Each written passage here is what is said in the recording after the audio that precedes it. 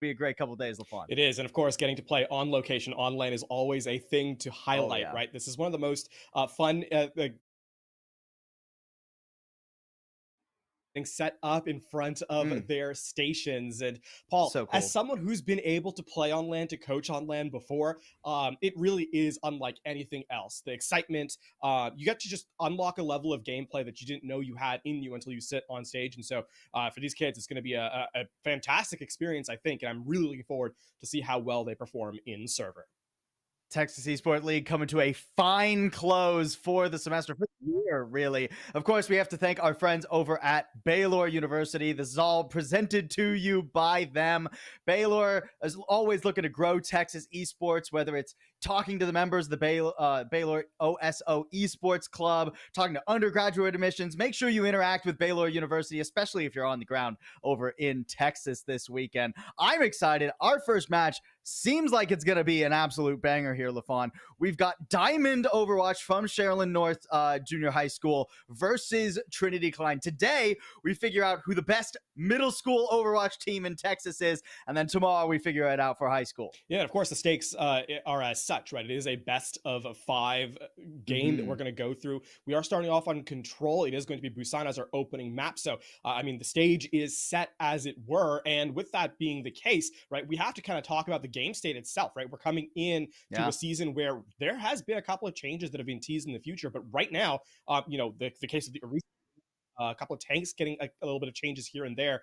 It is going to be a very, I think, explosive opening gambit from both these teams as they try and solidify themselves early. Remember, I highlighted the fact that they are on LAN here, on stage. One of the best things you can kind of do is set the emotional tempo early out the gate, because then, if you're calm, if you're collected on stage, it's so much easier for your opponent to make mistakes, when they run into that. So my expectation here early on is both teams vying for that aggressive emotional setup, even as they continue to try and make the tactical adjustments required to try and find victory.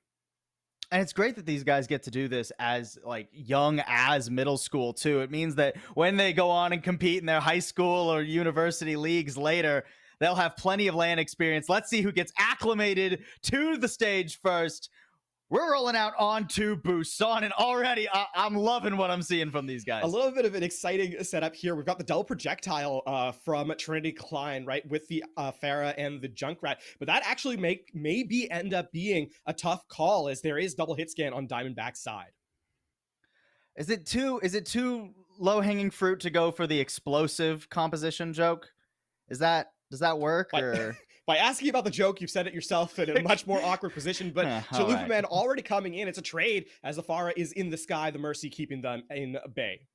Yeah, I mean, Alex Boom really needs to start finding some shots. Chalupa Man doing a fantastic job completely controlling Diamondback right now. Oh, and that's tough for Alex Boom. You're stuck in a hard place there. Does get traded back, though, so good work by the Soviet Doge to get that one locked. Still no one able to capture the point, though. A sneak res coming in from Painted. That's bold, but it ends up working out, and getting Chalupa Man back in the mix is ever so important. That is a big pick, rather, onto Painted. However, Chalupa Man in staying alive, actually, with that.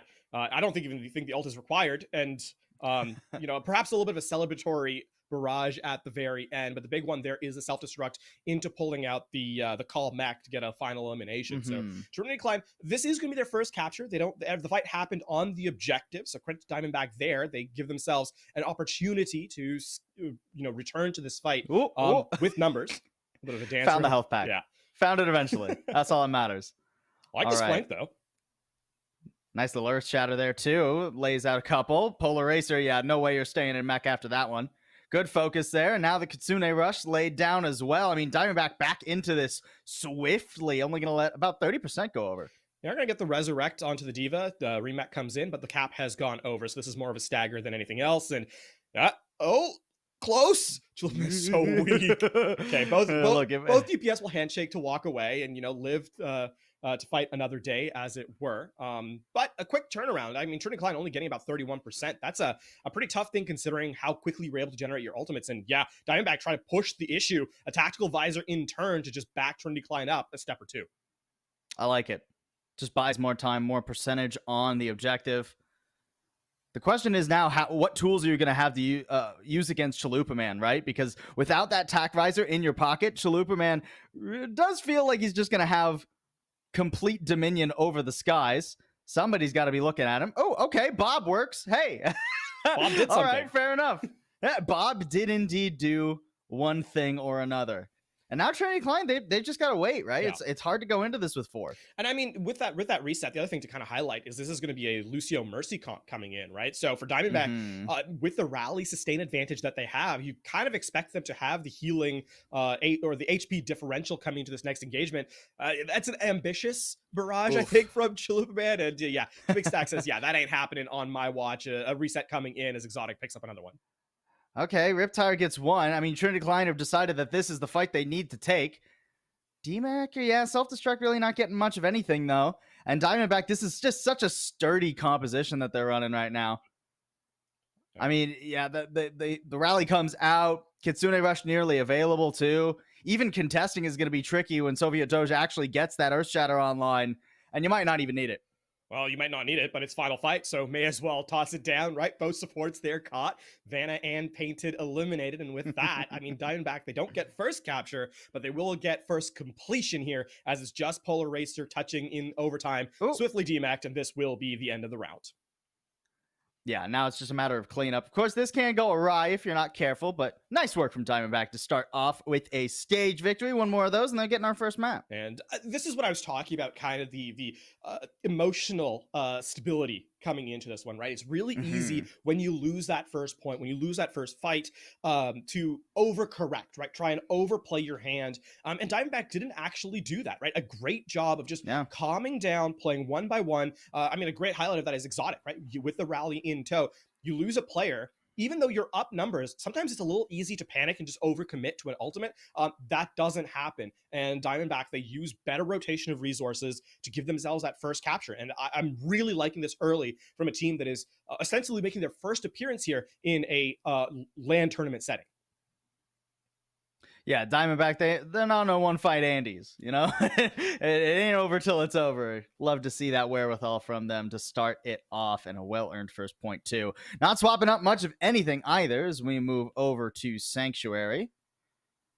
I like this Reaper switch here from Trinity Klein, right? The Fire wasn't getting a ton of work done later in the stage, so get to the Reaper, get a little bit closer to quarters, make Soviet Doge have to really fight for their space. And I mean, it's a little awkward right off the rip, but it's a good adaptation to try and make the tank's life a little bit more hectic. Diamondback doing a great job of staying together too, right? If you're gonna run that Reinhardt, you gotta play behind the shield, you gotta play with your tank, and on the other side of things, Trinity Klein, they're, I mean, dare I say, playing for picks right now, right? Like Polar Racer's got to hit something. Shadow Dragon's got to lob in favorably. And it's hard to do that against the Ryan, against the Suzu as well from Twig Stack. A lot of healing for Diamondback, and they're playing at long range. There's an open field as well. Seems to be going pretty well to start off for Diamondback. I like that Diamondback are not face checking their opponent, right? It's really easy against a Roadhog to, play out too far in the open and get hooked. But here, look how much respect they're giving to that cooldown, not over regressing, not playing into the line of fire. There's another hook that goes into a shield. So great job from Diamondback here on round 2. Attack visor out. Ton of damage being pumped through. Exotic does fall though. And it doesn't seem like there was ton of follow. Okay, eventually the DPS do go down, so Trinity Klein, I don't think they're going to be able to get into this one. An attempt at a res onto Shadow Dragon, but I think Diamondback still have this on lock for the moment. With the Valkyrie in tow, still pretty far away too. Yeah, with the Valkyrie in tow, though, I think Trinity Klein may want to try and force the issue here with that HP advantage against Diamondback not really having any, healing resources at the ready quite yet.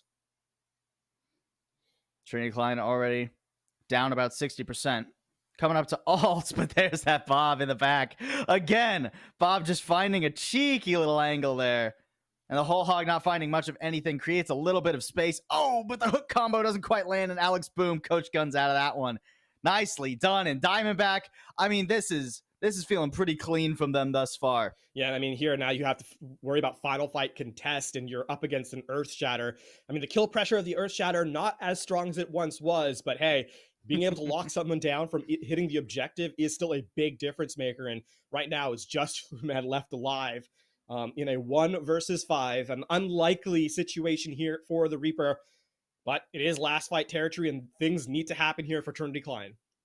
Oh, here comes the Death Blossom, but 45 HP. Yeah, that's tough. That's a tough one. Painted has been sneaking these reses in. Every time someone goes down, they get brought back, and Chilliberman does at least get exotic for it. I don't think there's much left in the tank here for Trinity Klein on this first one. Oh, don't know. Okay, I thought Vanna was gonna fade into the pin for a second. Oh man, no. Okay, at least stays out of that. But it will be map number one. Busan going over to Diamondback as soon as they finish up this cleanup. There it is. Shadow Dragon drops, and map one goes the way of the Diamondbacks. A little bit of theatrics there at the end from Trinity Klein, right? A couple of tugs of the heartstrings in terms of the last second contest, but overall a very, very strong performance in map number one from Diamondback. We'll get the highlight here. Sophia Doge. This is that Earth Shadow that actually closes out, or the final round rather. In that one, yeah, both supports. It's so tough, right? 20% needed for the Earth Shatter, and then Fire Strike at a swing gets it for you. It's lights out, right? Quick punch out there for the Diamondbacks. Now, as we head into map number two, this is where you have to kind of solidify yourself in terms of understanding that stage presence, right? It's not over and done yet. This is a best of five, right? So you have to win 3 maps to kind of put yourself into that grand finals position. It's about calming down now, right? Just allowing yourself to let that last map be a loss, coming into the next one, and your opponents are going to be excited, right? They've just won. They're going to be riding that high. They're going to try and force the issue. You have to just play calm and collected and try and steal it away from them to kind of even up the series and keep yourself in contention. Yeah, big, deep breath for all of our players there out in the venue. It's so cool that they can get out in the venue there. And I just want to take a moment to thank one of our amazing sponsors here that helps us bring teams like these two to land. Thank you so much to Takis. Big shout out to them, our friends over there, providing some awesome snacks for all our hungry competitors. If you're out in the venue or if you're just sitting at home, maybe go grab yourself a bag of Takis. Take on the most intense snacks. Why don't you? Yeah. It's a pretty good position too. So we can start looking forward now into the next map, right? We obviously don't know what it is yet, the selection. We do know what mode it will be, right? And we do know that the selection swaps. Yes. So whoever chose map one will not be allowed to choose map number two. Correct. Hybrid, I believe, is up next in our rotation. So a classical setup, right? Control into hybrid, a tale as old as, well, Overwatch, really. It's been quite a while that has become the standard of the orientation. Yeah. But actually, I believe our game 2 is Escort. Oh, interesting. Okay. Yeah. So actually, we're deviating away from the tale as old as Overwatch. We're going for a new story instead. But that being the case, it doesn't really change the point I was about to make in that how the game changes, right? Because Control, both teams are operating on a singular objective at the same time, right? With Hybrid, and then obviously Escort. It's one team trying to advance forward, advance the objective forward against other team's defense. What that allows, though, is that talking about that pressure, right? Talking about that stability, an attacking team can really up the tempo, by which I mean move, attack more quickly, take more fights, reset more quickly if they end up losing, to just put more pressure on the opposing team.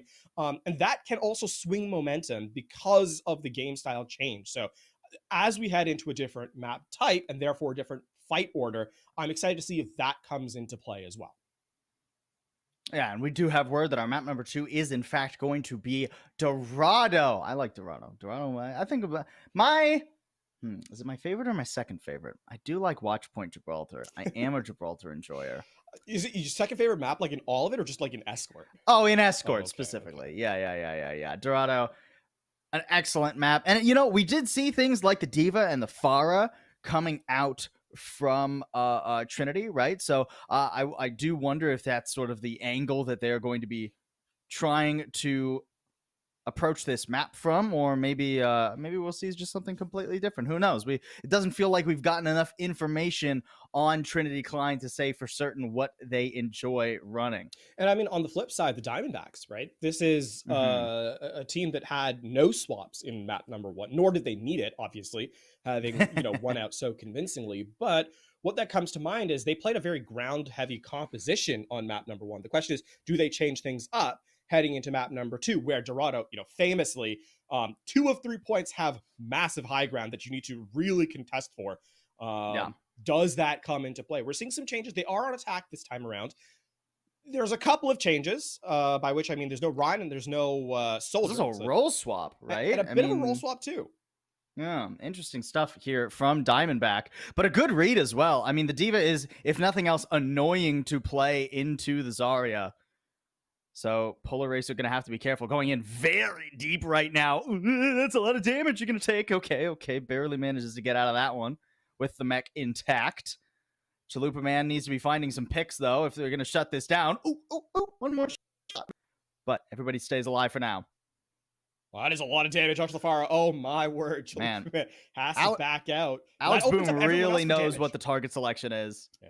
Really knows what their job has to be. I mean, self-destruct actually. Oh no, that was the remake. Apologies. Yeah. I saw a bunny in the top left, and I was like, huh, no, it's Callmech there. Trinity Klein have just been on the back foot the entire time, though. Diamondback putting a lot of pressure on them. Yeah, and I think the one thing here that is really kind of starting to affect Trinity Klein is the fact that they're running that Lucio Mercy, right? They're based around going quick and dealing damage, and Diamondback doing a great job of kind of surviving that for the moment. There we go.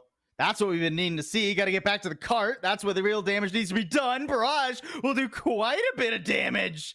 Chalupa Man, nicely done. I mean, that is a pretty heavy investment for Trinity Klein, but worth it as well. Rally at the end there? Interesting.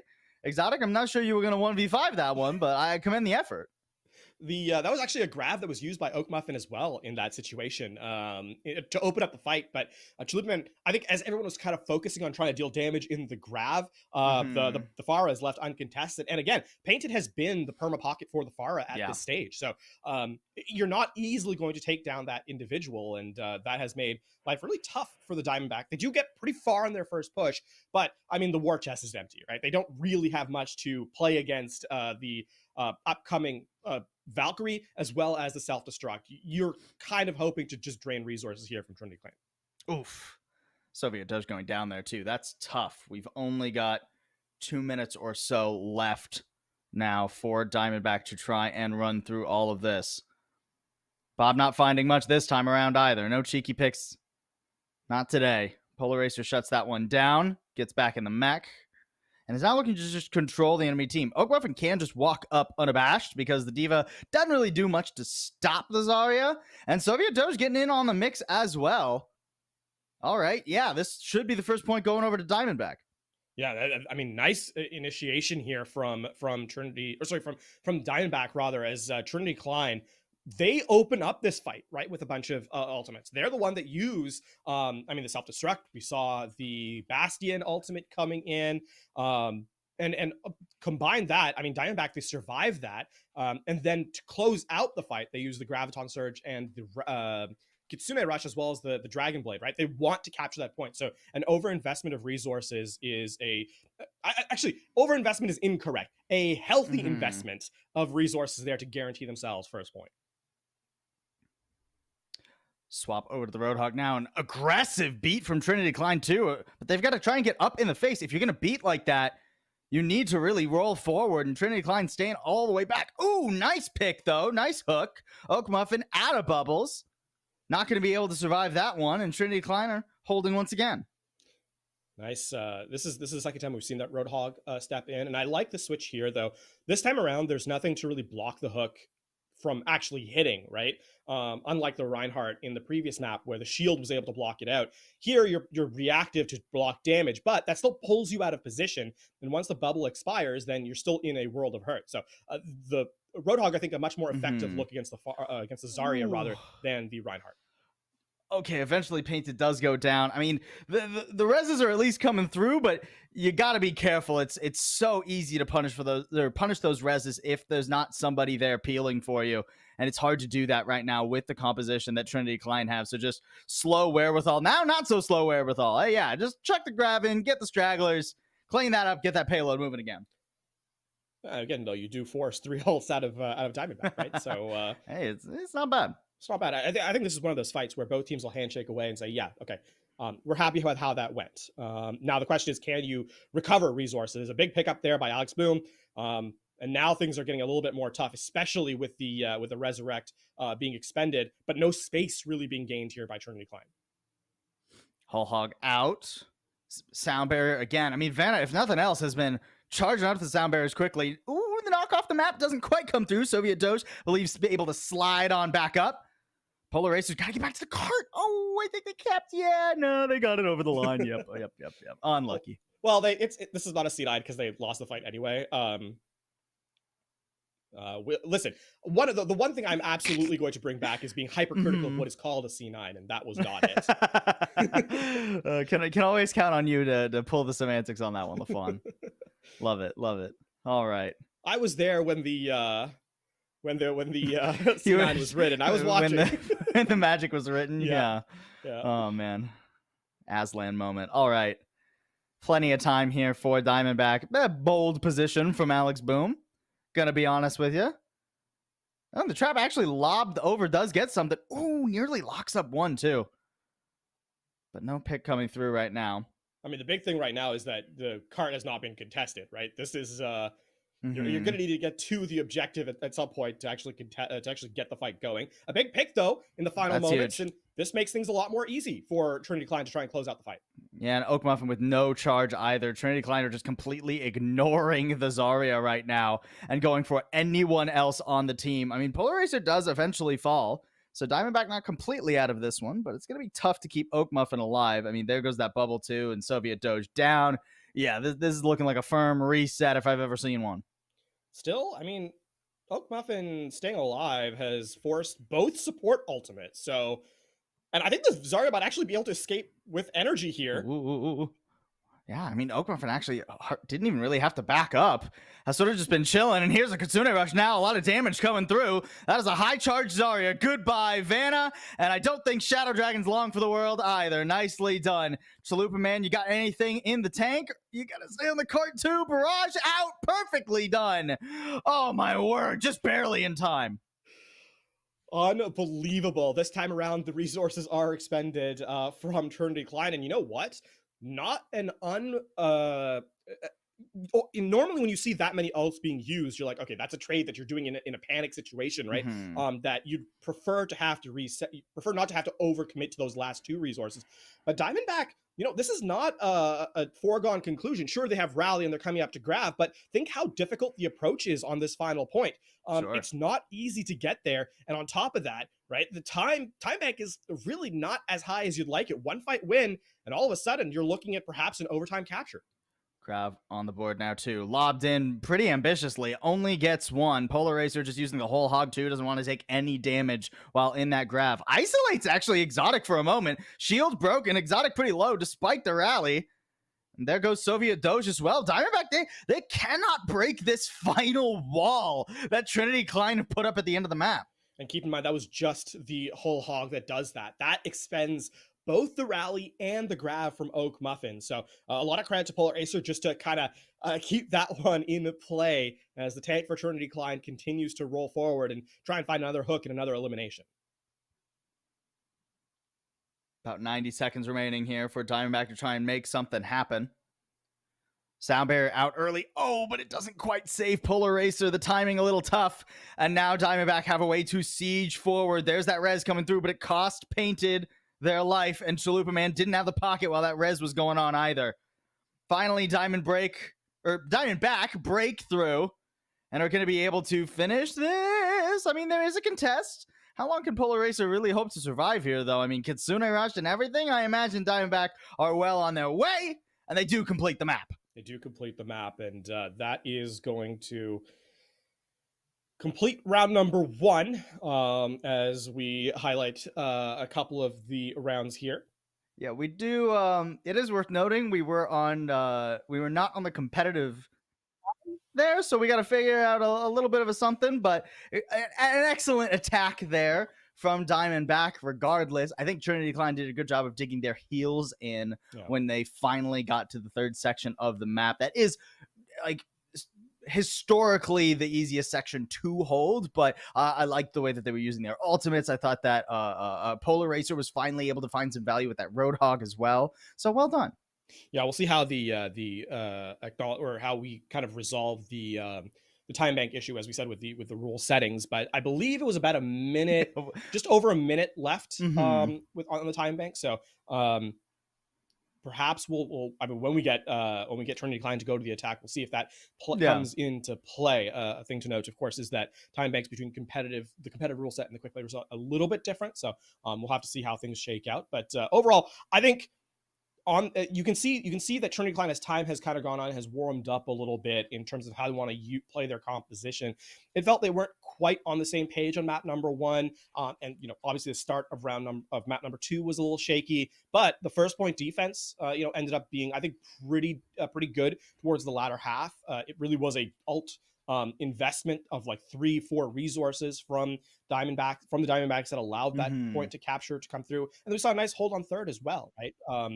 In terms of the technical setup. So overall, I think this was a decent showing from Trinity Klein after a rather rough opening map. So that's kind of plays into what I was talking about, with that take a deep breath and allow yourself to reset mentally heading into the game. Now Diamondback, if they can hold anywhere on the map, they will be taking this victory.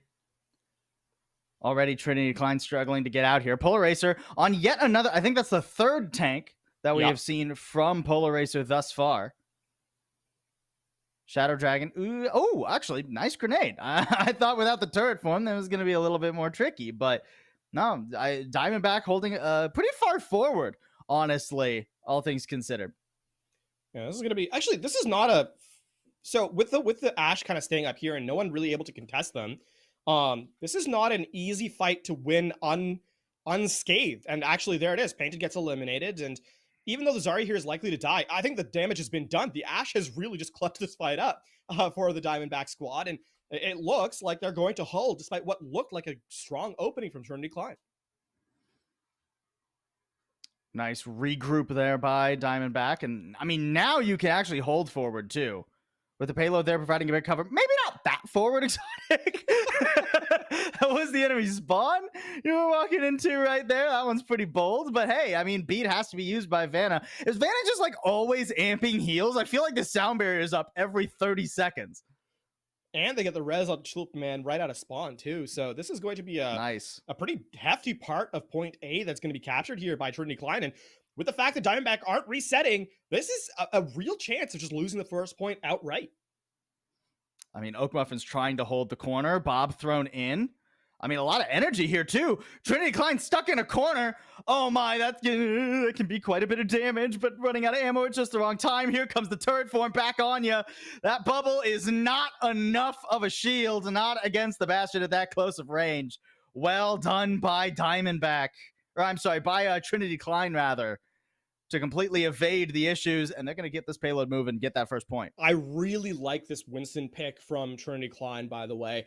Not because Polar Racer is doing a ton of damage or, really being effective in terms of a dive, but Exotic has really not been able to take space on the map because the Winston has been able to, bubble out and just play in the face of the Brigitte.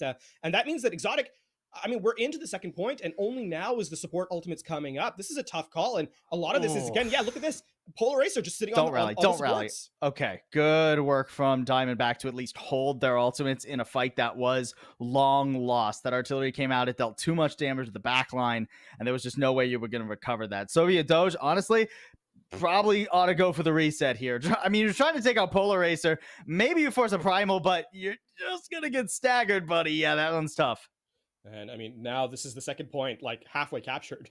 And this is the other thing too, high ground contest, which we talked about. It wasn't really a big part of the first round. Now it's coming into play, and it feels like Polar Racer just has control of the entire map almost single-handedly. Diamondback trying to put their foot down. Both support alts and a graph lobbed in, but once again, that sound barrier clutch from Vanna, perfectly timed. There is hardly any scratches being put on the shiny new paint coat of Trinity Klein right now. It is all red on the left side of the kill feed. Beautifully done. And Trinity Klein, they are making blazing time.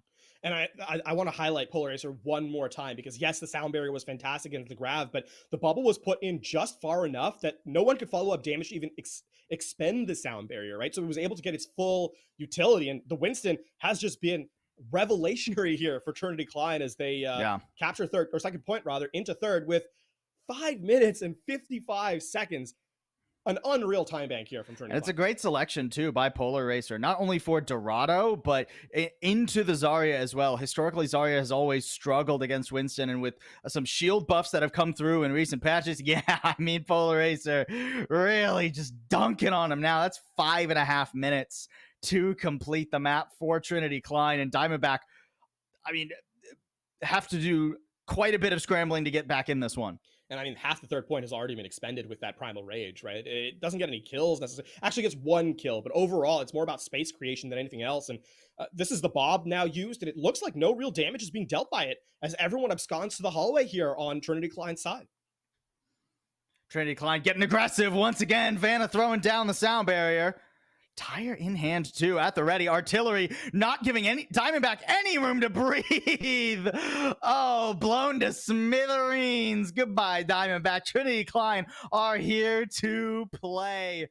A blazing time bank on Dorado, and that is a full cap if I've ever seen one. And that is a gigantic time difference as well on Trinity Klein's side. Remember, it was just about a minute captured by Diamondback as they completed Dorado. So Trinity Klein here with that 4-minute plus situation. It's tough to overstate just how big the change up here on the Winston was in terms of the strategic play. Absolutely locks out the supports and just makes life so much more difficult for the rest of the Diamondbacks. So Trinity Klein, yeah, they're currently in the lead on this map. We'll see how well it plays out once we identify the next stage of effort for these teams. Yeah, and we're going to go to a quick break here, folks, but don't you go anywhere. We got plenty more Overwatch today when we come back.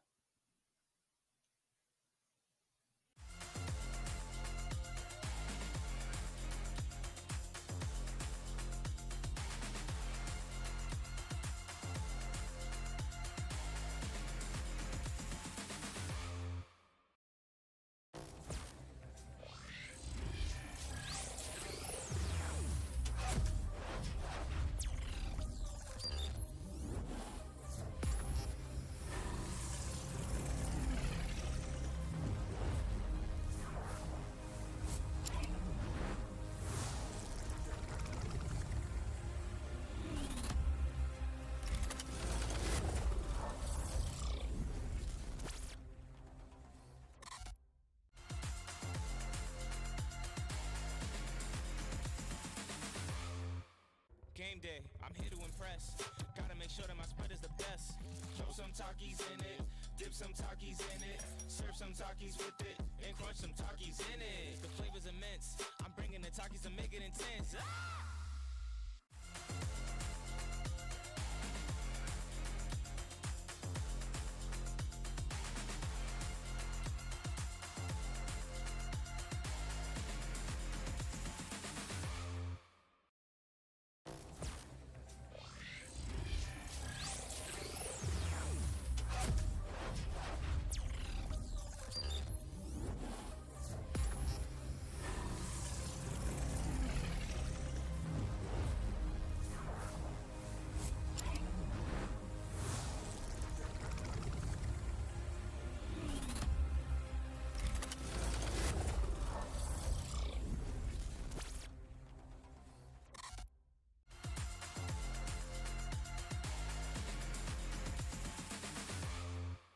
Game day, I'm here to impress. Gotta make sure that my spread is the best. Throw some Takis in it, dip some Takis in it, serve some Takis with it, and crunch some Takis in it. The flavor's immense. I'm bringing the Takis to make it intense.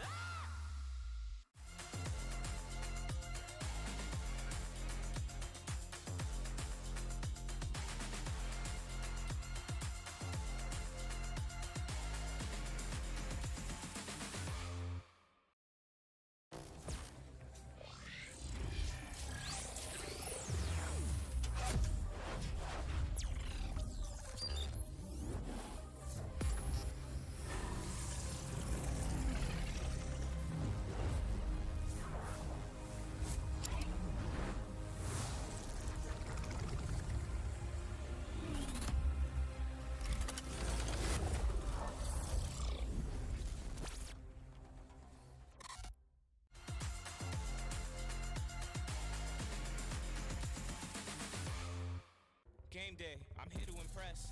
Gotta Gotta make sure that my spread is the best. Throw some Takis in it, dip some Takis in it, serve some Takis with it, and crunch some Takis in it. The flavor's immense. I'm bringing the Takis to make it intense. Ah!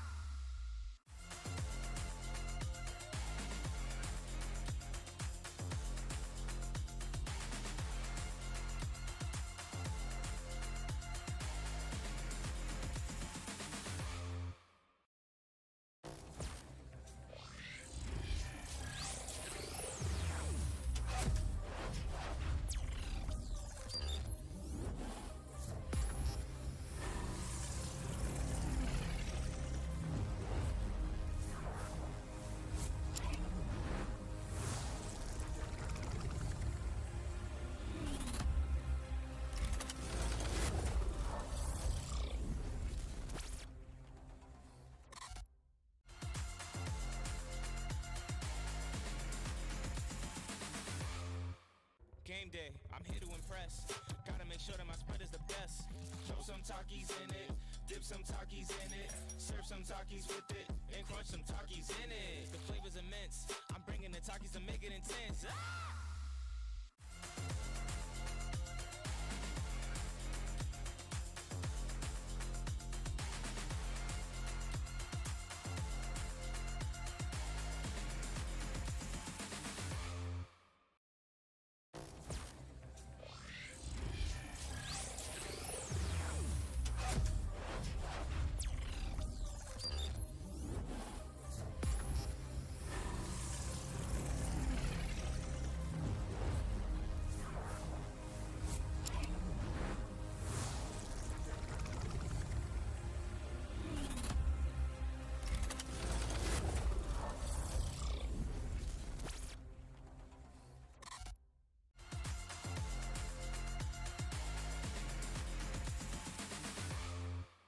Game day, I'm here to impress.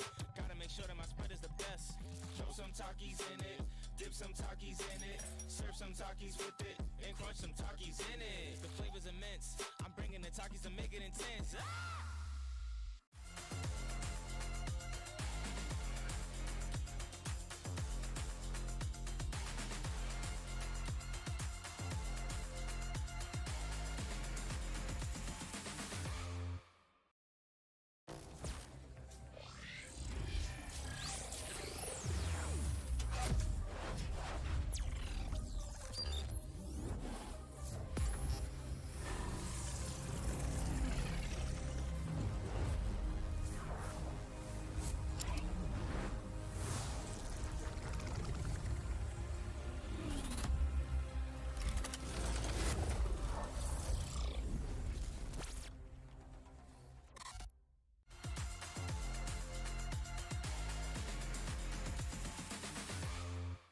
Game day, I'm here to impress.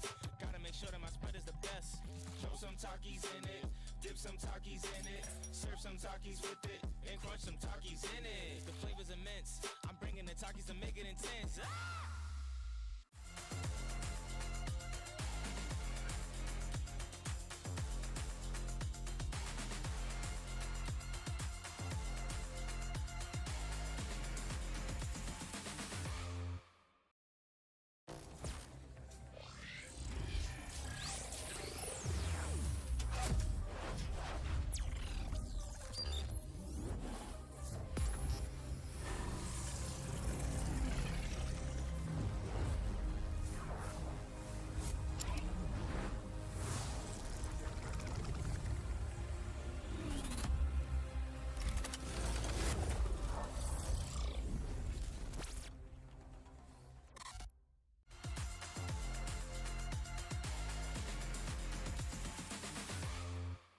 Game day, I'm here to impress.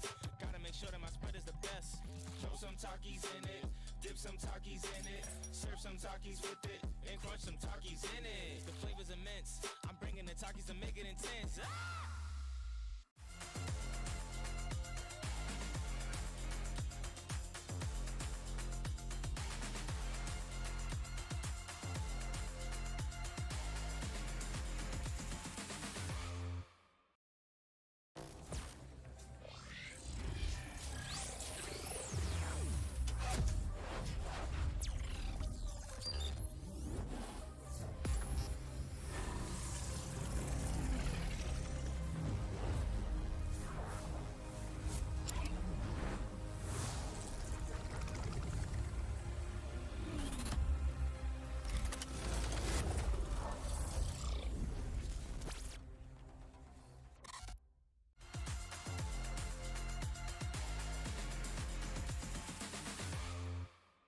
Game day, I'm here to impress.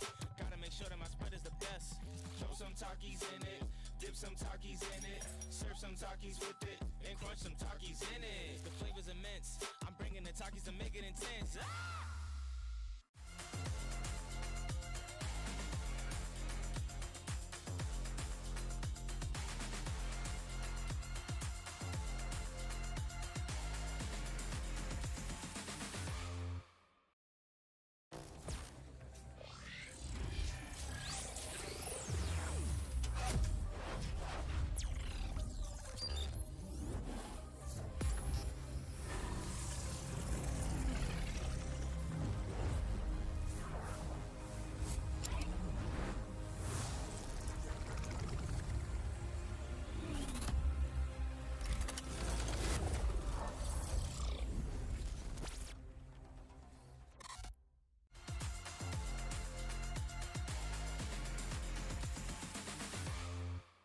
Game day, I'm here to impress.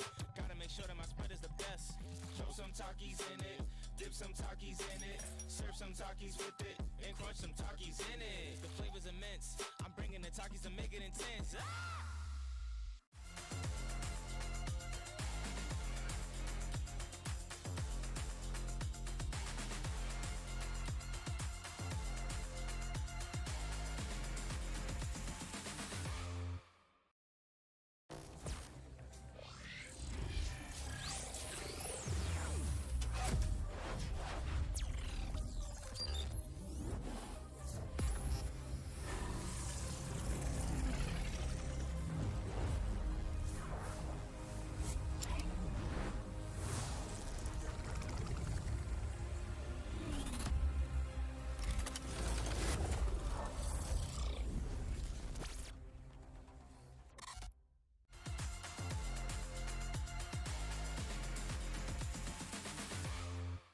Game day, I'm here to impress.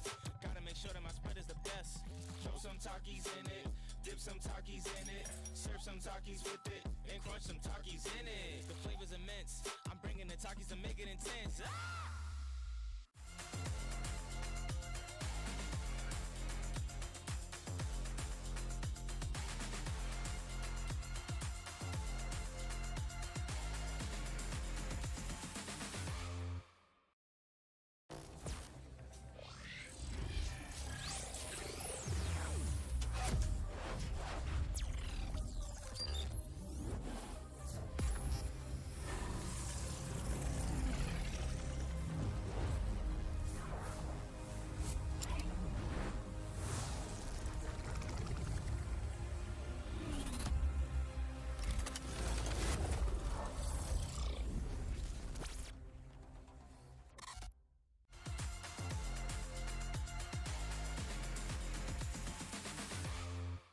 Game day, I'm here to impress. Gotta make sure that my spread is the best. Throw some Takis in it, dip some Takis in it, serve some Takis with it, and crunch some Takis in it. The flavor's immense. I'm bringing the Takis to make it intense.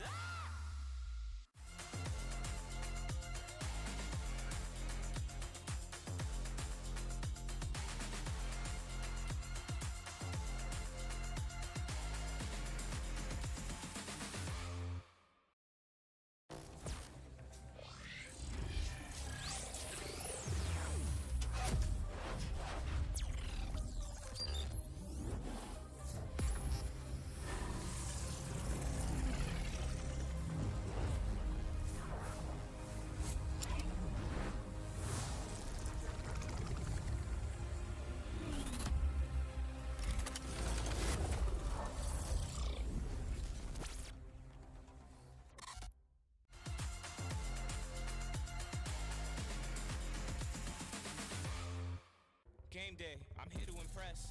Gotta make sure that my spread is the best. Throw some Takis in it, dip some Takis in it, serve some Takis with it, and crunch some Takis in it. The flavor's immense. I'm bringing the Takis to make it intense.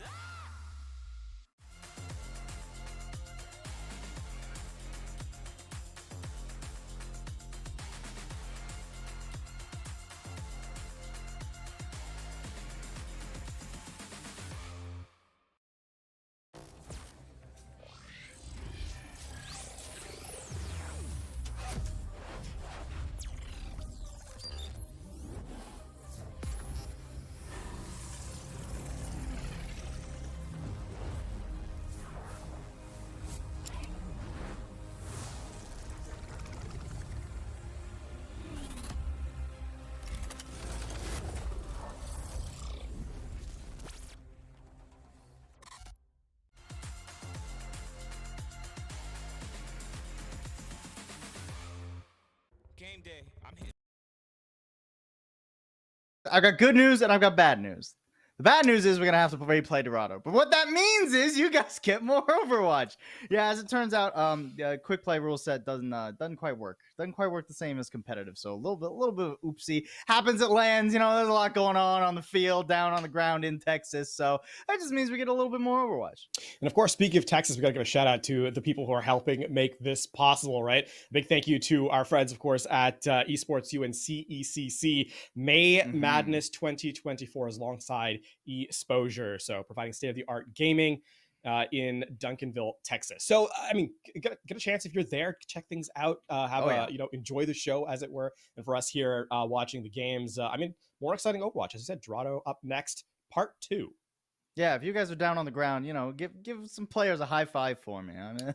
I mean, I wish I could make it out to Texas, but unfortunately, we just get to watch this Overwatch. Although I guess that's not really unfortunate. Although I guess we could watch it in the venue. So, you know, it depends on how you cut the cake. But either way, we're back to Dorado, folks, and we got more Overwatch ahead of you. I'm interested to see. You know, we've had a little bit of time for both these sides to think, and what might they have been thinking about as they get to run it back now? The other thing to highlight, actually, you know what? Quick aside. So often we ask if something is so good, why is there no second version of it? The answer has been solved now. Dorado's so good, we're seeing it a second time. Love it. Yeah, that's true. That's true. That Dorado map was so good. We do get Dorado 2 here, and wow, we get quite a swap from Diamondback. They're going to commit. Keep in mind, they were trying to run that Zarya composition. It didn't quite work out to them when they played the Winston, but no Winston on the defense here either. So both sides trying to read into the other and swap. It's a technical term. Yeah. Yeah, get him, Painted. Get him. No, bring the pistol back out. A big change, actually. This is the first time we've really seen a swap from Diamondback, by the way. Is that we've got the Zen coming out in terms of roles, like a role swap, or sorry, a composition swap. Zen for the first time out. Discord Orb has to be putting in the work. You either want that one on the Diva or to assist your DPS in taking out the far up above. Oak Muffin in some trouble, but okay, no, doesn't manage to survive. Nice little cleanup there by Chalupa Man, and that gives Trinity Klein the confidence to step forward too. The other thing to note about the Zen, by the way, is the lockout on the Discord Orb. Right, you cannot cycle Discord Orb between targets right now, so target selection is going to be very important. And we actually saw that from Trinity Klein, acknowledging that the Discord Orb was applied, fading backwards to have it disappear, and then that's a 7-second lockout where you're safe from that damage proof.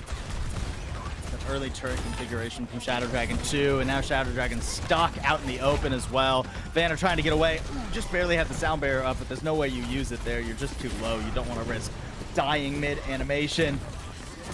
So instead, Trinity Klein just going to go for the reset. Painted brings Chalupa Man back to this world, and Chalupa Man, I don't think is going to be sticking around for long. Hey, I mean, at least lives, right? So technically is faster. Oh, no. Not the self-splode. Oh, oopsie. Oh, big oopsie. That's an ambitious self-destruct as well. Sound barrier. What? I don't know. Wow. Okay, well, I guess, look, the self-destruct was all a ruse. It was smoke and mirrors. You know, if you're looking at the mech in the sky, you're not looking at the mech coming down from the sky. Or it does fall regardless, though. And yeah, let's get Attack Visor out here, clean this up. Diamondback is getting the first point. Oh, wait. Okay, so all of this is theatrics at the end because the point is captured. But it does mean, the one thing it does mean is, again, Diamondback are playing a slow, low ground composition. To get to any form of high ground, they have to make very long rotations to climb upstairs, right? So that barrage actually might end up being useful here for Trinity Klein because it means they can stage aggressively with high ground control and realistically force Diamondback to seed ground. Ooh, especially now that Vanna's done. Hard to seed ground, though. You're just going to end up losing it and your lives to go along with it. Yeah, Chalupa Man. That Discord Orb is putting in work. Oak Muffin is having a much easier time dealing with Chalupa Man now. Oh, okay. The pin narrowly whips, but Pain still falls. And Chalupa Man, yeah, you're not getting the cover here. You're not getting the... Wow, actually, okay. No, wait. Hold on. Isn't there yet. Manages to get Alex Boom. Nicely done. I think Diamondback maybe getting a little distracted here. Yeah, focus on that far. There we go. Just just a little more. Yeah, all right, got it. And point capture. Okay, second point. All right, this has been, in fairness, this has been about as fast as the last time they played this map on their attacking half.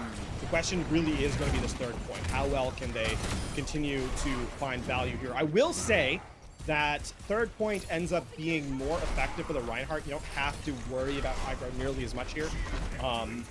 And for Trinity Klein, the question is, can you buy time? Polar Ace are going to switch over to a Winston here, but I feel like this might be a lot more difficult than the Brig Kiriko was, because again, that Discord Orb couple of hits can make life very difficult for you. Oh my word, Chalupa Man just completely rocked by the close quarters tack visor there. Was trying to hide and sneak something onto the back line, but gets spotted.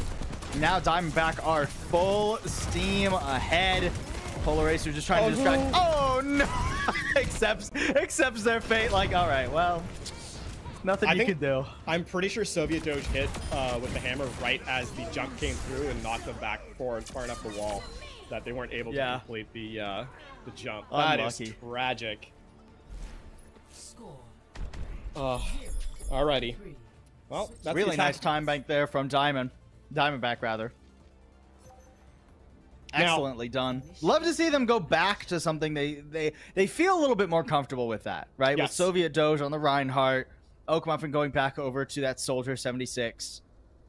You can tell that this team really has faith in the aim of Oak Muffin, right? The tracking of Oak Muffin between the Soldier 76 and the Zarya. Similar aiming mechanics between those two, but Soviet Doge has just been so reliable in the tank position.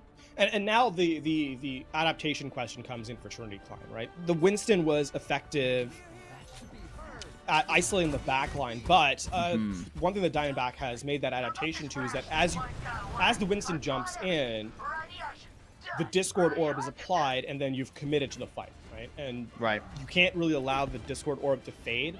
You're kind of just in the thick of things. So the question here for Polar Acer, who I think was instrumental in the preview of this map, is going to have to return to that efficacy, but by playing around the Zen a little bit more effectively. The backline needs to find more vulnerability here on Diamondback's side if Trinity Klein want to close out their attacking half. It's not impossible. I think this is very doable for them, but that is kind of their win con at this point in the game. On the approach now. Let's see where Polar Racer decides to commit first. That Zen is just out in the open, but Shadow Dragon gone. Gonna make it difficult to really step up to the plate. I mean, 4v5 already. Just trying to inch cart progress here. Alex Boom stepping up a little bit too far. I mean, you gotta play behind your tank if you're on the Ash there. I love seeing Chalupa Man just fly into the back line and get two. Oh, that's some unhinged Junkrat behavior. That's what I like to see. Res comes in. Actually, this is a great fight. This is a great fight from Trinity Klein to contain that one. And the now they have to kind of chain that into a second fight win, right? You've been very effective at taking this first engagement in terms of damage dealt and healing received. You can see how far back Diamondback are, relatively speaking. Now this next one, where the Reinhardt is in their element on the flat ground, this is the hardest fight to win, and the one that could really set you up for success later. Players are doing a good job though, keeping the pressure on the squishies. That's a very vulnerable Zen. Twig stack turned into a stack of twigs. I mean, completely junked and scrapped there. And all you really had to invest was the Primal Rage too. I mean, Polar Acer going to town, even cutting off the access to the health pack. Oak Muffin's gonna get late stagger. No? Okay. Doesn't commit to it. Shaking his head. No. Oh, wait. Oh, dear. That's bold.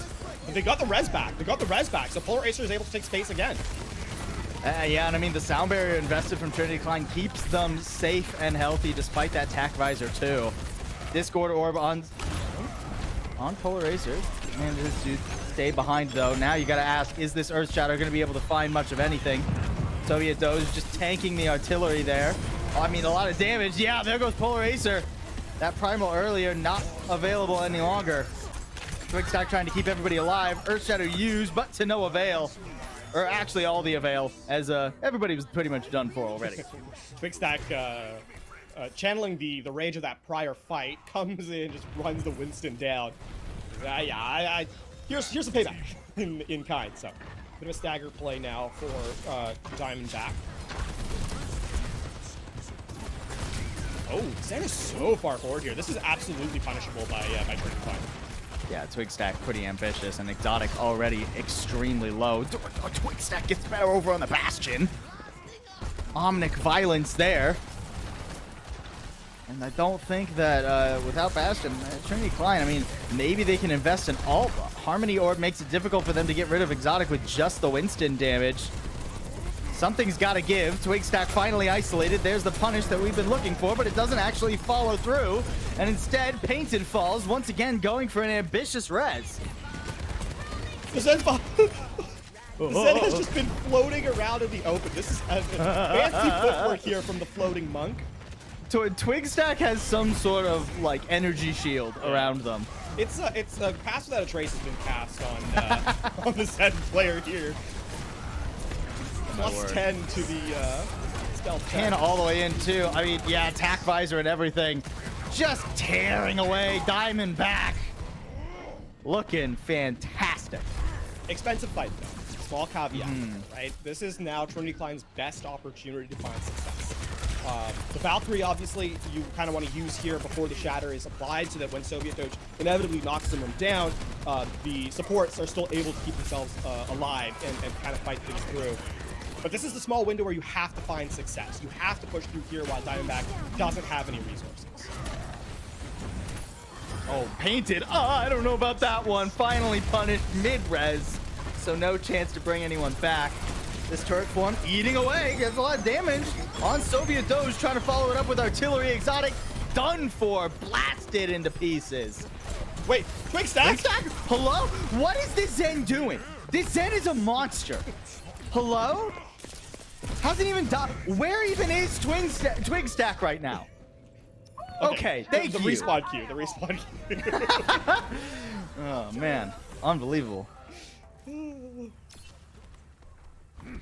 Twigstack is where are they? One man Behind army. me. Zen is supposed to be a pacifist, guys.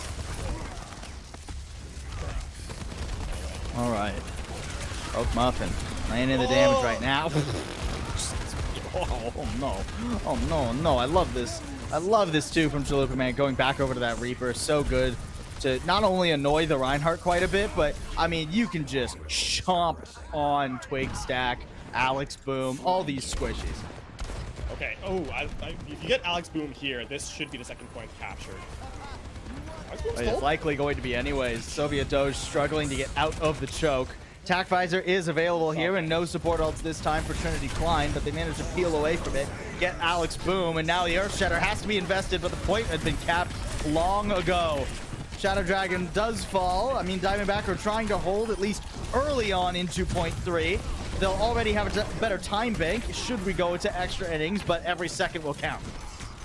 That was Shatter and Visor and Transcendence to get this close hold, though. So you kind of have to translate it into success later in the map to make it worthwhile. Twigstack, I mean, channeling just the frontline presence here. Continues to play literally right beside the Reinhardt. Love it. No fear. All Moxie. Goodbye, Chalupa Man. Speaking of playing right next to the Reinhardt. Artillery, not really fighting much of anything either. Soviet Dodge, shield to the sky, blocking most of the effectiveness from that one. And Polar Racer struggling to find it. Oh, that Discord orb is so obnoxious, especially for a Winston. And that couples with, oh boy. Chalupa Man teleports right into the incoming pin of the Reinhardt. And that's going to hit the respawn queue again. And, I mean, Trinity Klein, yeah, this is going to be a full reset. Keep in mind, Diamondback with this low ground composition, because they're holding the choke point, realistically, Trinity Klein need to kind of consider making a play for the upper corner, the upper right-hand side, to kind of flank around Diamondback here.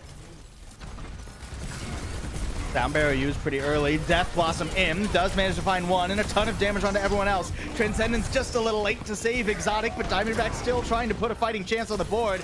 Earth Shatter laid down, but it's inside the bubble. I don't think it's got enough teeth to it. And Alex Boom, Soviet Doge, they're so low. But Diamondback, I mean, they did the job of that close hold. They got so much time off of the bank. And they will have high ground control. They'll have the higher ground of this map now. And on top of that, they don't have to really worry about the war chest of Trinity Klein. An aggressive tactical visor. I was going to say for a presence more than anything, but Vanna goes down, and that's a critical elimination at this stage of the game. Oh, that was a lot of damage. Polar Racer, perfect timing on the Primal, though. Now needs to find a target to isolate. Right now, just trying to keep up in Diamondback's face. 4v5, though. Polar Racer, I mean, turning this corner is so impossible for a Winston to do flat on the ground. Yeah, Oak Muffin runs up. Soviet Doge gets it done. Trinity Klein, an excellent effort on their attacking side, but Diamondback holds strong and are up 2-0. One more map, and they'll be in the grand finals. I mean, a statement final third from Diamondback there, as they are able to essentially transition an entire round off of that final point. That was just a critical low ground hold that Trinity Klein really had no way of kind of getting around, and it's a tough place. It's a tough place to be, right? If you're a team when you're against a Reinhardt, having to face them head on into a choke point. And you got to give a lot of credit for Diamondback for identifying their win condition and then executing critically to give themselves the 2-0 chokehold on the series. They're one map away from moving forward to the grand finals. And it feels like Diamondback have really found their footing, right? I mean, the Dorado that doesn't exist. If Diamondback, you know, they messed around with like the Zarya composition, and it wasn't bad by any stretch of the imagination, but they looked far less comfortable, far less confident. Not quite making the same sort of plays as before. I mean, we saw what Twigstack was able to do on the Zen. That was just fire. That was just nasty. That was the right kind of adaptation there to deal with the more mobile compositions that Trinity Klein ended up bringing out. So Diamondback, it really feels like they're in the groove now.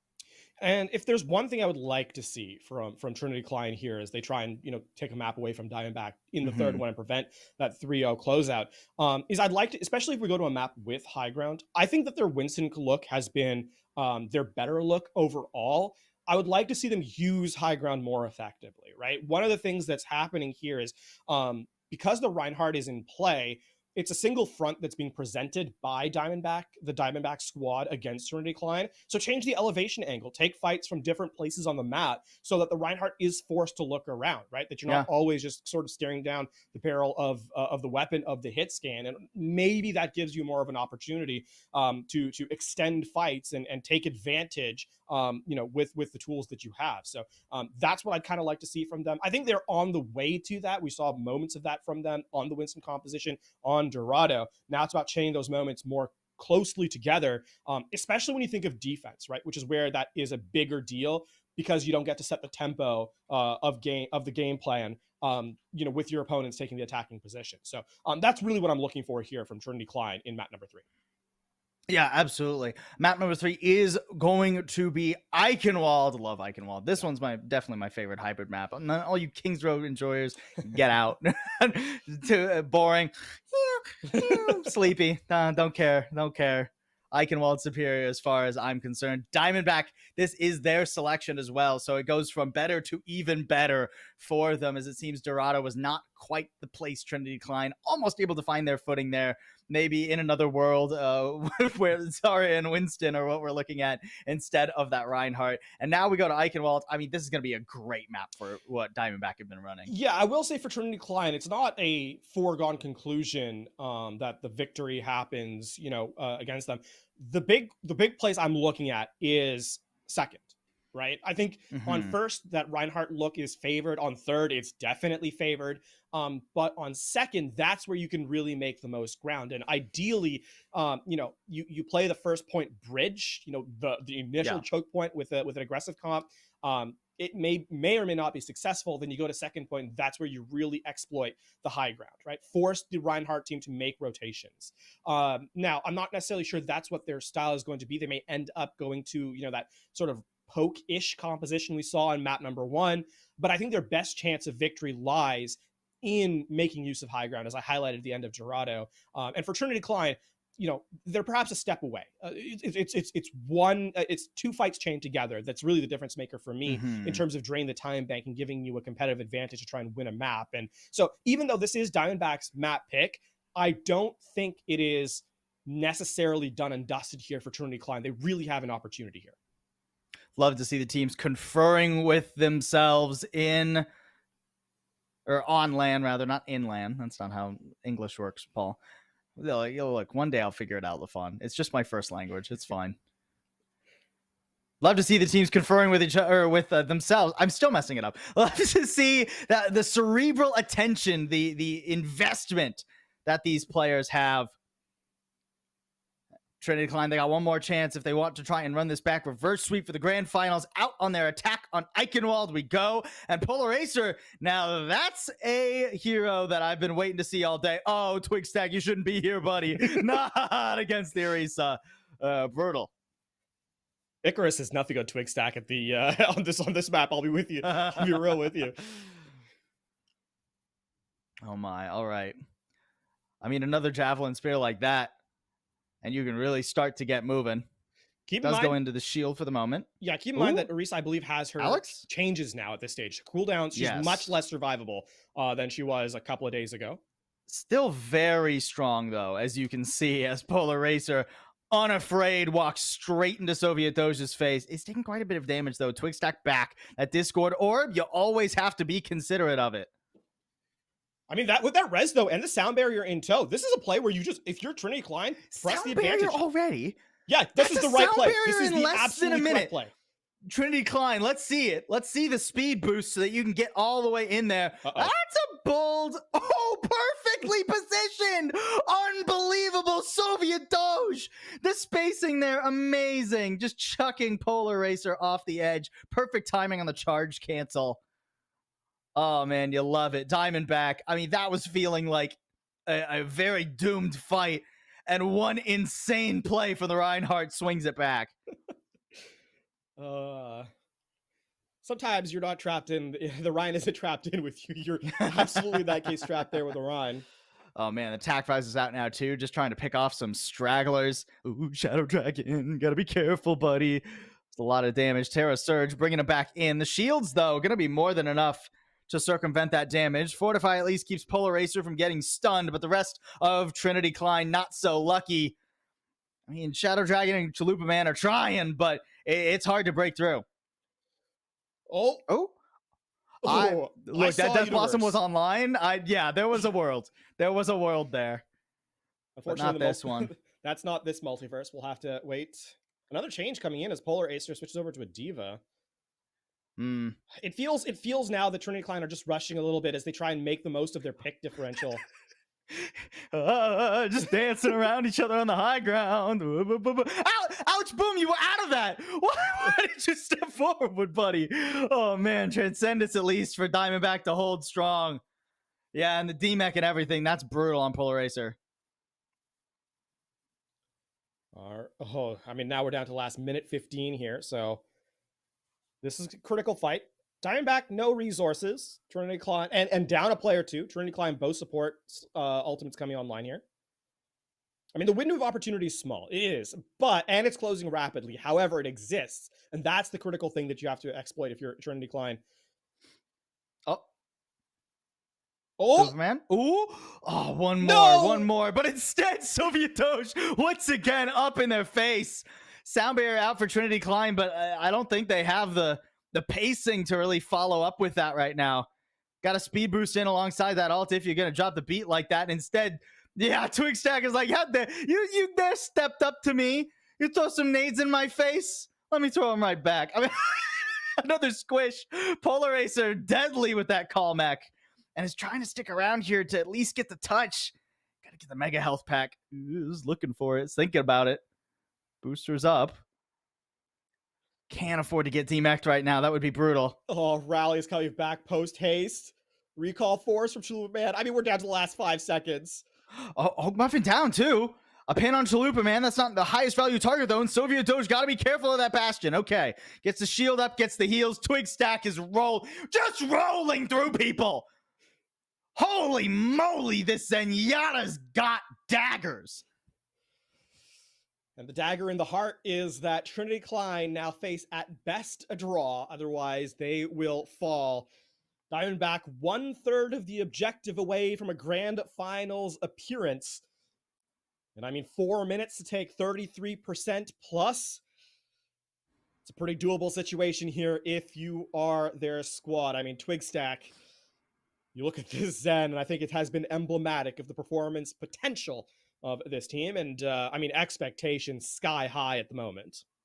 Yeah, simply unbelievable what Twig Stack has been able to do on this Zenyatta. No fear in his heart. Trinity Klein, an unenviable task now, as they're going to try and have to, I was going to say fuller hold, but it's just an equally full hold, I suppose.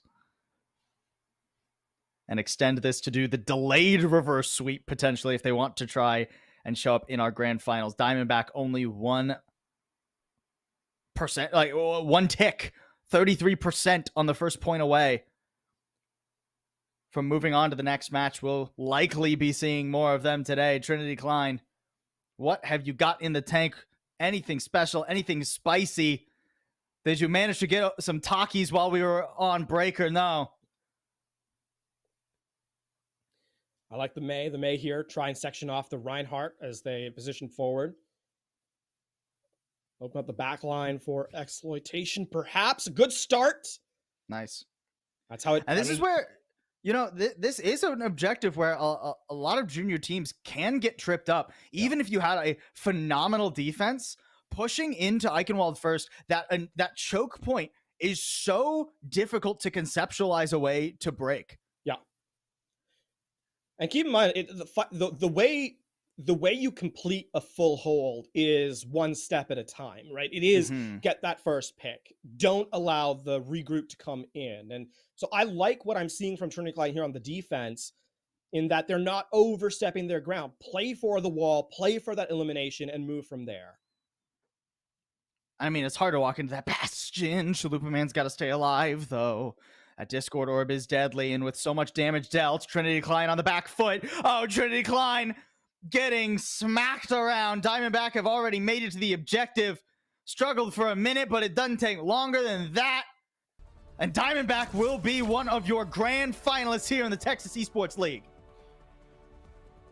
I mean, a stumble on the final map, perhaps, but not much more than that. Recollect yourself, check your shoelaces, and run to the finish line.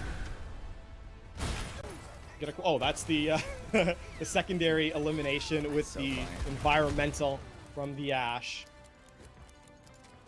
And I mean, Diamondback throughout. I mean, Busan was not close, right? It was a 200 to 31 at times. You can see the happiness on the faces of the players as they step up to the victory. Check their who their opponents are going to be, getting ready for the grand finals. Overall, like I said, not a particularly close series in the first map. Dorado a lot more competitive, and then another closeout on Eichenwald. So hearty congratulations to Diamondback for their performance, as they'll be, that first grand finalist that we see here today. Sherilyn North Junior High School, the Diamondbacks on their way to the grand finals. Other semifinal is being played off stream, so we'll get results on that one in just a minute here, folks, and we're going to be back lickety split to see who our grand finalists are, who our champion is going to be, who's the best junior high team in all of Texas. Only one way you're going to find out, and that's by sticking around when we come back from this break.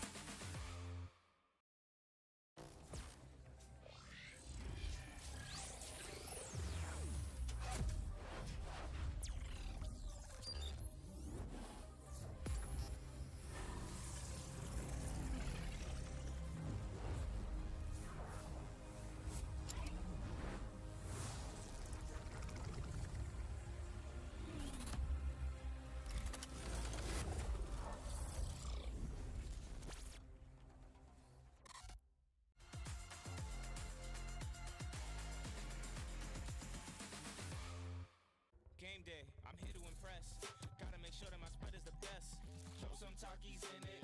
Dip some Takis in it. Serve some Takis with it. And crunch some Takis in it. The flavor's immense. I'm bringing the Takis to make it intense.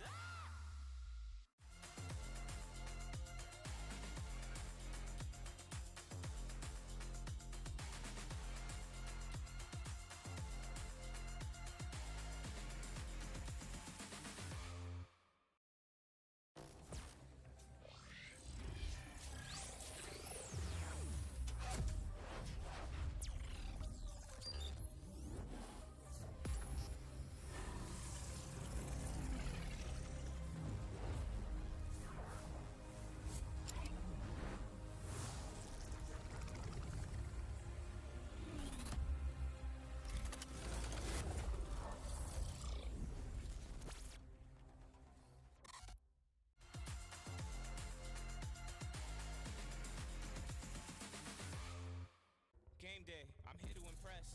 Gotta make sure that my spread is the best. Throw some Takis in it, dip some Takis in it, serve some Takis with it, and crunch some Takis in it. The flavor's immense. I'm bringing the Takis to make it intense.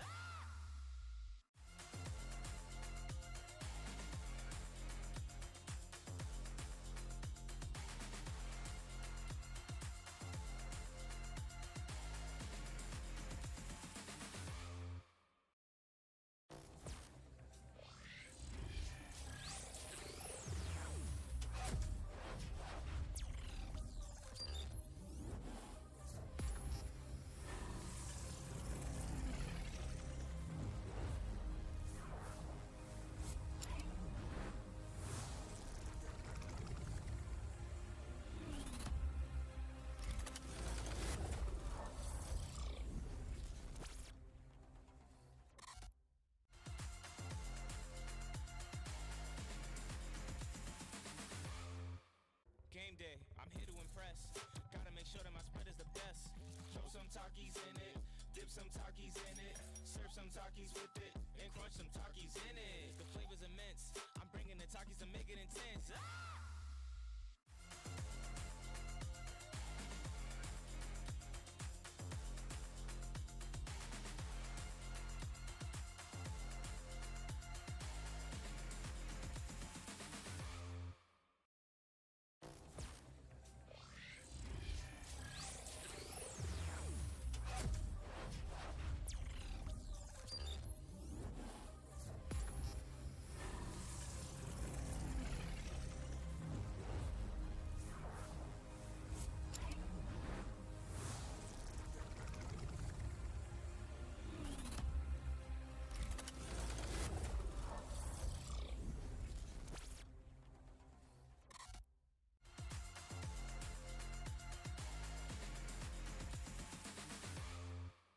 Game day, I'm here to impress.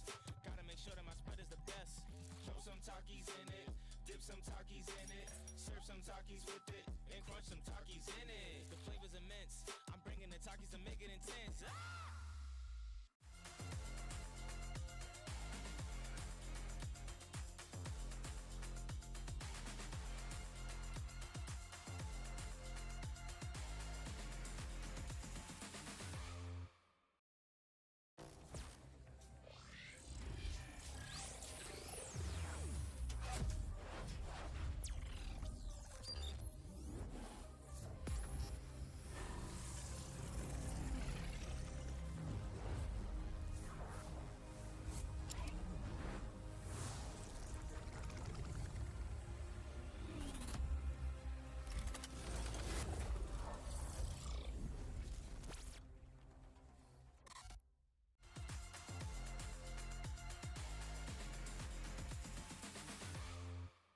Game day, I'm here to impress. Gotta make sure that my spread is the best. Throw some Takis in it, dip some Takis in it, serve some Takis with it, and crunch some Takis in it. The flavor's immense. I'm bringing the Takis to make it intense.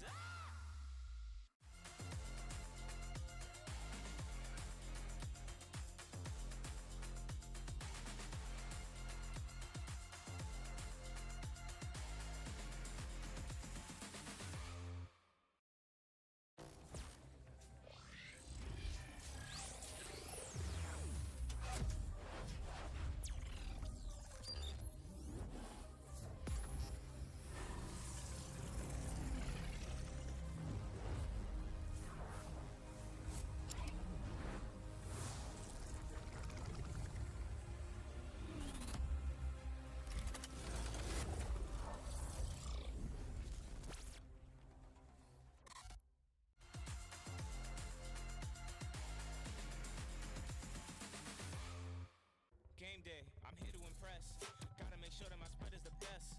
Throw some Takis in it, dip some Takis in it, serve some Takis with it, and crunch some Takis in it. The flavor's immense. I'm bringing the Takis to make it intense.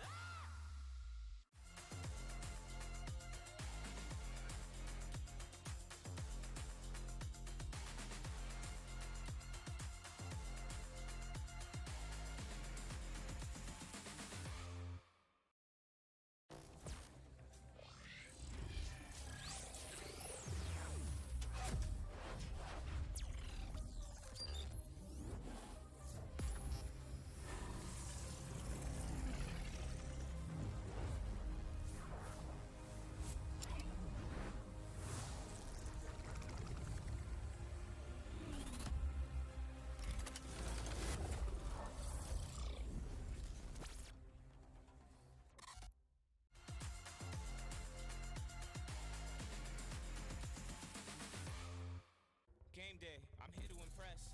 Gotta make sure that my spread is the best.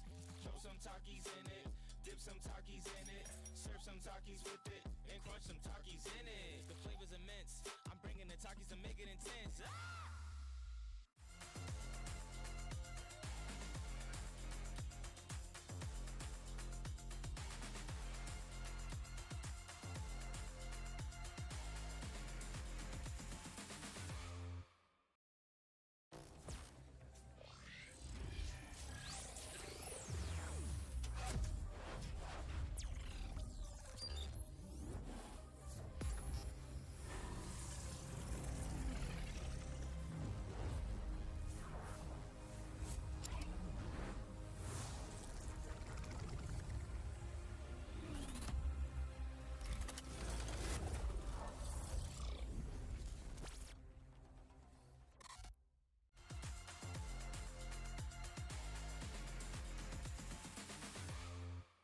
Game day, I'm here to impress.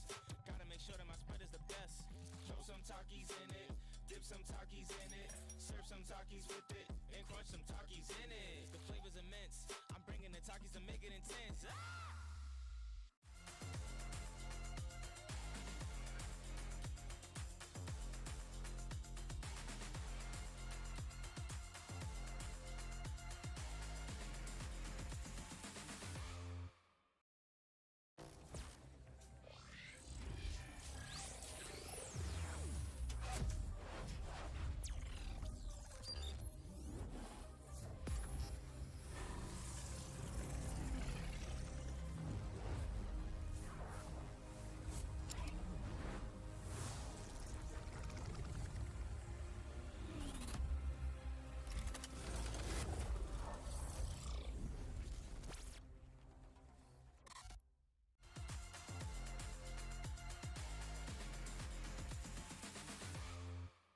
Game day, I'm here to impress.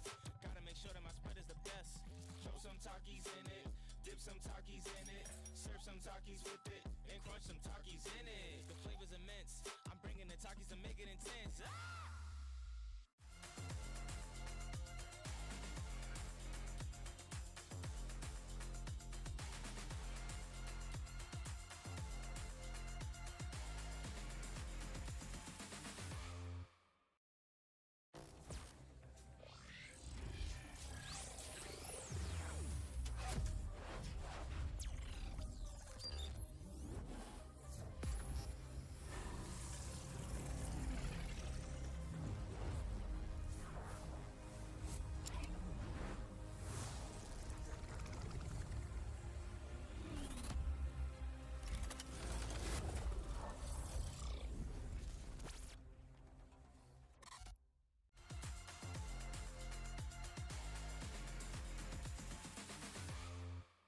Game day, I'm here to impress.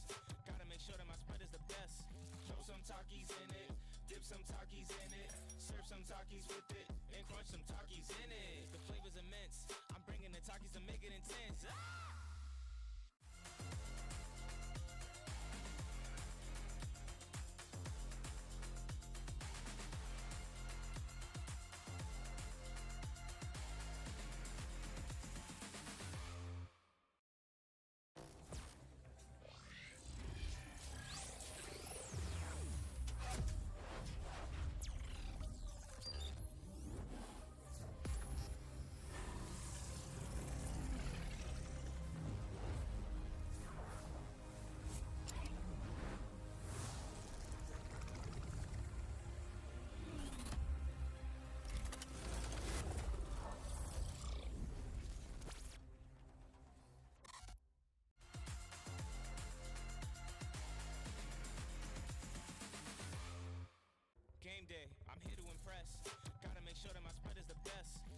some Takis in it, dip some Takis in it, serve some Takis with it, and crunch some Takis in it. The flavor's immense. I'm bringing the Takis to make it intense.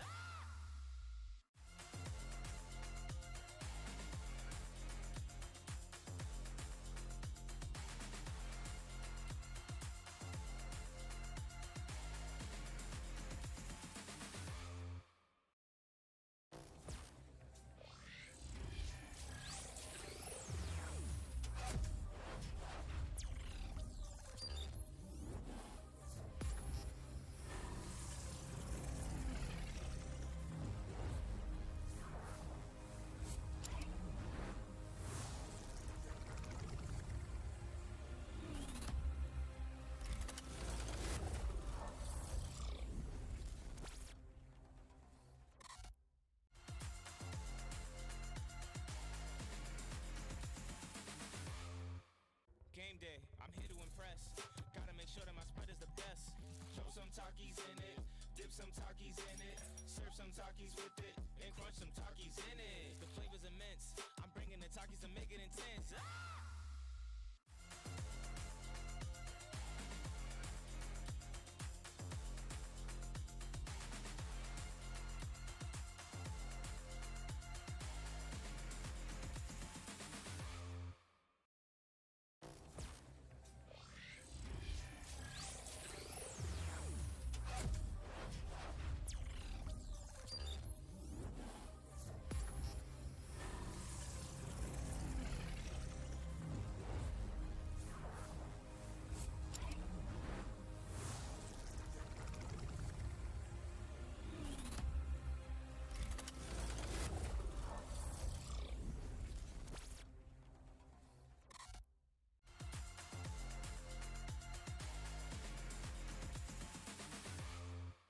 Game day, I'm here to impress.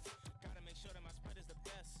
Throw some Takis in it, dip some Takis in it, serve some Takis with it, and crunch some Takis in it. The flavor's immense. I'm bringing the Takis to make it intense.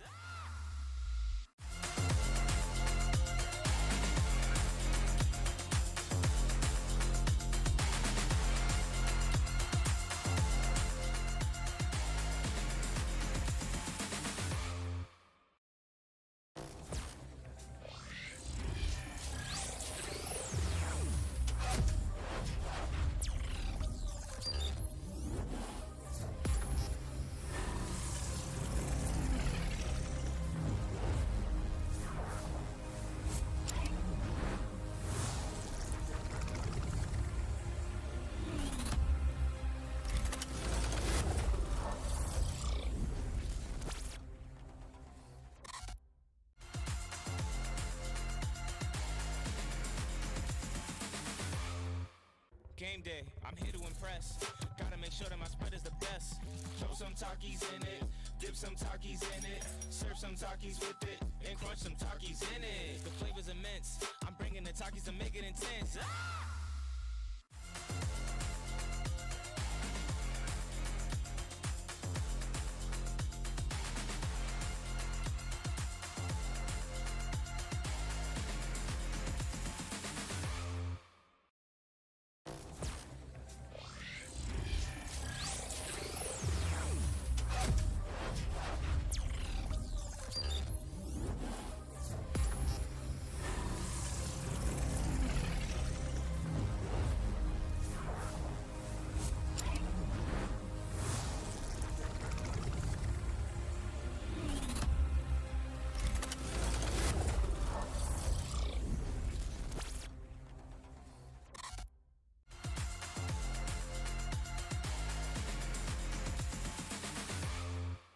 Game day, I'm here to impress.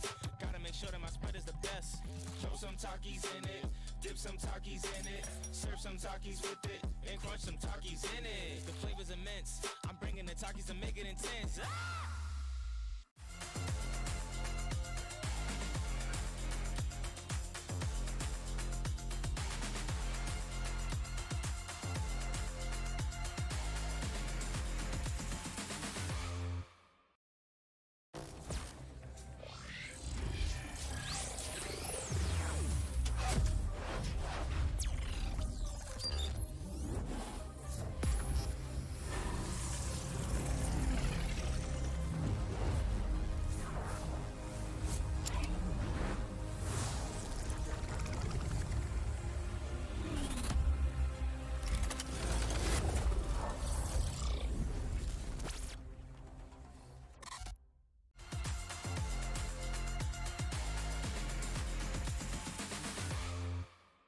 Game day, I'm here to impress. Gotta make sure that my spread is the best. Throw some Takis in it, dip some Takis in it, serve some Takis with it, and crunch some Takis in it. The flavor's immense. I'm bringing the Takis to make it intense. Ah!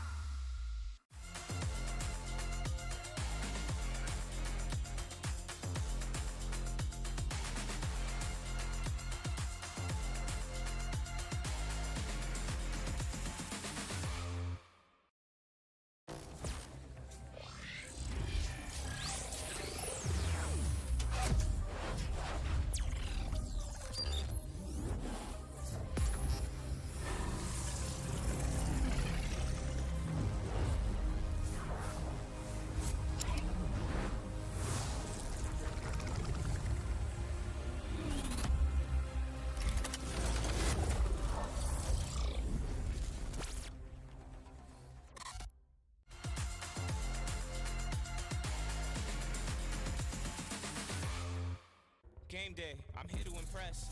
Gotta make sure that my spread is the best. Throw some Takis in it, dip some Takis in it, serve some Takis with it, and crunch some Takis in it. The flavor's immense. I'm bringing the Takis to make it intense. Ah!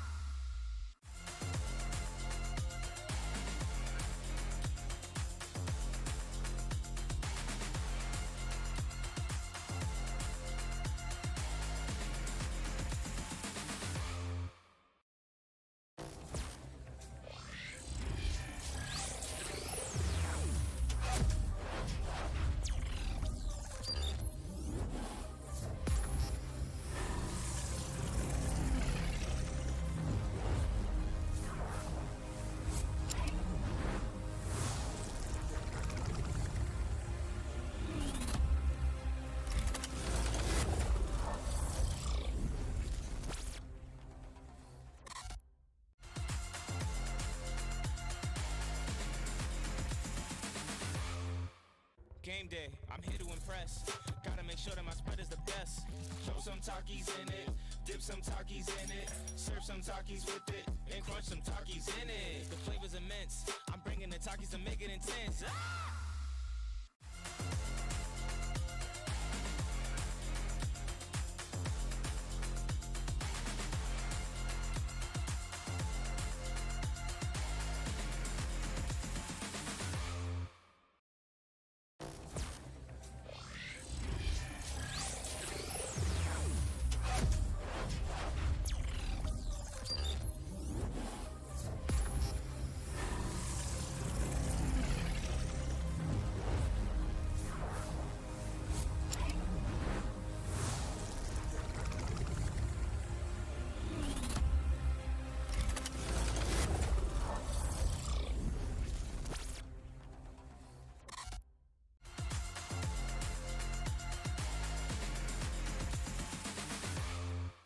Game day, I'm here to impress.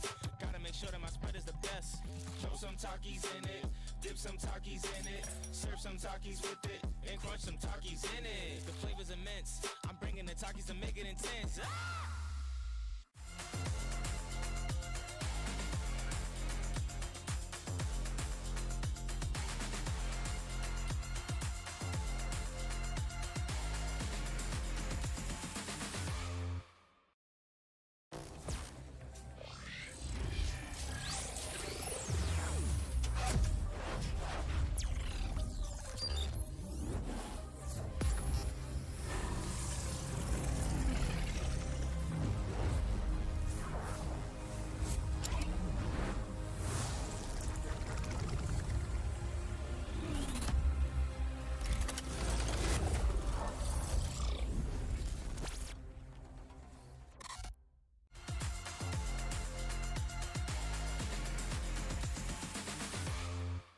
Game day, I'm here to impress. Gotta make sure that my spread is the best. Throw some Takis in it, dip some Takis in it, serve some Takis with it, and crunch some Takis in it. The flavor's immense. I'm bringing the Takis to make it intense. Ah!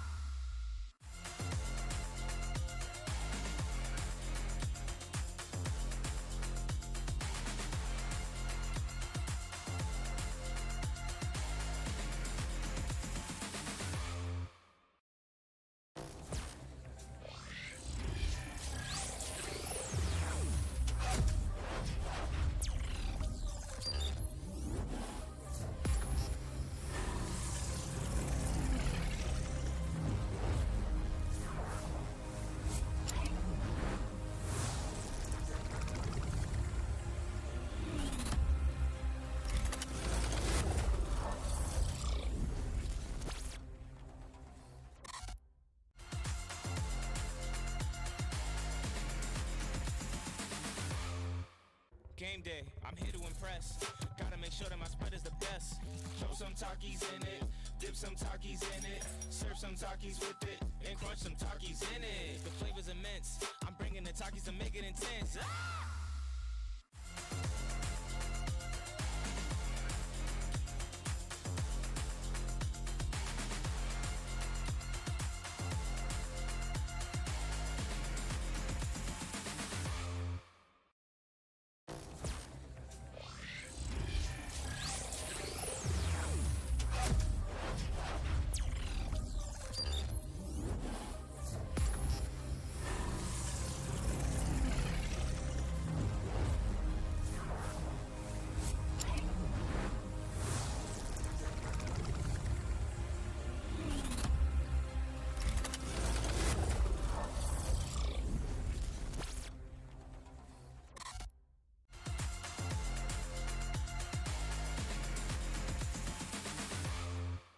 Game day, I'm here to impress.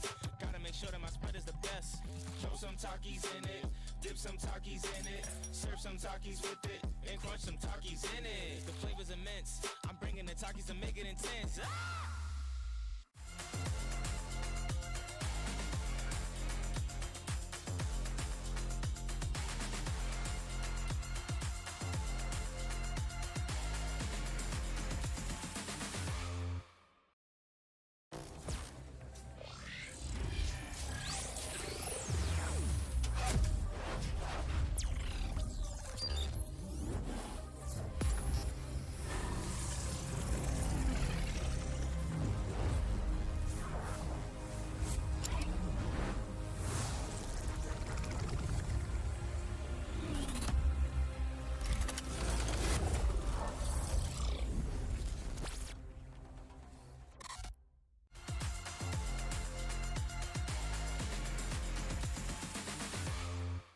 Game day, I'm here to impress.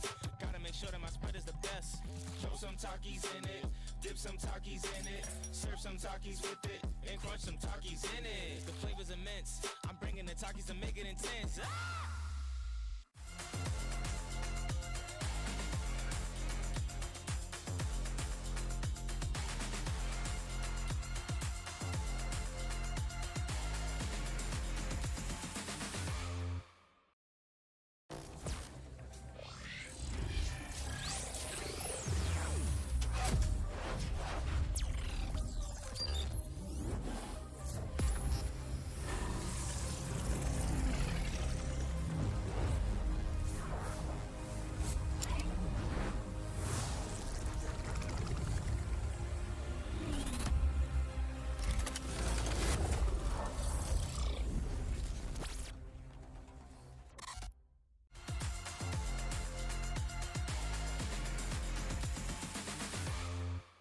Game day, I'm here to impress. Gotta make sure that my spread is the best. Throw some Takis in it, dip some Takis in it, serve some Takis with it, and crunch some Takis in it. The flavor's immense. I'm bringing the Takis to make it intense. Ah!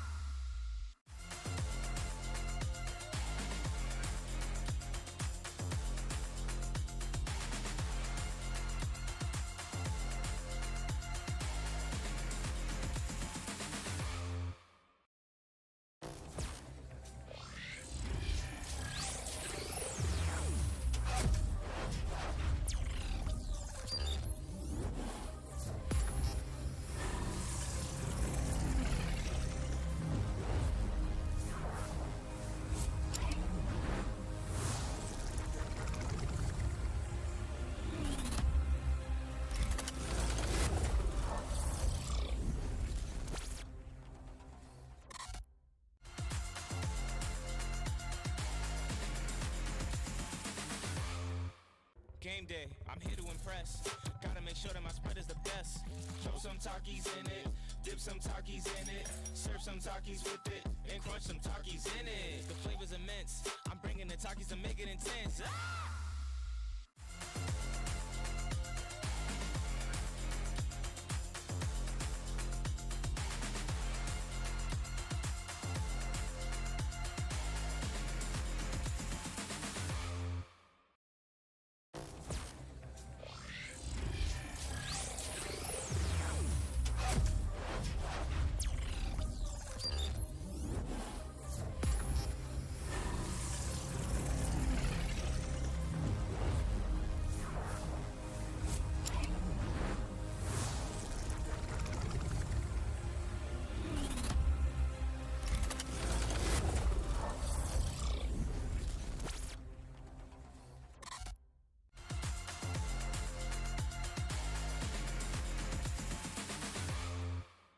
Game day, I'm here to impress.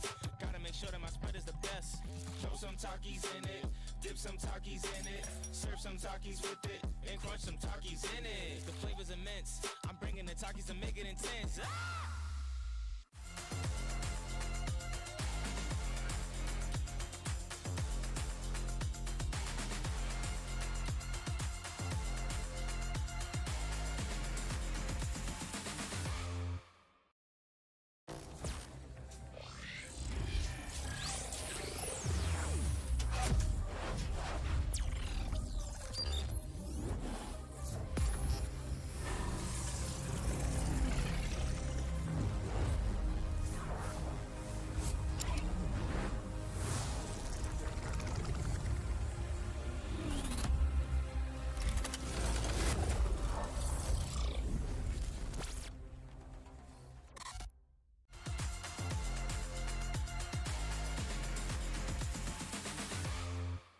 Game day, I'm here to impress.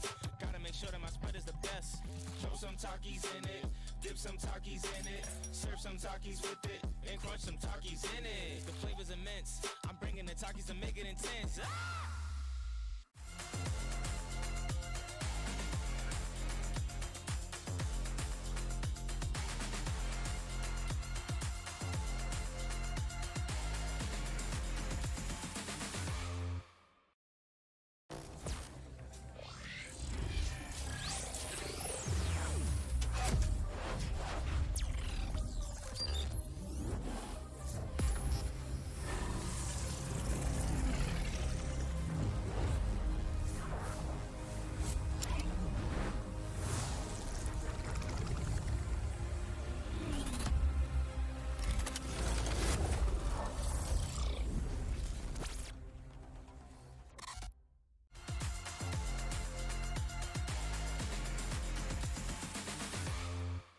Game day, I'm here to impress.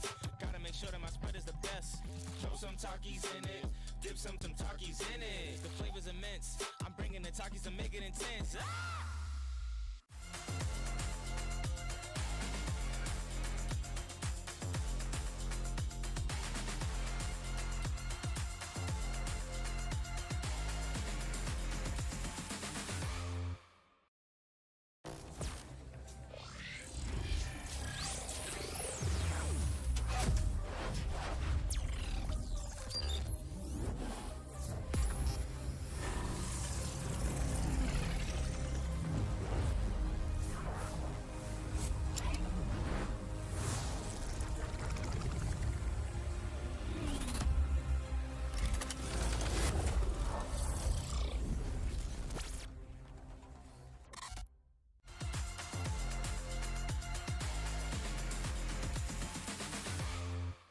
Game day, I'm here to impress.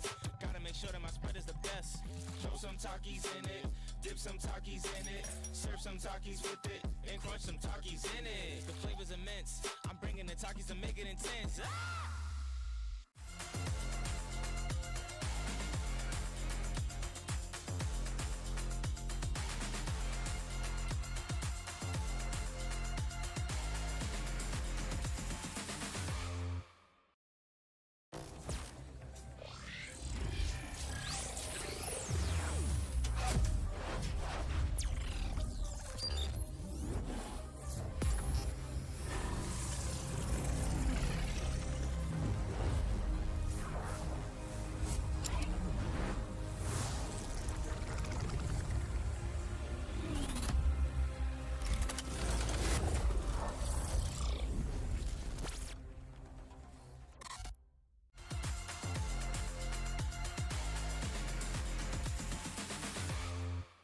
Game day, I'm here to impress.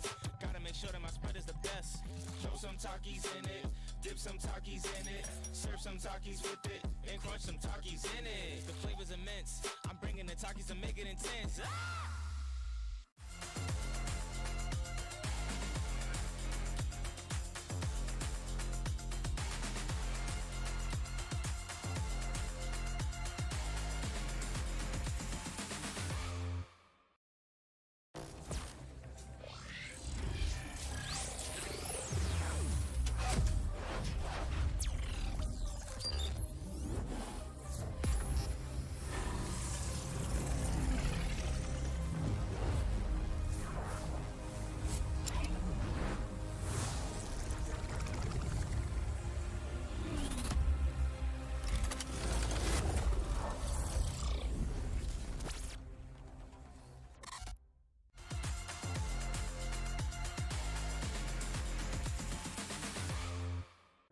Game day, I'm here to impress. Gotta make sure that my spread is the best. Throw some Takis in it, dip some Takis in it, serve some Takis with it, and crunch some Takis in it. The flavor's immense. I'm bringing the Takis to make it intense. Ah!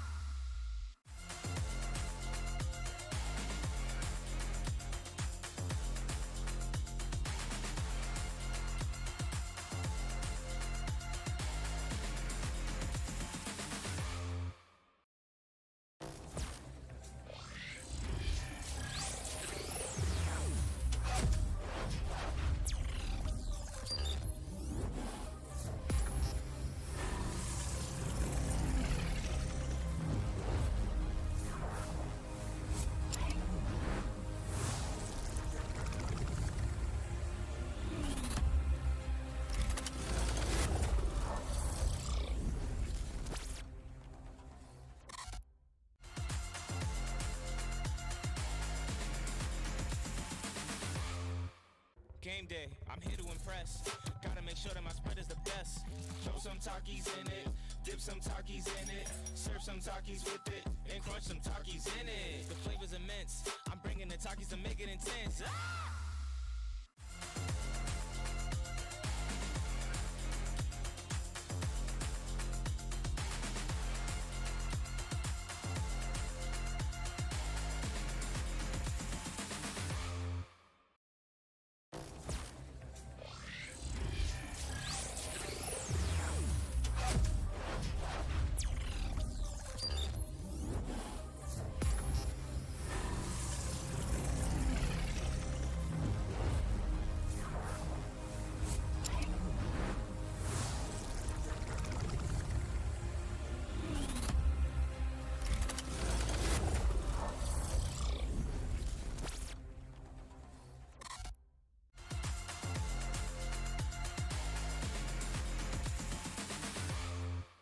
Game day, I'm here to impress.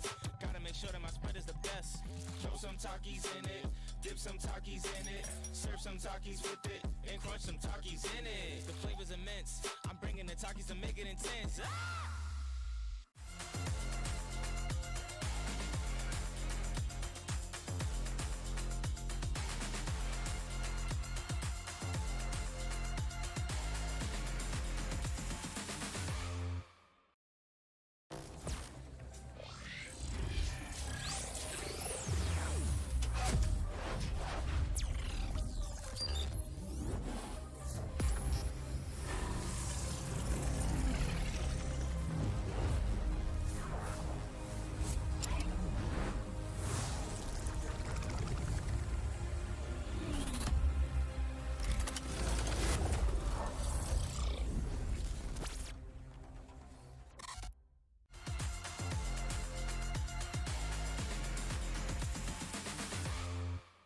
Game day, I'm here to impress. Gotta make sure that my spread is the best.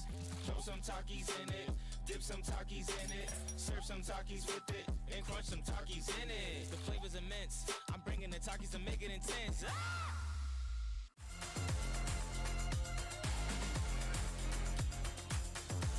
Game day, I'm here to impress. Gotta make sure that my spread is the best. Throw some Takis in it, dip some Takis in it, serve some Takis with it, and crunch some Takis in it. The flavor's immense. I'm bringing the Takis to make it intense. Ah!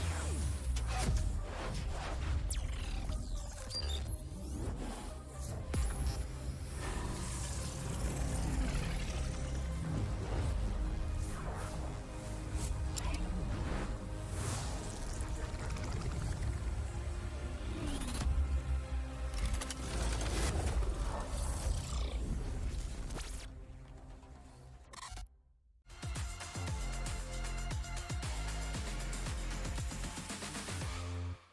Game day, I'm here to impress. Gotta make sure that my spread is the best. Throw some Takis in it, dip some Takis in it, serve some Takis with it, and crunch some Takis in it. The flavor's immense. I'm bringing the Takis to make it intense. Ah!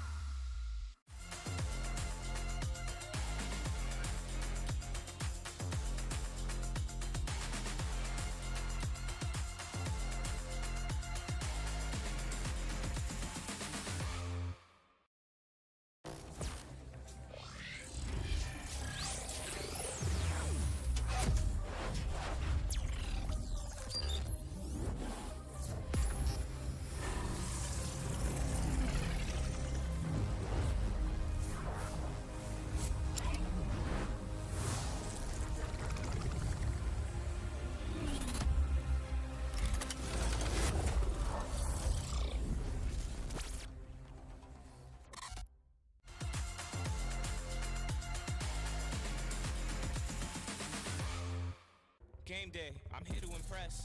Gotta make sure that my spread is the best. Throw some Takis in it, dip some Takis in it, serve some Takis with it, and crunch some Takis in it. The flavor's immense. I'm bringing the Takis to make it intense. Ah!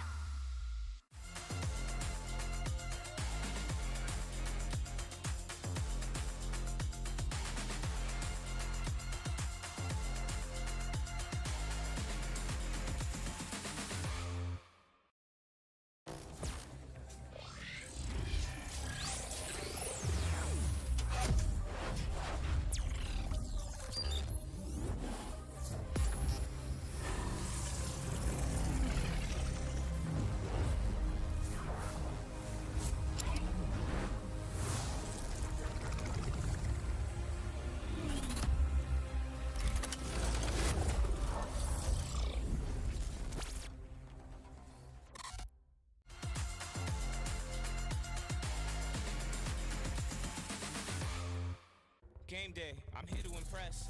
Gotta make sure that my spread is the best. Throw some Takis in it, dip some Takis in it, serve some Takis with it, and crunch some Takis in it. The flavor's immense. I'm bringing the Takis to make it intense. Ah!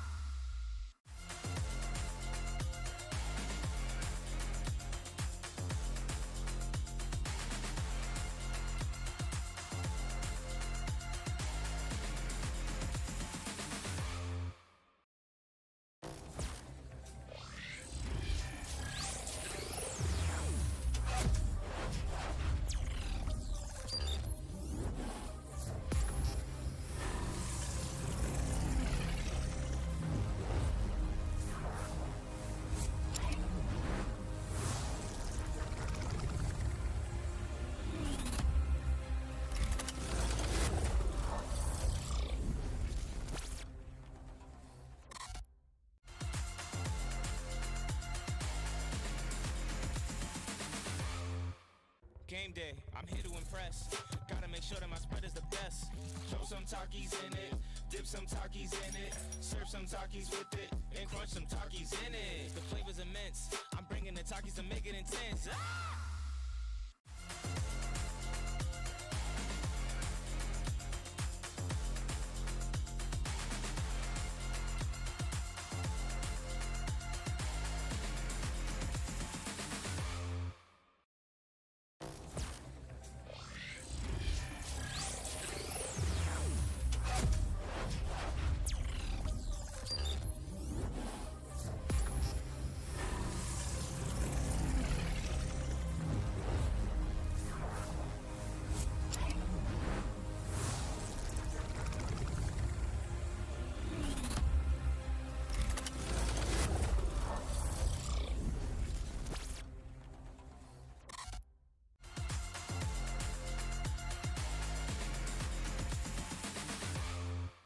Game day, I'm here to impress. Gotta make sure that my spread is the best. Throw some Takis in it, dip some Takis in it, serve some Takis with it, and crunch some Takis in it. The flavor's immense. I'm bringing the Takis to make it intense. Ah!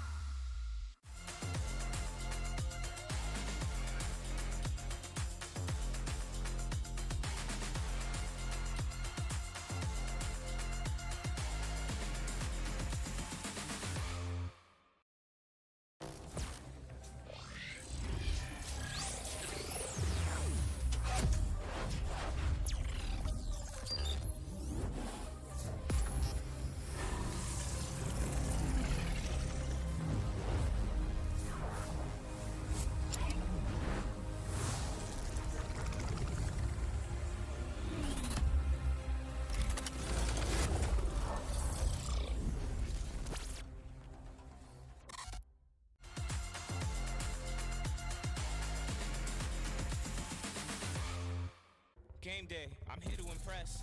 Gotta make sure that my spread is the best. Throw some Takis in it, dip some Takis in it, serve some Takis with it, and crunch some Takis in it. The flavor's immense. I'm bringing the Takis to make it intense. Ah!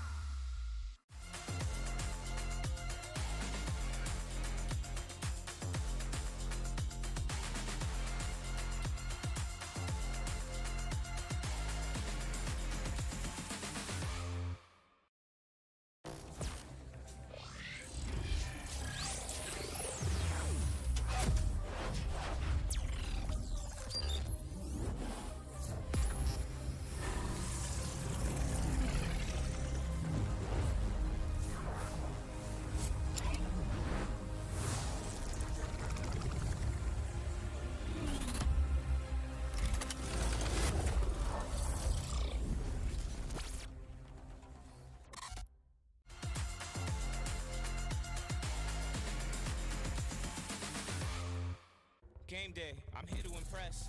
Gotta make sure that my spread is the best. Throw some Takis in it, dip some Takis in it, serve some Takis with it, and crunch some Takis in it. The flavor's immense. I'm bringing the Takis to make it intense. Ah!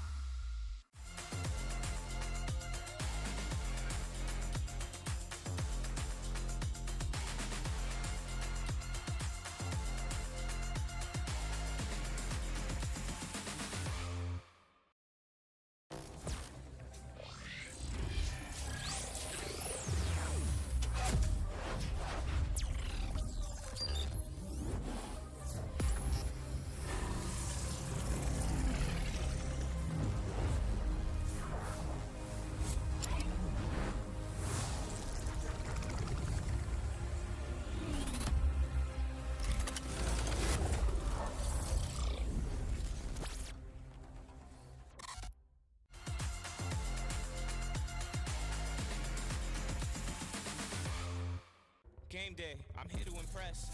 Gotta make sure that my spread is the best. Throw some Takis in it, dip some Takis in it, serve some Takis with it, and crunch some Takis in it. The flavor's immense. I'm bringing the Takis to make it intense. Ah!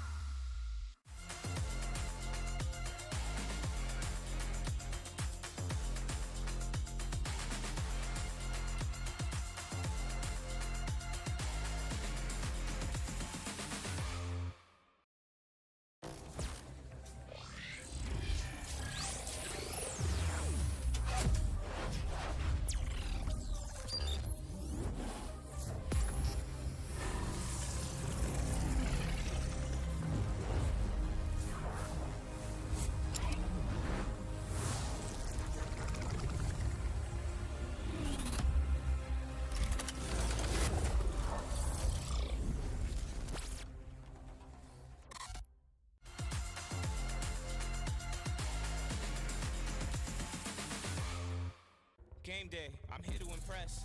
Gotta make sure that my spread is the best.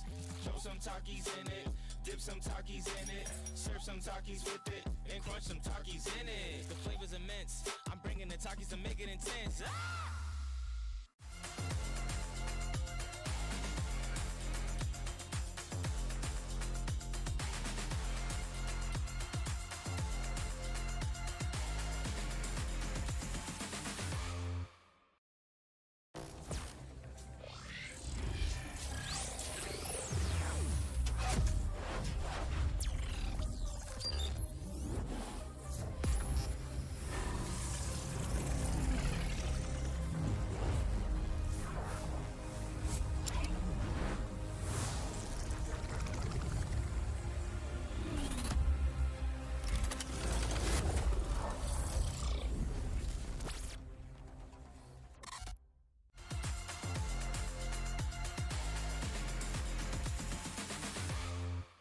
Game day, I'm here to impress.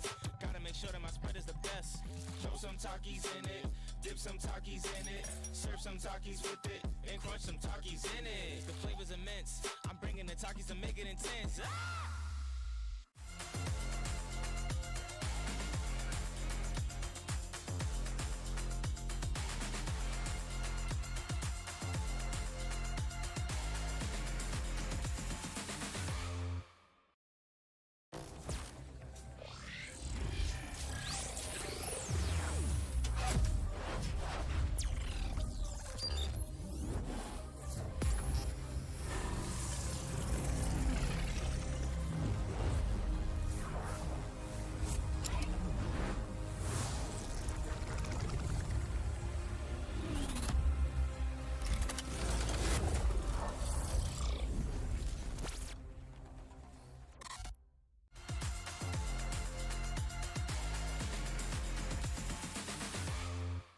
Game day, I'm here to impress. Gotta make sure that my spread is the best. Throw some Takis in it, dip some Takis in it, serve some Takis with it, and crunch some Takis in it. The flavor's immense. I'm bringing the Takis to make it intense. Ah!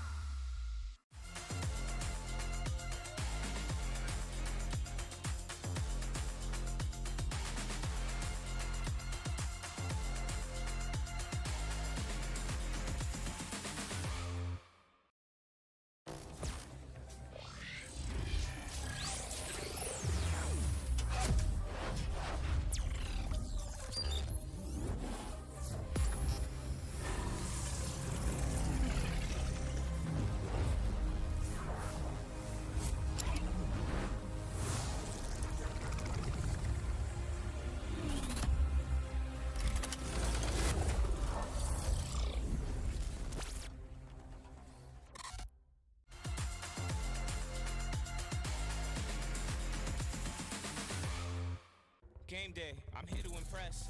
Gotta make sure that my spread is the best. Throw some Takis in it, dip some Takis in it, serve some Takis with it, and crunch some Takis in it. The flavor's immense. I'm bringing the Takis to make it intense. Ah!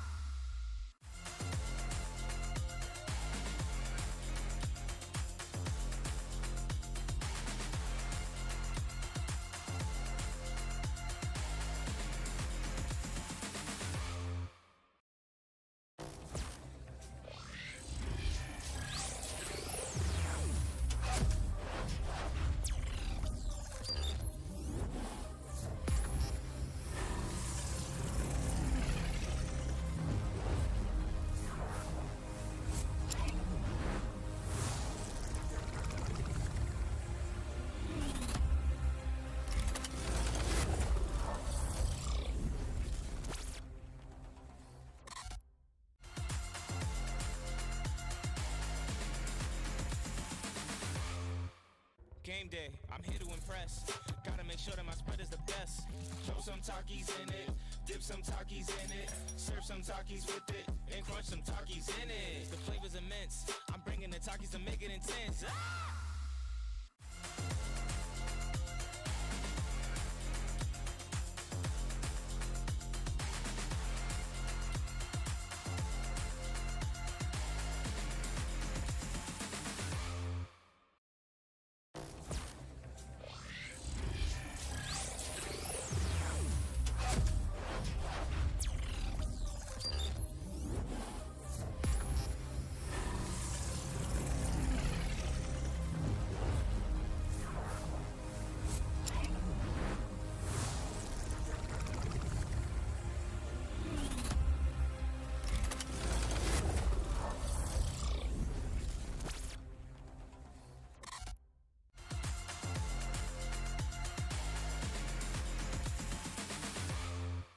Game day, I'm here to impress. Gotta make sure that my spread is the best. Throw some Takis in it, dip some Takis in it, serve some Takis with it, and crunch some Takis in it. The flavor's immense. I'm bringing the Takis to make it intense. Ah!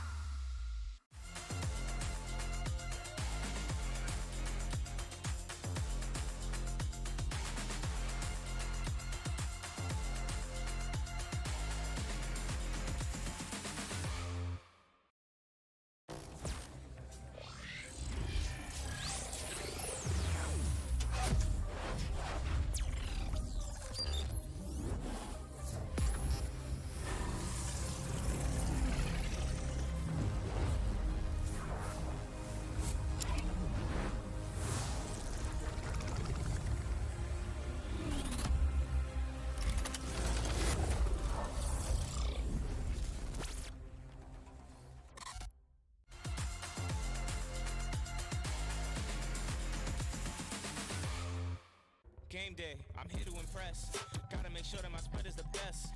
Throw some Takis in it, dip some Takis in it, serve some Takis with it, and crunch some Takis in it. The flavor's immense. I'm bringing the Takis to make it intense. Ah!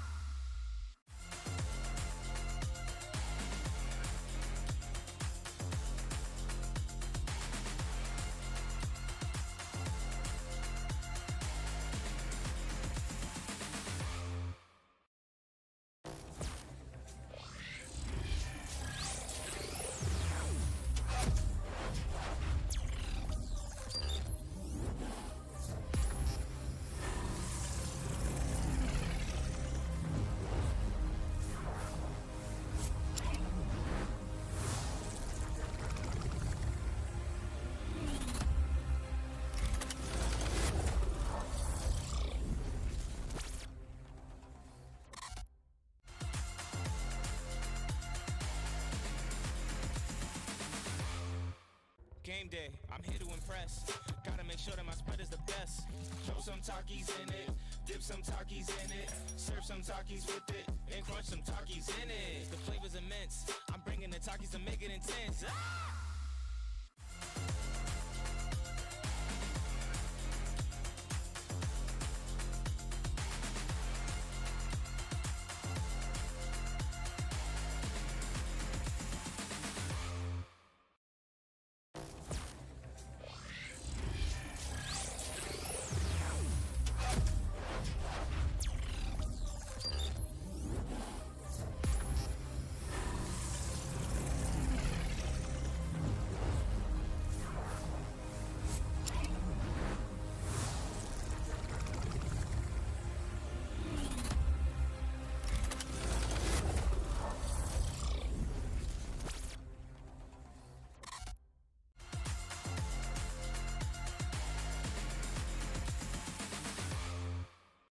day, I'm here to impress.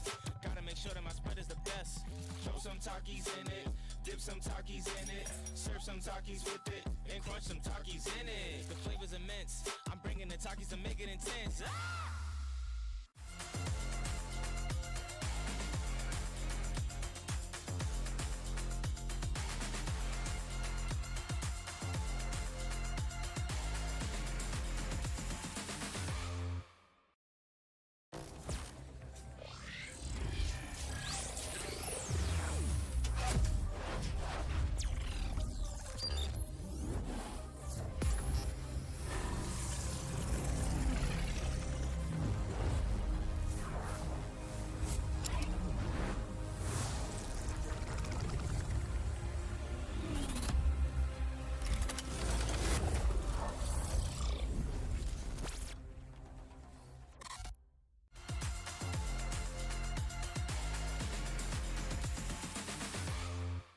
Game day, I'm here to impress. Gotta make sure that my spread is the best.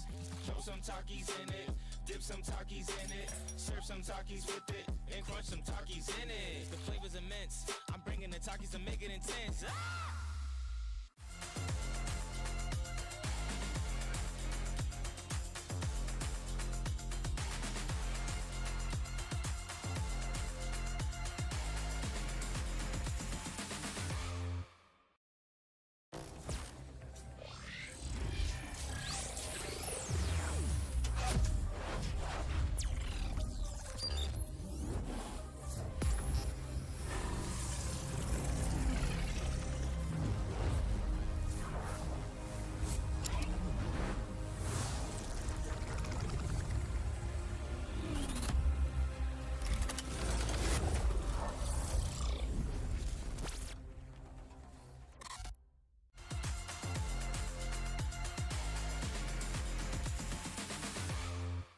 Game day, I'm here to impress. Gotta make sure that my spread is the best. Throw some Takis in it, dip some Takis in it, serve some Takis with it, and crunch some Takis in it. The flavor's immense. I'm bringing the Takis to make it intense. Ah!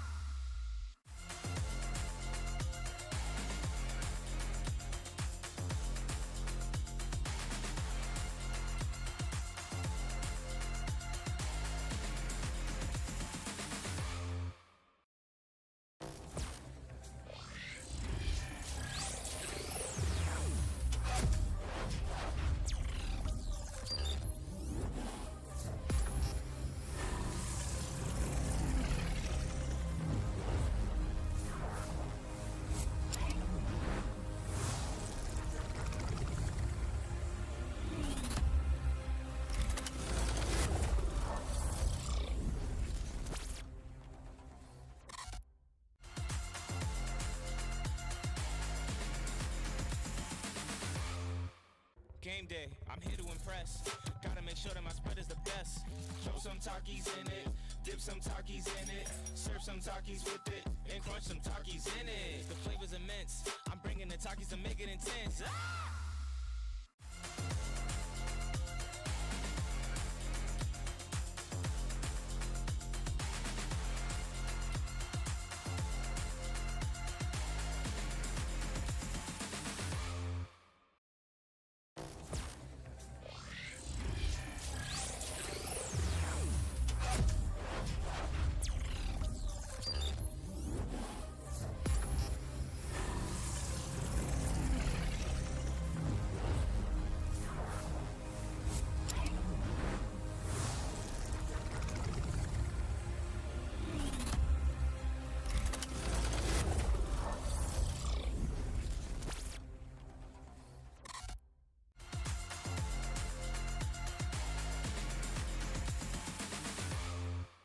Game day, I'm here to impress.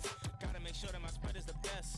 Throw some Takis in it, dip some Takis in it, serve some Takis with it, and crunch some Takis in it. The flavor's immense. I'm bringing the Takis to make it intense. Ah!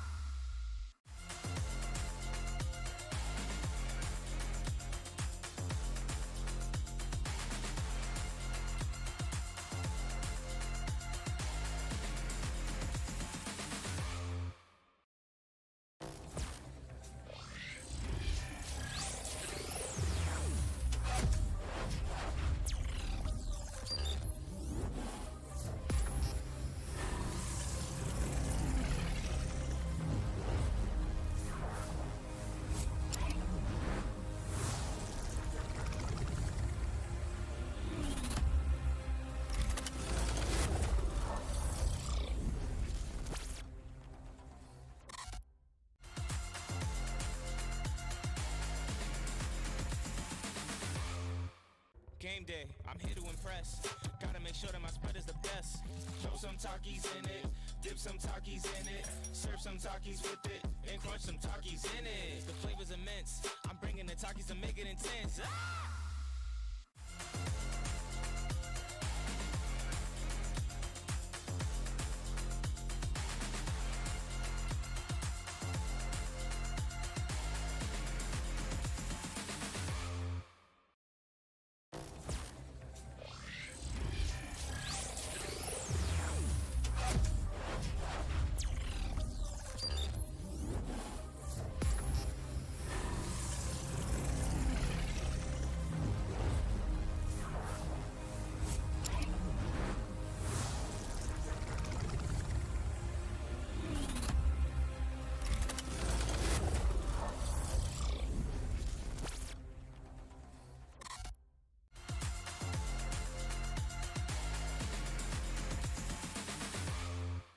Game day, I'm here to impress. Gotta make sure that my spread is the best. Throw some Takis in it, dip some Takis in it, serve some Takis with it, and crunch some Takis in it. The flavor's immense. I'm bringing the Takis to make it intense. Ah!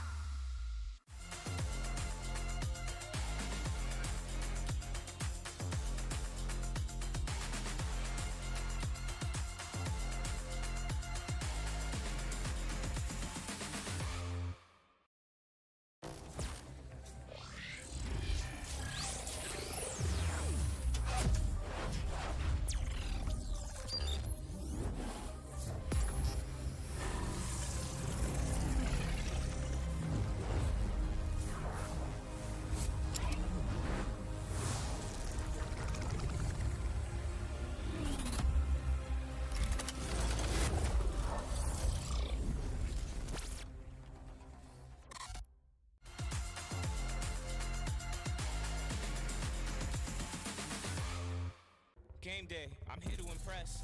Gotta make sure that my spread is the best. Throw some Takis in it, dip some Takis in it, serve some Takis with it, and crunch some Takis in it. The flavor's immense. I'm bringing the Takis to make it intense. Ah!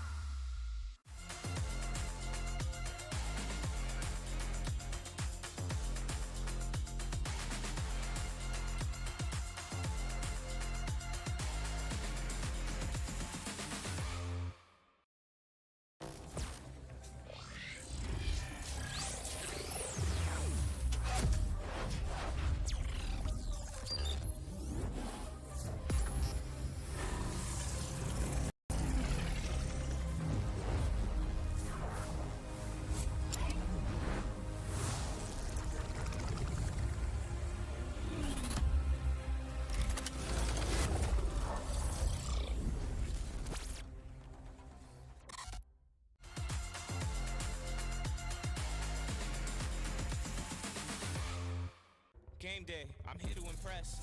Gotta make sure that my spread is the best. Throw some Takis in it, dip some Takis in it, serve some Takis with it, and crunch some Takis in it. The flavor's immense. I'm bringing the Takis to make it intense. Ah!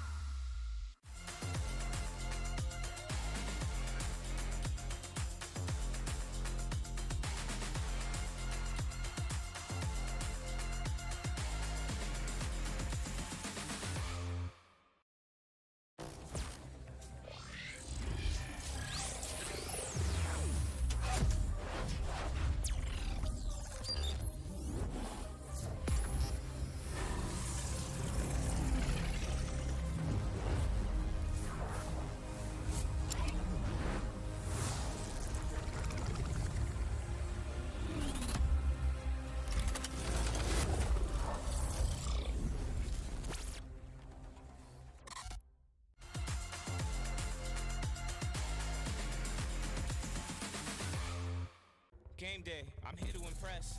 Gotta make sure that my spread is the best.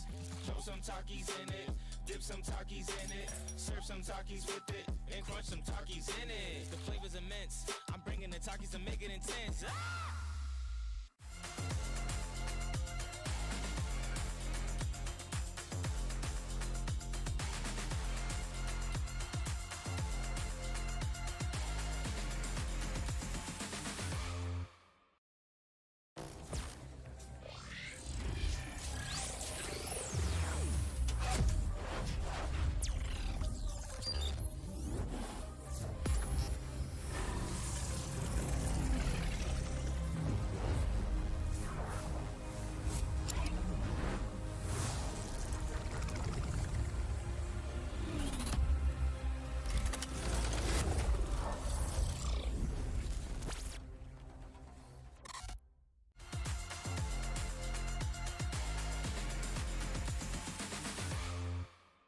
Game day, I'm here to impress.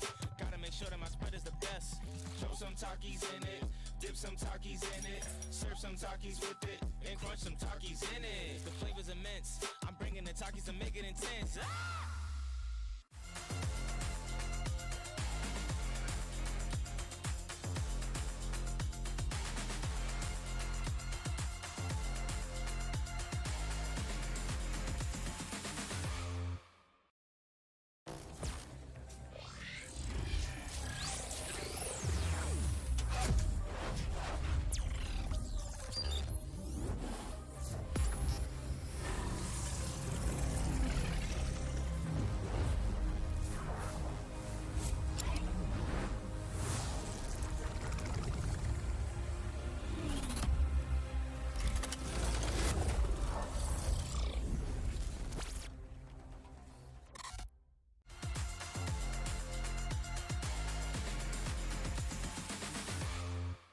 Game day, I'm here to impress. Gotta make sure that my spread is the best. Throw some Takis in it, dip some Takis in it, serve some Takis with it, and crunch some Takis in it. The flavor's immense. I'm bringing the Takis to make it intense. Ah!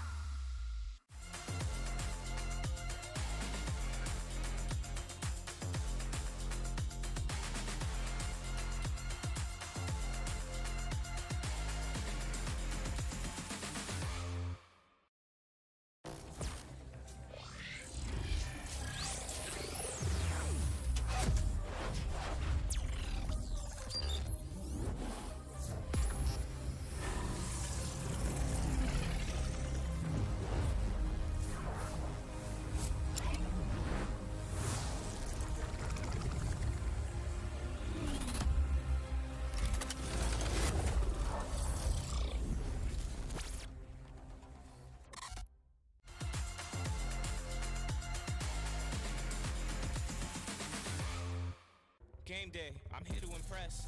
Gotta make sure that my spread is the best. Throw some Takis in it, dip some Takis in it, serve some Takis with it, and crunch some Takis in it. The flavor's immense. I'm bringing the Takis to make it intense. Ah! Game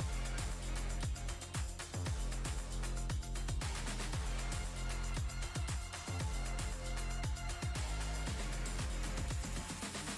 Gotta make sure that my spread is the best. Throw some Takis in it, dip some Takis in it, serve some Takis with it, and crunch some Takis in it. The flavor's immense. I'm bringing the Takis to make it intense. Ah! Game day, I'm here to impress. Gotta make sure that my spread is the best. Throw some Takis in it, dip some Takis in it, serve some Takis with it, and crunch some Takis in it. The flavor's immense. I'm bringing the Takis to make it intense. Ah! Game day, I'm here to impress. Gotta make sure that my spread is the best. Throw some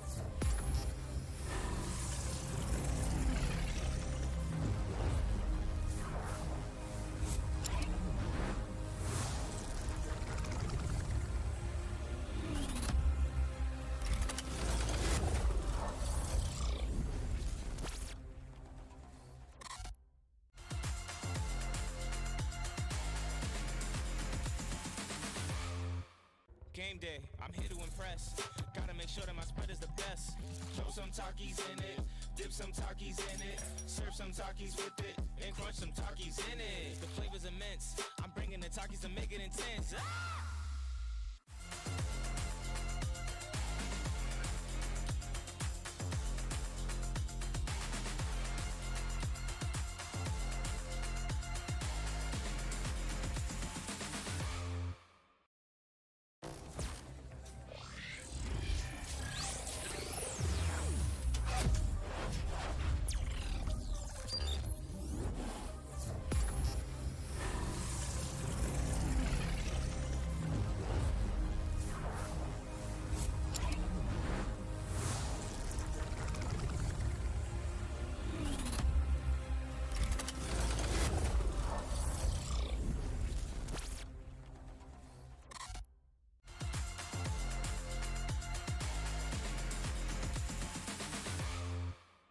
day, I'm here to impress.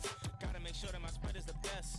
Throw some Takis in it, dip some Takis in it, serve some Takis with it, and crunch some Takis in it. The flavor's immense. I'm bringing the Takis to make it intense. Ah!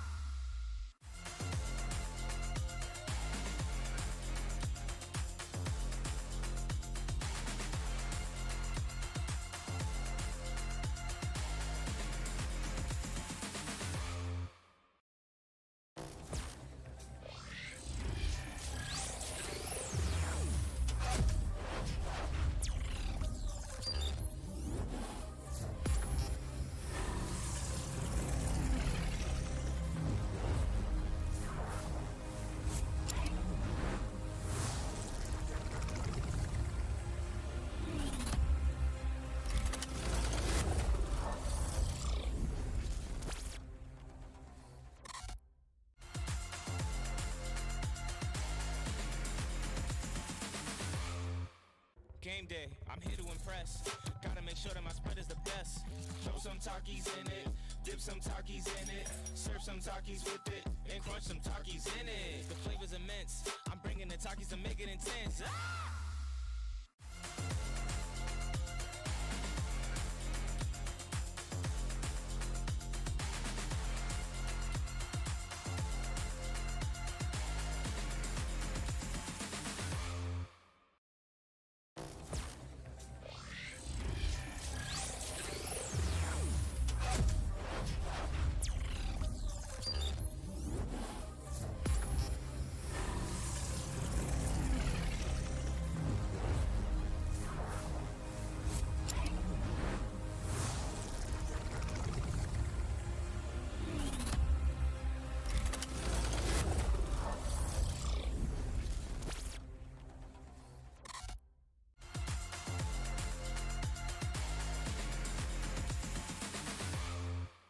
Game day, I'm here to impress.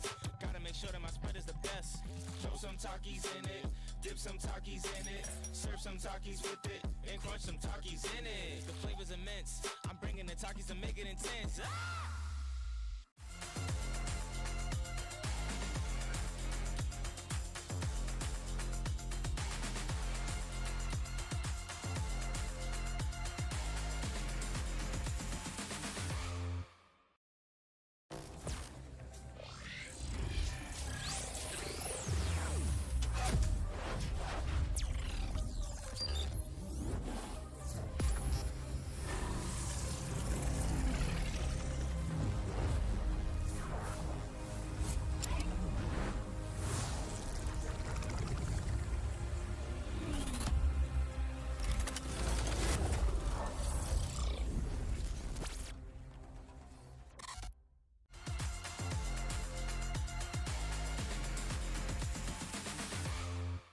Game day, I'm here to impress. Gotta make sure that my spread is the best. Throw some Takis in it, dip some Takis in it, serve some Takis with it, and crunch some Takis in it. The flavor's immense. I'm bringing the Takis to make it intense. Ah!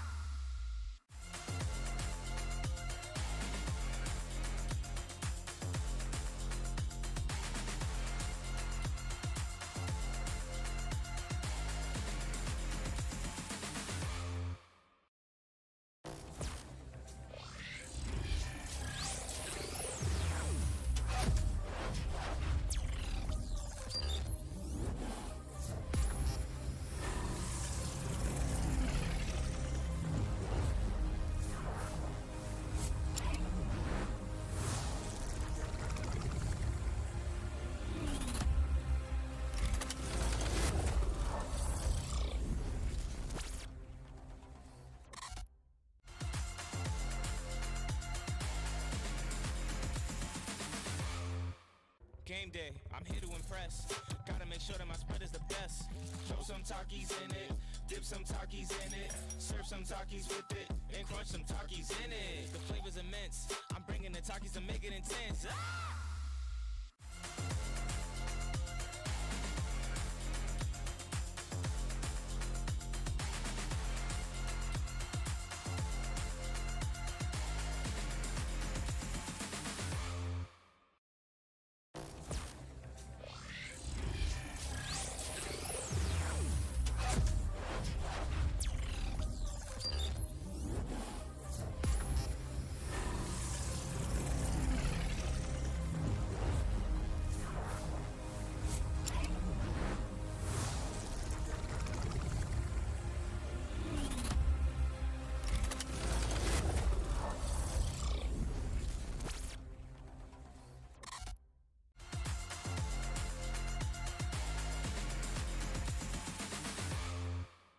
game day. I'm here to impress. Gotta make sure that my spread is the best. Throw some Takis in it, dip some Takis in it, serve some Takis with it, and crunch some Takis in it. The flavor's immense. I'm bringing the Takis to make it intense. Ah!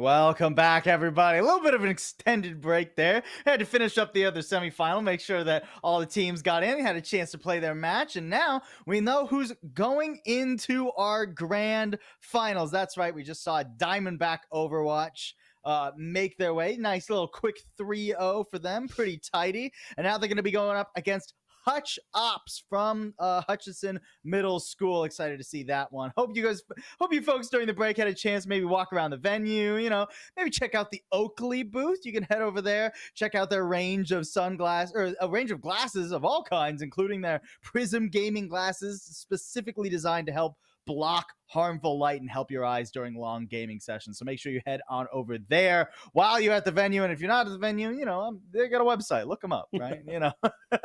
Meanwhile, it's myself, Possible, and LaFawn back, and we're walking into the grand finals. And I mean, we talked about the Diamondbacks having a 3-0 in their semifinal match. The same can be said, rather, of Hutch Ops as well, as they had a 3-0 on their semifinal game as before they loaded into the grand final. So two teams that are sitting at a pretty even record on the day, at least, as we head into the culminating performance here to decide who is going to be our champion in this junior high / middle school sections. We see the two teams getting ready on stage. Diamondback, of course, already with that experience on that stream.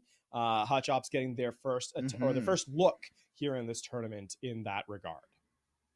So cool to see these guys being able to play on land like this. It'll be great experience for them. Sherilyn North Junior High and Hutchinson Middle School. Oh, you taking a look at the camera? Hello. Hey. Trying to a little low there, but you could stare into our souls if you were just a bit higher up. Either way, it's great to see this.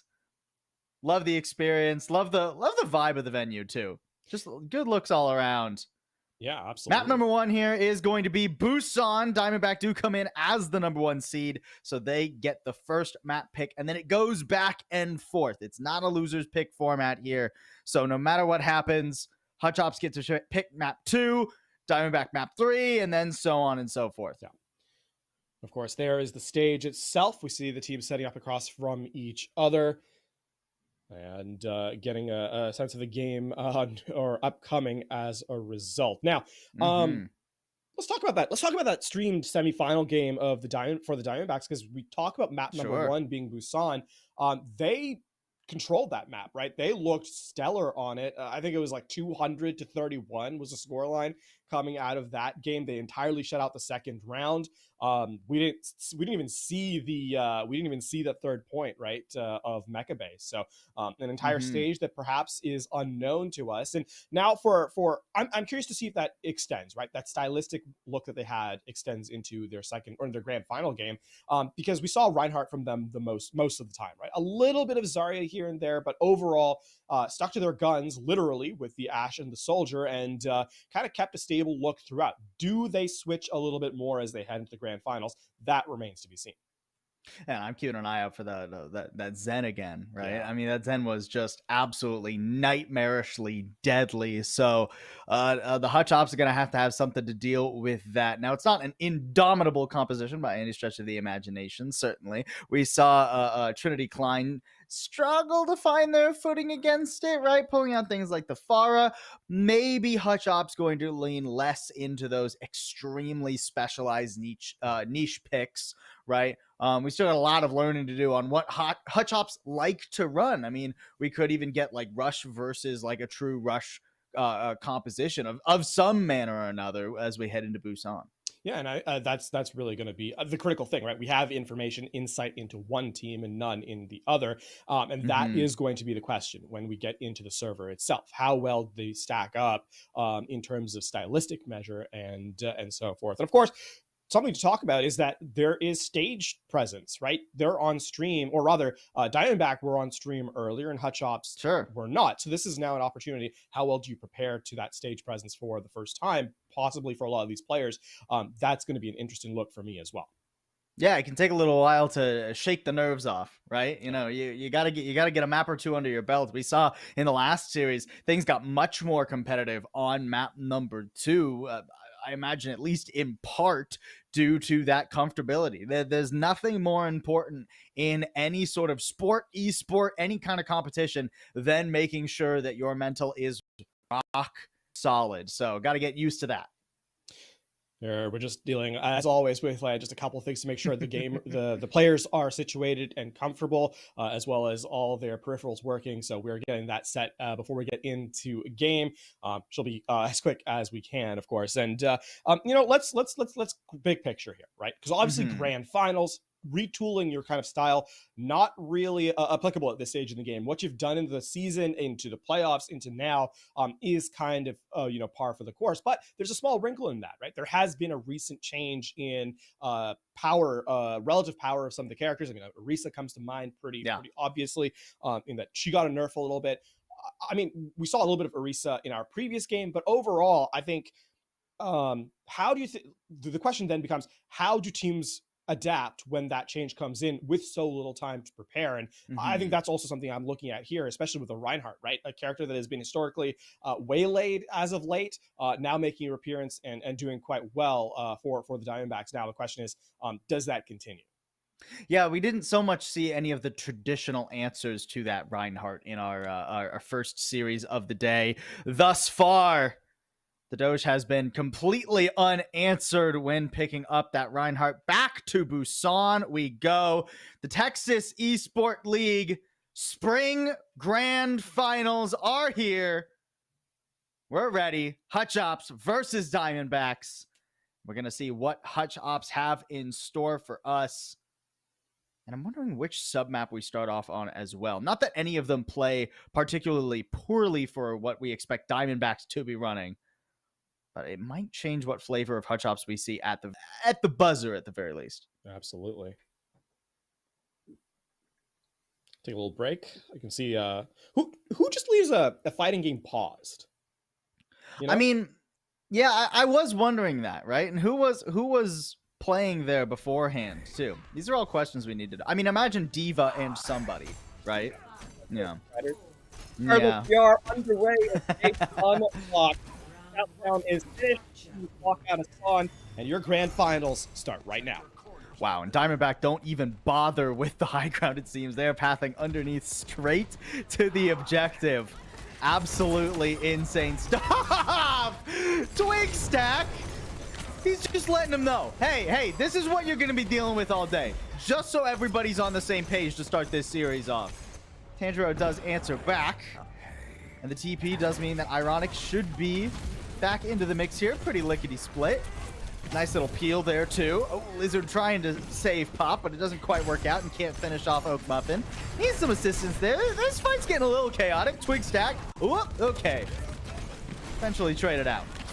Ironic though, the first player eliminated ends up being the one that's going to even things up for Hutchops. And Diamondback, despite getting first presence, are in pretty dire position on this first fight. That's going to be a point capture for Hutchops here, despite looking so good for Diamondback early. Yeah, I mean, that's one of the issues when you run just on the low ground, right? Ironic has a lot of opportunity to punch up. And I mean, Twig Stack is just a maniac playing that close. And Oak Muffin as well. I mean, everybody is just right up in their faces. Oh, Twig Stack? Did he accidentally hold the S key a little bit too far there? Resetting in that one. And just, actually, you have to get out here if you're Diamondback. Can't allow yourself to be eliminated in a staggered formation. And yeah, this is just a pickoff after pickoff. Tanjiro, by the way, has done a great job of isolating the DPS. This is both Alex Boom and Oak Muffin now who have been taken care of at range. And it looks like Alex Boom's going back for seconds. And I think that was a boop as well, the environmental. Soviet Doge falling. It's really hard to path underneath here. You don't normally see like top-level teams trying to go for the rotation that Diamondback are opting into. They're playing a rush composition, so they're thinking, oh, the faster we can path to the point, the better we'll be. But it's just such a tiny choke point to break. And there's so much that can go wrong. Yeah, I mean, the big one is that there's a Lucio, and the sound wave is, you know, over a bridge is definitely a very bold thing to happen. Now, Gatekeeper, speaking of boots, the Primal Rage in tow, the Transcendence has been forced already. But the Death Blossom does get completely counteracted by that Transcendence at least. Attack Visor out now too, and the beat from Lizard a little bit late to save Sinks. So now things going well for Diamondback, but they still gotta clean this up. Ironic hanging around. Lizard just trying to get some extra percentage. I mean, 80% for Hutchops. They are in that one fight territory margin-ish, should they be able to get back in here. And I mean, now is where you have to talk about, you know, stagger fights, pickoffs, and then ultimate rotations if you're Diamondback, because it comes down to making sure your economy stays as healthy as possible for the extended, you know, engagements as they come through. So what we're looking for is a clean fight win off of one ult here from Diamondback, ideally shutting down the tactical visor. I mean, Attack Visor can't be pulled if Oak Muffin's just dead. Oh, if everybody's just dead. Ironic carving through the Diamondbacks right now. Oh my word. Yeah, no chance there. I mean, the Coalescence piercing the shield and the Reaper right behind you. Nice quick flip back. And I don't think there's going to be much of an opportunity for Diamondback to really get back into this one. I mean, there should be at least a desperate contest from Oak Muffin here, but maybe not even that. I mean, the pin, okay, does bring one on. Not quite the off-the-edge play that we saw from Soviet Doge in the previous series, and body block to Alex Boom trying to get to the point. It feels pretty cooked. Mecha Base definitely going over to Hutchops. This is an inverse of Diamondback in their last game, right? 100-31 on the opening round. I think the big things for Hutchops here, though, is the way they won this round out, right? Never allowing the one fight that they lost. They took so many resources away from their opponent, but from then on, it has been pretty efficient, right? We saw the, I mean, in the end there, the Primal Rage kind of opens things up. They use the Death Blossom to get eliminations, and never do they use an ultimate without it getting value in terms of eliminations, or by trading out resources from their opponent, and that keeps them equal or ahead. And when you're in control of the objective, right, that's basically as good as you're gonna get. So Hutchops, they start off Busan again, Diamondback's Mac pick, with a pretty compelling first round. The bright side here for Diamondback is I don't think they're gonna have that same struggle in terms of positioning as we go over to Sanctuary. They won't have to sequester themselves into a tiny little choke point, so they can play more of those wide open angles that Alex Boom and Oak Muffin enjoy on these picks. And I mean, even Twig Stack can just spam at long range. Ironic, on the other hand, is going to have a real difficult time getting up close and personal with Diamondback in any sort of meaningful way. I mean, the sight lines here are so long. You can be seen coming from 1.5 miles away. I mean, look at that. Already just obliterated. And this is one of the things. So this is a modified zombie comp that Hutchops is running, right? Normally you would drop the soldier and have a Sombra, and that would be the way this composition is historically run. Now they want a little bit more range damage, I think, a little bit of poke ability, and that's why the soldier comes into play. You know, as opposed to going all in with a Sombra. But what that means is, as you highlighted, range is the issue, and Diamondback are wisely electing to play from afar and not playing into the hands of where Hutchops is strongest. Yeah, just let their DPS do the work. All three of them with Twig Stack on this team. Alex Boom does fall, though. Tanjiro needs to be picked up. I mean, honestly, juggling himself nicely behind and around that shield. Letting the DPS get up in the mix, taking a lot of the aggro, and then just peeling back. Really well-positioned fight there from Hutchops. Yeah, and I mean, Tanjiro, I think you got to give credit to the tank. It's such a difficult place to be, right? That role is so vulnerable, and yet so dependent. The team is so dependent on that being a successful play that being able to juggle that much aggression in a fight while getting eliminations is the fight win condition for Hutchops, and they do a great job. Oh, the timing there on the spam is brutal. Oh, Hutchops just caught out in the open.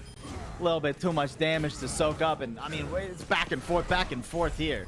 Yeah, that's a really nice clean turnaround, and I mean, when you're given opportunities, when you're given moments by your opponent, you have to take, you have to execute on it, right? Like, you're never going to play a perfect game of Overwatch. That's not going to happen. What you know, separates great teams from good teams is that when those mistakes come through, executing on them, right? Taking advantage of them, and Diamondback do just that. Hotchop's already back into the mix pretty quick, though. Courtesy of that Lucio. Lizard nearly at the sound barrier. Gonna drop it the second it is up.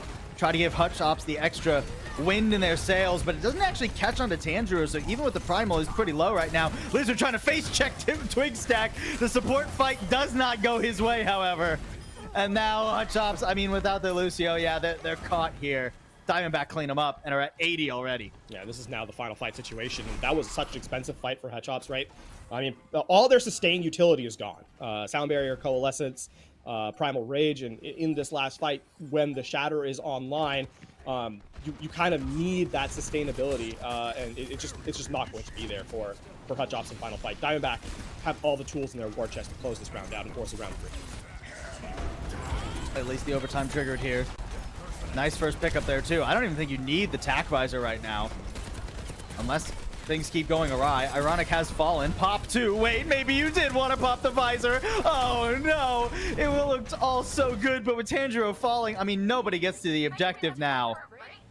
And just barely, by the skin of their Reinhardt, Diamondback are able to hold on for that. I mean, still, it's not a close round, despite that final fight being a little silly, a little awkward for Diamondback. That is 100-25, right? So Diamondback largely in control, just one crazy fight at the end. Exactly so. So, I mean, with that being said, this is still a very even map.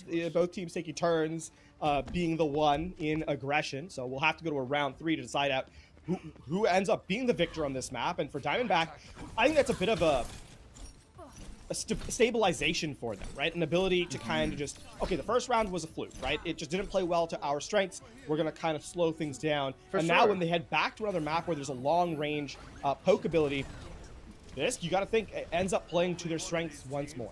And you talked about the mental, right? That is the most important thing, especially as these players are in such an important grand final. Who knows? This might even be the first grand final for a lot of these players' Overwatch careers.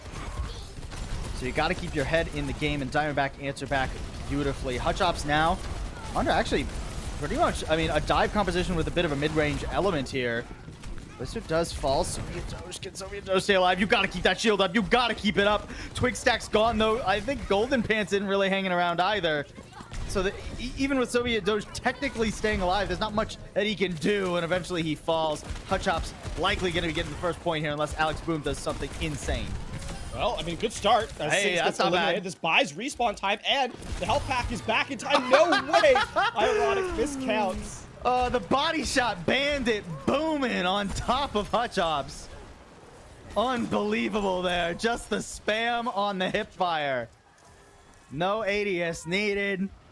Diamondback now ticking up. And I mean, this is a composition similar to the one we already saw Diamond beat on this very submap. And we're going to need to see a lot more coordinated dives from Tracer Diva combination to be able to exploit the the fact that the Reinhardt is standing up front. And look how much damage Hotchops is taking on the entry. Diamondback doing a great job of speeding this game up. And there's so much peel too, right? I mean, Twig Stack ideally is your target, but even if you get back there, Alex Boom can maybe coach gun you. Golden Pants can armor pack. Ironic is just trying to do it all himself right now, but eventually does get cleaned up. I mean, there's maybe an opportunity to go quick here, but I think Diamondbacks will be back in time. Yeah, no, with that elimination onto Lizard 25, I think this is going to have to be a the zoning tack visor. don't come over here. I'm waiting for my supports. Don't come over here. I don't want you to. Wow, and then that's why you pop that out there. You let Twig Stack come back, and he just does it all. Unbelievable. And then assists onto the third, and with that actually just forces final fight, by the way. Yeah. Especially with the hovering around of the last two members of Hotchops. Any pickoff here almost certainly spells doom for the map. And I mean, how are you gonna break through this Transcendence? A Bob available too. Twig Stack is not afraid of anything. Oh, and Pop gets pinned. That's the least fortunate thing that could have happened to Hutch Ops. Earth Shatter online too. Even if you step up to the objective, you're just going to be flattened on the floor. One hit in the ground. Sinks, looking low. Yeah, eventually will get cleaned up too. And I mean, ironic, no ult in hand, no allies, no nothing. Diamondback, they struggled on Mecha Base. That one doorway really was their worst enemy, because after that, it has been clean as a whistle for their map number 1. That is a brilliant sign of things to come, perhaps, but at the very least, it's your map pick win, and we know how important that is. Get a quick highlight here from Alex. Is this going to be the hip fire? Yeah, yes, it is. You're darn tootin' right it is. Love it. Up into the air too. I mean, that's just such a fun play. that's such an unbelievable way to clutch there. And honestly, I would, if there's a word I would ascribe to quite a few of the Diamondback players, it would be clutch at this point, right? Between Alex Boom, between like what Twig is able to do, right? I mean, it's some really unbelievable stuff. I mean, now we're going to go to map 2. It will be Escort, and it will also be the other team's pick. So we'll have to see where we end up going for Escort. I mean, if I'm Hutch Ops at this point, I'm thinking to myself, just pull as far away from anything flat as possible, right? I'm thinking like a watch point Gibraltar. Honestly, you know, they're playing a lot of Winston, they're playing a lot of Diva. That verticality would be huge for them, and it would be so inconvenient to the Reinhardt. I mean, you read my mind in terms of like the expectation. Looking at this, if I'm kind of deciding where I want to go as a team, you know, what do our strengths look like? You really play into the Winston, you really play into that aggressive style. Take advantage of it. Try and find a way where, you know, you can get mobility to be your friend. And more critically, don't allow that single avenue fight to occur. Look at where Diamondbacks are the most successful. It's that straight line look where they're standing behind the Rhine shield and kind of providing like a spear, right? Where the damage is in the front, not much is happening to the sides and from behind. Now, to kind of counter that, you need to go from all angles, and obviously verticality is the easiest way to add another dimension, as opposed to trying to flank around, which takes time and requires coordination, quick coordination, which can be very difficult in the heat of a fight. Yeah, and I'm wondering, if not Watchpoint Gibraltar, where do you even consider, right? Because like you could say like Dorado maybe, right? But we just saw that honestly Dorado is not intense enough in its verticality to throw Diamondbacks for a loop. Like they got thrown for a loop when they played it earlier today, and then they went, wait, why would we run Zarya? Let's just do what has been working for us. We'll force them to the cart. We'll force them to play low ground against us. Well, I think an easier thing to do would be with maps that you don't want to see, right? Yeah. Circuit Kings Royale, Row. Havana. Well, wait, Kings Row's hybrid. But speaking of Escort, Havana, things like Rialto, Havana, Circuit Royale, these three are like, please don't go here unless you have a style unless you have something in your back pocket that really starts to put pressure on the Rhine. I'm thinking lots of shield break, a lot of sustain. If you're bringing like a Sigma, for example, into like a Bastion kind of thing. But considering you've postured for the Winston for so long, even or like even a Diva, I think Watchpoint Gibraltar ends up being kind of like the go-to selection for me. Now, granted, of course, we are speaking without the evidence of like scrims, without the evidence of practice and history. So we'll have to wait for the teams to decide before. Well, we don't have to wait long. I'm getting news here, LaFon, and it is not what we were necessarily pulling for. Rialto is going to be the name of our second map here. A bold pick, I would say. I will highlight, I did Hutch Ops. in my do not pick recommendation, Rialto was named. Yeah. I mean, I want to see what Hutch Ops have. Yes. Right. I think if they're running the same sort of things that we said, like if we roll out here and it's like Winston Reaper, I'm going to be concerned for the longevity of this series. I want to see as much Overwatch as we can today. But maybe there's maybe Hutch Ops have already considered that sort of a wash, right? They're like, well, we got like some value out of it. Maybe we got some value out of like those really intense choke points, but let's not stick with that. And indeed, it does seem to be a pretty intense adjustment.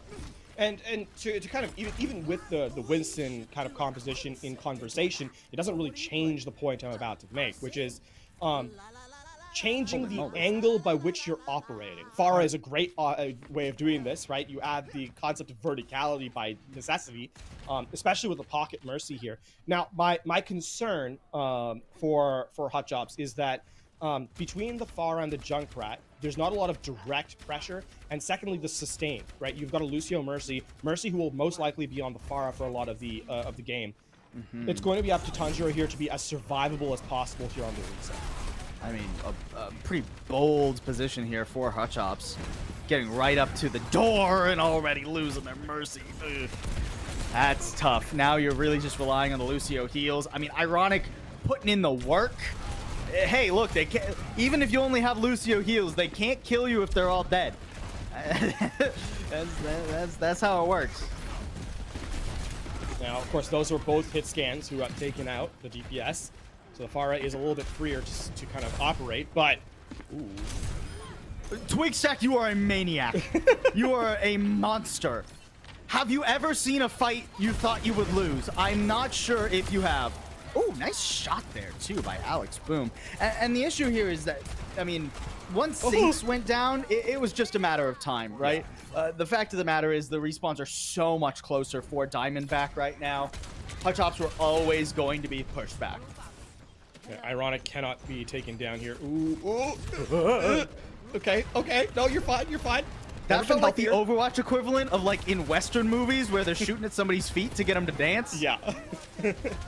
Jeez. All right. Hutch Ops have to try and get back in here. I mean, they're coming close to a couple of ultimates. Ironic, you can hit some shots. You need to hit the Oh no, they didn't touch the cars. Oh no. The floor is lava cart edition. Whoop. Not the right target there for the javelin either. And I mean, now Hutch Ops are running into the problem where they're losing while retreating, right? In Overwatch, often if you think you're going to lose a fight, it's often best to go forward. To die as far away from the enemy's objective as possible, to die on the cart, because it just buys you more time. If you keep trying to like run away and you don't actually get away, you end up giving over so much more progress. I mean, look, it's hardly even been one real fight, and Diamondback are already on the precipice of second. There's that zoning tactical visor once more, but of course a lot more lethal as Lizard 25 gets picked out. I mean, a barrage in an attempt from Ironic to catch Diamondback off guard, but they're keeping their heads on a swivel, and Hutch Ops are gonna have to just go for a full reset. They've got to try and stabilize here. That's gonna be a 5.5 minute time bank. I can do math, I promise. 5.5 minute time bank going into third. And unfortunately, they're going to get the reset, but it is not of their own volition. This is going to be the respawn queue that sets them up. And, I mean, saving Grace, third point, is really difficult to capture on this map. But, I mean, Diamondback feel like they've got everything rolling here with everything to their name as well. Oh, and the tire drops, too. Pop pulling that one out pretty early. Trying to just keep Diamondback out. Oh, and now a Transcendence. Wow, going forward aggressively. The beat is dropped. Lizard trying to keep Tanjiro alive. It's hard to wear through that reset, even so much as normally either. Eventually, the horse does fall, but it cost Diamondback quite a bit, and I think for the first time this map, really. You know, I was about to say they're going to have to reset, but Pop is ever so low. There's still a couple members here. They're going to get as much progress as they can with just 2 people. Yeah, they're going to go all the way to that final archway before that checkpoint. And with the fact that actually Diamondback dies first, they may not need to reset at all, right? I think their respawns come back at the same time as Hutch Ops. Oh, that juggle almost created an opportunity for Sinks to get away, but not able to pop the fade in time, or maybe didn't have it off cooldown. Soviet Doge, you can put your barrier up when you're in the Terra Surge.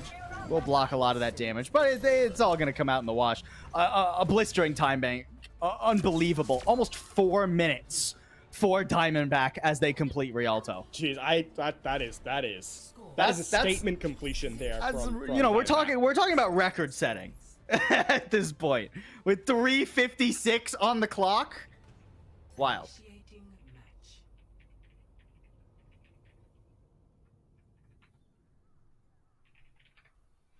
Sometimes you have to let the clock speak for itself, you know?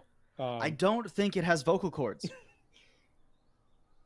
Fun fact about clocks: 4 minutes most of them is don't. what you start the map off with, right? So now down -4 seconds is You what, didn't like my vocal cord clock joke? I'm offended. Who said I didn't like it? Just because You I don't blew right respond to it past doesn't it. mean it's not funny. It wasn't funny, but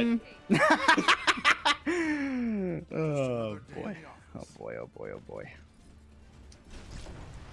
All right, Diamondback on the defense now. All they have to do is hold somewhere on the map, and they will be on match point, on tournament point, season point. They will be ever so close to being the grand champions of the Texas Esports League, presented to you by Baylor University. The world doesn't want us. It's good to see the Soviet Doge is having a good time, too. yeah, go for a little waltz here while you're outside their spawn doors. I mean, at 3:56, you've earned it, right? Now, of course, you do have to finish the hold. A bold hook, maybe, off the map. I mean, you walk out for a quarter second, and between Zen, Ash, Soldier, your HP's already halfway done. Ironic? Wow, hello? Oh, almost gets the boop there. 35 health. Wow. How do you manage to get back around the corner there? I mean, that's quite a play. It doesn't manage to really pick up too much. Golden Pants, you can chill just a tiny bit. Okay, well, now you're gonna have an opportunity to chill back in the respawn room. Okay, that's a little bit too much creativity from Diamondback on that first hold. I think we, you danced outside the spawn, but maybe we focus on for fight number 2. That's a really good engagement from Touch-Ops. Recognizing that Diamondback aren't giving them respect in terms of spacing. I mean, we saw what Twig Stack was able to do right on the Zenyatta, but one of the things is the Zen with that verticality, it's so hard to aim directly in the air, and Ironic absolutely exploited it to get those eliminations and start Touch-Ops moving forward. Ooh. And I mean, hey, now we might end up seeing the same sort of pace here. Already, Diamondback are having the same sort of struggle regrouping that Hutchops did on their defense. And Hutchops are doing a great job of just picking up people as they filter on in. First point's pretty quick. 5 minutes on the clock. Can you pick up any more stragglers coming out of second? Come up. And I mean, that was extremely well done. But you do have to be careful still here. I mean, you don't have your tank for a little bit. A hook here could really spell disaster for this defense, but actually playing pretty passively is the offense. Oh, and here comes the tack visor right out of spawn and immediately sent back. Ironic just cooked. Nicely done by the tack visor there, and an inexpensive fight too for Diamondback to get defense. Yeah, I mean, Oak Muffin's aim, like without the ultimate, has been really good throughout this game. So the tactical visor just gives you peace of mind to kind of run forward and deal with the aerial threat, right? And this has been a really good engagement for Diamondback. They just have to retreat, I think. You don't need to give this window opportunity. Wow. Or you can Transcendence and Using just the run them down. That also works. Using the Transcendence to tank the window while Soviet Doge gets a pick, that is the sort of moxie I like to see from these teams. Diamondback not afraid of anything. I believe Ironic might be changing here. There was a barrage attempted there, but instantly taken away. So, yeah, there it is. It's going to be over to the Reaper now for a little bit more close quarters combat. Oh, no! Boom! Coalescence canceled. Pops like a balloon. Soviet Doge with an excellent Earth Shatter there in the Bob just to ensure all the damage is coming through. Now Diamondback are really starting to feel it. I will highlight that right now, this is the spawn doors that Diamondback are sitting at on this first or second point, technically. There's at least one pick there. Twig Stack eventually punished for that forward positioning that we see from him so often. Gets a lot of damage done, but takes some risks to do it. Sink Stack coming in, just trying to keep focus on the Reinhardt, honestly. If Soviet Doge can't play the game, the rest of Diamondback will struggle to stabilize. Nice little TP here. Ironic sneaking up behind him, going for even more. Tack visor shut down. Beautifully done by Ironic. This is why Reaper is some people's favorite character coming from the side. That was a really good execution on the flank play by by the assassin, really. And Ironic is not done. Goes for a delayed pickup too. Yeah, good and kind of resuscitates the time bank that was looking pretty dire for the offense. That pick, or that fight rather, puts Hutchops back on pace to have a decent final third. Hutchops will still struggle to match the time bank of Diamondback, but at this point, all you care about is capping. Doesn't really matter how you get it done. Ironic good for another already, too. Soviet Doge just trying to work up to this Earth Shatter, but is going so far forward, and oh, he's dodged! Tanjiro leaping to the side. And once that's done, I mean, the gambit does not pay off for Diamondback. And with this, I mean, with a very far forward Oak Muffin, this is going to be a pickoff, and that means that it is going to be a second point capture here for Hotshots. As Ironic is Golden just Pants? laying down damage here. The supports of Diamondback are fearless. I will say that about them. Perhaps they need one fear, though. Perhaps a modicum of fear would help their longevity. Yeah, I mean, you know, bashing into the Reaper there is certainly bold. Although Ironic, equally bold, walking forward without your tank or supports. So now, I mean, the good pace that Hutchops had been setting rather, since the beginning of B is going to be tempered somewhat. Nonetheless, it's better to have that progress on third to get some advancement and, you know, still be stuck on second. So I think they'll take that trade. A bold Death Blossom, completely shielded. The kick to the face. Get out of to here. The shield. Twig stack. You can't style on him like this. Oh my right. word. Now, here's where we kind of the doldrums of a map come into play, where ultimates are online, and the choke points have to be operated within. Tactical buttons are entirely nullified. Ouch. That's tough. I mean, Soviet Doge is just going to hold onto this Earth Shatter as well. Oh. Whoop, goodbye. Oh, I mean, still. Done for. I mean, Twig Stack does end up going off the map, so at least it's a pick. Oak Muffin now trying to neutralize this Amp Matrix. It's looking a little low, but still gets the job done. I mean, the start of that fight, Diamondback were about to have 5 check marks, right? So to trade 2 for 2, you're okay with that 100% of the time, especially when you get the fight win. Bob lopped in here. Is Soviet Doge about to Earth Shatter them inside their spawn? I mean, Pop caught out in the open. The Immortality Field gone now, too. Tanjiro's got to look for one unbelievable hook if he's going to pull anything off. And no, I'm just not seeing it right now. Ironic trying to assassinate somebody, give the respawners at least a chance, but couldn't quite find the timing there on Twig Stack. We're down to a minute, Lafon. Yeah. And I mean, you're still going through both support ultimates and shatter with nothing to block it out. This is looking real tough for Hotshots. A miracle play is what's required here. I mean, Ironic pulling a rabbit out of the hat, or preferably an elimination without being contested. That's what you're looking for. Beautiful Earth Shatter 2. 3 on the ground. 5 back to the spawn room. There's 1 player on cart, but tragically that will not be enough. That's 40 seconds left. You still got the tac visor and the rally in tow. There's just nothing to pierce through that rally either. I mean, Coalescence just doesn't feel sufficient. Ironic trying to hide behind the pillar, but the tac visor's out, and Twig Stack's chasing him down too. Oak Muffin unrelenting. And how can you even approach? 15 seconds now remaining for Hutchops, and it's feeling all in vain. Although, as I say that, so much damage, and Soviet Doge is down. Oh, just one opening, just one pick, but no, not enough. Everyone falls. Pop gets to the cart. At least overtime will be triggered. Actually, will it? No, it won't. Died a little bit too early. Diamondback already on match point. Yeah, that is I mean, that is just a brilliant perspective from Diamondback. Ironic will get the highlight here at the, this is the teleport that comes in on second. Yep. But Unfortunately, it is going to be Diamondback who get the map victory. And the other thing to note, too, is how they got it, right? A very commanding attack. They weren't slowed down in the slightest. Their defense, stumbles at times, but when absolutely put to the test, stands up straight and says, locks in. That's literally what it comes down to at the end there. And a spawn hold on second, a spawn hold on third, and a victory on the map in total to put themselves at match point here in the grand finals. My man close to the camera is still trying to find it. Still trying to see if there's a little guy stuck in there.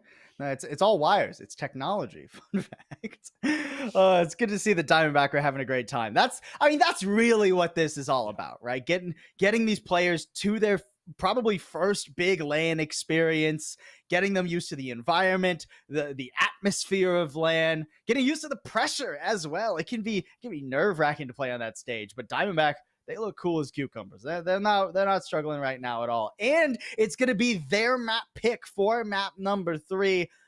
I got a feeling that we're going to see some familiar territory here. I sense an Eichenwald in our near future, LaFon.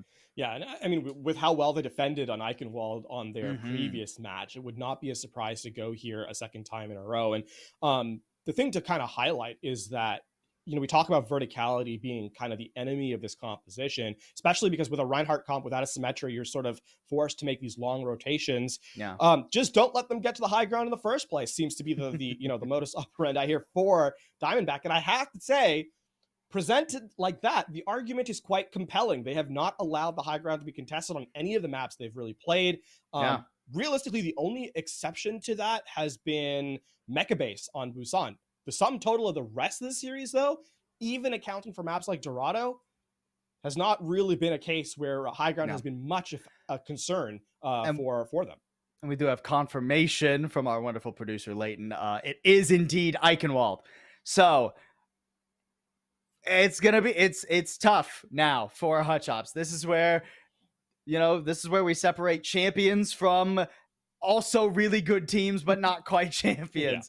Yeah. We got to figure out, Hutch Ops, do they have the grit to steel themselves, to take a deep breath, to just focus on their game, tune out the crowd, tune out the audience, tune out the LAN entirely, or maybe even immerse yourself in it, get back, hype yourselves up, get back into this third map, and maybe try and pull off a reverse sweep. Reminder, folks, it is first to 3 here. So just one of any of the remainder of our maps, and the Diamondbacks will be your Texas Esports League spring final champions. There are our squads, and you can see Hutch Ops deep in conversation about how they want to try and approach this next map. And well, they should. If memory serves, it will be defense for Diamondback too, if I'm not mistaken. Side swap coming through. So yes, I mean, if anything, you kind of just can't think about the semifinals. You can't think about any of the previous maps, right? The season is from here on out, you're playing best of ones for your tournament life. If you are Hutch Ops, right? That's really what it comes down to. You have to win, and that's kind of how you have to look at it. Ignore the rest of it. Ignore everything that came before. All for the victory here. One map at a time. One fight at a time, honestly.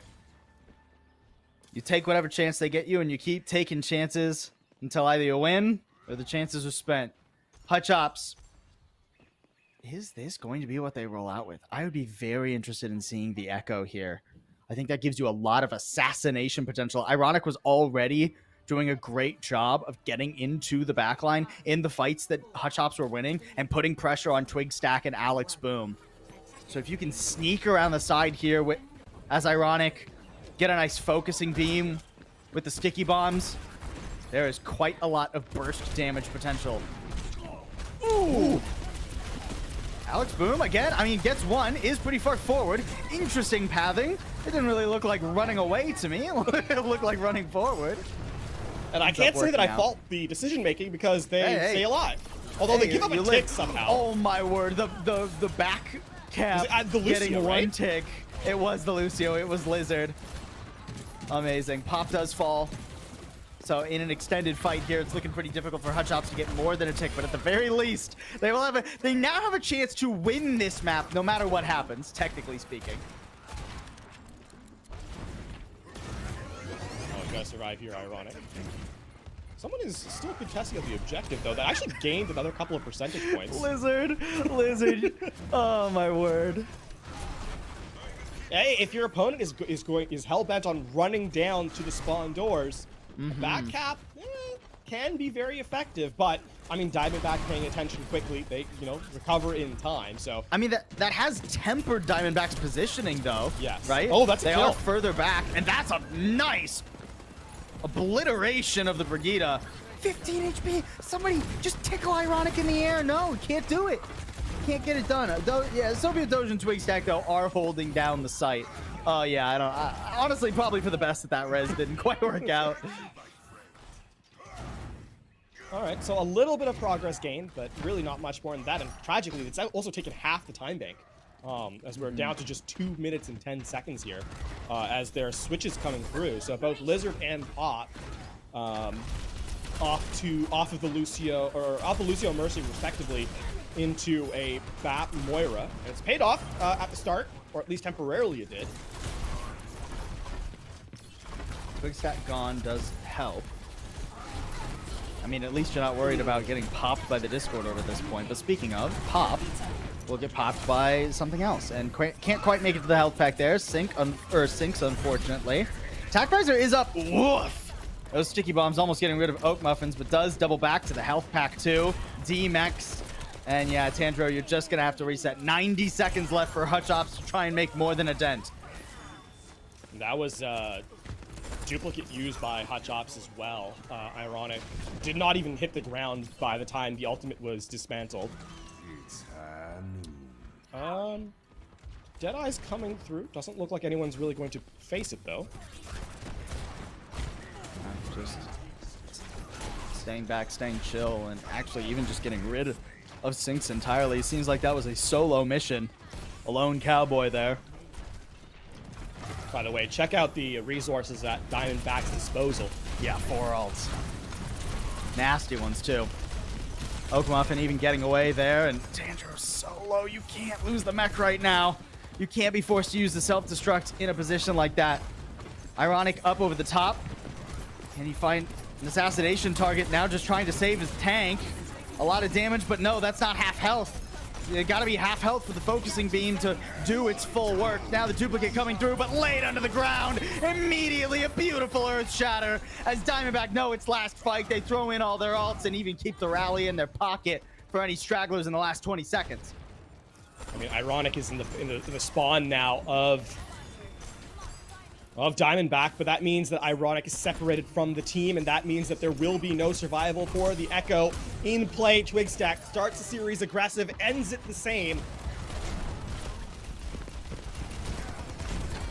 Yeah, and it feels rather done, the attacking side here for Hutchops. I don't think that Baby Diva will do it by herself. No, Tanjiro is done for. Honestly, Lizard is looking incredibly clutch here for Hutchops right now. That 46%, that 45.9%. Oh, okay, round it up to 40, the one I said at first. Come on, game. Oh, it says 45. Okay. The game's just messing with me at this point. But either way, all that percentage courtesy of those back caps from Lizard gives Hutchops a chance. It is a chance. The slimmest of margins. Sometimes that's all you need. There is precedent, though, that Diamondback's attack is not flawless, right? Willing to... the big thing from Diamondback is that they're willing to be aggressive. They're willing to take chances and risks. That leaves them exploitable, right? Especially with the fact that there is a lot of ground you have to cover here. And it's really easy to separate from your team, especially because you've got slower moving targets than others, right? I mean, the Rhine can pin in, whereas the Ashe is forced to kind of stay back. And I'm thinking about how the Zen likes to go forward. If you can isolate these individuals and get those eliminations, get a pick off, stay alive, and then, that's 30 seconds off the clock. Do that, 6 times in a row. and all of a sudden it's a contestable point. But that is again, margins as slim as can be. Have to be very careful to not overstay your bounds if you're Hutch Ops. Practically perfection is required here from Hutch Ops if they want to try and pull this back. Ironic already not quite able to get that assassination, but does at least pull attention. Sinks shutting down Twig Stack. That's a huge pick. That will stall Diamondback for at least the next 20 or so seconds. But Sink's falling, and Ironic's so low. Ironic's dead too. That's both DPS gone.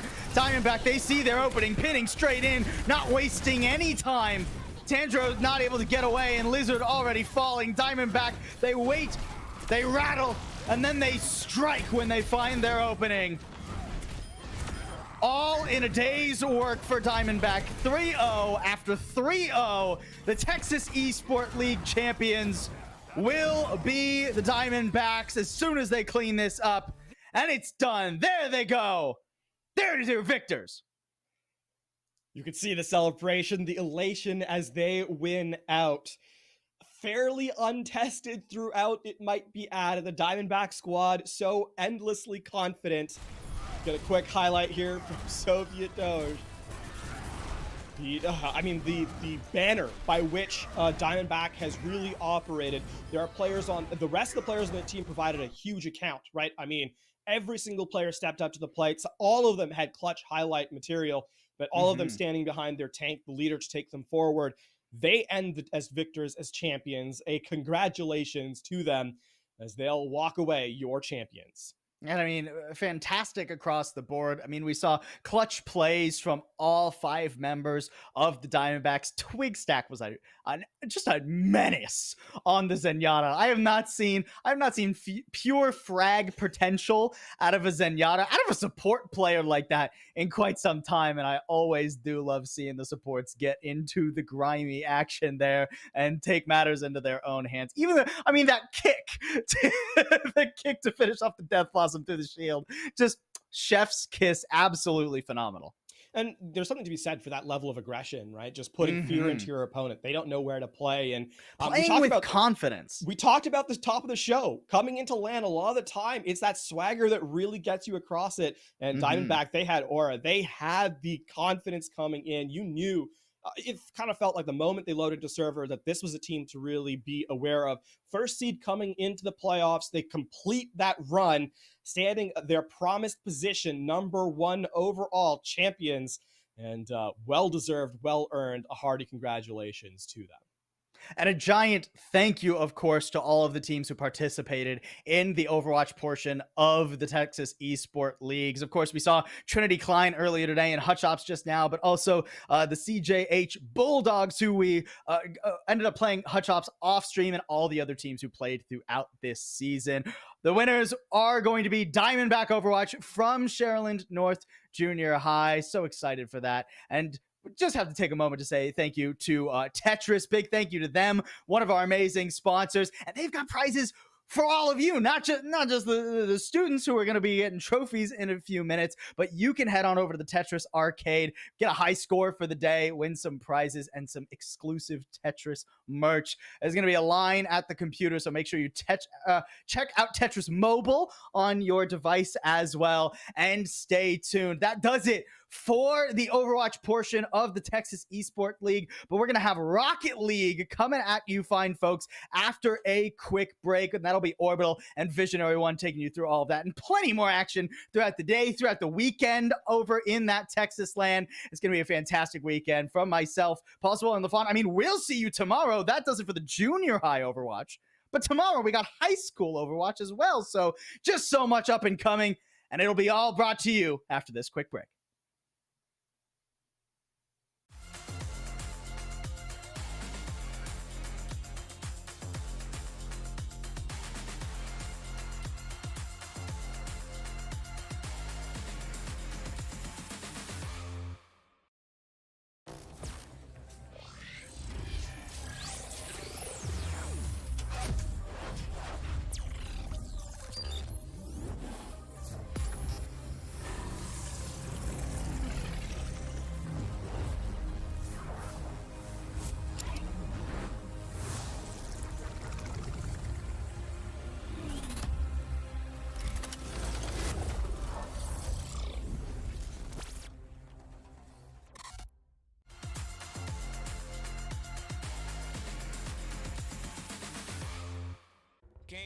I'm here to impress. Gotta make sure that my spread is the best. Throw some Takis in it, dip some Takis in it, serve some Takis with it, and crunch some Takis in it. The flavor's immense. I'm bringing the Takis to make it intense. Ah!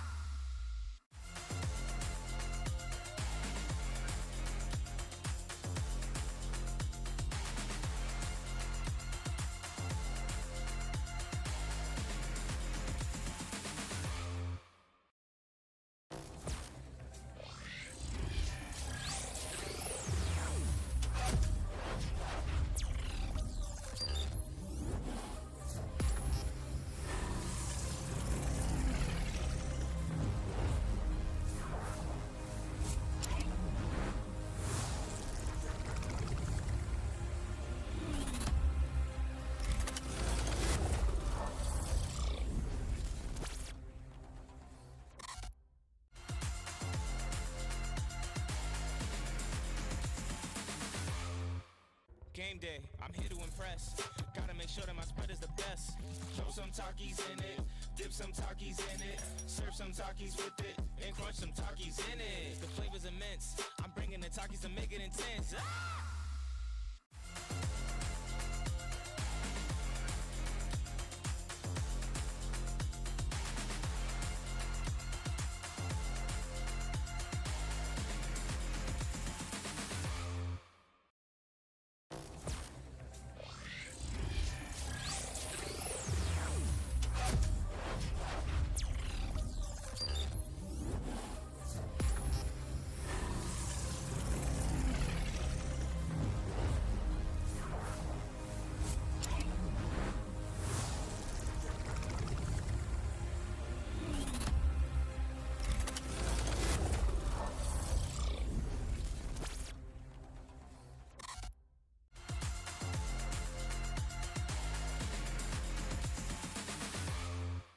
Game day, I'm here to impress. Gotta make sure that my spread is the best. Throw some Takis in it, dip some Takis in it, serve some Takis with it, and crunch some Takis in it. The flavor's immense. I'm bringing the Takis to make it intense. Ah! Game day, I'm here to impress. Gotta make sure that my spread is the best. Throw some Takis in it, dip some Takis in it, serve some Takis with it, and crunch some Takis in it. The flavor's immense. I'm bringing the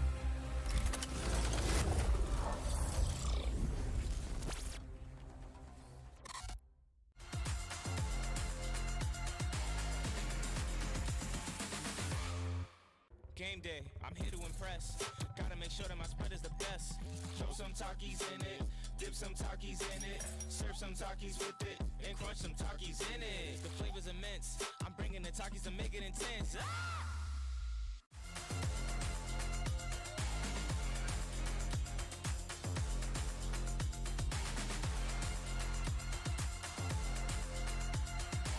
Game day, I'm here to impress. Gotta make sure that my spread is the best. Throw some Takis in it, dip some Takis in it, serve some Takis with it, and crunch some Takis in it. The flavor's immense. I'm bringing the Takis to make it intense. Ah! Game day, I'm here to impress. Gotta make sure that my spread is the best. Throw some Takis in it, dip some Takis in it, serve some Takis with it, and crunch some Takis in it. The flavor's immense. I'm bringing the Takis to make it intense. Ah!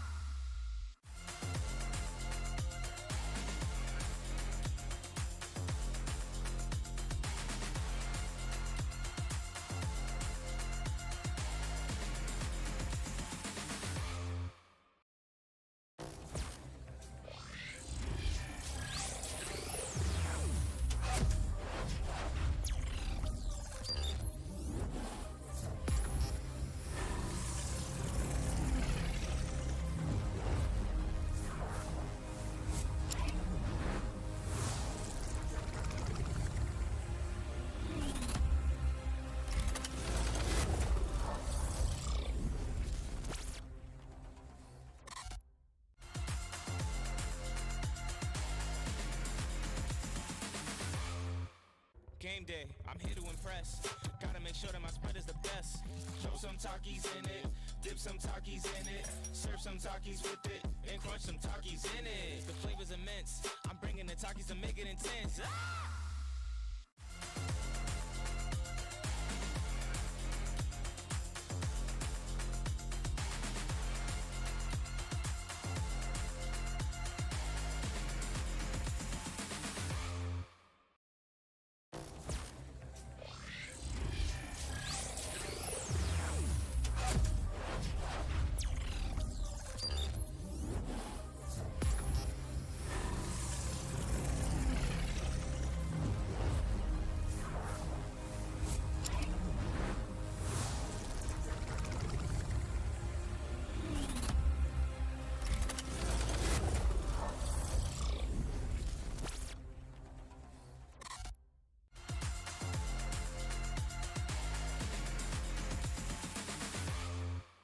Game day, I'm here to impress. Gotta make sure that my spread is the best. Throw some Takis in it, dip some Takis in it, serve some Takis with it, and crunch some Takis in it. The flavor's immense. I'm bringing the Takis to make it intense. Ah!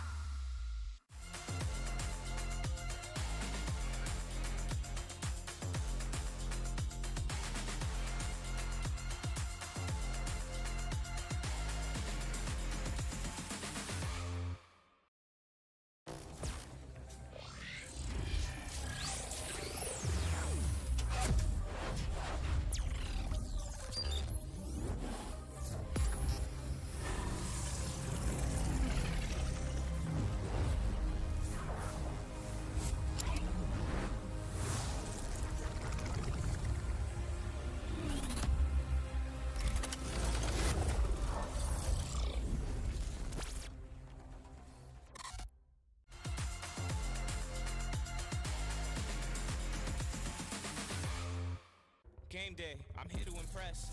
Gotta make sure that my spread is the best. Throw some Takis in it, dip some Takis in it, serve some Takis with it, and crunch some Takis in it. The flavor's immense. I'm bringing the Takis to make it intense. Ah!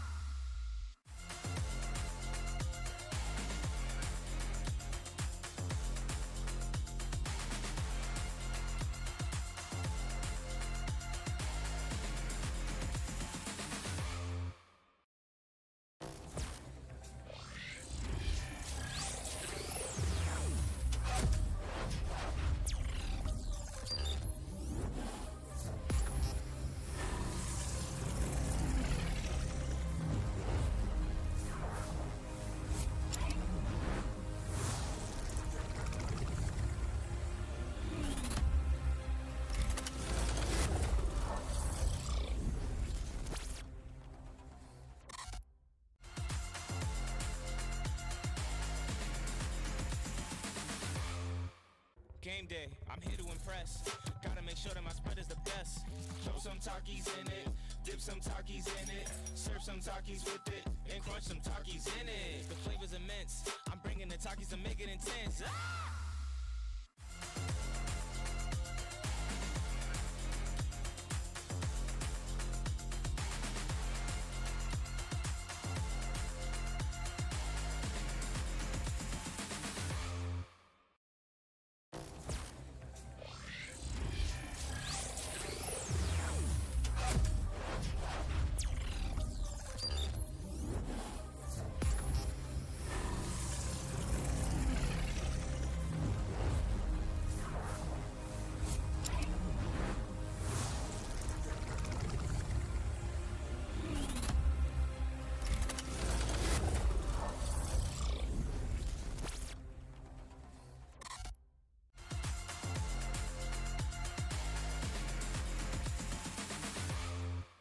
Game day, I'm here to impress. Gotta make sure that my spread is the best. Throw some Takis in it, dip some Takis in it, serve some Takis with it, and crunch some Takis in it. The flavor's immense. I'm bringing the Takis to make it intense. Ah!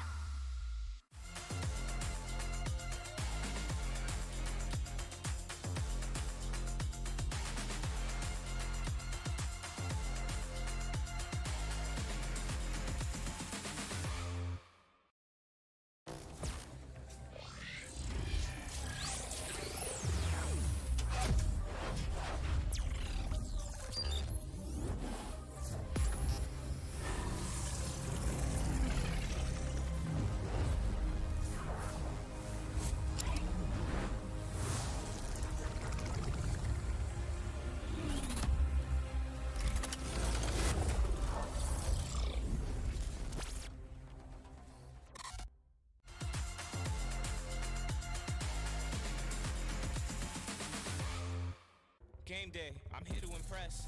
Gotta make sure that my spread is the best.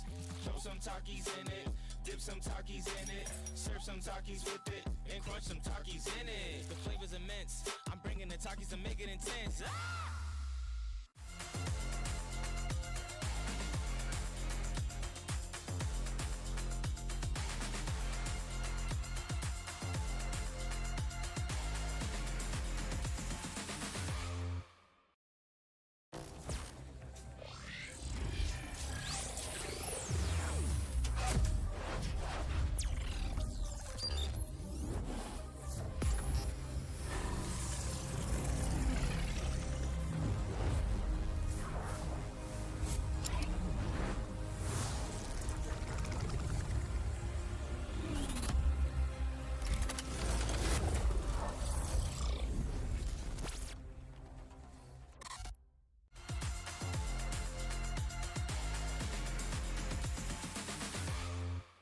Game day, I'm here to impress.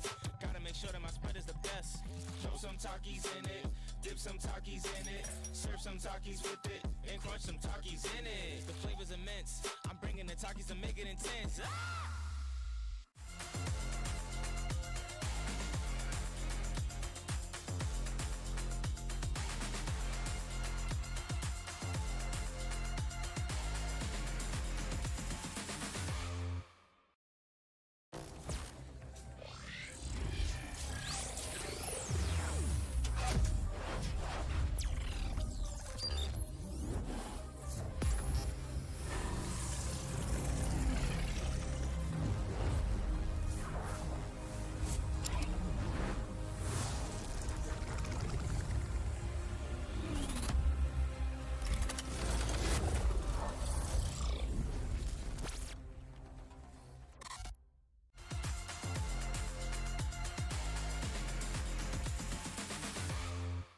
Game day, I'm here to impress.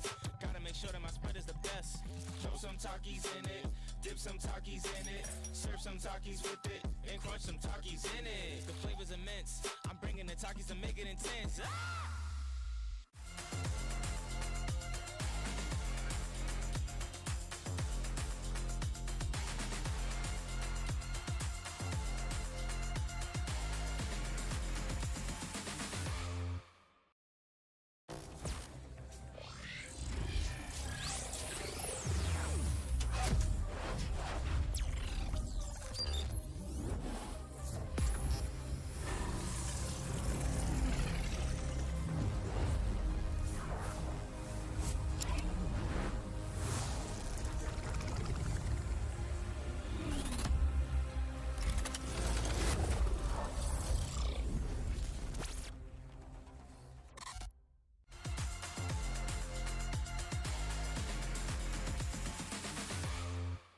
Game day, I'm here to impress. Gotta make sure that my spread is the best. Throw some Takis in it, dip some Takis in it, serve some Takis with it, and crunch some Takis in it. The flavor's immense. I'm bringing the Takis to make it intense. Ah!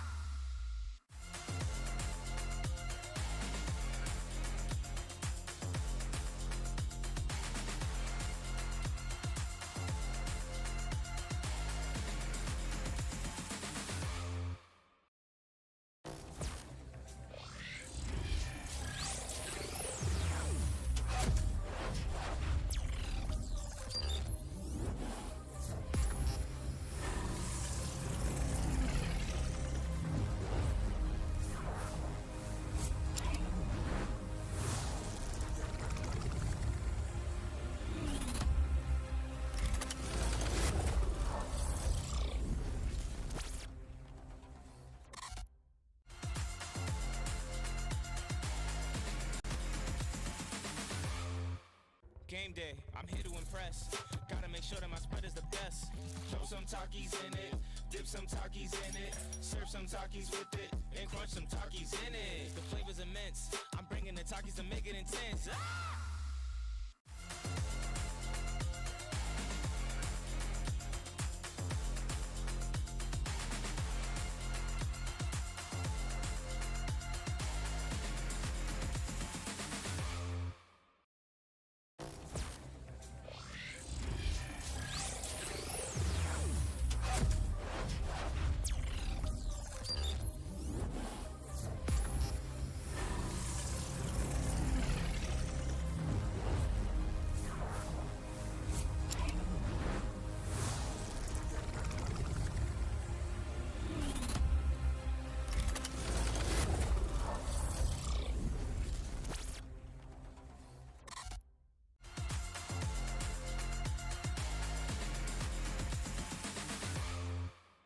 Game day, I'm here to impress. Gotta make sure that my spread is the best. Throw some Takis in it, dip some Takis in it, serve some Takis with it, and crunch some Takis in it. The flavor's immense. I'm bringing the Takis to make it intense. Ah!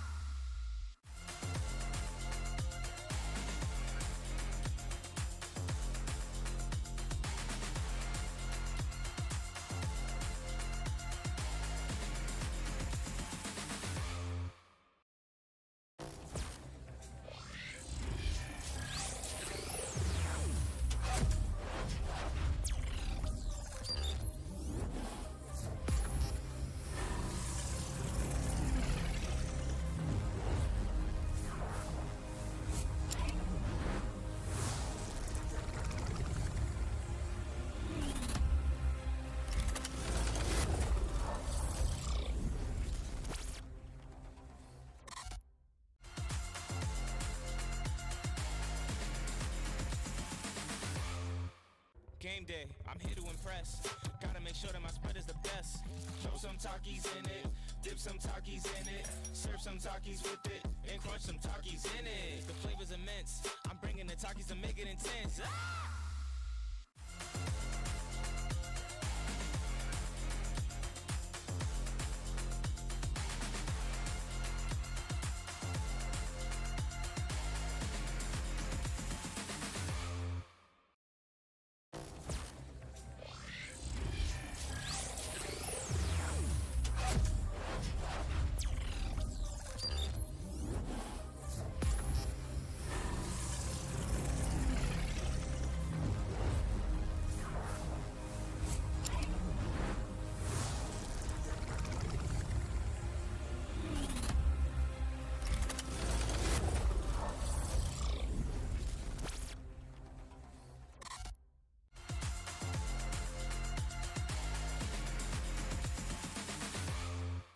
Game day, I'm here to impress.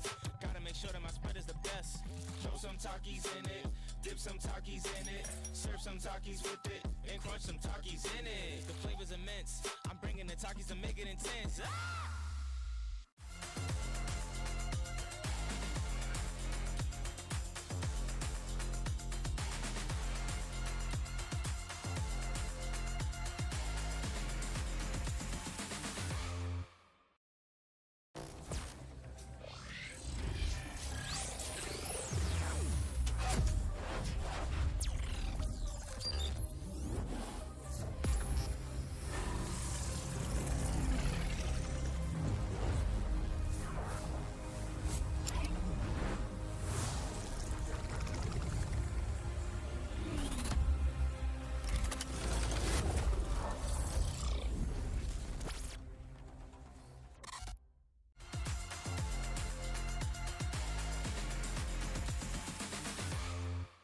Game day, I'm here to impress.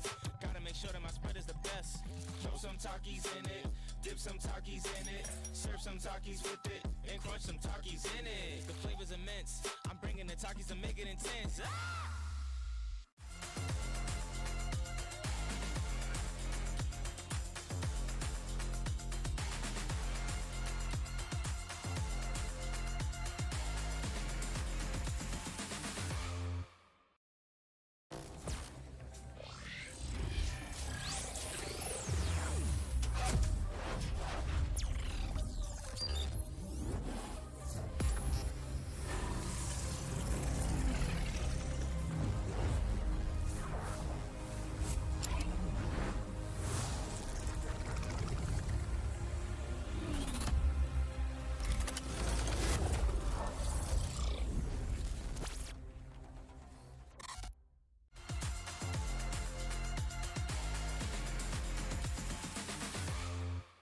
Game day, I'm here to impress.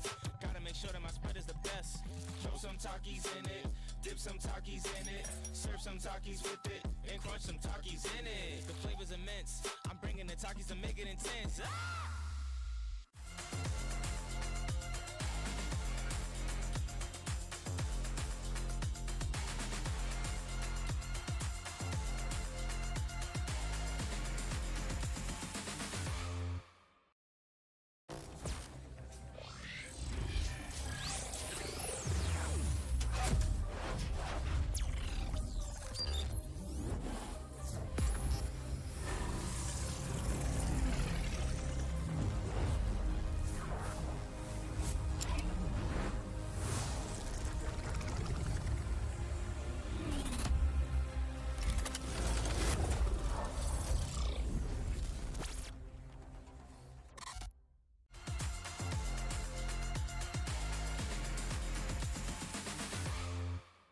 Game day, I'm here to impress.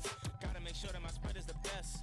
Throw some Takis in it, dip some Takis in it, serve some Takis with it, and crunch some Takis in it. The flavor's immense. I'm bringing the Takis to make it intense. Ah!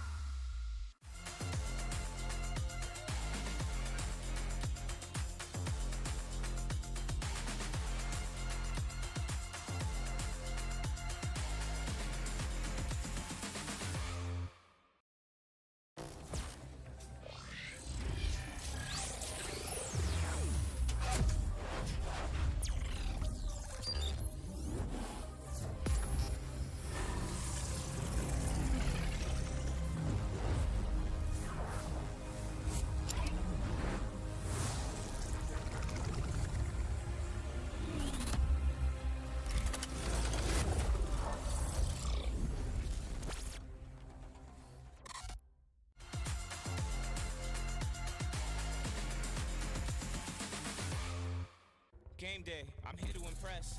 Gotta make sure that my spread is the best.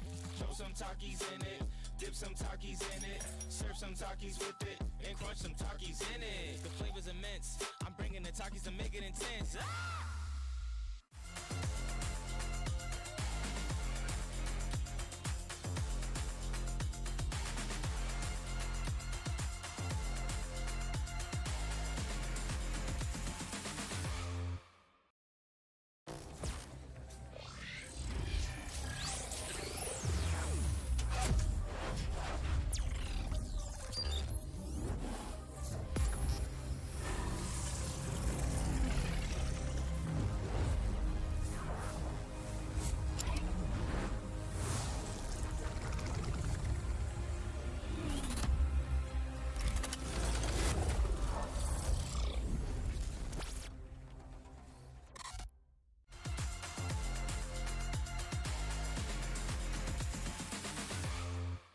Game day, I'm here to impress.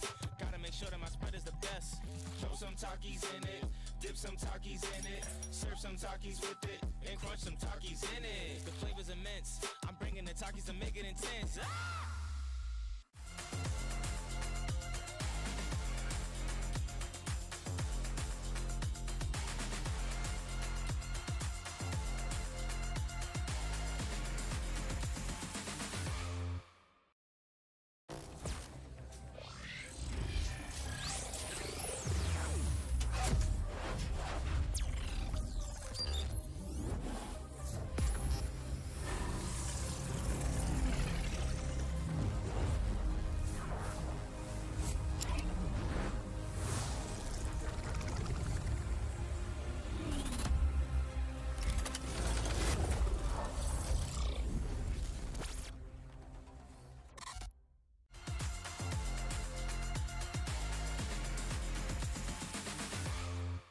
Game day, I'm here to impress. Gotta make sure that my spread is the best.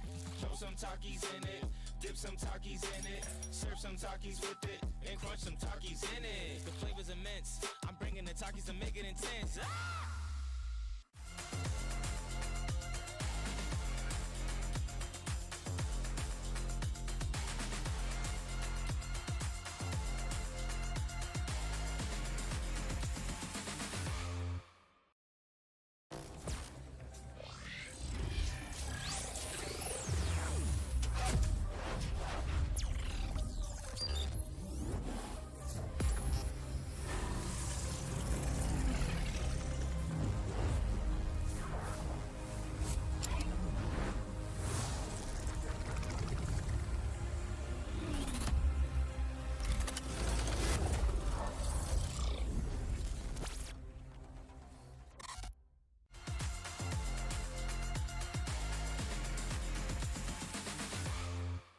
Game day, I'm here to impress. Gotta make sure that my spread is the best. Throw some Takis in it, dip some Takis in it, serve some Takis with it, and crunch some Takis in it. The flavor's immense. I'm bringing the Takis to make it intense. Ah!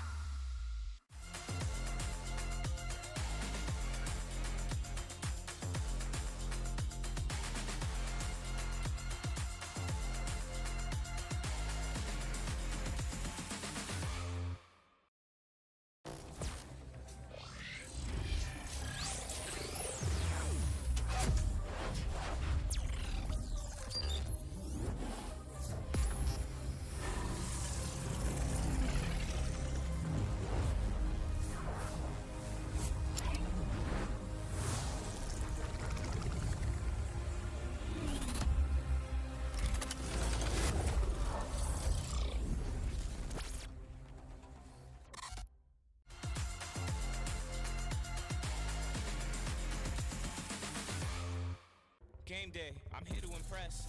Gotta make sure that my spread is the best. Throw some Takis in it, dip some Takis in it, serve some Takis with it, and crunch some Takis in it. The flavor's immense. I'm bringing the Takis to make it intense. Ah!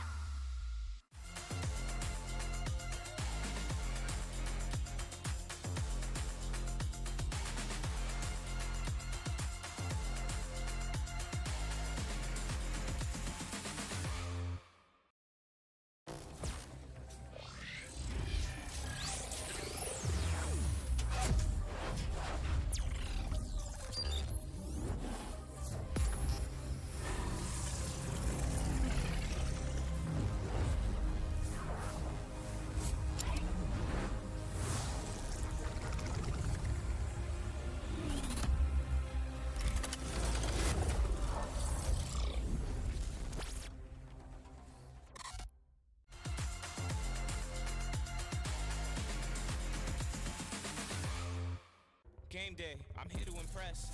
Gotta make sure that my spread is the best. Throw some Takis in it, dip some Takis in it, serve some Takis with it, and crunch some Takis in it. The flavor's immense. I'm bringing the Takis to make it intense. Ah!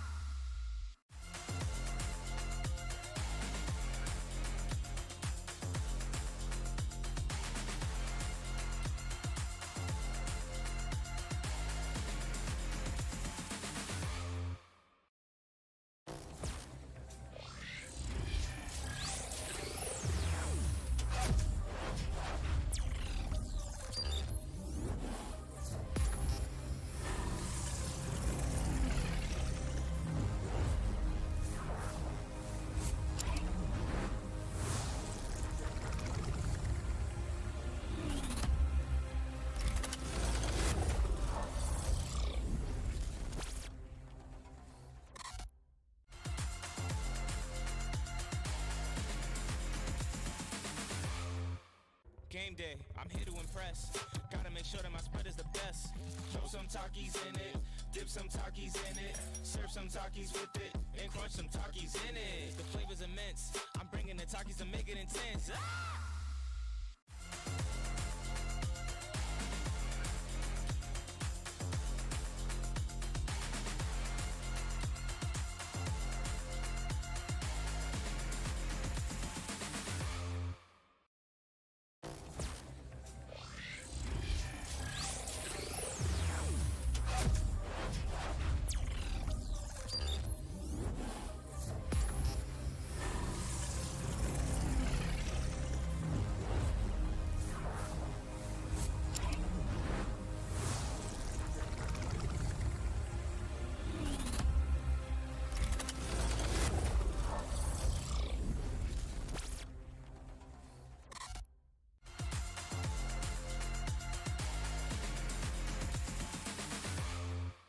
Game day, I'm here to impress. Gotta make sure that my spread is the best. Throw some Takis in it, dip some Takis in it, serve some Takis with it, and crunch some Takis in it. The flavor's immense. I'm bringing the Takis to make it intense. Ah!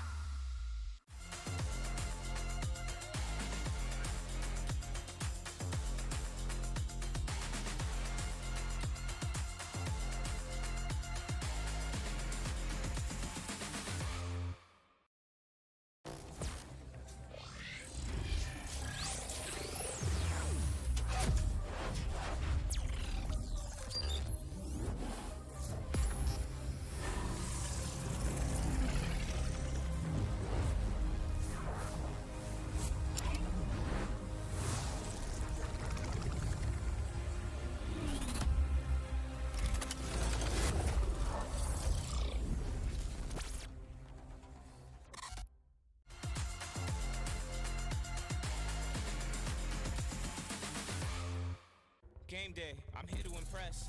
Gotta make sure that my spread is the best. Throw some Takis in it, dip some Takis in it, serve some Takis with it, and crunch some Takis in it. The flavor's immense. I'm bringing the Takis to make it intense. Ah!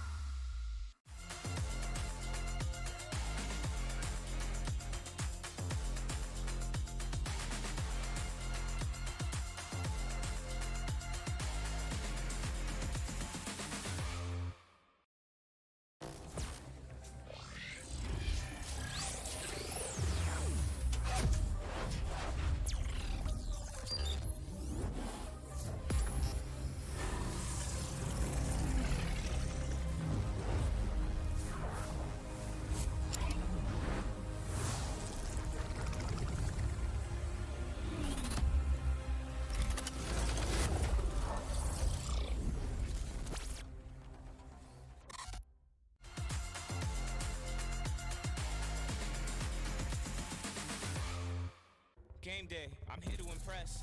Gotta make sure that my spread is the best. Throw some Takis in it, dip some Takis in it, serve some Takis with it, and crunch some Takis in it. The flavor's immense. I'm bringing the Takis to make it intense. Ah!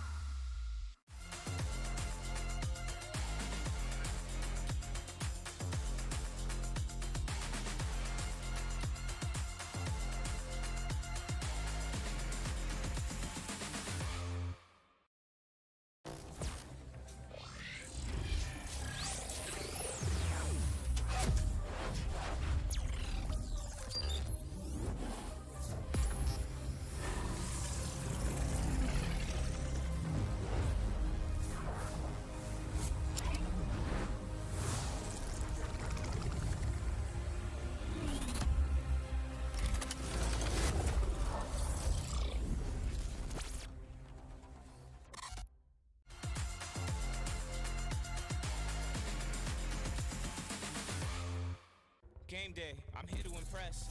Gotta make sure that my spread is the best. Throw some Takis in it, dip some Takis in it, serve some Takis with it, and crunch some Takis in it. The flavor's immense. I'm bringing the Takis to make it intense. Ah!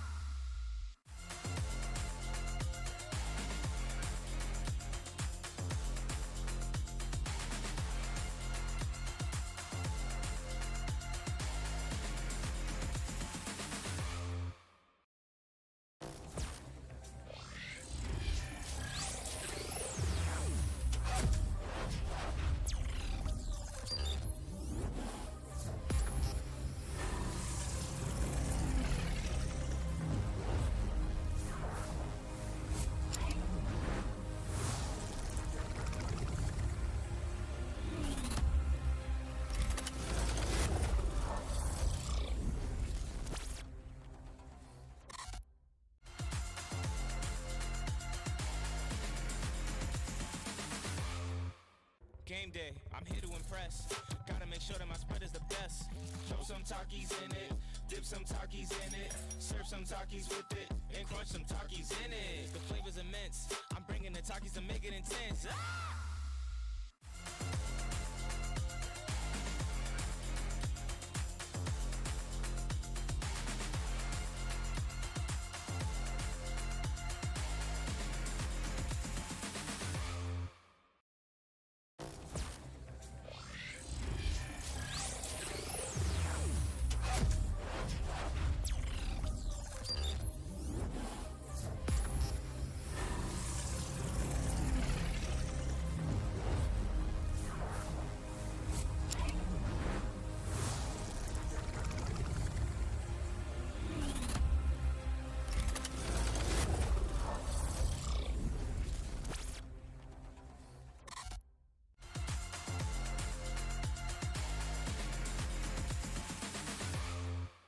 Game day, I'm here to impress. Gotta make sure that my spread is the best.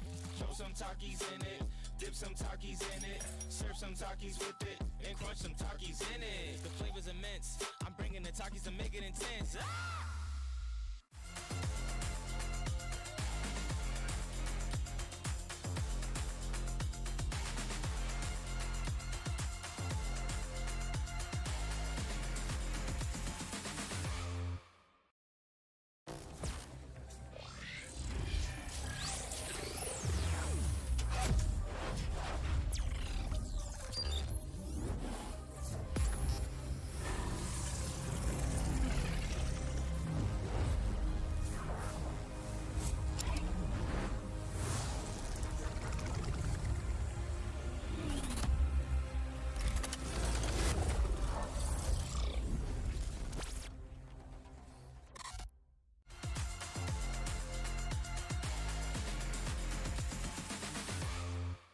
Game day, I'm here to impress.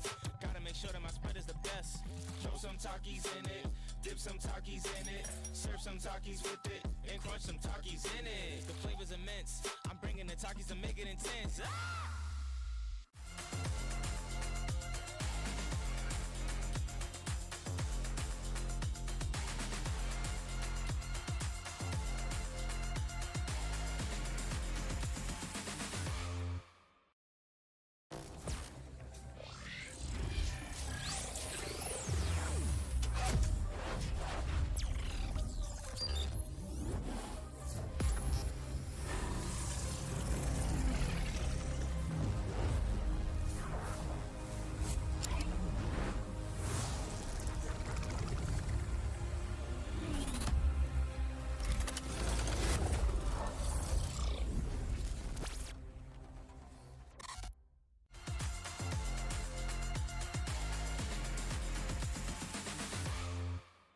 Game day, I'm here to impress. Gotta make sure that my spread is the best. Throw some Takis in it, dip some Takis in it, serve some Takis with it, and crunch some Takis in it. The flavor's immense. I'm bringing the Takis to make it intense. Ah!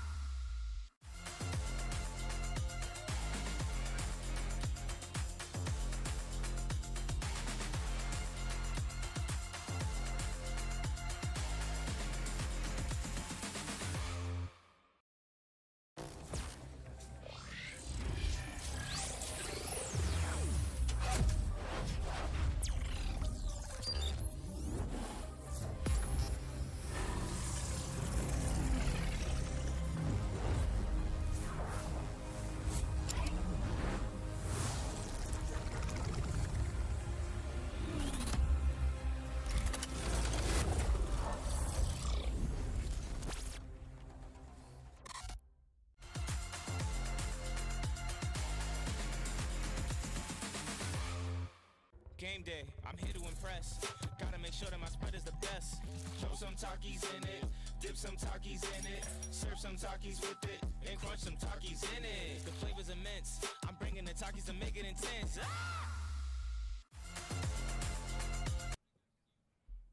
Howdy and welcome in, of course, to the Texas Esports League presented by Baylor University. Definitely excited to see Baylor coming out, and gotta give them their props for trying to grow the esports scene out here in Texas. My name is Visionary One. Alongside me today is the beautiful Orbital. We're gonna get those names below us fixed just in a second. You guys don't have to worry about that. But shout out to our previous casters as well. Bang up Overwatch Finals. We're switching gears over to Rocket League now. I can't really say I'm surprised. The 1 seed versus the 2 seed here coming out for some middle school Rocket League. Yeah, I mean, listen, shout out to Plausible and everyone else that showed up for the Overwatch side, but literally switching gears, I think, is the best part because it is very, very fun, especially with everyone on a LAN setting. This is an amazing time for the kids to be able to show up, see what it's like, and, you know, have a lot of fun. You can go ahead, see them on the screen there. It's kind of crazy for them because, I mean, when we talk about it, you know, playing on a stage in front of an audience is something that I think everyone kind of dreams of. And to be able to do that in middle school, especially for finals, show up for your school, show up for your team, and show up for yourself. I'm excited to see what they can throw down here. Oh, it should be we were kind of talking about it in the green room, right? Like we were kicking back and we're like, hey, like if anybody, the most cracked gameplay we're probably going to see, it's going to be Rocket League, right? Rated E for everyone, literally soccer with cars, almost no violence except an occasional car blowing up for no reason. As we get here into game number 1, we got Rocket Blast going up against the Cardinal Icy, and I'm definitely excited to see what they're going to be bringing to the table here for the grand final. This should be a good time, and of course, with a quick kick, it's already going to be one. That sends it in, and that's going to be one for Rocket Blast off kickoff, pretty much. Yeah, I mean, a quick goal right there. Just a fire shot coming in. I mean, looking like Steph Curry with a 3-ball right there. Love to see the early action going on, and, you know, there may be a lot of jitters here. You're playing on stage for a championship game, right? Like, this isn't anything that these kids are probably used to for the most part. You might have been playing some traditional sports. You got some people in the stands, but nothing to the size of this event that's being run right now. Definitely excited to see Jake is at school, dropping that down. The pass is there. However, going to be bounced high. Nice little bump coming out as well. Some boost stolen in the corner, but not much else doing right now as Spacey looking to get a double tap. Not going to be able to find it off the sidewall. Good save over here by Mift. Very nice to go ahead and hang on to. One of the big things is for Cardinals, as you said, go ahead and try and kind of get your bearings first, you know, but for Rocket Blast to take advantage of that, I will always say that the first goals, if you're able to find them, are so pivotal. Sometimes it goes down to, you know, that 1 goal difference, and that can be all the change. What a save right there by Spazzy. Go ahead, keeping that goal line safe, but you missed that one, and Icy sends it in. We are tied at 1-1. I love the change-up shot that comes out right here. Just a little chip. Obviously, they're going for a little air dribble. They get bumped off of that. However, the defense is not in position to handle it at all. We don't have anybody on that back post. A little cluster in that front of the net allows that one to go in. We're tied up at 1. Definitely love to see the firing back. And now we officially have a series on our hands as Jake is at school. Going to be able to get that one over into the corner. Of course, this is just the start here. First minute has already secured a couple goals for us, and that is what is so exciting. Ramping up here, Jake trying to roll it into that middle of the field, but of course, it's just going to kind of drop by, and there'll be Rocket Blast to go ahead and pick it up. I want to see a little bit more demolition, of course. I'm very much a fan of the demos, and I'm also terrible at actually angling or anything like that. So I like the demos. It's a lot of fun But for right now, everyone is very much just kind of jockeying over position. Everyone trying to figure out exactly what they can get away with and how much they can really get away with. The set play trying to be set up here, but Spazzy getting knocked along that sideline. Trying to set it towards the middle. The Cardinals are more than ready to try and challenge pretty much at every angle. High ball rolling back, and that is unfortunately not going to be a save. Spazzy watches the defender, unfortunately chases after that ball. You know, these are my favorite things in Rocket League. You have a whifty. Both players just completely miss the ball, and the defender's like, oh, I thought one of you was going to touch it at a minimum. And they're out of position. It allows Rocket Blast to go ahead and take the first game. The first lead again after that goal was scored. 3:09 still remaining. A ton of time left on this game as we're going to see Spacey going ahead and chasing this down. It's going to be a little cluster here in the front line. Might be looking to play lead blocker, however, not going to be able to get down to that one. Is Jake going to take this over the top? Going to get a second touch, looking for a third. Not going to be able to find it. And this is going to be shot right back down the other side. And game ones are always still kind of volatile in Rocket League Orbital because you have some teams that are just trying to assert their will and their dominance. You have other teams that are just trying to kind of feel out what kind of pressure is going to be brought to them. And I think that's always the kind of spicy part is I love the transition between two, but we can't even talk about that because it's not even the transition in game. It is transition of goals 2-2 now as Jake goes ahead and sends it in off the goal post. Took an opportunity. And talking about these matchups, it's first game, but first goals, but the transition from game 1 to game 2, there are sometimes a very heavy difference. And that's kind of the fun part about it. That stark difference between game 1 and game 2. Who is actually adjusting and who is willing to spot out what went wrong. And as we reach halftime, that's what we also got to be watching for. Chance ball, Jake able to save it. Jake has been a stalwart so far. It seems like he's always on the ball. This is in the midfield. It's actually going to be a rocket. It's going to be cut off, though. Okay, a little fake by... might have faked out your own team there. Miff's not going to have enough boost to get this. Spazzy has a chance for a double. Oh my Spacey. Going to get that one in. Rocket Blast going to take the lead right on back. Bit of a mistouch here from the Cardinal. And Spacey, look at the air control. Look at the double tap right there. There is nothing you're doing with that. Nope. Just a clean one. And Rocket Blast showing off a little bit here. They're the first ones to ramp up with the goals. And right now feeling pretty dang tense. And you know, considering we talked about the game 1, we have to talk about the fact that this is a best of 7, a much different format than a best of 5. You have about 3 games that you can kind of drop before you can adjust, and that also leaves a lot of time for set adjustments. You can go ahead, take a game or 2, kind of get your bearings and see what you can do from there. It isn't until we reach that 3-0, 3-1, 3-2 situation that we're actually sitting there going, oh man, things have really got to tighten up. High ball though, as a chance rolls in, Spacey sets it up beautifully. I mean, that's just a huge downfield clear. However, it's just the little communication things that I expect to be seen clean up by both of these teams. Melissa there, not really able to get into it. They both commit for the ball, both miss it off that backboard there, leaves the net wide open. And that's kind of what I talk about when we talk about these pregame jitters, right? We've seen mechanics come out. We've already seen some phenomenal plays with that double tap, with Jake being able to get that one through for the Cardinals' second goal. We're not really seeing much else, so I'm excited to see kind of what is going to change here in between game 1 and game 2. Jake's already up on this though. Has a touch. Oh my, talk about transitional offense. This goes from the corner to the net in T-minus 2 seconds.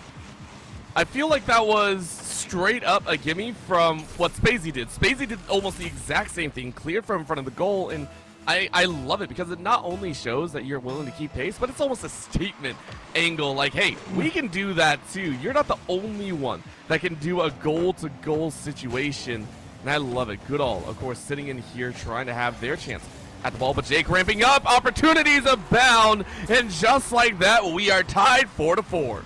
I mean, what is defense? Who cares? The best defense is a good offense, apparently. Both these teams, game 1, 8 goals on the board.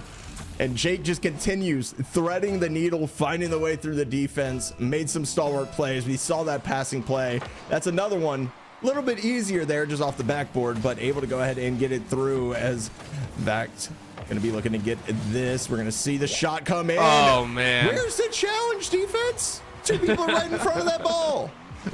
At this point, it's a freestyle showdown. I think that's what it is. They're just like, yo, what's your best shot? How quickly can you score? And they're going to run it. This is going to be almost a 12-goal game if they keep up this pace. We've got a whole minute left. I'm assuming 3 more goals at least. I wouldn't be surprised if I saw it, Orbital. This is definitely something that's going to be interesting. Jake going to go ahead and pop that one up, looking for a teammate once again. And oh, the challenge from the midfield going to rocket this one off the backboard. It's volatile, double commit, maybe a little pinch there coming out. Icy's going to take this one away from his teammate, looking to set something up here. Has the boost, has the flick, going to be past one, but Spacey going to be able to get this one away. Looking for a second touch here, going to be able to find it. So the clock starts bleeding down and play kind of just goes back and forth where we're at right now. Going to be a big miss there, going to leave this ball in the corner. Jake trying to get anything, but has no boost to do it with. 30 seconds remain. Rocket Blast hold on to that 1-goal lead. Of course, I really don't think that 1-goal lead means anything. They know this could change on a single dime, and that's why they're challenging so hard right now to try and keep this ball out. Icy, though, able to flick it towards middle. Spacey able to clear it out. What a hole that could have been that tying goal, and now it does feel like it's in their hands. Sets it up in the middle. 5 seconds left, pretty much. Kick down the sidelines, though. This could be the chance. Off the side, great defense, and now we're headed to that airball time. It's going to hit the ground, and Grandal will go ahead and grab game number 1.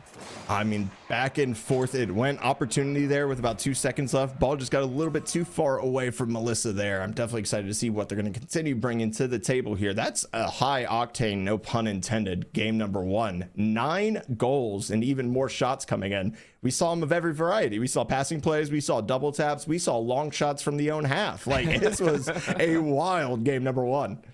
We saw no defense. That's what we saw. Like, in the second half, there was like no defense whatsoever, and I love it. I actually really enjoy that, because here's the deal.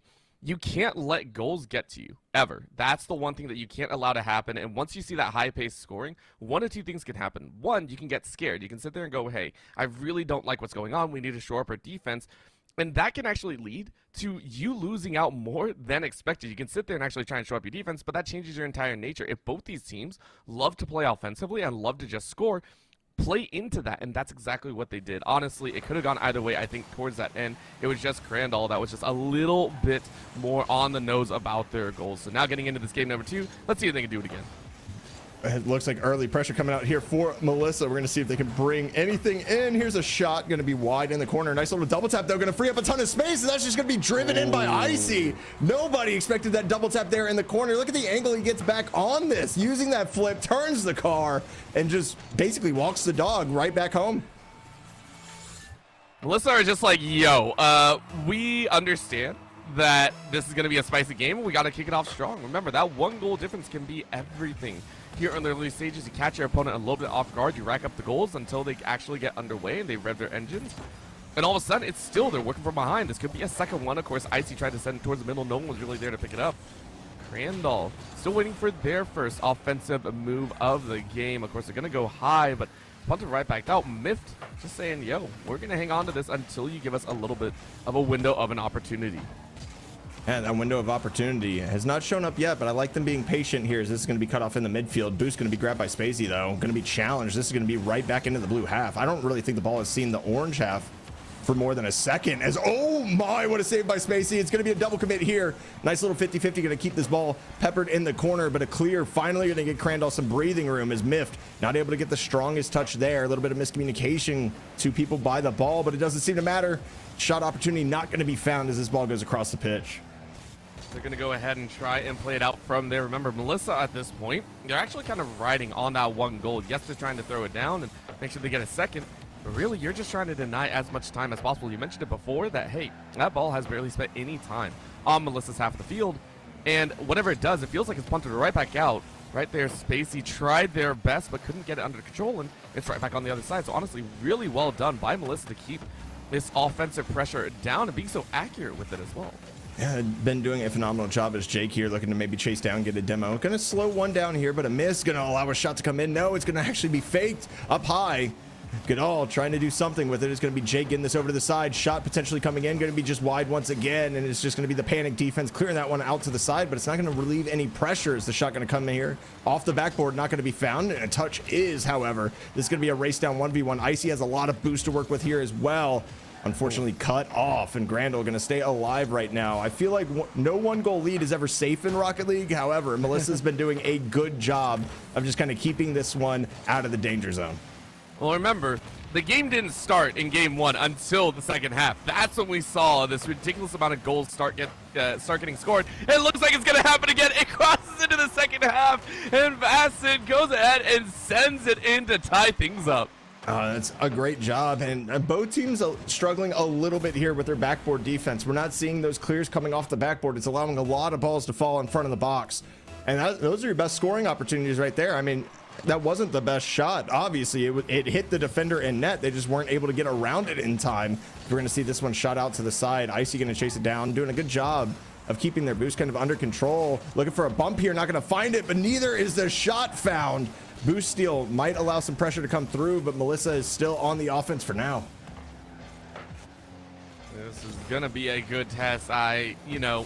Listen, we kind of cast a curse. We said, hey, it was quiet in the early start. Now they're getting a little bit more physical. Now they're getting in the way of each other, and that is extremely fun to see. Right now, Myth running out to the sidelines, trying to chase after that ball, but Godal says no worries. It's going to be picked up on the backside. High kick. No one in the net. There it is. Okay. Bassett said, nah, don't worry about that. I had that on lock. I was a little bit worried, though, considering how the defense has been for both these squads. I'm like, anytime I see an open net, it's scary to me. Oh, it always is scary, but luckily enough, able to dive back, use all the boost that you just got in the corner. So, like, basically, it's a wash, but this is going to be a nice pass over to the box and a better clear. That might have been a triple commit over here for Crandall. They're not going to be able to push it through. Icy has no boost to do anything with this transition, though, and this has been almost what we call ping pong or boomer ball. It's just been back and forth the entire time. Is Spacey not able to make the read on that high bounce? But again, possession basically just almost given away. But a huge 50-50 going to keep this one close down in front of the box. A bump going to allow a ton of space to come through. However, Spacey going to be able to get to that one in time. Shot going to be on net. Icy credited with the save. And with just a minute left, they are dancing to the tune of their own drum, whether that drum is firing on Allegro or anything else. I mean, this is terrifying to think about. Double commit there, but the 50 sends it out to the sidelines. When Mitch has to go back for a little bit more boost, it's going to be one-on-one here just for a little bit. Spacey going, okay, what am I going to do? Icy relinquishing control just to ensure we got some defense set up. A little bit of flip off the top ropes, still denied. 30 seconds left. Going to be sent in, attempted. Dive acid, but it's not going to work. And now Miff chasing up the middle. This is looking like it's going to go to OT, unless I might have cast a cursor right there as well. We'll see what happens. I wouldn't put anything past the orbital. It might have happened. However, ball in the corner right now. Transitional opportunity. Good challenge here in the midfield by Jake. One's already up on this. Here's the opportunity. The shot going to be denied. The follow-up there for Jake. Great positioning. Leads to the goal. This is just a great high ball right here. Icy trying to get the angle. Can't. Hits it off the crossbar, but Jake is prepared. Hits it in, and Melissa looking to tie up this series. Listen, there are times where I sit there and say, hey, can I cast it? Because I didn't expect it to be one of the first team-coordinated goals that we've seen pretty much all series so far. Very nice follow-up, ensure that they were set, and at this point, it is going to be all theirs. The clear should secure this game. We are 1-1. I can't say I'm surprised. That first one was back and forth the whole way. Defense has settled a little bit here. We saw a lot more presence in the midfield. Didn't really see all that open space that we saw in game number 1. We saw the long shot goals. We saw the full length of the pitch passing plays. None of that was here this time. It was a lot of midfield challenge. It was a lot of, hey, how are we going to shore up our defense? It's called not give them space to actually do what they want with the ball. Mm-hmm. Make sure that you are always contesting them, whether it be the ball itself or looking to get those bumps. You mentioned it before, right around that mid game, there weren't that many demos, but just gently shoving some of your opponents out. These players absolutely know what it takes to control the outcome of a pass, of a play, or anything like that. How to interfere with the play itself. That's why it looks so weird to see that almost that 3-punch at the very end to go ahead and secure Melissa. That one, it's just like they were never really allowed to before. So to find that opportunity speaks to Melissa's strength as a school. I'm excited for this game number 3 to see what happens here as well. Yep, little touch out to the midfield. Nobody prepared for that. Oh my, the shot hits the woodwork. I mean, sometimes the fourth defender is better than just about anybody else on the pitch. I know for my lobbies and my games, the woodwork is definitely the best defender always in the lobbies. So we're going to see this one come through. Cutie Sandy going to go ahead and get a touch. That's a good shot. 2 people in net. One just dive bombing in, trying to make something happen. Fortunately, not going to be able to find much. We got Icy, no boost, trying to pitch this one down the pitch here in the blue half. Not much is going to be done here. Crandall actually going to be denied here in the midfield once again. If we continue seeing this adjustment and Melissa winning the midfield, I mean, it might be their series to take because they seem to be doing a little bit better job of it, but Crandall seems to have gotten some responses from what we saw in game number 2. I would hope so. However, that response was just too good. And we got Cutie coming in here. It looks like there was a player change I believe, for the side of Crandall, and it's working so far. Just a simple corner shot, angled perfectly.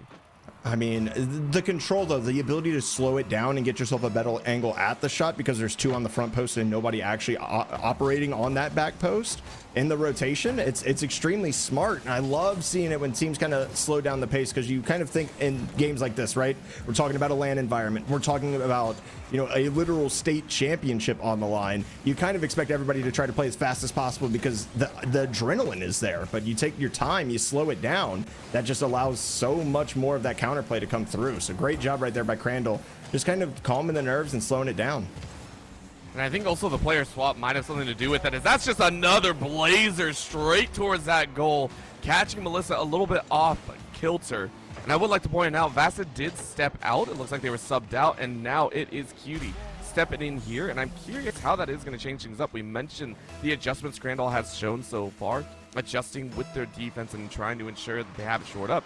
Now that they've ensured that they can keep it to a low count game, maybe subbing this player in, having that more rotational value, is going to grant them a much more extended lead. We talk about extended leads here. No boost going to be found right there for Crandall. Ball is going to be here in close. And there's that backboard defense. If we start seeing that, Crandall's going to run away with this one because that's been where a lot of goals have been scored. Is Goodall going to have a good job here, just kind of carrying that one over the top. I see Spacey looking for one. Not going to be able to find it, but it's going to go right onto the hood of a Crandall player. Not a lot of boost here. Icy looking to maybe take control. Takes a smart low 50-50. Going to win that one out. Here's a shot opportunity. Going to be denied. Just no boost once again. Something else I've kind of noticed, Orbital, as we go on deeper into this game. Icy has been left without boost a ton, and they were kind of an offensive stalwart in game number 2.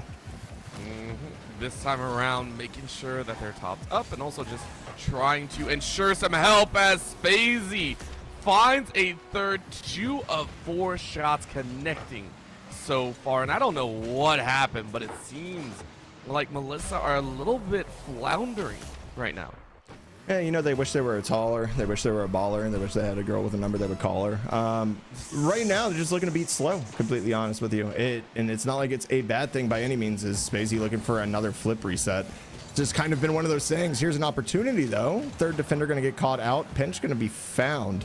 Jake going to be a little awkward. Leave that for Icy, trying to get it through the defense once again. I think the big difference that we're seeing here too is Melissa has been loving the corners, right? All of the plays have been off the corner. Let's see if we can get some offense generated that way. Crandall's kind of been prepped for it this game. We haven't seen that midfield passing. We haven't really seen anything dynamic brought to the table just yet to really make a difference for their scoreline. Been a little bit more individualistic is what I like to say. The defense has been everyone, but it feels like they're just hunting for that one opportunity to go ahead and fly away, just like this one. Shot on goal. Spacey looking for their third. Wants that hat trick so much. Jake denying that factor. Goodall sending it up on high. Pops it out to mid. Someone tried to follow up, but not going to happen. So Cutie's sent right back. Icy now with the chance, but look at that triple defense set up and around. Gonna get those rotations, a little bit of a flip. An attempt made by Jake to follow up, and now that leaves things in a dire situation. What a set of demos, though, leads it for Spacey to roll in the slowest goal of the game. Icy here just trying to get a little touch out, gets demoed, and it just smoke bombed. Somebody put a smoke grenade on the field. The defender has no idea where the ball is, and that just allows Crandall to get another one right here. 4-0, and after a very close game number 1 and game number 2, Crandall kind of asserting their dominance here in this best of 7, trying to get themselves 2 away from the state championship. Oh, but that's just a quick roll. Goodall getting some assistance in there. What a nice one. You can see there, Goodall just sends it right in. And once again, the chase. I think it was rolling out, but Icy was unfortunately in the wrong place at the wrong time.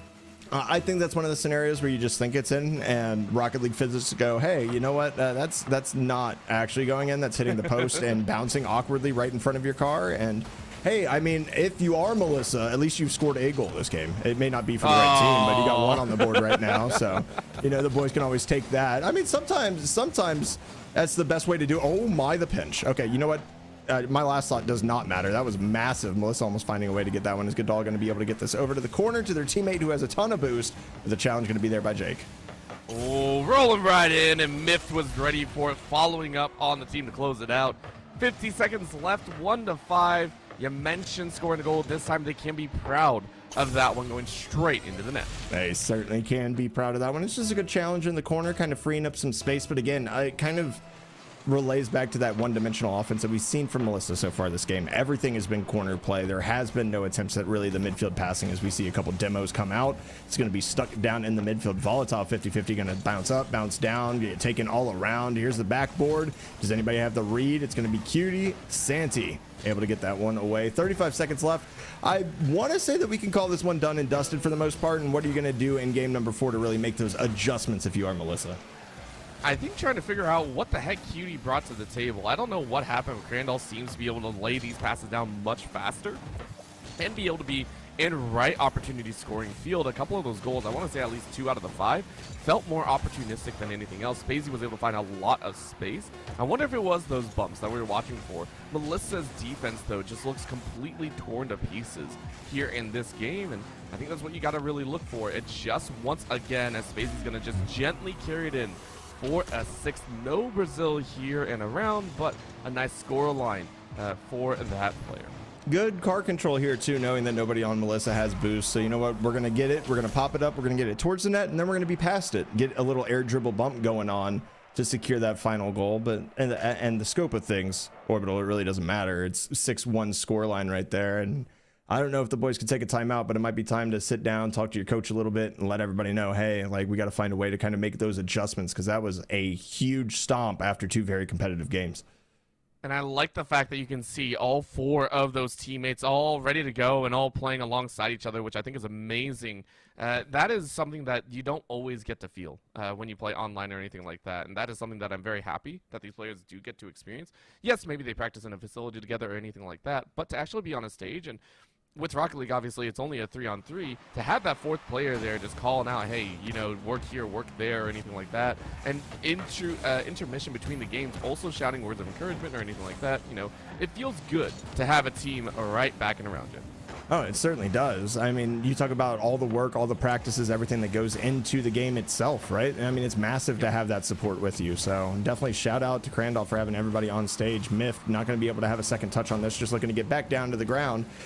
Spacey here showing that car control off once again. Little pinch going to come out. This one's actually going to bounce pretty high. Sandy's already up on this. That's a huge touch, but Myth going to get a bigger save. This is going to be rocketed back directly towards the net. No boost to be found, and Crandall with the dart from midfield going to open up the scoring again.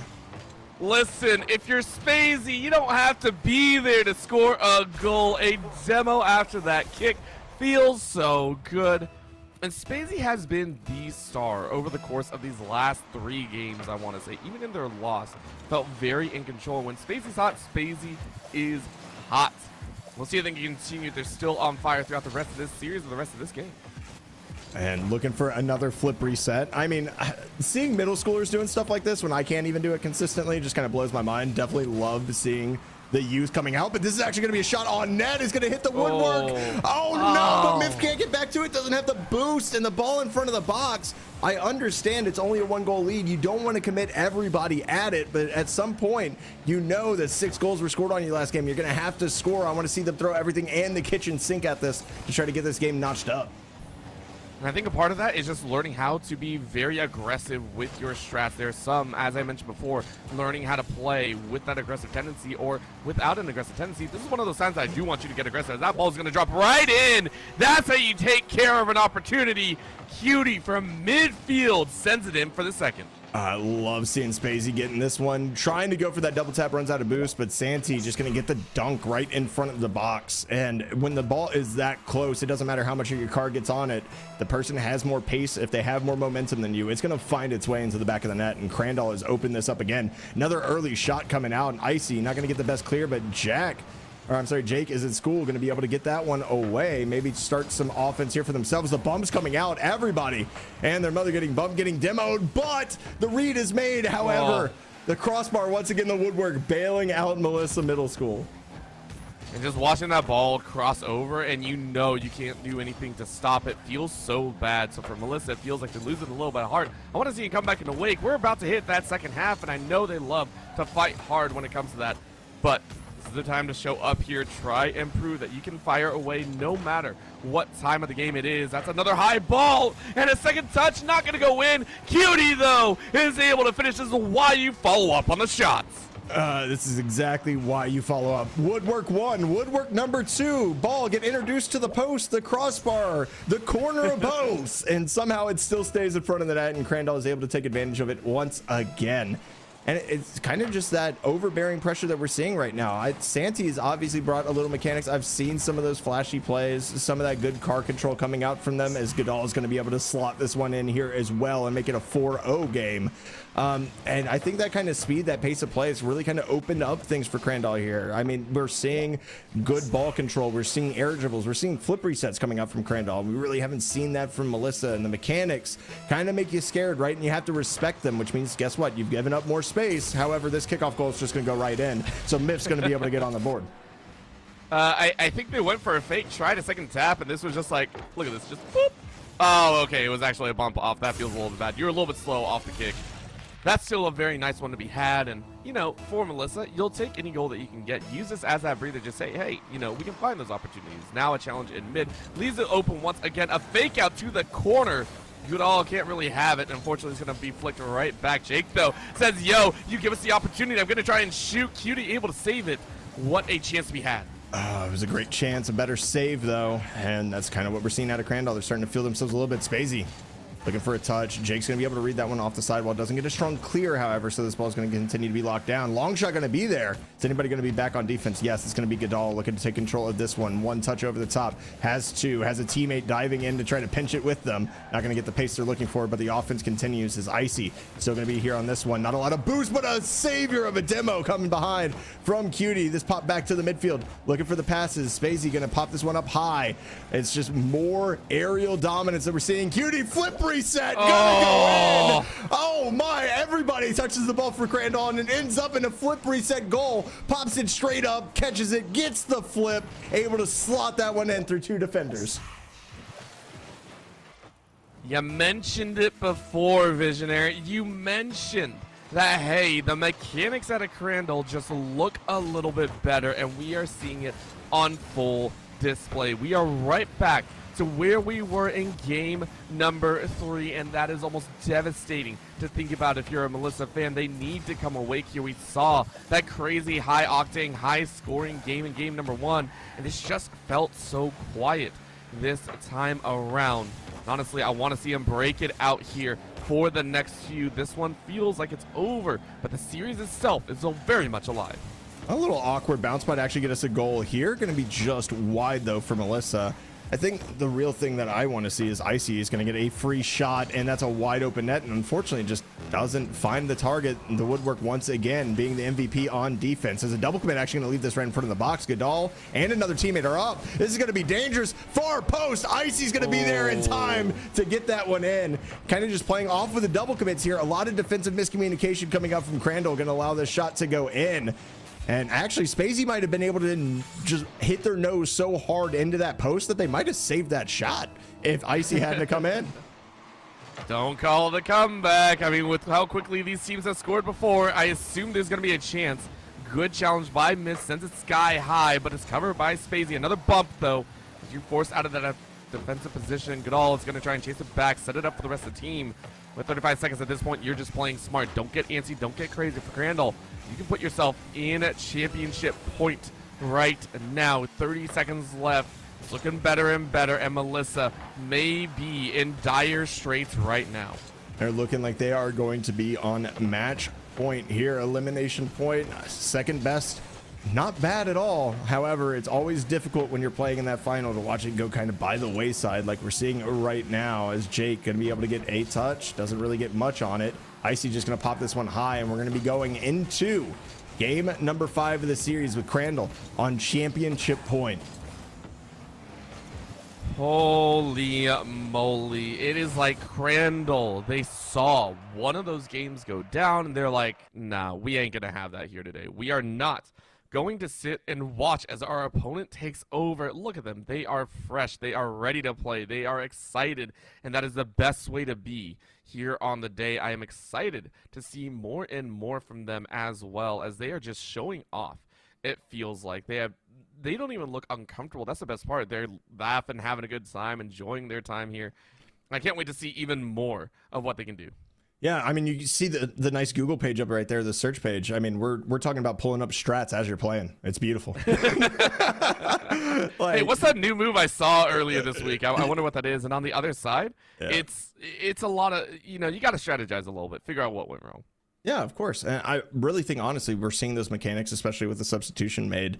It has amped up the pace of play, and we've seen Melissa struggle a little bit to really kind of keep up with it. However, the one thing that I've seen is that Crandall's very aggressive with their first two members, and their third plays very deep, right? So I think the biggest thing is to not really bang the ball away with your clears, is to try to maybe hold possession and kind of put pressure on that last person back.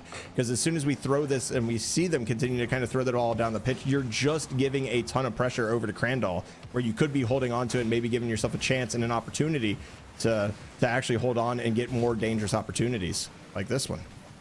Oh. It's a little bit dangerous everywhere you look at it. A little bit of a high ball here. Remember, Crandall, all they can hope for is just one more. A push to the side here.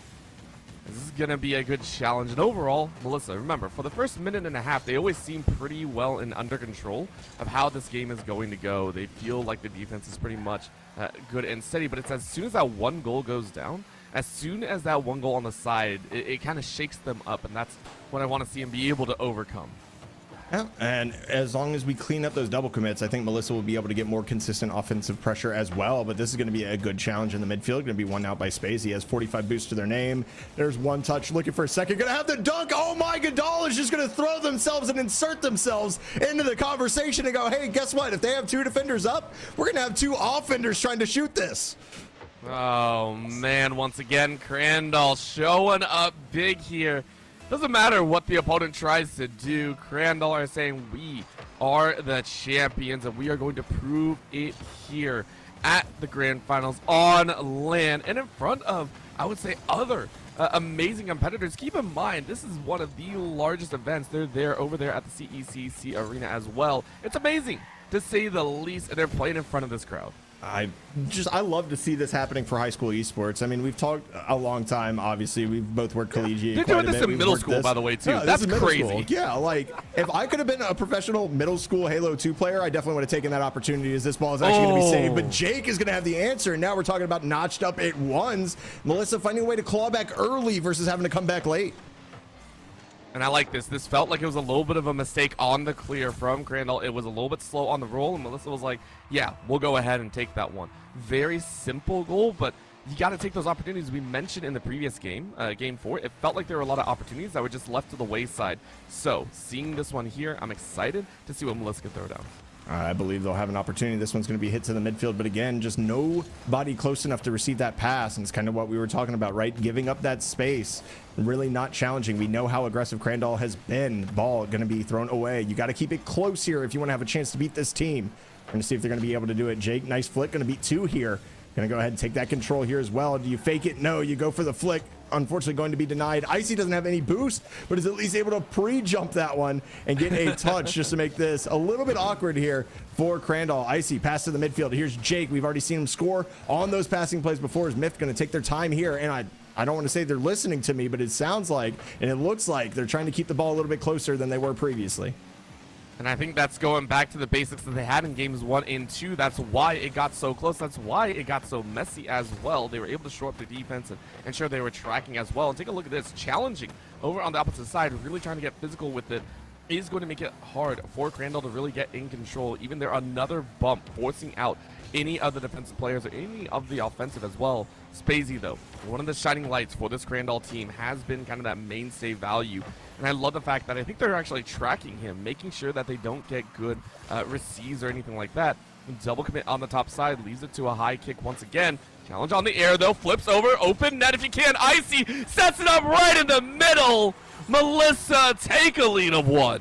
I wasn't aware we were playing Counter-Strike. This was D-Dust right there coming out. I mean, you got to be closer to that ball if you're challenging it as the third. It's going to be a great pass over from Myth, just absolutely throwing everything in the kitchen sink at it, able to burn all that boost, beat him to the ball, and get Melissa a lead here. That's something that we haven't seen since game number 2 of this series, so it's huge right now. Maybe that momentum's starting to swing back the other way. Well, don't say it just yet. This is where things get spicy. We know the second half for both of these squads tends to get a little bit messy and a little bit silly. For Crandall, you have a lot of room to work with. Remember, you can drop 2 more games and be perfectly fine as long as you get that 3rd game under control. We'll see what they can do. Double demo out, leaves everyone on the 2v2, but Jake sent it sky high and holds it off. A little bit of a rollback though. Goodall trying to hold it up. High ball, sky ball. Spacey trying to rock in, but it's cleared out once again by Melissa. Spacey not with the strongest touch here. This is going to be blasted down the pitch. It's actually going to catch the defense off guard. Does Spacey have the read? The answer is no. Shot going to be high. Spacey recovers off of that backboard, able to get the backflip out, but still defense not in the best position right now. Icy running Spacey off of this. No boost to work with. All 3 members of Crandall right now on one side of the pitch as well. They're not going to have a lot of control here as Miffed up on this one. Going to have a touch, potentially looking for a teammate. Icy, great dunk here. Shot potential, not going to be found as this is going to be cut off again. And Melissa's starting to pour the pressure on. I think they can do so because they know they want to seal the deal. They don't want to go to OT or anything of the sort, so keep it on the other side of the pitch. Don't allow this Crandall team to really get a handle. It's going to settle up right in front. That's another kick. High ball, cross post, goal post, help it out. 2 on there. Spacey, though, tries to clear it up, but misses the ball. Could have been an opportunity to remember. Just waste some time. That's all Melissa is saying. Goodall going to go ahead and hang on to it. Challenge once again. And Melissa, their defense looks way better than it has in the last 2 games. However, they want to make it definitive. They don't want to score on a 2-1. They don't want it to be deja vu. They want to put a little bit more of a stamp on this victory, but it looks like that's all it's going to be, a high carry as the ball is going to hit that ground, and we are going to a game number 6. Love to see the clawback here from Melissa. I mean, they fought tooth and nail. They were much more active in the midfield. They were able to keep the ball close and actually take advantage of that really 2-forward offense that we're seeing right now from Crandall. So they made the proper adjustments. I definitely love to see that as we continue to kind of go down and get the back and forth. This is the 1 seed versus the 2 seed, right? This isn't supposed to be an easy series. It's not supposed to go only 5 games. Melissa's proving that right now, that they're able to make those adjustments. And now it's going to be up to Crandall to kind of counter adjust and see what else is going to be going on. However, I think Crandall made a sub in that game, and I'm curious as if they'll be rotating roster once again. Was that Vassett that jumped back in? Is that what we were thinking? Yeah, Vassett jumped back in. Interesting. So. Yeah, that's I'm interested to see what the strategies kind of shake up because it seemed like Cutie was holding it down pretty dang well.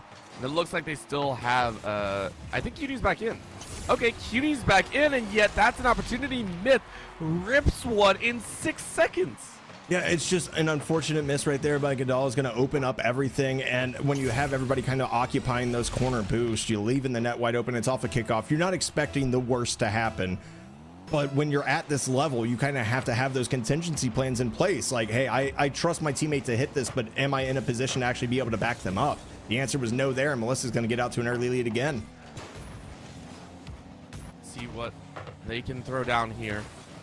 Right now, that 1 goal could be all the difference between a game 7 or ending the series right here.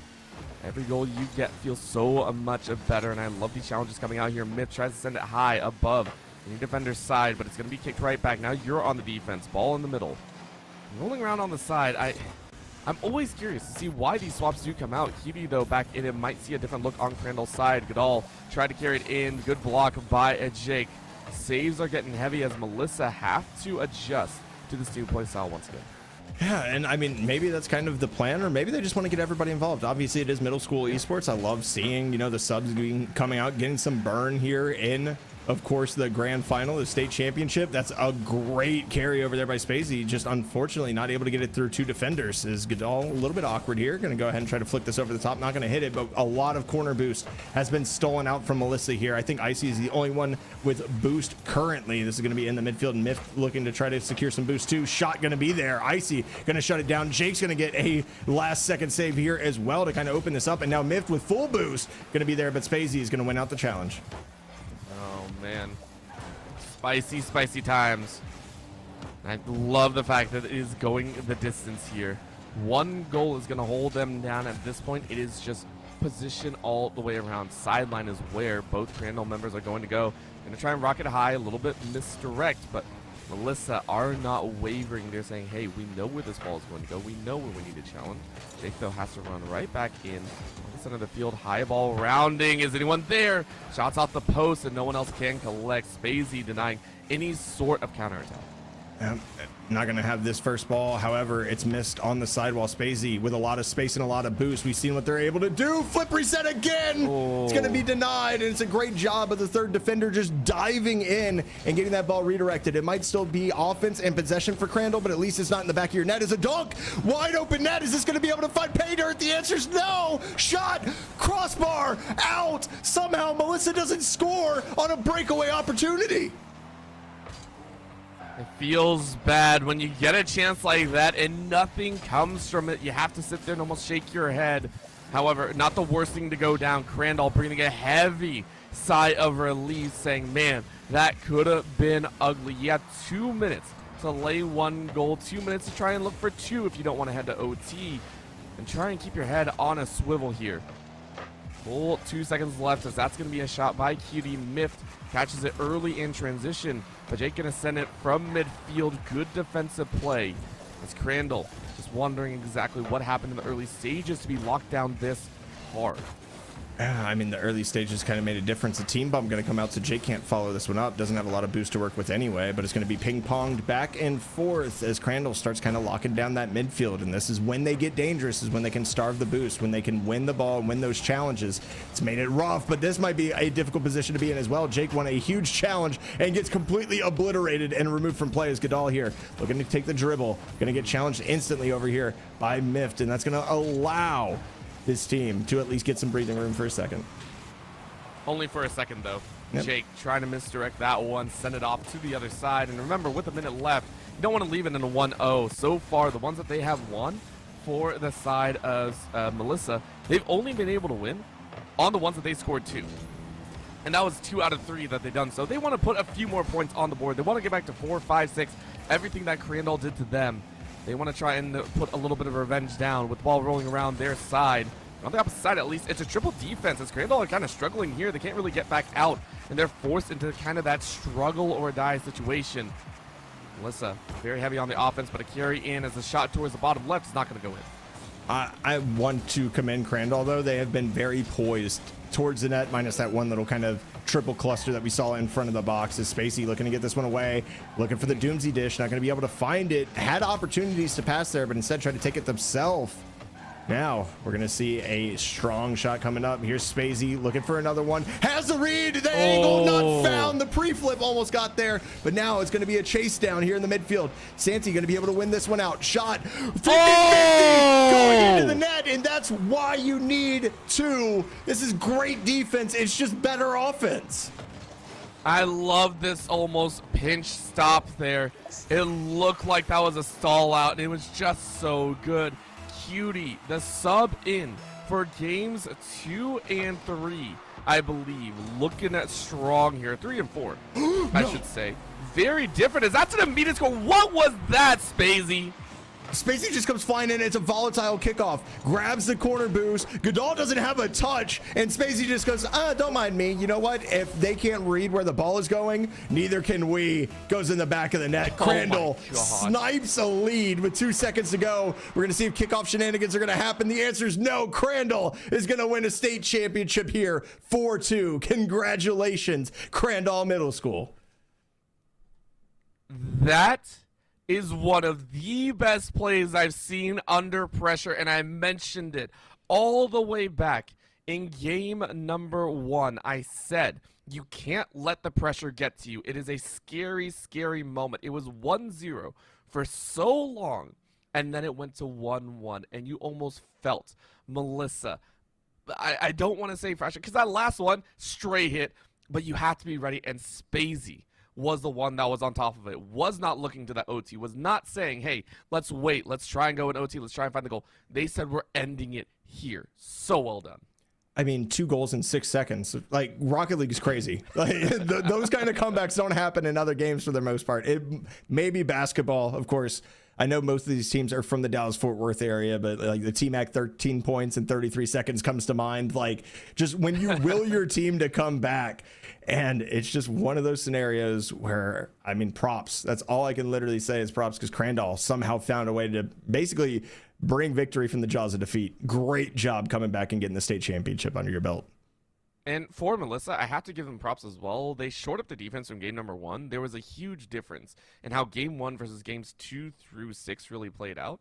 And it's not easy to make that transition. Not only that, to deal with some of these substitutions, it can be difficult to change your style. I mentioned it before, where stylistic changes can be difficult for a single team of 3 to really rotate through. That's why you actually bring in a sub. You have someone that plays a little bit different style, maybe a little bit more team coordinated, maybe a little bit more supportish versus hard strikers out there. But for the other team that has to only rotate through 3, it's like, hey, we have to change the whole playbook, but do we really want to? Like, how are we going to do this? For their benefit, Melissa were able to actually shut down, I think, a lot of what was going on in certain situations. And I give them a lot of prop. Like, they did well from games 1 to 2, and then it was just Crandall that said, nah, sorry, we got to take this one. Difficult one to have, but they made it to the grand finals, and I give them a lot of props for that. Absolutely. It was a phenomenal series, went 6 games, almost went the entire distance there if game 6 would have been a little bit different. So got to give props to both of those teams. However, Rocket League is going to be done and dusted for the middle school bracket. We're going to be moving on to Apex. I mean, we have a smorgasbord of games today, Orbital. I'm super excited to be bringing all of this Texas Esports League brought to you by Baylor. I mean, they're going to be on site today. You can talk with some members of the OSO Esports Club, free talk with members of undergraduate admissions and get some free swag. And they also have Dr. Pepper jelly beans. I don't think there's anything more Texan than that, to be completely honest with you. So stick around. Obviously, we have more sponsors. We have more everything else coming up to you right after this break.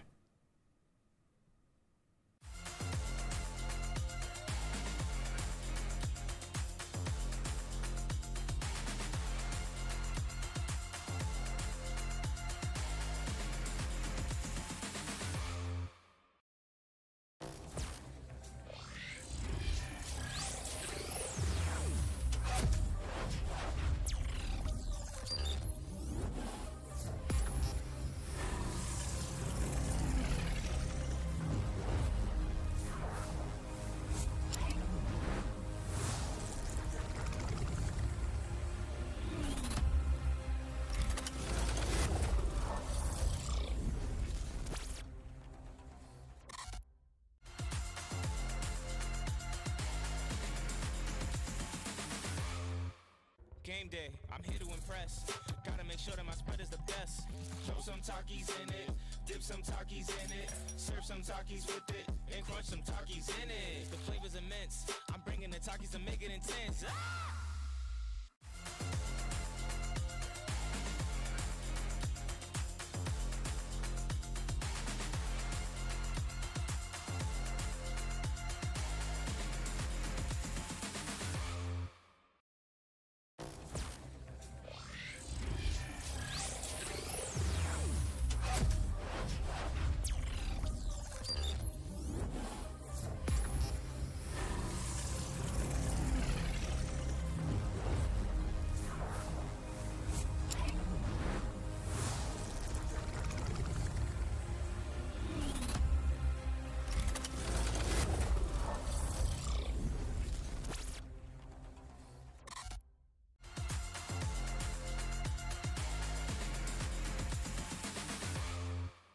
Game day, I'm here to impress. Gotta make sure that my spread is the best. Throw some Takis in it, dip some Takis in it, serve some Takis with it, and crunch some Takis in it. The flavor's immense. I'm bringing the Takis to make it intense. Ah!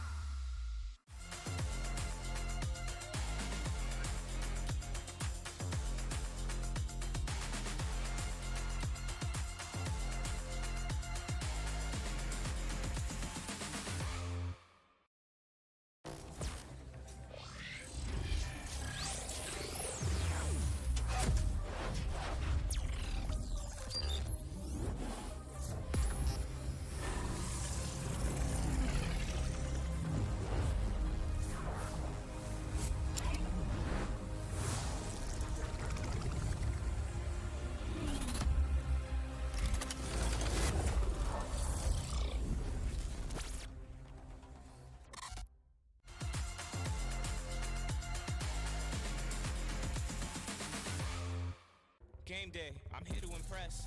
Gotta make sure that my spread is the best. Throw some Takis in it, dip some Takis in it, serve some Takis with it, and crunch some Takis in it. The flavor's immense. I'm bringing the Takis to make it intense. Ah!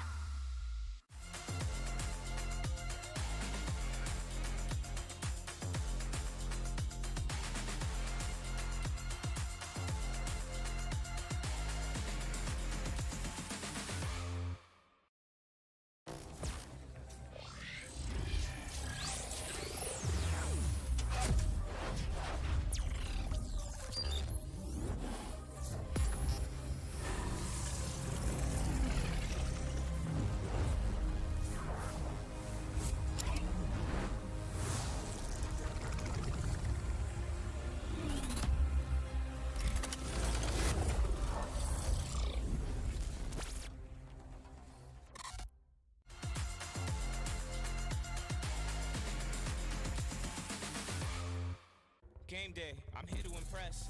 Gotta make sure that my spread is the best. Throw some Takis in it, dip some Takis in it, serve some Takis with it, and crunch some Takis in it. The flavor's immense. I'm bringing the Takis to make it intense. Ah!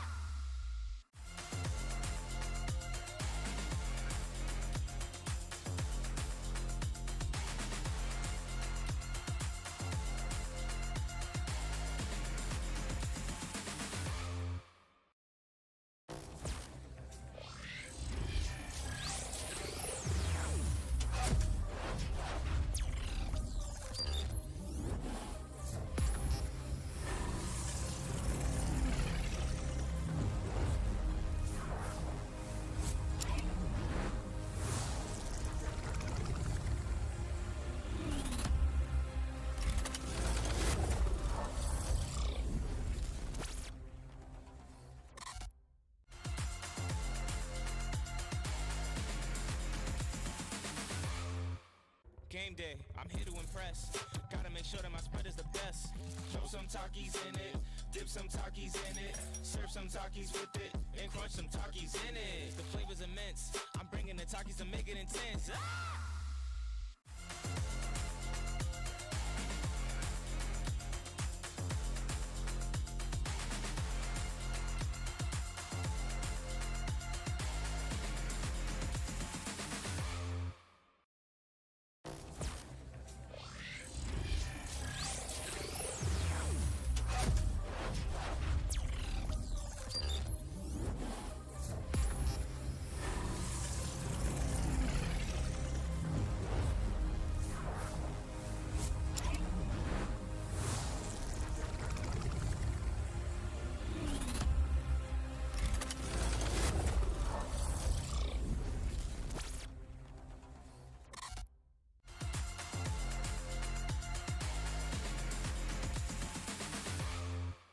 Game day, I'm here to impress. Gotta make sure that my spread is the best. Throw some Takis in it, dip some Takis in it, serve some Takis with it, and crunch some Takis in it. The flavor's immense. I'm bringing the Takis to make it intense. Ah!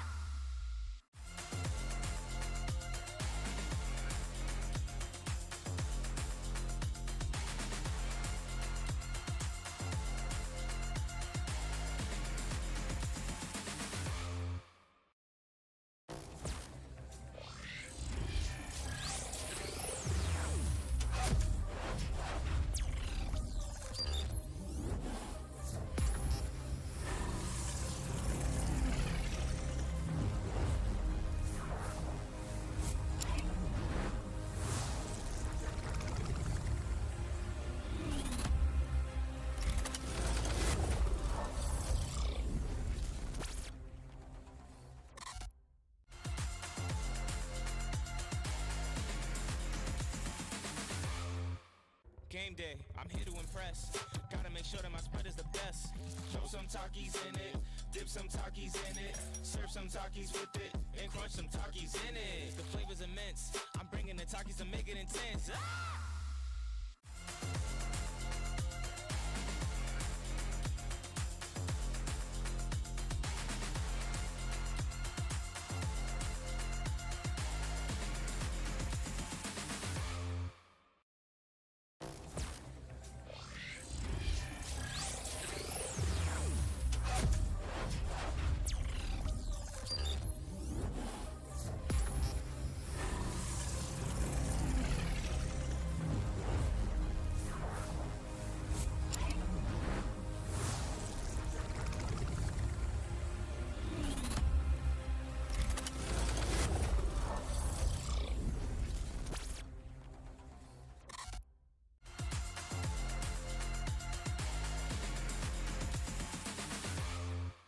Game day, I'm here to impress.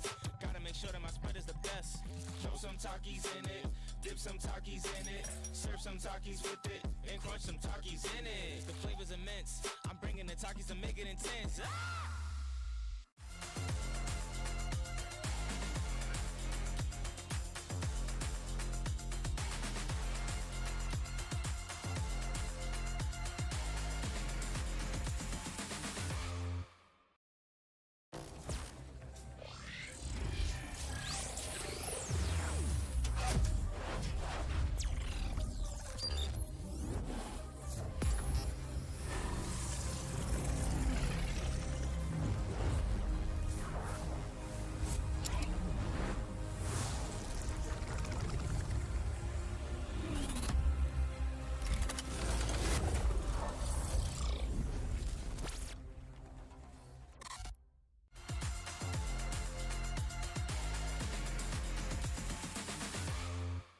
Game day, I'm here to impress.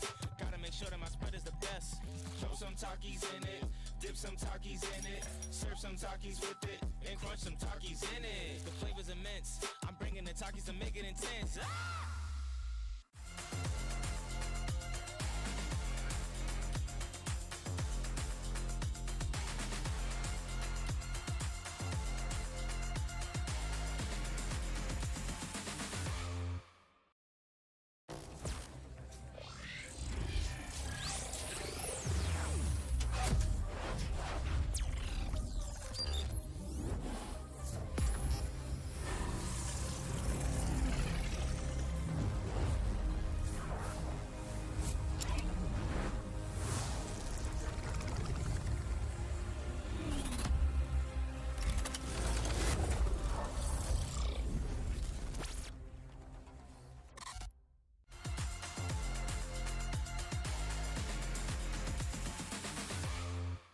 Game day, I'm here to impress. Gotta make sure that my spread is the best. Throw some Takis in it, dip some Takis in it, serve some Takis with it, and crunch some Takis in it. The flavor's immense. I'm bringing the Takis to make it intense. Ah!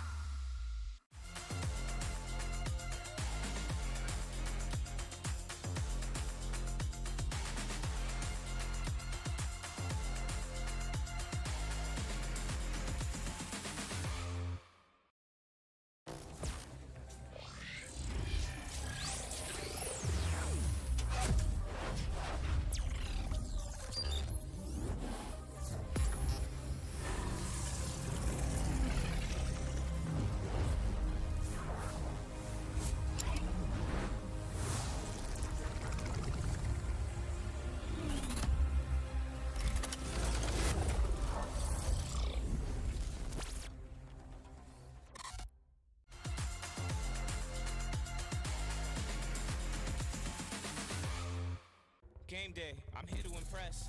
Gotta make sure that my spread is the best. Throw some Takis in it, dip some Takis in it, serve some Takis with it, and crunch some Takis in it. The flavor's immense. I'm bringing the Takis to make it intense. Ah!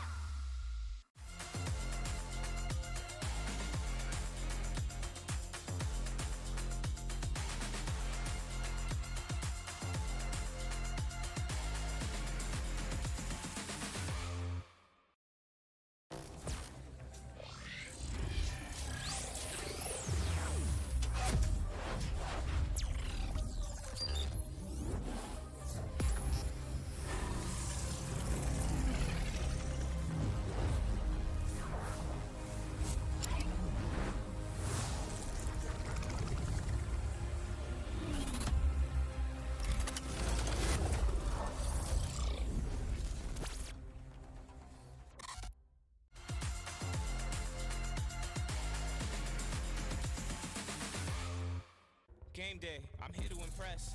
Gotta make sure that my spread is the best. Throw some Takis in it, dip some Takis in it, serve some Takis with it, and crunch some Takis in it. The flavor's immense. I'm bringing the Takis to make it intense. Ah!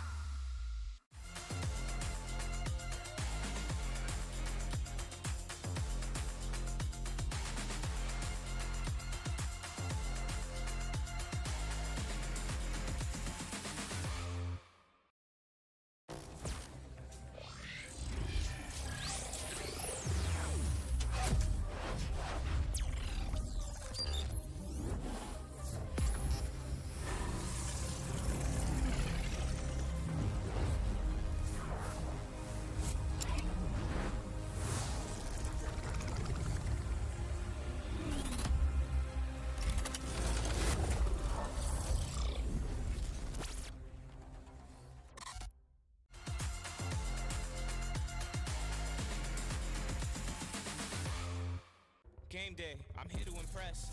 Gotta make sure that my spread is the best.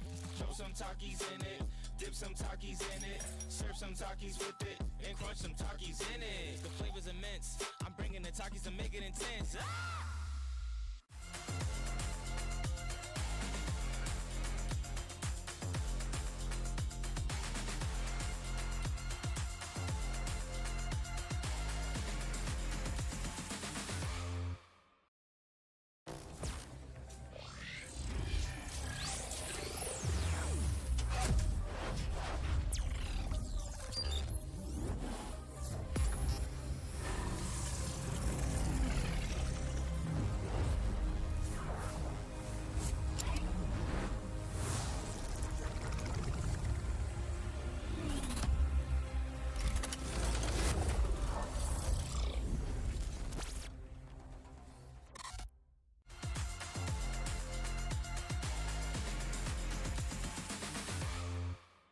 Game day, I'm here to impress.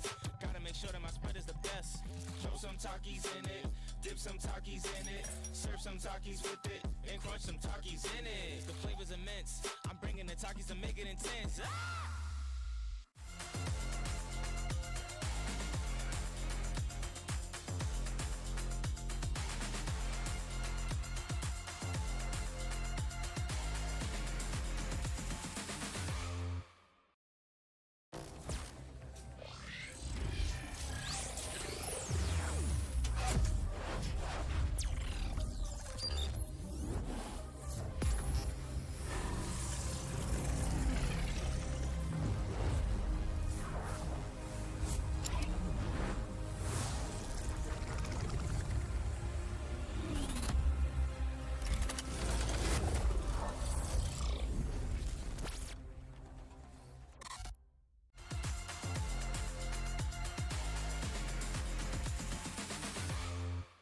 Game day, I'm here to impress. Gotta make sure that my spread is the best. Throw some Takis in it, dip some Takis in it, serve some Takis with it, and crunch some Takis in it. The flavor's immense. I'm bringing the Takis to make it intense. Ah!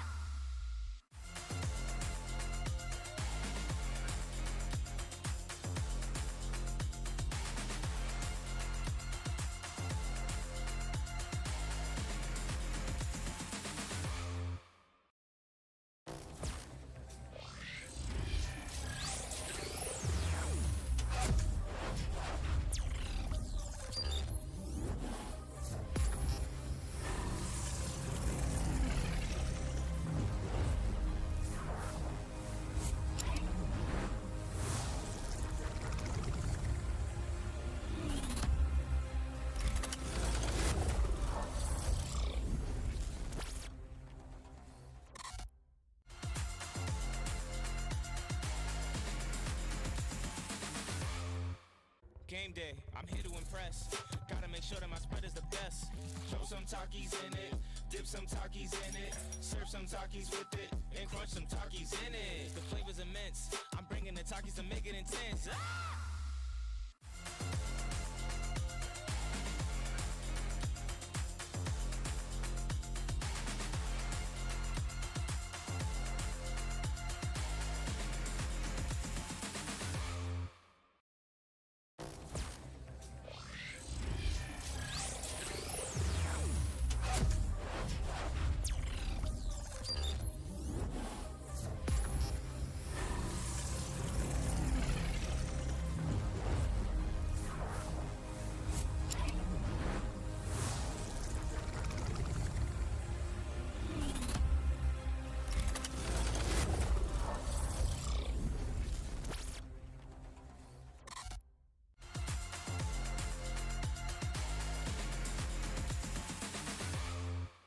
Game day, I'm here to impress. Gotta make sure that my spread is the best. Throw some Takis in it, dip some Takis in it, serve some Takis with it, and crunch some Takis in it. The flavor's immense. I'm bringing the Takis to make it intense. Ah!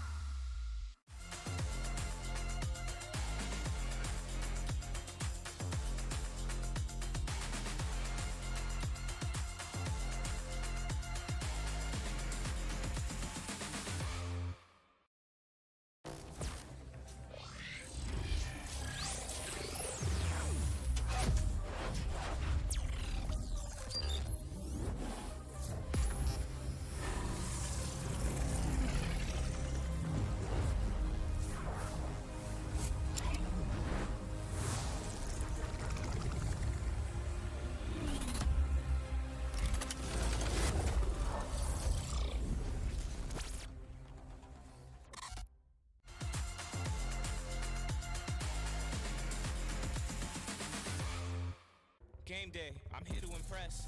Gotta make sure that my spread is the best.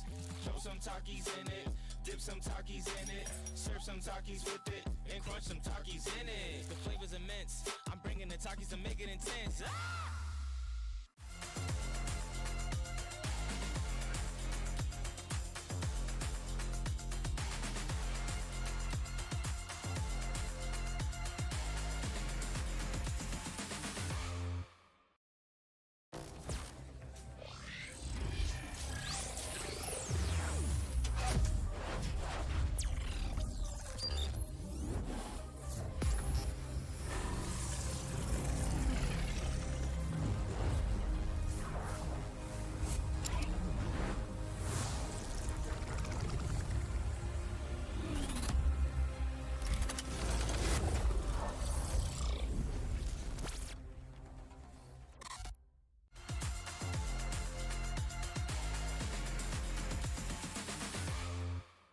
Game day, I'm here to impress. Gotta make sure that my spread is the best. Throw some Takis in it, dip some Takis in it, serve some Takis with it, and crunch some Takis in it. The flavor's immense. I'm bringing the Takis to make it intense. Ah!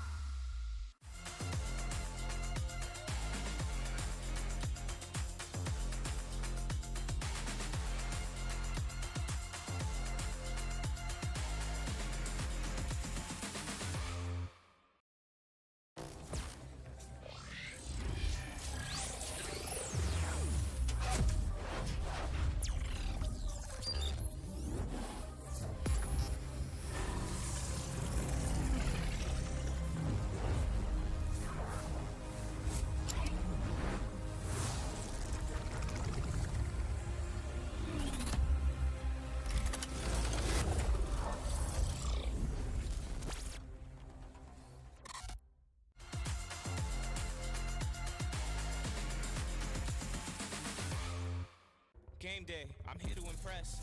Gotta make sure that my spread is the best. Throw some Takis in it, dip some Takis in it, serve some Takis with it, and crunch some Takis in it. The flavor's immense. I'm bringing the Takis to make it intense. Ah!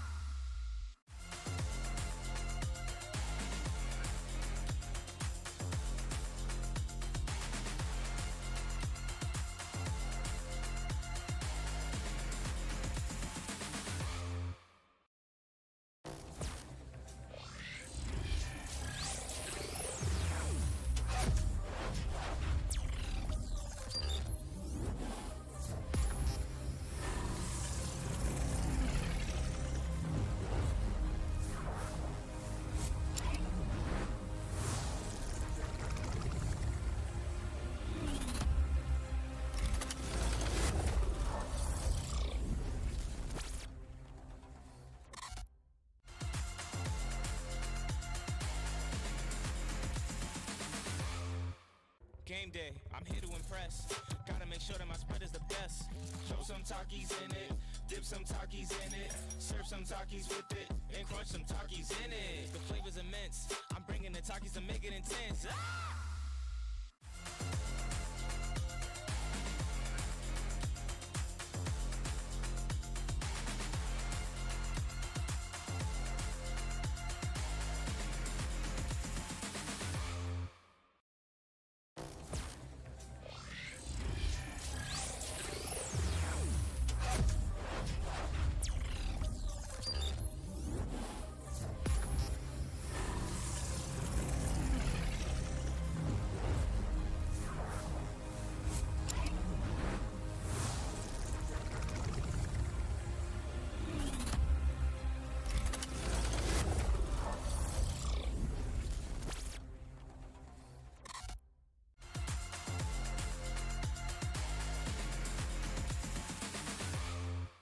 Game day, I'm here to impress. Gotta make sure that my spread is the best. Throw some Takis in it, dip some Takis in it, serve some Takis with it, and crunch some Takis in it. The flavor's immense. I'm bringing the Takis to make it intense. Ah!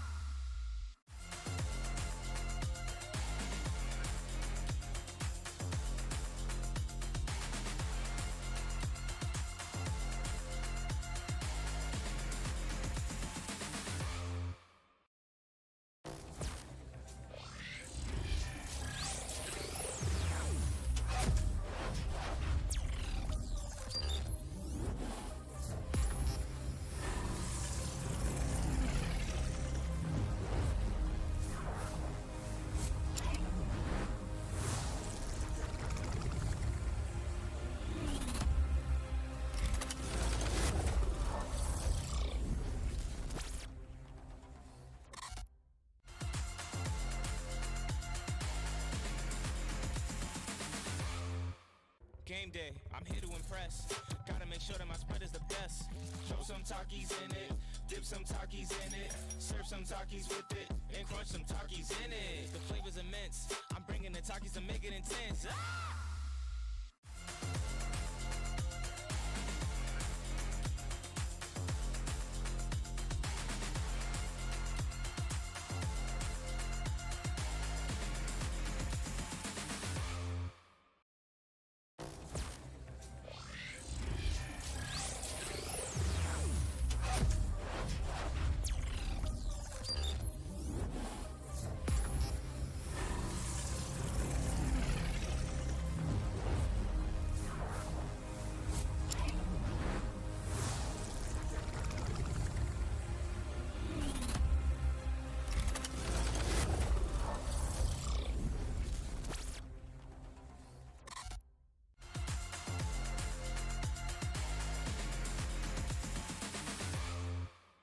Game day, I'm here to impress. Gotta make sure that my spread is the best. Throw some Takis in it, dip some Takis in it, serve some Takis with it, and crunch some Takis in it. The flavor's immense. I'm bringing the Takis to make it intense. Ah!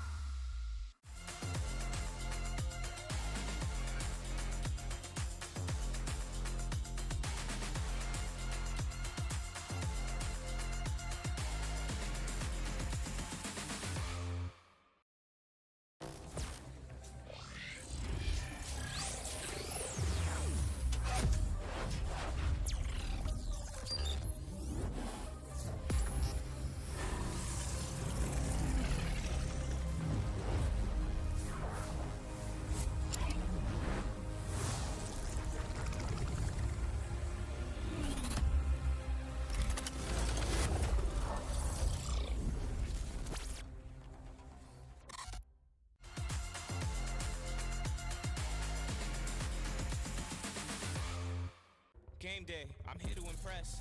Gotta make sure that my spread is the best. Throw some Takis in it, dip some Takis in it, serve some Takis with it, and crunch some Takis in it. The flavor's immense. I'm bringing the Takis to make it intense. Ah!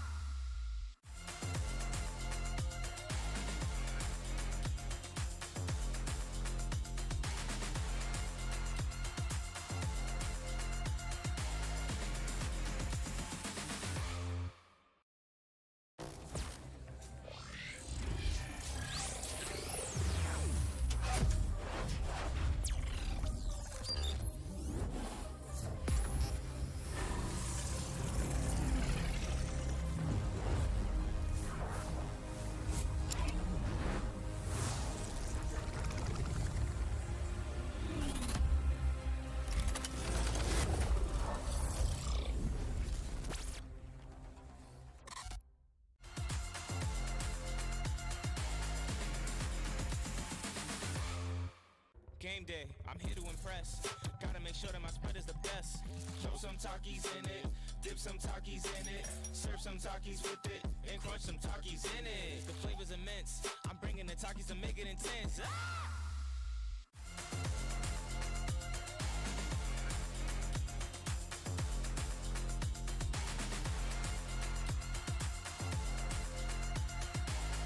day, I'm here to impress. Gotta make sure that my spread is the best. Throw some Takis in it, dip some Takis in it, serve some Takis with it, and crunch some Takis in it. The flavor's immense. I'm bringing the Takis to make it intense. Ah! Game day, I'm here to impress. Gotta make sure that my spread is the best. Throw some Takis in it, dip some Takis in it, serve some Takis with it, and crunch some Takis in it. The flavor's immense. I'm bringing the Takis to make it intense. Ah!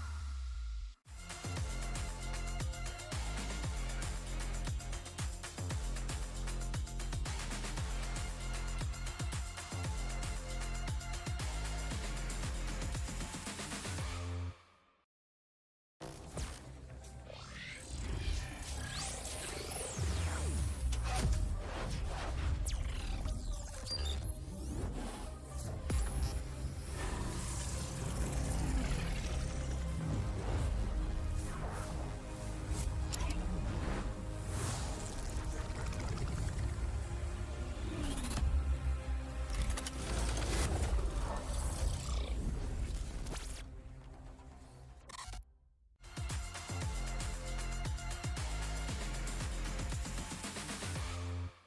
Game day, I'm here to impress. Gotta make sure that my spread is the best. Throw some Takis in it, dip some Takis in it, serve some Takis with it, and crunch some Takis in it. The flavor's immense. I'm bringing the Takis to make it intense. Ah!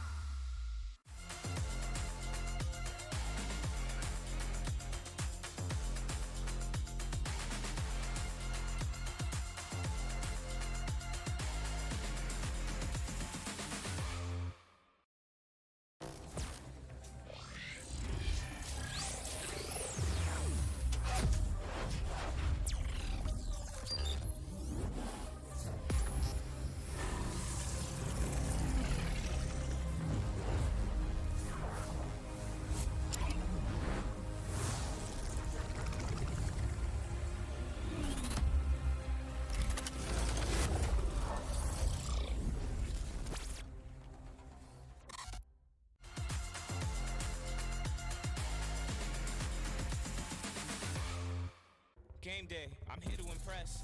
Gotta make sure that my spread is the best. Throw some Takis in it, dip some Takis in it, serve some Takis with it, and crunch some Takis in it. The flavor's immense. I'm bringing the Takis to make it intense. Ah!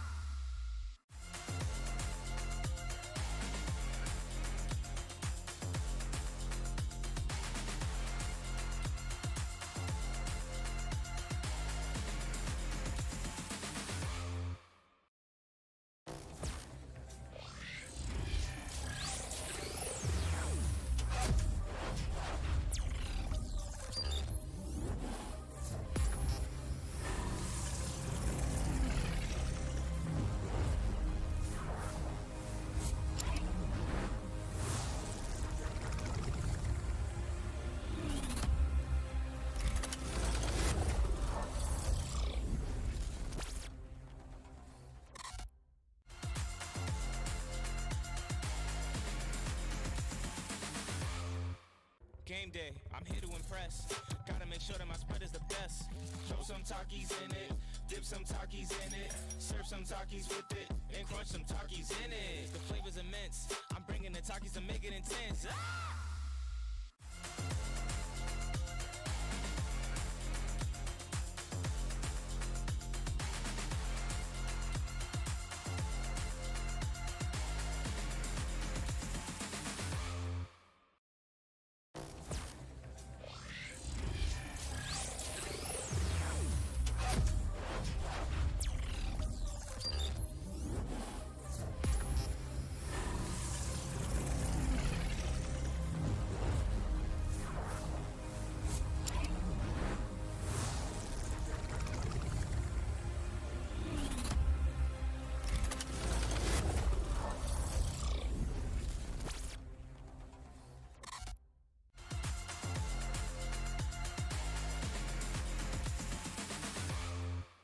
Game day, I'm here to impress. Gotta make sure that my spread is the best. Throw some Takis in it, dip some Takis in it, serve some Takis with it, and crunch some Takis in it. The flavor's immense. I'm bringing the Takis to make it intense. Ah!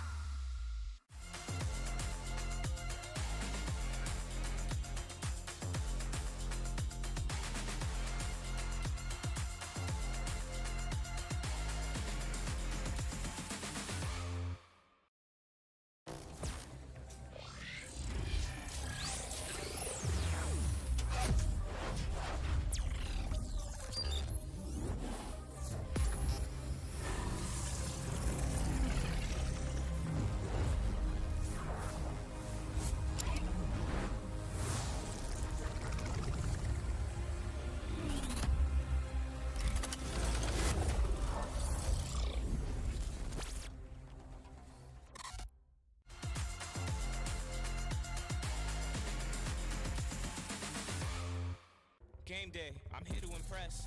Gotta make sure that my spread is the best. Throw some Takis in it, dip some Takis in it, serve some Takis with it, and crunch some Takis in it. The flavor's immense. I'm bringing the Takis to make it intense. Ah!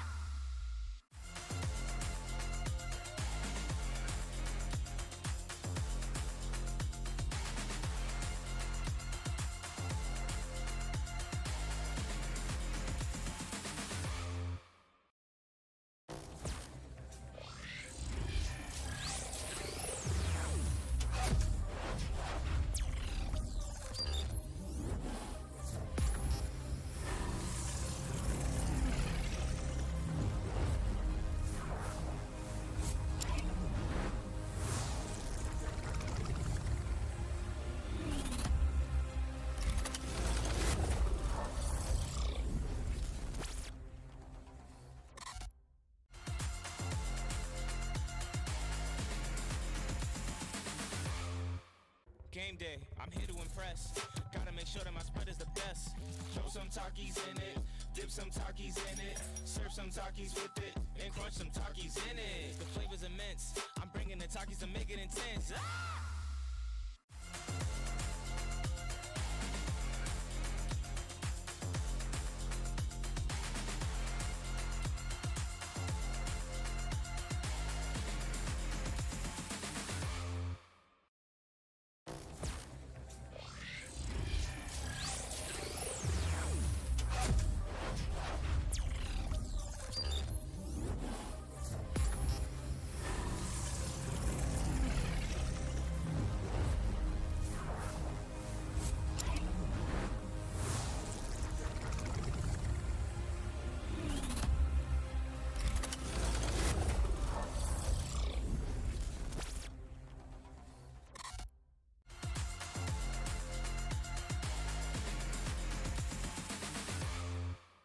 Game day, I'm here to impress.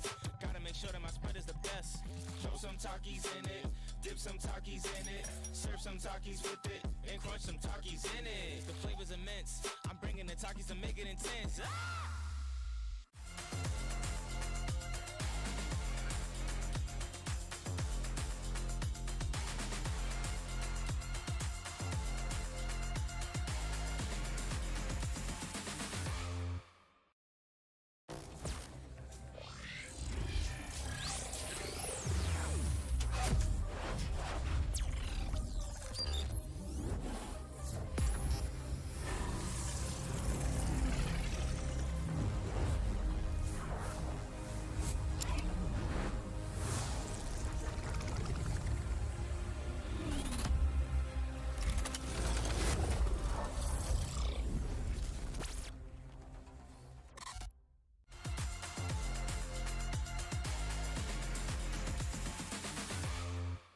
Game day, I'm here to impress. Gotta make sure that my spread is the best. Throw some Takis in it, dip some Takis in it, serve some Takis with it, and crunch some Takis in it. The flavor's immense. I'm bringing the Takis to make it intense. Ah!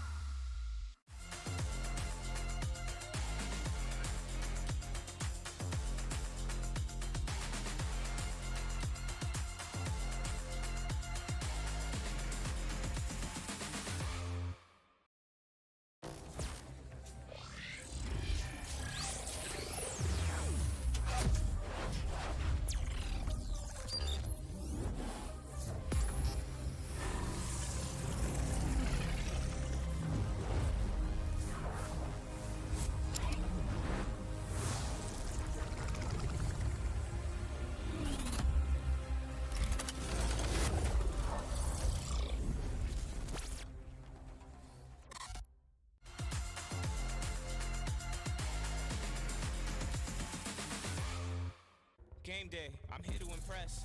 Gotta make sure that my spread is the best. Throw some Takis in it, dip some Takis in it, serve some Takis with it, and crunch some Takis in it. The flavor's immense. I'm bringing the Takis to make it intense. Ah!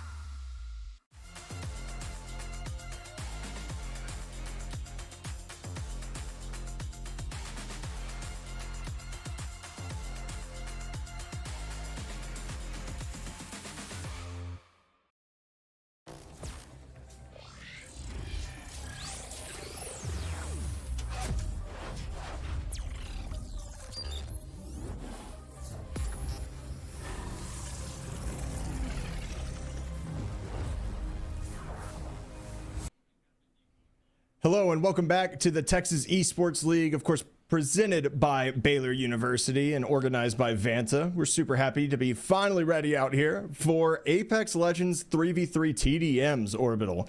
We talked a lot about this in the green room. You know, TDM typically is 6v6 mode. How does like 3v3 kind of change the meta and what you're going to be bringing to the table? It just feels like you're in a constant skirmish, really, in the Battle Royale sense. I mean, I think that's what you're really looking at. This overall is not, I would say, too out of the pocket. And again, going to 50 is quite a long time. Essentially, you're fighting just a crap ton of, I don't want to say third parties, but it's essentially the same thing. And the main thing is, you need to cover your bases, I think, pretty well. One of the big things is, in a 66, of course, you're running a majority share of the Legends. You can have your pick of the litter. But in this sense, you need to be able to cover your bases depending on how you play. If you want to run a hard skirmish or anything like that, that's fine. If you want to play a little bit more safe, try and take the high ground or anything like that, you need to play that as well. But your Legends do need to accommodate that. And honestly, you shouldn't have too much of the, stalwart out like a Watson or anything like that. You're more looking towards that Octane. Just get right in the mix, fight as hard as you can, stay alive as long as you can, and make sure you rack up those points. Yeah, this matchup in between, of course, Bernada Jamie High, or Junior High, and Klondike ISD. So we're going to be bringing you this matchup, which is actually the 2 seed coming out versus the 4 seed. So a couple of upsets here in the semifinals have led us all to this. Definitely excited to see it. Like you said, that Octane, especially with having constant regenerating shields here in TDM, like Octane's stem doesn't even really hurt him for the most part. No, you're chilling. You're going to be perfectly fine, and this is going to be the big mix-up, and let's see how it plays out. You can go ahead and see. It is going to be Bernada James, as we talked about. I think they're here right now. That's who we're watching right now. So we got MON, we also got Riders, and we got Yeah, so I want to say that's them, but I like seeing what we got. We already got the blood scent on as well. Getting a little bit spicy with it, tracking where the opponent is. I'm kind of surprised about that, honestly. Like in a respawn mode, when you don't have that ability all the time, as we get an early fight here, landed some shots, trying to get some damage. Don't get overzealous, though. You want to make sure that you have multiple backup players. I mean, in a first to 50, right? Like these fights are going to be long, but they also need to be continued running with the team as one gets tagged down. We're seeing some shots landed, but from the side, a double kill coming out. Love to see that. Starting this off hot, 1-2. We're seeing the shotgun reloads, little bully ball going on. Now going to be 3. The entire of Bernada Jamie has been eliminated. Now they're running back into the fight. Yeah, not too difficult as well, and pretty simple. I love bringing the Sentinel out. Play hard, rough, and dangerous. Of course, having to take it, this is a little bit of a softer value. You go ahead and play hard, but you gotta stand still, and so you're gonna be a little bit more long range, which I really do appreciate. Of course, so you had the long range, you had the mid and the close, and of course you're having that kind of fast and furious close paced action. Man, I can talk today, don't worry. Klondike, of course, gonna set themselves up with a little bit of a high ground, and we'll see what they can play with. Yep. Oh, grenade, but getting chipped out from the side over there. We're kind of seeing Bernada Jamie decide to kind of take the far fights. We've obviously already seen that sniper coming out. The Peacekeeper obviously going to be used a lot today as well. It's a pretty strong gun here in Apex. Going to be interesting to see what we have. All right, little burst fire action going down. Nice shots landed. One falls there as Klondike goes up 5-2. That's a nice little usage right there of some utility to be able to get that away. And another kill coming in Klondike's favor.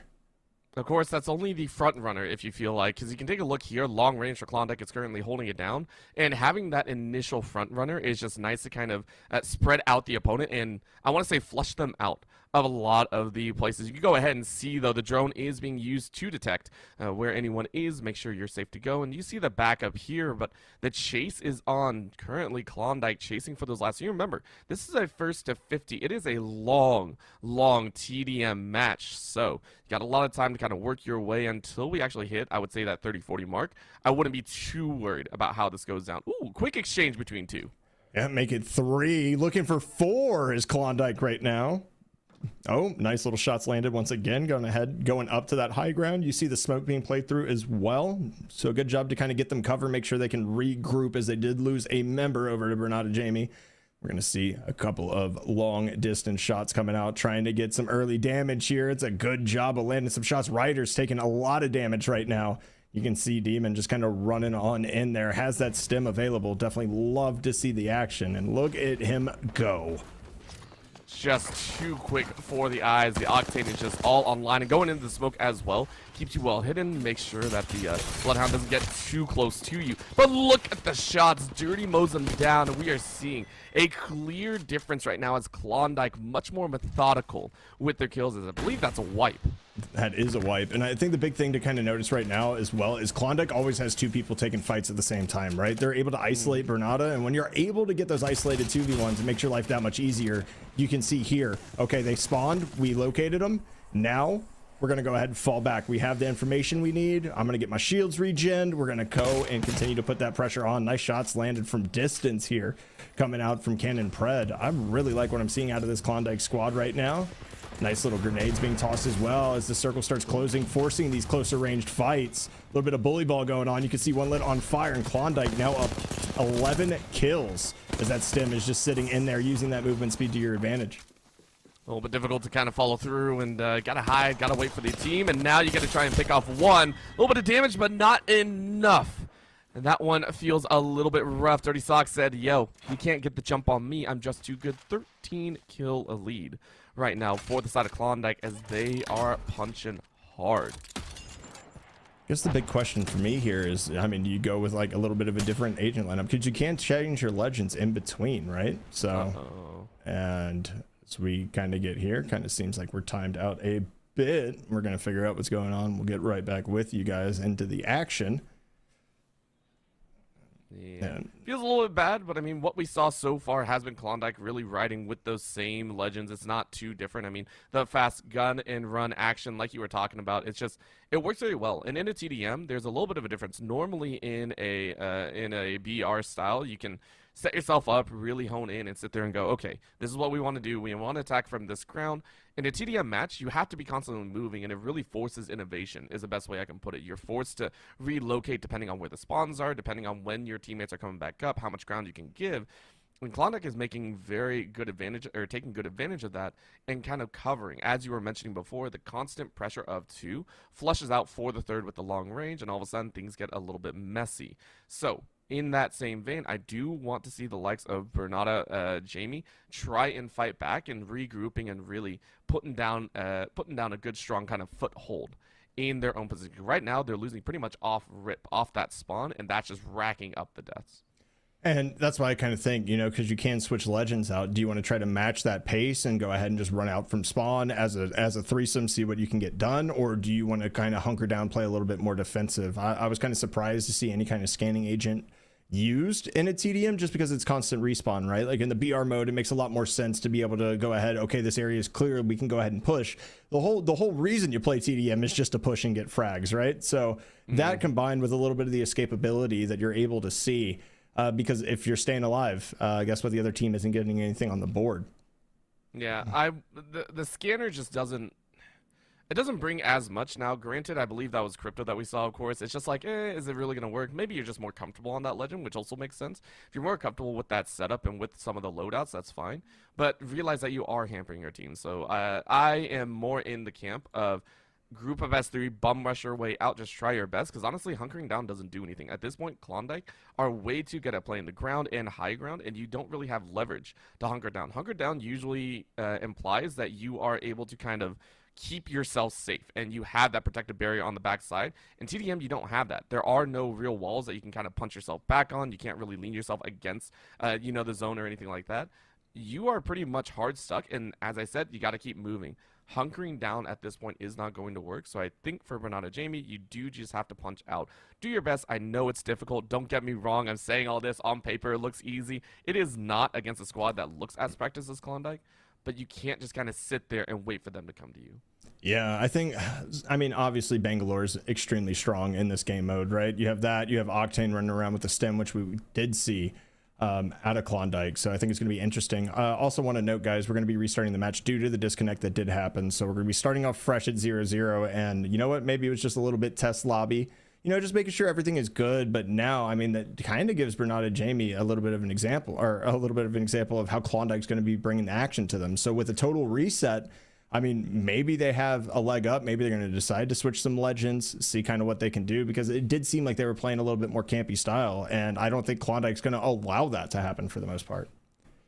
The one way that you flush out a camper is you just rush them. I think at the end of the day, that is what you do. You can see them all prepped and ready to go on that right side. Klondike more than happy to set themselves straight. And with the same kind of notion, I sit there and go, okay, what do you have to realize? You can use a sniper if you so wish, but you have to have that good body blocking. You have to be willing to understand you got to keep your head on a swivel. So I personally am a sniper myself. I am a rat is what I lovingly refer to myself as, because I don't move half the time whenever I play. With this idea in mind, if you're going to set up, you better set up well. It is difficult to do so. It can be done, but you need two really good grounders to kind of help you out. We're right back in the match. Klondike back and sitting at that 0 mark, but they're going to hightail it out. You can already see a little bit of Predator move there, just saying, yo, you better be ready. We're actually got a full recon drone coming out now, and obviously in a respawn mode, that can provide a ton of value. Shotgun coming in early, getting some chip damage here, but over the top, not really expecting it. There's Bernardo Jamie getting on the board first here, so a little bit of a switch up. See the early chip damage coming out, and here's the shots being laid down.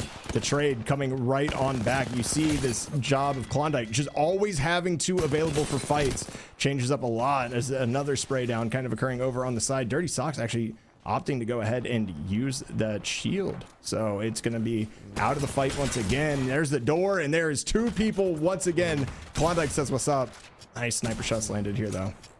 Yeah, and they're trying to use that Gibby as best as possible, but it's just not going to work. This little mid-range firing from Riders is going to feel okay for the time being, but that was already the wipe. And I love the fact that you did mention that there was a little bit of a difference with that Octane. The first kill came through. That's Buttery's job, quite honestly. Buttery is meant to kind of die and meant to get in the middle. There's no real issue there. This is So they did do what you were talking about, Visionary. They did go ahead, try and post it up. The Gibby shield came down. I don't think that's going to work. The nades are coming out a little bit too easily to flush them out. And right now, Klondike are just on the hunt. Look at that spray. Dirty Sox said, yo, I may be a little bit dirty, but I'm clean with these kills. Sit down. Give me those eliminations. Oh, look at this. The stem once again using that movement. Just another frag coming out for Klondike. And this is a switch, though, that we're seeing for Bernarda Jamie. They're running the Gibraltar now, which is definitely, you know, something that's kind of surprising. If they want to hunker down, it's something that can definitely work. But Gibraltar also a very big body and moves a little bit slower than a lot of other agents. So, I mean, you're dealing with this speed. How are you going to be able to do it with a character that moves a little bit slower as well? You just have to pray and hide right now. Team 1 hunkering down in the middle, and you're annihilated right now. Team 1 trying to barrier their way in, and it's quickly becoming a bloodbath. It's a problem to be had as a flush out from the left side. Dirty Sox once again ramping in with the team, and just, yo, I'm not worried. And quite honestly, Dirty Sox, this drone is more just to figure out where they're spawning in from, which I actually do appreciate. Just saying, hey, yep, it's easy to find you. I'm gonna go ahead and do our sonar detected. Drone is also detected, and you're hiding back in this corner once again. Bernarda Jamie, a little bit worried about what's about to happen. Yeah, definitely am. I mean, hostiles are detected. You have kind of marks down, one already approaching, and they try to use that door to their advantage. Not a lot of wall bangs coming out, going to get out with their life once again, and this is kind of what I love to see. Gibraltar in here. That's a one way to do it. Go ahead and have one push. The one time that we don't really see a double swing coming out from Klondike. Bernarda Jamie starting to get back on the board, kind of hidden back, but that's huge shots coming out from Cannon Pred, but they're low on shield. This might be dangerous, so if they can get around here. It's going to be, once again, playing for the respawn, playing for that team up. We're going to see if they can go ahead and just kind of hold this ground here. And I think right now they cannot. Take a look at this flush once again. The Gibby tried their hardest, but the shotties and more. Buttery and Cannon. Those are two words I don't ever think I'll ever say again in a sentence. Go ahead and flush out for their 12. I mean, we are playing 3 maps, so we're going to have at least a good amount of time saying that, of course, is the high ground kind of being taken over once again. And let's see, of course, shields being popped, trying to stay alive. There's somebody marked. Do you have the shots is the question. The jumping, the movement, Buttery once again, barely able to survive here. That's kind of the whole reason you play Octane, right? You get yours, you get out of dodge, and we see that health regenerating quite quickly as well. Just that simple. You go ahead and read into it now with the hunt on Riders. Looking for a little bit of value. You got 16, 15 seconds, and you're getting some damage down, but you're hunted in your own. Unfortunately, this is still an FPS game at the end of the day, and sometimes you got to hit your shots to make value work. Team 2 going ahead and hunting as Klondike are just running around at this point. Who can they kill? Where do they want to kill? That's going to be Dirty Sox saying, okay, they're not here. Let's go ahead and look at another corner. Yep. All right, well, we know they love the high ground, right? So there's a couple good shots coming out, trying to use that cover to their advantage, just getting peppered down, of course, as we see that Octane being used once again. Shield going to be up top. Shot's not going to be landed. Oh, okay, a little pop out from that shield. Oh, here's the ultimate being used, though. Going to go ahead and run through, potentially try to reposition and get the flank on this. I'm going to see it. Another ult being burned the other way. Gets Bernarda Jamie at least a kill here, but the flank is just too nice with it. Having to reload, though. A little bit awkward here. Are they able to land it and finish it? It's going to be a trade once again. No ammo. Bernarda Jamie doing a great job here, kind of holding it off. Took a little bit for them to pull it off, but they did, and honestly, it was a win nonetheless. However, they're now out in the open, and that's the dangerous part. Remember what I said, TDM always feels like it's a third-party situation. You have to play it as such. You cannot wait out in the middle. Even if your teammate is down, you got to figure out a way to get to safety, get to a better ground. And look at that, they are locked into the eastern side of the map. This dangerous spot to be had. This has been 2 or 3 times now that Bernarda Jamie have tried to hide inside of a building and just trying to hide inside of one of those houses. Look at this flank, though. Dirty Sox has done this before. Said, yo, I'm here. Has to reload, but gets a secondary L. Pump 1, can only pump a second before going down. But the damage has been done more than enough. Bernarda Jamie now getting locked out. The Pathfinder gonna try and hide as well. But Pathfinder doesn't do too well if you're sitting still. Yeah, I mean, Pathfinder is kind of that movement, right? I think the problem with TDM, though, is you throw down those grappling lines, you actually, both teams have access to it. So it makes it more difficult to kind of get an advantage with it when the other team can use that to kind of just run in straight down and be aggressive in your face, basically. As this is a great little flank, too, over the top. I mean, this is going to be filthy. Look, they're surrounded from all corners. Klondike is just sitting here waiting to go ahead and start taking advantage. The reload coming out. All right, well, a little trade back and forth, but Klondike starting to build up almost an 11-kill lead. And this lead, honestly, anything 2-1 is going to feel great. Because at this point, you can evenly trade out in Klondike. As long as you're trading evenly now, you're good. And they're honestly trading 2-1 even in the kill spread. So I don't think they have really any issues with this. Their main thing is how do they break into these situations? How do they actually break into this kind of stalwart defense? It's not really a matter of how. I think it's a matter of when. As you can see here, just chasing in Cannon, trying to lay it down, but unfortunately gets locked out before only getting one with a shuriken. Feels pretty dang good, but the washout as another is Bernarda Jamie sitting up pretty. Now that's the spray that you want. Buttery says, I'll take the last few. And once again, as I said, it's a 3-2 scenario. Pretty dang good. Yeah, I mean, it's another 2-for-1 trade. And Klondike just kind of taking advantage of the kind of stalwart and the stall tactics of Bernarda right now. And I mean, I feel like you got to switch it up at some point. You know, this currently isn't working for you, but if that's what they're comfortable on, if that's what they've been successful playing, that's what's gotten them here. There's no reason to go ahead and change it up. Maybe it's just a map diff, right? Where Bernarda Jamie definitely feels more comfortable on another map, but you're going to be fighting 3 people here. You have to be able to get out of dodge. Buttery, are you going to survive? Oh my, 1 HP. Is going to be able to survive there. Oh, okay. Yeah, getting dropped. I don't know how you get another there in that case. It's actually going to be Cannon coming around the corner, picking up another one. Jesus, it's just the trades from Klondike are so good. And Orbital, we do a lot of work in Valorant, right? Like, trading is one of the integral parts of that. Seeing it done so effectively here in a TDM is kind of surprising to me. I mean, the times that we've seen it happen, it's also in the fact whenever Bernarda Jamie get a kill, it feels like things have already gone down. So as you mentioned, the trading is valuable, but the rotational value that Klondike also get in terms of spinning around and getting ready for the next fight, they don't waste any time. There is no prep for the next. They are literally always on the hunt, and it works so well. Look at this lineup, just prepped right in the middle. Dirty Socks is like, yo, I know where they're going to be. I know where they're going to run because we already flushed them out. It's an easy extra as Klondike are the first to hit 30. Yeah, and I mean, that means we're looking at it now. 20 kills to go. Bernarda Jamie having a ton of space and time to make up as we see a shield drop. It doesn't matter. Look at this high ground that Cannon Pred has gotten. Going to go ahead and drop this frag as well. We're seeing some damage come out. Not much doing. The fire is there, being able to kind of burn everything down. And there's the shield gone as well. It's going to be that much more difficult to go through. Getting detected here as well as Dirty Socks is able to find one. The cluster bomb, and there's another one for Dirty Socks. They're just kind of aggressive on all sides. Now the Pathfinder finally coming out. We're seeing that utility used. You're going to be able to take that up, get the high ground, and try to get yourself out of this building situation, be able to take some map control.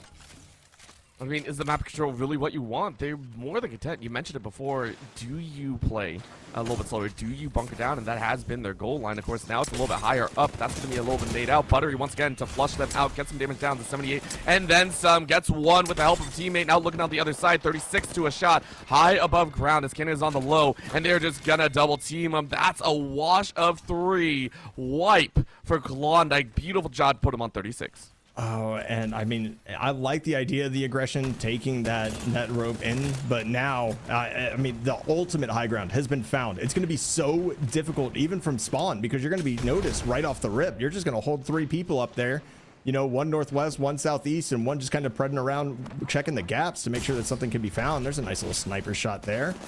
Don't know if it's going to get them much, though, as they get run up on. Here's the movement. Here's the jump. It's going to get a 1-for-1 trade. But again, Klondike just continues to rush through. Bernarda gets a couple, but Klondike has an answer almost immediately. And this just hurts. As we mentioned, even if Bernarda Jamie are able to find some sort of flank or find some sort of angle, Klondike just feel much more ready to respond. Their micro mechanics are just amazing here right now. That's a long ball nade, though, as Riders tries to throw down. I mean, the numbers are not doing them any favors here. That is going to be one only in a long haul to try and get the rest of the 34. It's a dangerous game to be played, but they're going to try their best. And Dirty Socks is just like, yeah, I got 14 eliminations. Let's see how many more I can get. Look at the bead on the shots on the back. Buttery was able to snipe one away. And it's just like, yo, let me go fishing. It's not going to happen. Another kill comes through. Buttery stealing all the kills. That is KSing to the highest degree as Klondike are just 8 away. Oh, man. Klondike, again, putting that pressure. It looks like one's about to die, right? And then finally the flank is actually able to come through and get the backstab. And it's just, it's so difficult to deal with. I don't know how you deal with this if you're Bernarda Jamie. You're playing kind of that hunker down style. You got a sniper in your hands. It's going to be difficult whenever the enemy is just consistently going towards you. How are you going to get value out of this sniper is the real question when they're on you as soon as you spawn.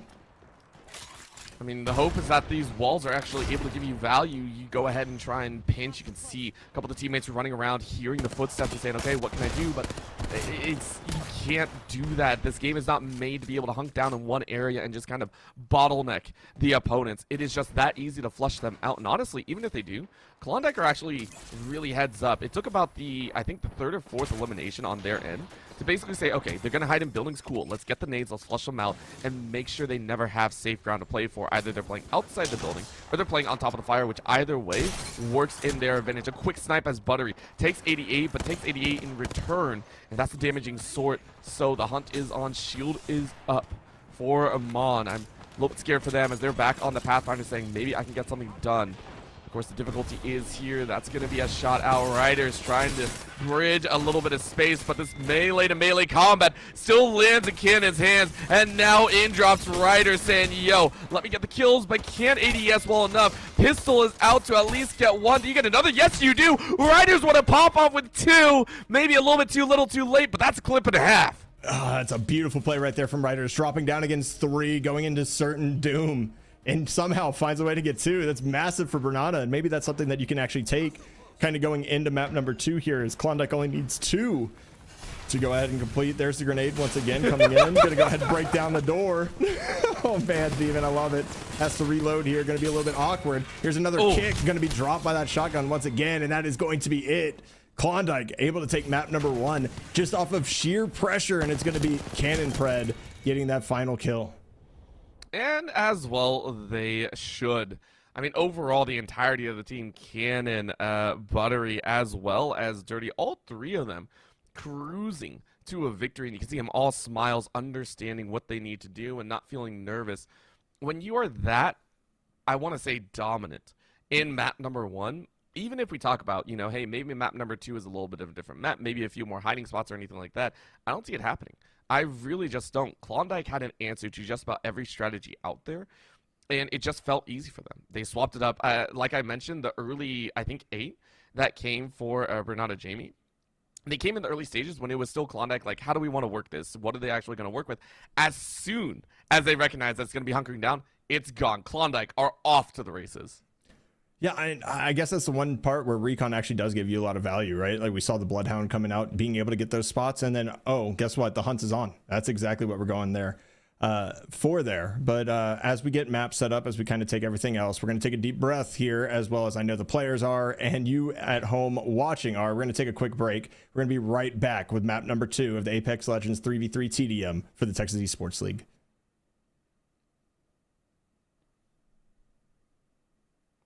Maybe. Nah, we're gonna stay nah. We're just gonna stay. We'll chill. I mean, listen, that game was so enjoyable to me. And taking a look at the second, my big question is, of course, what you set up before. Bernada Jamie going, A, what is gonna happen? And maybe they need a little bit more time. Maybe a little bit more time, just like our beautiful production team needed a little bit more time to get those. They are headsets working charged. their butt off, by the way. They're running around. They are working so hard. They are crazy right now. I mean, we have the Vanta event going on right now. Yep. We have CECC going on right now. I know NECC had stuff going on yesterday as well. Like, it is just a wild station up there. But also, this little break will give us some time to give a shout out to our sponsors as well. Obviously, this has been presented by Baylor, the presenting partner of the Texas Esports League. You know, they are there currently. They're looking to grow and support Texas esports. I mean, we're talking to members of undergraduate admissions, get some free swag, Dr. Pepper jelly beans, like I mentioned earlier. Join Baylor's mailing list to go ahead and get free swag and more information about Baylor, and compete in a Lego race to build a Baylor bear. So that's definitely interesting as well. Tetris is actually sitting there as well. We have Tetris events going on at the LAN. We want to say a big thank you to our friends over at Tetris. They're not supporting the fantastic tournament here this weekend, but they also have prizes that you can win. Head on over to the Tetris Arcade, win a high score for the day, and walk away with some exclusive Tetris swag. There's a line at the computer. Check out Tetris Mobile and play along on your phone. Play ends at the end of each day, so try to get that high score. Very, very nice and very fun. So I think we will send it to that short break. We'll be right back, and we'll have some more Apex Legends action for you.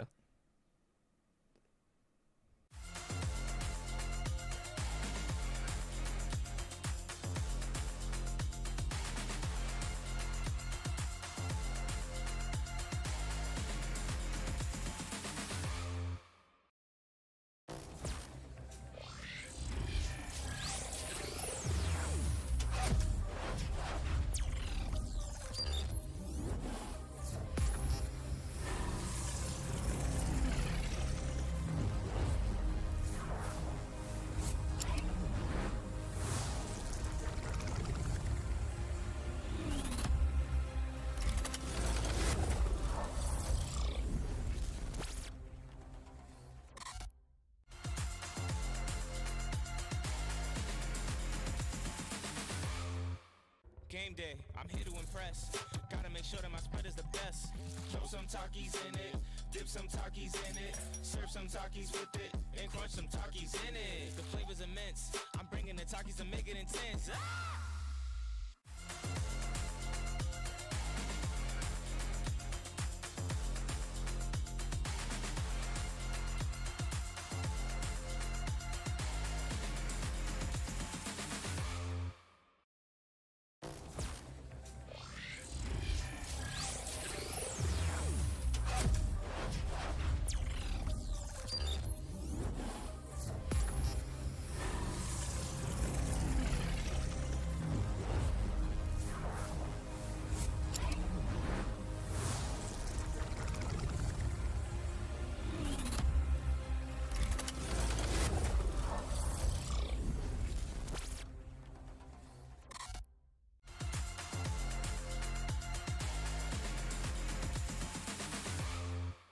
Game day, I'm here to impress.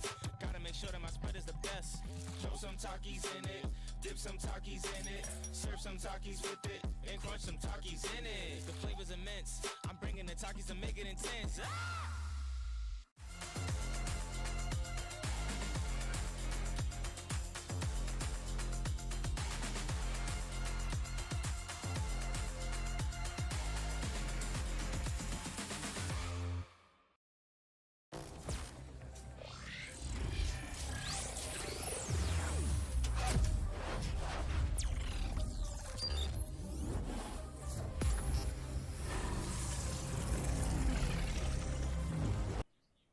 Welcome back to the Texas Esports League, presented by Baylor University, of course, organized by Vanta Esports. We're coming into map number 2 here of the Apex Legends Middle School Finals here in 3v3 TDM, and we saw Klondike run away with map number 1, Orbital. It was a difference of night and day, it felt like. And the crazy thing as well is Klondike are coming into this as the lower seed with something to prove. And that makes me very happy. I think with a showing like that, it shows that they're, very much willing to take this finals. And I'm kind of curious. I wonder if there were some conferences in there as well that kind of mixed up how they wanted to play. But they came out ready to fire. And I think they're going to do even more so. That is what I'm very, very impressed about. For Bernarda, Jamie, though, in their same vein, I expect them to be able to pop up here. They're a squad that made it here as a second seed for a reason. And maybe they just needed time to warm up. Again, with these lanes, it can be a little bit difficult. And it's just, give them a little bit of time. Go ahead and say, we can go ahead and fire away. We can go ahead and play and see what they do. So, game 2 could be a completely different story. And we'll see if they can. We'll see if they can throw down with the best of them. Absolutely. I mean, I think it comes down to a little bit of compositional difference in that map number 1 as well. Clearly, the kind of hunker down and take our fights inside the bubble did not work out for them. So It's going to be interesting to see what changes are made coming into map number 2 here for Jamie High School, or I'm sorry, Jamie Middle School, of course.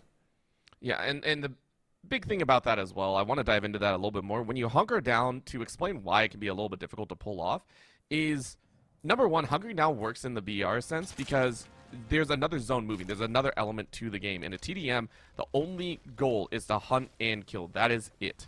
You need to be the proactive mover to get a jump on the opponent. Yes, that can be scary, but in a lot of scenarios, it's the best way to go about because you force a fight where you decide to go. And you can see here, Cannon Pred, literally a cannon off the start as there is a hunt through the office buildings right now for this last kill. Oh my, just running it up and running it down, trying to figure it out. And honestly, it's very smart trying to get away there and play with your team. Unfortunately, going to be dropped by Dirty Socks is one. We're seeing that Octane being used extremely effectively. Again, constant health regeneration means, hey, I can stem whenever I want because my health's going to start regenerating as soon as we get off the line. We see Riders here trying to take some of that high ground, drone spotting them out as well. It's going to make this so difficult. We're going to see at night, I'm sorry, at night being used there, trying to spot everybody out. There's some good spots. Can you get the shots? The answer is no right now. Coming over the top, good shots landed onto Bernardo James. They're looking to hunker down, but you know what? The high ground here may actually favor them a little bit more. Well, I mean, it's nice to at least keep yourself covered, and the only thing that I can see is them hanging on and delaying the inevitable. The main thing that is the problem here is finding the access points. Last time you could go ahead and really hang on you could really zone around, but of course the access points to this building is only like 2 areas.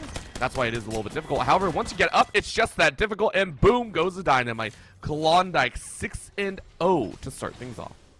Not only that, but now, I mean, you can basically stall it out. I mean, the fight has to come to you. If you're going to hunker down in the building, it just makes your life that much easier. So we're going to see scans coming out once again. A couple people marked over here by the Bloodhound. And we've seen that used pretty effectively on both ends now. See what they can do as we kind of get the approach going on. Riders looking to potentially take a fight, but getting shot, I don't even know from where, honestly. They were all inside the building. Here's the double swings. Everybody down on the stairs, goes ahead, turns around, gets some shots down. It's going to be another 2 for Klondike. We're going to be able to make it 3. It doesn't look like it. Oh, the reload pops, and Buttery comes in with the save. I mean, the station can be so nice and yet so terrifying. That open ground on the top side leaves you a little bit vulnerable. And you can see it, very nice detection strats by Bernard and Jamie. They know where the opponent is, but that doesn't do well if you can't fire the shots. You're going to hunker down once you get inside of the building, but the snipe outside is too easy. Demon is trying their best to hang on here. I'm realizing what that name is, but right now, Demon is dead, sent back to the Nether Realms as Ryder has to hide in the back corner. It's danger all around as Klondike. We mentioned in game 1 the early kills that went against them. Felt like they were just testing out the motions. Now that they have identified how Bernard and Jamie want to play, it is all hands on deck. 12-0.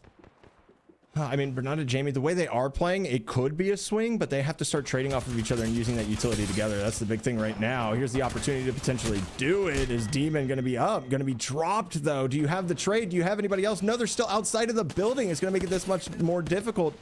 And is the corner spotted? Oh, no. Okay, the little rat strat right there from Ryder is going to be able to get them 1. Bernard and Jamie finally finds themselves on the board.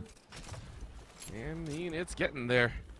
This is, it's a long road ahead, and maybe it's an opportunity. Buttery actually chilling out with a little bit of the pistol side and gets a teammate help. So 15, making their way. Only need 35 or more to go.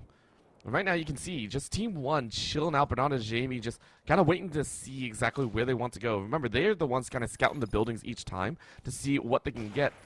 Of course, on the top ropes now is Klondike. They're trying to pull a Bernard and Jamie and say, yo, we're the ones with the high ground now, and you got to be a little bit careful. Burst fire eating away at the HP bars, and Bernard and Jamie just left scrambling as Ryder's actually able to fire back. Finds Dirty Sock pretty nicely. Oh, shotty to the body, though. Buttery sends him to the grave.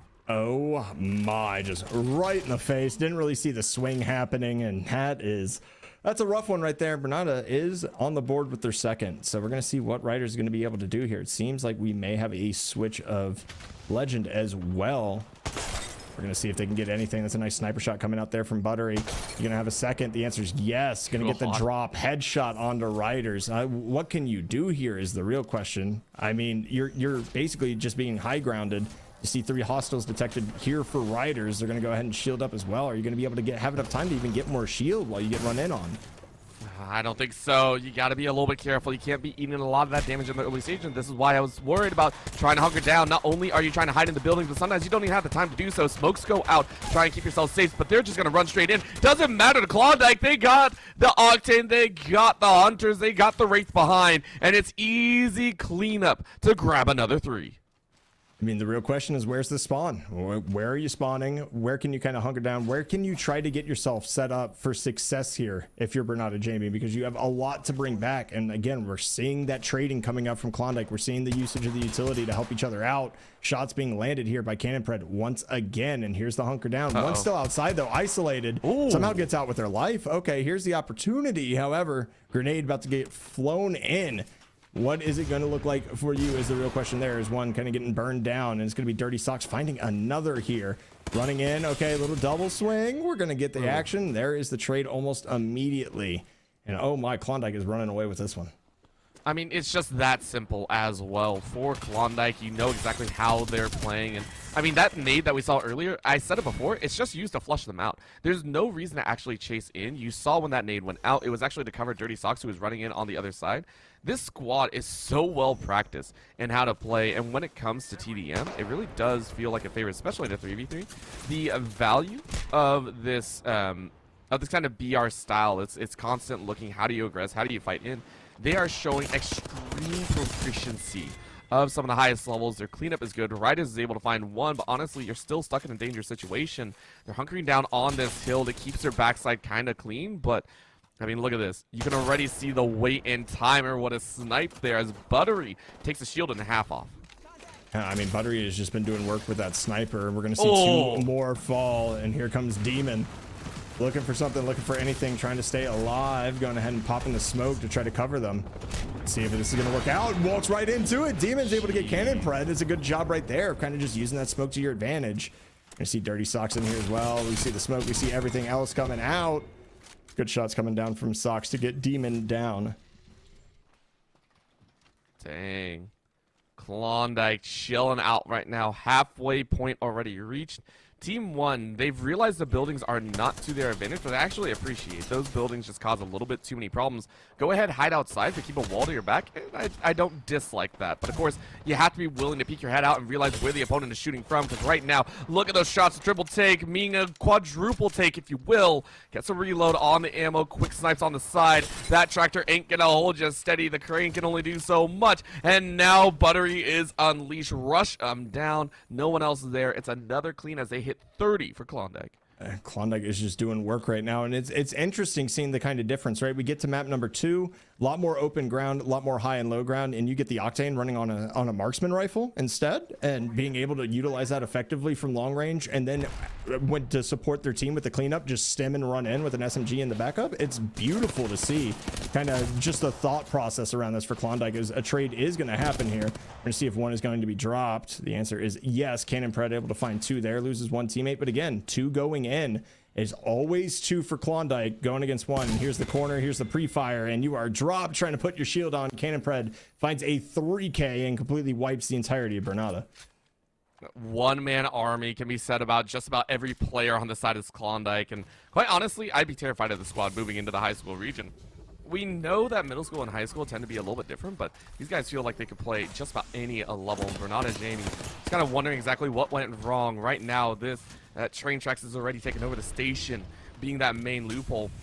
And with 6 kills to the name, Bernada Jamie are just like, what can we do? We are hiding and waiting. Building is only going to afford so much safety. You can see on the back end, one of the big parts about this is the rotations that Bernada Jamie are trying to do. It's actually getting caught out. They're losing so much time actually firing this top side. You can see here, damage is all in a bound. These times there, as that's just a rush. Go ahead and get the cleanup crew out there. Cannon Pred says, yo, yeah, go ahead and temper their HP. I'll help out and get the rest. Shield is up, but it's broken once again. Now Klondike just need 15 more. Doing a great job, and I mean, we had that fight kind of going on downstairs. You're gonna get spotted as Demon going to be there. Here's Riders. Okay, well, there's the shots coming through again. It's always the second person just running in, basically baiting it, baits out the shots, and Klondike's able to find another 2 frags here as Buttery also gets the snipe from above. This is Klondike once again, as we said, covering every possible angle. They send one, and I love the fact that they are utilizing Dirty Socks as that range sniper. And then whenever they get him low, Cannon Pred and Buttery are just like, yo, we can go clean up, right? And they just hard rush. There is no hesitation behind it as well, and that's what gives them so much value. However, Dirty Socks right now is actually getting lit up and annihilated. I think they got soloed out here. Bernada Jamie able to find a sniper and finally pay them back. This might be answered by a very, very difficult one to watch for. As Team 1, Bernada Jamie are currently hightailing it. They're split in a 2-1 formation. I mean, I honestly don't mind it. You know, you've been kind of getting flanked from all angles, so why don't you go ahead and try to hit the flank yourself? We're going to get the turret down here, though. Okay. I love seeing this. Something a little different, you know? Hold down a common angle, see what you can find, see if you can kind of get enough pepper spray down to be able to hurt the team. Obviously, this has been a spot here, and this spot is disgusting from Cannon Pred too. Like, they're not going to expect you all the way up there. Buttery's playing the same angle. Dirty Socks going in, this time getting dropped. I mean, the minigun. You're not going to beat a minigun and 2 other players. I'm sorry, buddy. No, and I think right now you just want to reset for Klondike and get the nades back up, and then you can flush them out again. I think that's what you really want. Right now it's just been all on the other hands, and look at that. There we go. Wright is able to trade one back. Remember, a trade of 1-for-1 is all in favor of Klondike. Buttery says, I don't want to trade. Give me that shoddy. Sit down, out from the counter. Klondike hit 40. Just need 10 more. 10 more, and man, they, again, just running away with it right now. We're seeing the trades, we're seeing the flush ability, and we're seeing people get caught out in the open. This is not ideal. Look at Buttery just diving on in there like a mad lad. Dirty Socks is going to be able to find the first frag. Here's the second one, and it's going to be traded out by Demon. Cannon Pride going to find another here, though. And again, it just makes it so difficult when you're constantly on the respawn. You're constantly being hunted for the most part as well. That's going to be the problem. But Bernard and Jamie, I mean, they're kind of careful, conservative playstyle. Might have worked in other scenarios, but I think Klondike just have their number. Honestly, it's just a really difficult matchup for them, and Bernard and Jamie just did not have another idea to run with. Look at this gun duel once again. Riders unable to really grab anything. Took a third of the HP. That's going to be the shotty ready to go. What a hard spray, though. And you actually do break a little bit of Buttery, but it's traded right back. 43 in counting. Finally double digits for Bernard and Jamie. But they need a bit more than that. They need clean kills around. I'm wondering if they can pull that off. Everybody back at full health again for Klondike, getting the spots here as well, trying to get that early damage. Look at Buttery, look at the movement, look at everything going on, get that shotgun out, but accidentally falls off the top. It's going to be Riders with a knuckle cluster being able to find one there as well as Cannon Pred trying to fire off these cluster bombs. This fire going to go ahead and push people off. There's one break, and there is the final dagger. Klondike needs 6 more as somehow Buttery is still alive through all of this craziness. It's an Octane. Yeah. It's an Octane. We don't ever worry about how an Octane lives. An Octane will live. That's about all we need to know. Right now, jumping down, stealing away another kill. The shotty just works too well. Bernard and Jamie, they're fighting hard right now, trying to get some of those drops as best they can. I don't know if it's really giving them any opportunities. There's going to be shots from the side again. They're hunting one. Shield was up, but a quick hide around this truck. Riders wants this one bad, but it's given enough time. You're able to sight one down, but the shotty right back leaves it to 47. Couple shots around. Buttery gets a secondary. 1 more to go for them to get a wipe. 2 more to take this championship. Ryder says it's not going to be that easy. Buttery says, it's Buttery smooth. Thank me later. Go ahead, speed your way up to just 1 more. I think that just might be a T1 hiding out on the outcroppings. I mean, I love the outcroppings here. I like the idea of having the sniper. You're going to throw down the nades. You're going to go a little bit of distance here and see if you can find something as Riders pushing up forward kind of solo here. That's going to be very dangerous when you're talking about everybody trying to kind of swarm like Klondike does, maybe trying to get some early intel. But the answer is going to be no. It's going to be Klondike, who is your Texas League champion for Apex Legends. I mean, look at that. Smiles all around as they played extremely well. As we mentioned, very stalwart in how they wanted to make these games work. And the strategy employed as well was very just cut and dry. There are some times where I do get worried whenever it comes down to, whenever you're ahead in a lot of these matches, TDM can get a little bit messy. You can't have that one player like Buttery just rushing in there. I think tried to flush out once in station in the lower ground and then just got popped because there were 2 people waiting with miniguns. And you're like, oh, okay, probably shouldn't have done that. But you don't do that too often, and you're pretty okay with that. So very nicely done by Klondike. Yeah, I mean, honestly, they just controlled the map. And that's the easiest way to get a win in a TDM game is kind of force your team or your opponent to just kind of collapse. And as long as you have those trades, as long as you have the utility coming out, like we saw, of course, those grenades, that fire being used so effectively to flush everybody out. And guess what? Now it's 4 people running or 3 people running in different directions because everybody's like, oh, I got to get out of this fire versus, versus just being in there. You had the smokes. It was effective for a couple. I liked some of the ideas that we saw. It was just the execution that Klondike brought definitely was stellar in this final. I think for Bernard and Jamie, they had a good idea in a vacuum. And when I say that, it means that their strategy is not wrong all the time. It's just not for this map type. I think it was a little bit difficult to say, but you can't hunker down in a TDM because of how quickly the respawns come through and how quickly that utility comes back into play. The nades and smokes and everything like that. But the pacing did not allow for you to hunker down. It works for a couple kills, but you can't use it all the time. So, theory-wise, maybe in a BR setting, might have brought some value, placement points and everything, not in a kill race.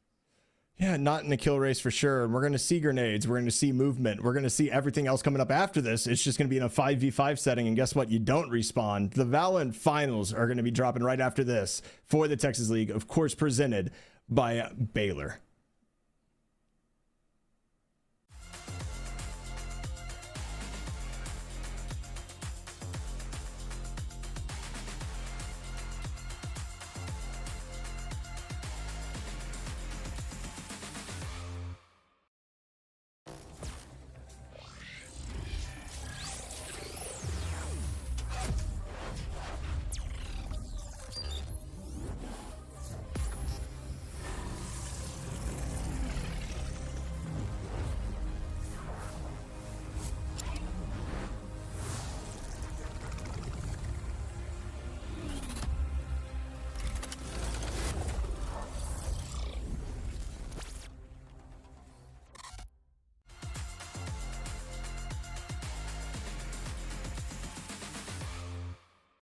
Game day, I'm here to impress.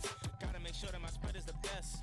Throw some Takis in it, dip some Takis in it, serve some Takis with it, and crunch some Takis in it. The flavor's immense. I'm bringing the Takis to make it intense. Ah!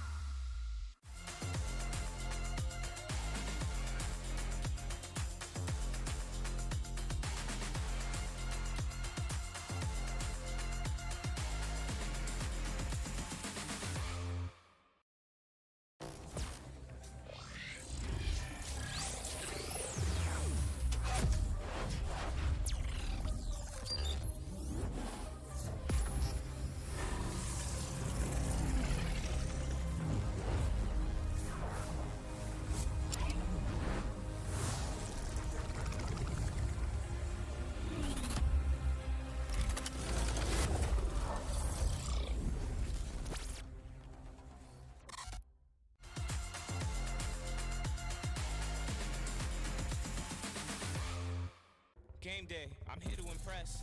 Gotta make sure that my spread is the best. Throw some Takis in it, dip some Takis in it, serve some Takis with it, and crunch some Takis in it. The flavor's immense. I'm bringing the Takis to make it intense. Ah!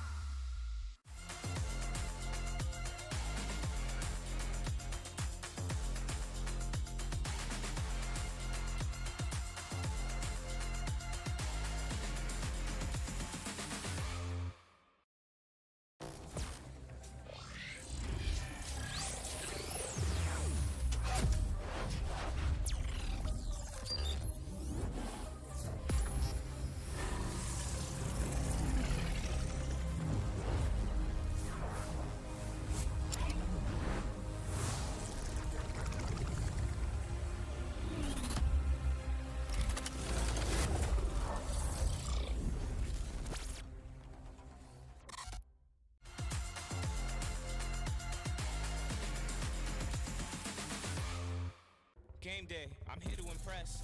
Gotta make sure that my spread is the best.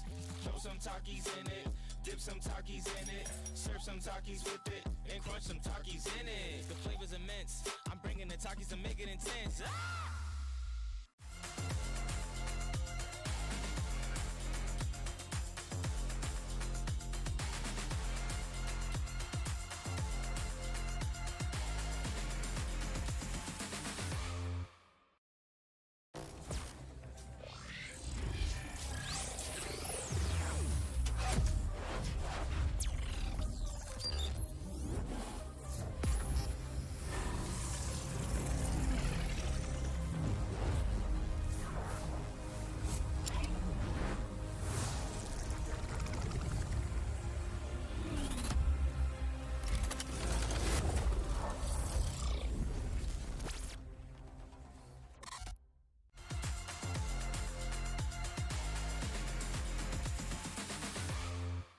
Game day, I'm here to impress. Gotta make sure that my spread is the best. Throw some Takis in it, dip some Takis in it, serve some Takis with it, and crunch some Takis in it. The flavor's immense. I'm bringing the Takis to make it intense. Ah!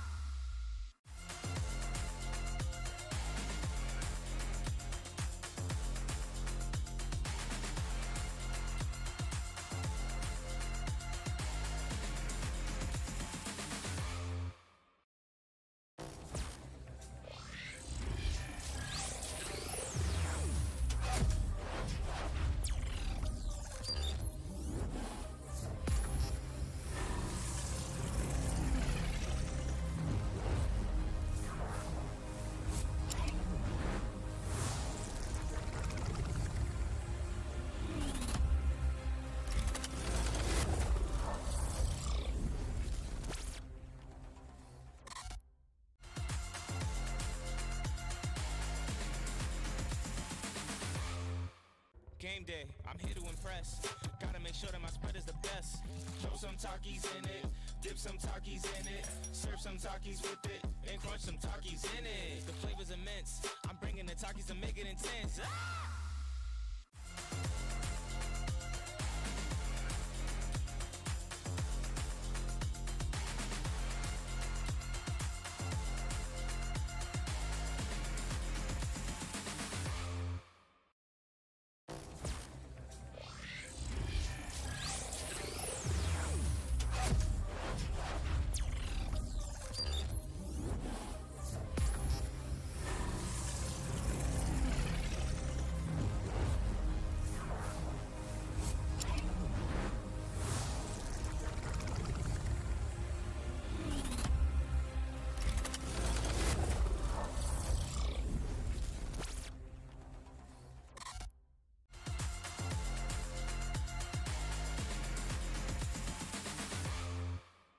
Game day, I'm here to impress.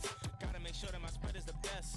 Throw some Takis in it, dip some Takis in it, serve some Takis with it, and crunch some Takis in it. The flavor's immense. I'm bringing the Takis to make it intense. Ah!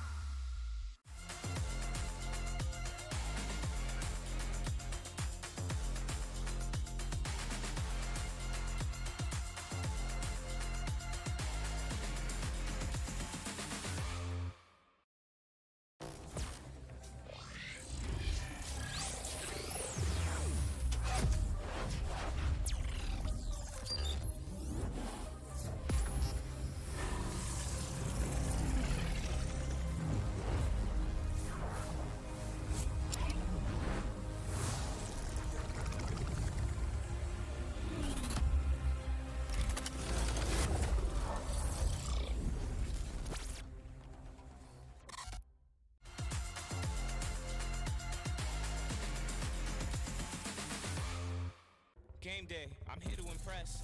Gotta make sure that my spread is the best. Throw some Takis in it, dip some Takis in it, serve some Takis with it, and crunch some Takis in it. The flavor's immense. I'm bringing the Takis to make it intense. Ah!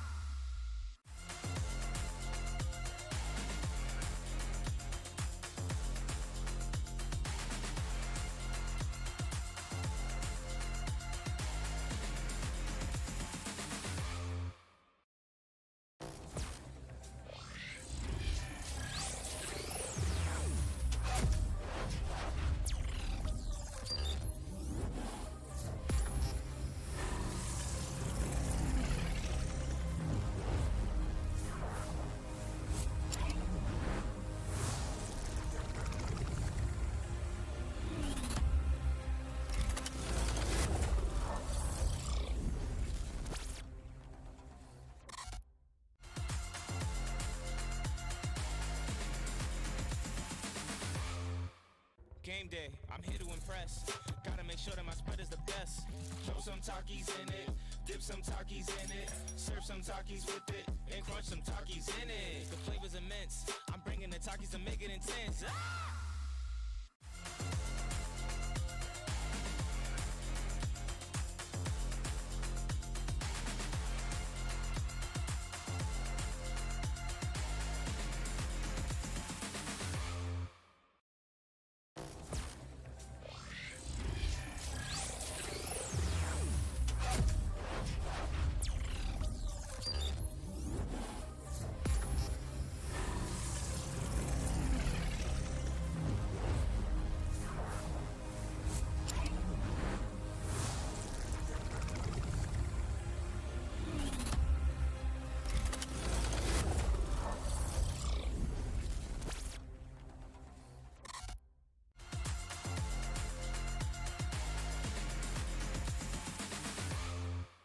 Game day, I'm here to impress.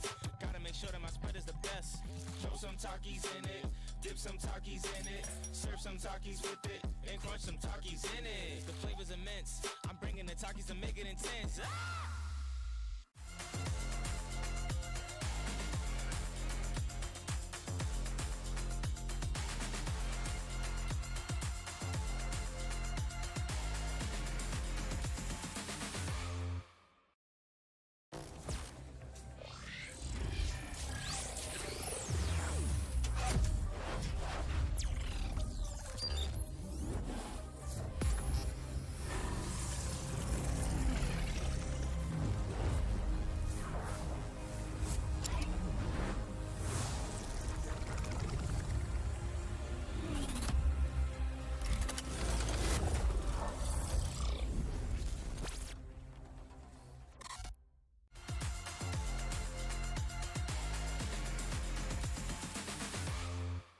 Game day, I'm here to impress. Gotta make sure that my spread is the best. Throw some Takis in it, dip some Takis in it, serve some Takis with it, and crunch some Takis in it. The flavor's immense. I'm bringing the Takis to make it intense. Ah!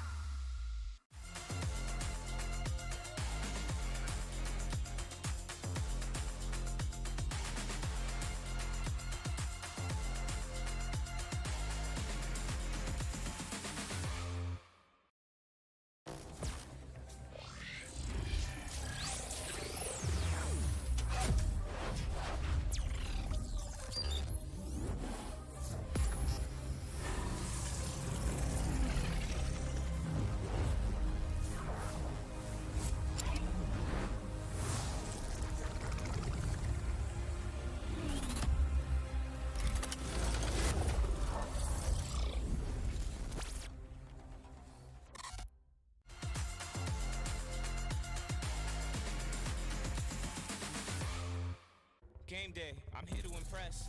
Gotta make sure that my spread is the best.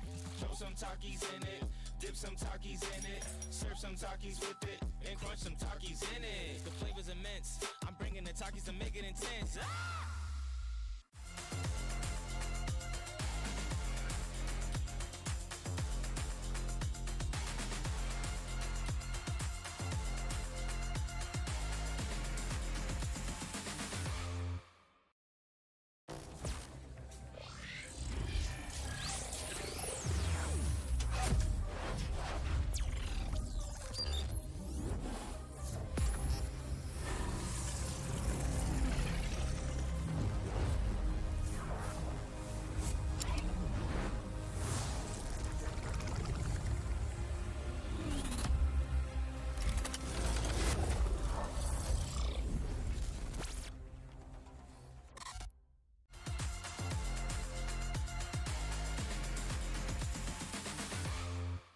Game day, I'm here to impress.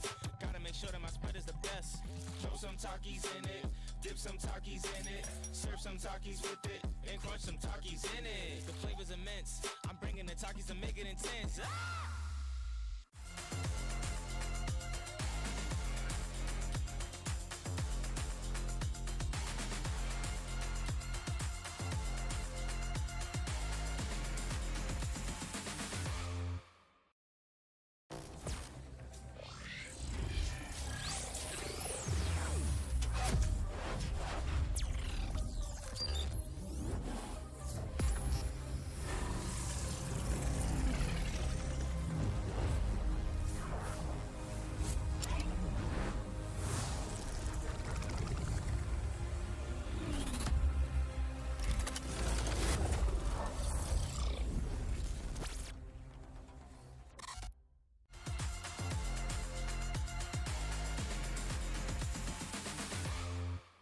Game day, I'm here to impress. Gotta make sure that my spread is the best. Throw some Takis in it, dip some Takis in it, serve some Takis with it, and crunch some Takis in it. The flavor's immense. I'm bringing the Takis to make it intense. Ah!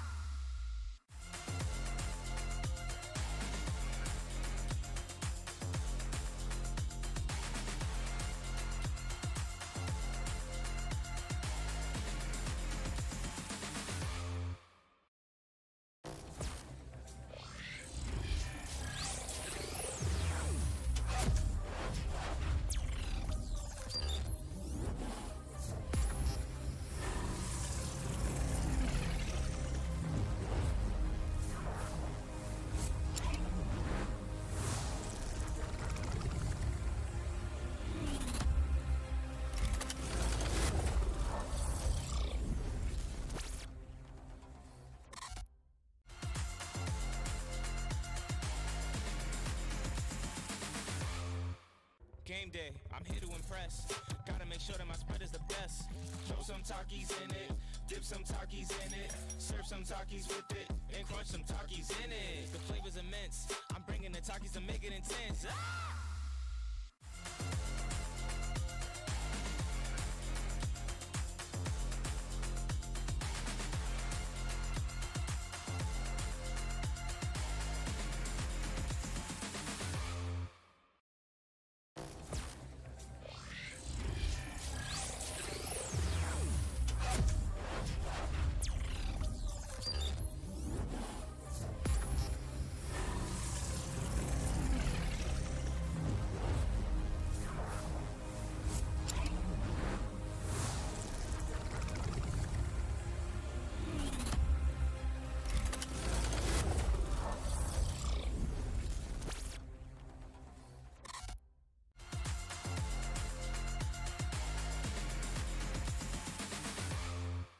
Game day, I'm here to impress.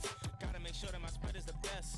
Throw some Takis in it, dip some Takis in it, serve some Takis with it, and crunch some Takis in it. The flavor's immense. I'm bringing the Takis to make it intense. Ah!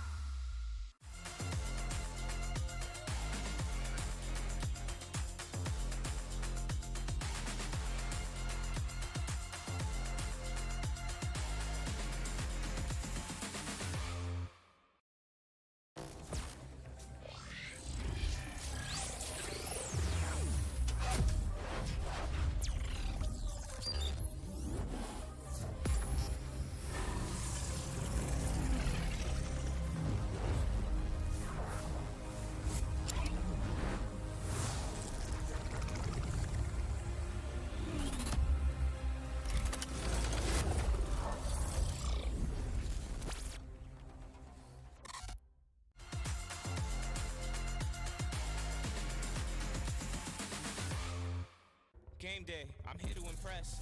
Gotta make sure that my spread is the best. Throw some Takis in it, dip some Takis in it, serve some Takis with it, and crunch some Takis in it. The flavor's immense. I'm bringing the Takis to make it intense. Ah!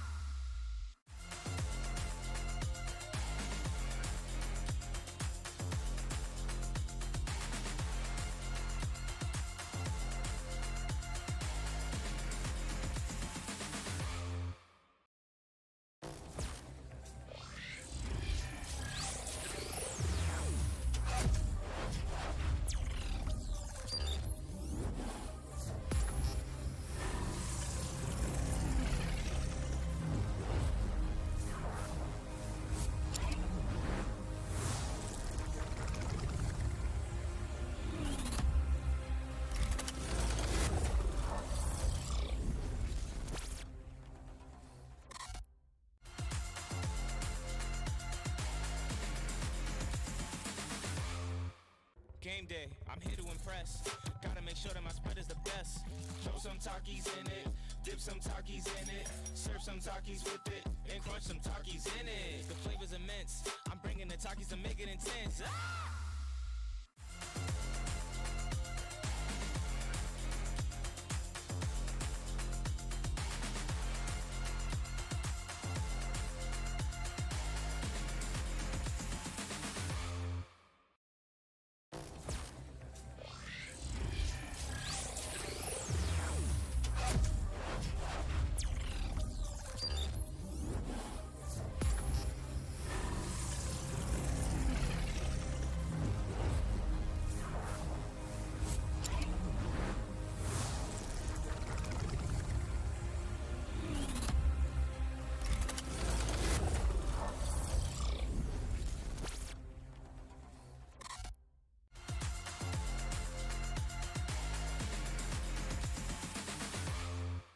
Game day, I'm here to impress.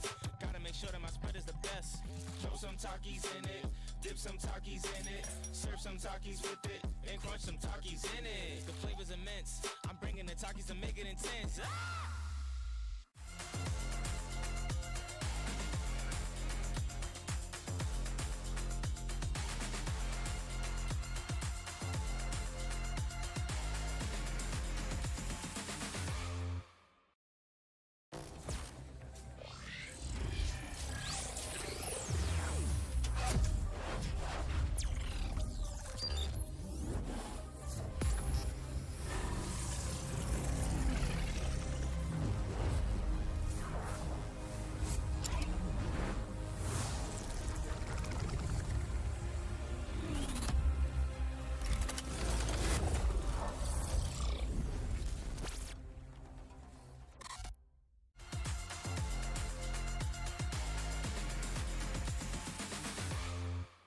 Game day, I'm here to impress. Gotta make sure that my spread is the best. Throw some Takis in it, dip some Takis in it, serve some Takis with it, and crunch some Takis in it. The flavor's immense. I'm bringing the Takis to make it intense. Ah!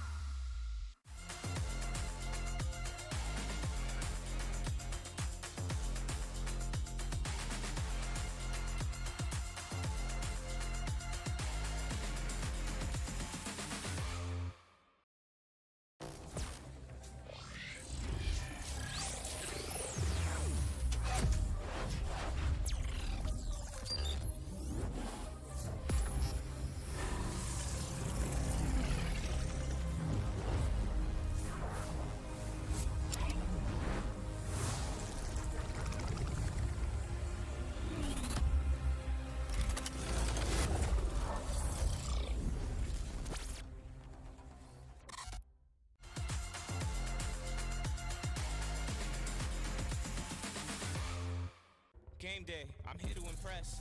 Gotta make sure that my spread is the best. Throw some Takis in it, dip some Takis in it, serve some Takis with it, and crunch some Takis in it. The flavor's immense. I'm bringing the Takis to make it intense. Ah!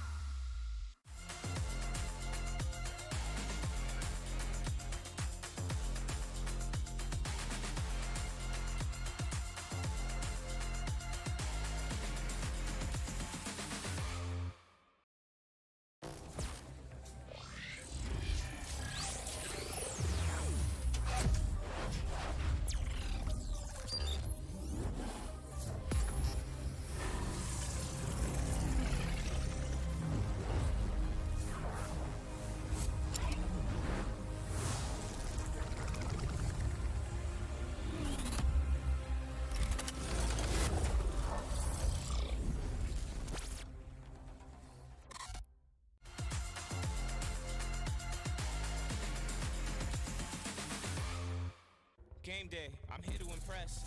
Gotta make sure that my spread is the best. Throw some Takis in it, dip some Takis in it, serve some Takis with it, and crunch some Takis in it. The flavor's immense. I'm bringing the Takis to make it intense. Ah!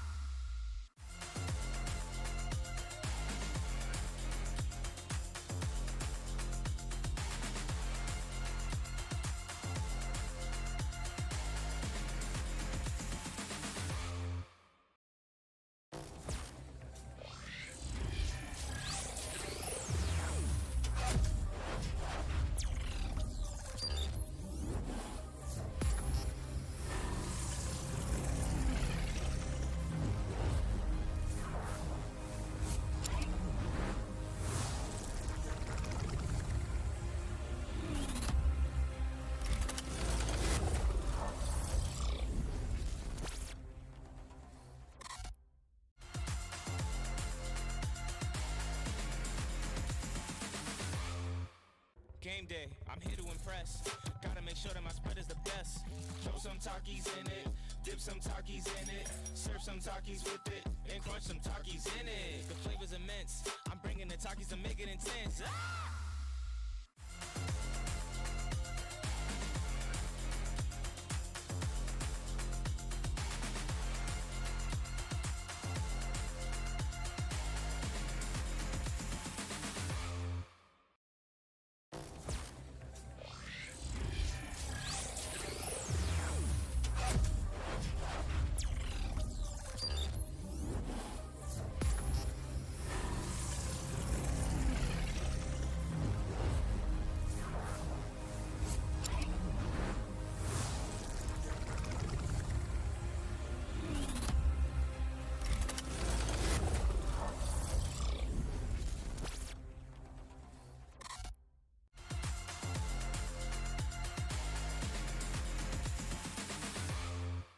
Game day, I'm here to impress. Gotta make sure that my spread is the best. Throw some Takis in it, dip some Takis in it, serve some Takis with it, and crunch some Takis in it. The flavor's immense. I'm bringing the Takis to make it intense. Ah!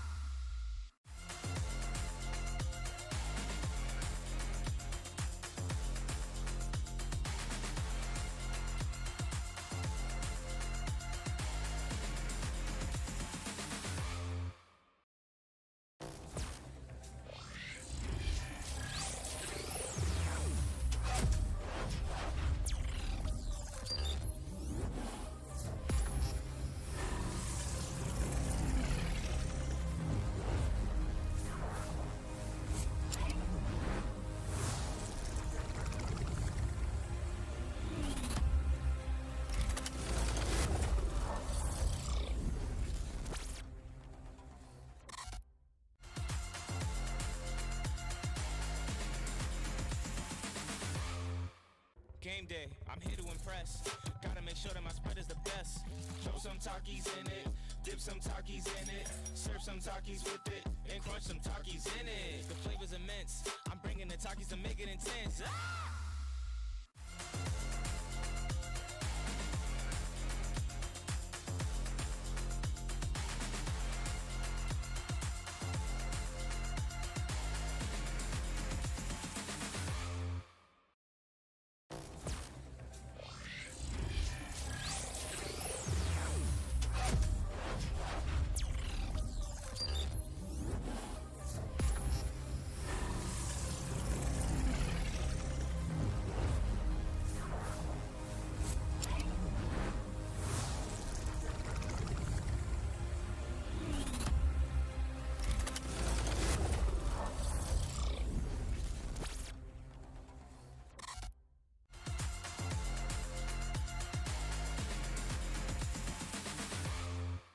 Game day, I'm here to impress. Gotta make sure that my spread is the best. Throw some Takis in it, dip some Takis in it, serve some Takis with it, and crunch some Takis in it. The flavor's immense. I'm bringing the Takis to make it intense. Ah!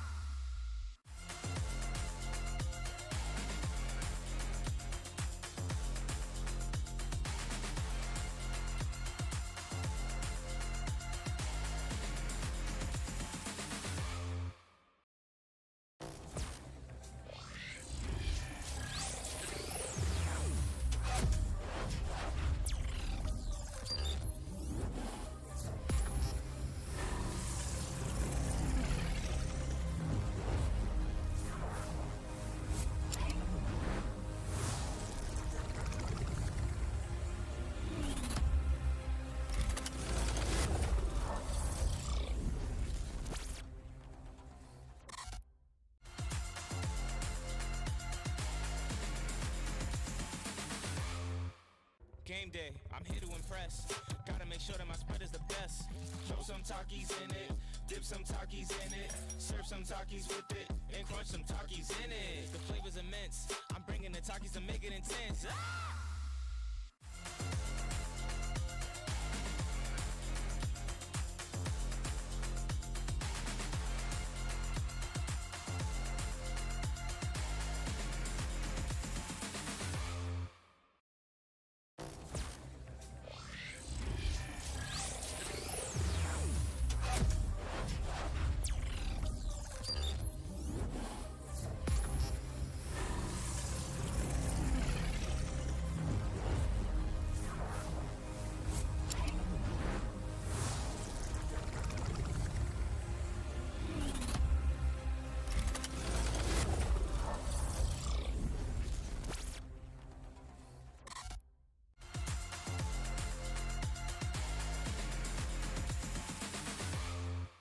Game day, I'm here to impress. Gotta make sure that my spread is the best.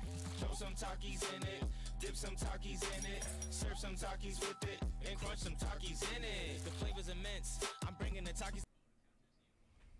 Hello, welcome back into the Texas Esports League, presented by Baylor University, of course. I also want to give a quick shout out over to Takis. Obviously, they're providing awesome snacks for all our hungry competitors.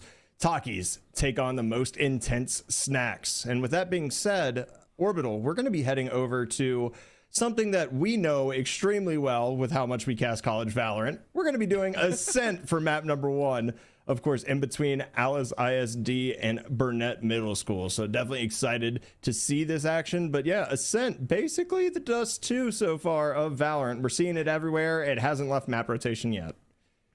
I don't think it needs to. It's a good litmus test to see who's ready to go. And so far, we've seen, I want to say, pretty one-sided matches. I mean, Overwatch 2 earlier concluded for the middle school side, and that one was also, I believe, a 3-0.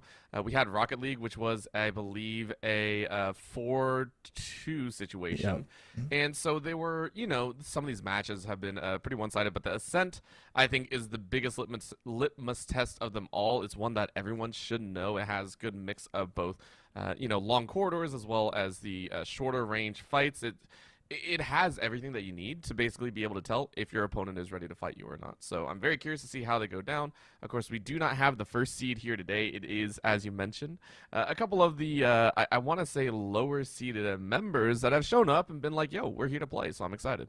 Everything changes when you play on LAN. It's literally that simple. You're not in the comfort of your own home. You're not potentially on your own setup, right? Like, yeah, you bring your keyboard and mouse, but monitor's different. Resolution you play at may be different. And obviously, as middle schoolers, I mean, props to you guys for being able to play Valorant. I know I had to beg my mom for a computer for myself so I could play Counter-Strike back in the day, right? Like, when I was around that age, and we didn't have much else. I think I had Half-Life 2 and Counter-Strike Source, and other than that, everything was on my Xbox. So I'm definitely excited to see this. I'm also excited for the fact that they're playing in a LAN setting. I mentioned it before with Valorant, with any of these games, and being able to play on a LAN setting and being able to show, like, you know, improvements over time. Sometimes it's hard to kind of be able to see and theorize, you know, as a parent, if you're watching your kid play, it's like, oh, are they really playing in competition? Like, is that actually real? But no, they're on stage, they're ready to play 5v5. Let's get into it. And as you can see, we got some spice, big rolling out, a little bit of the carry moments. I love it.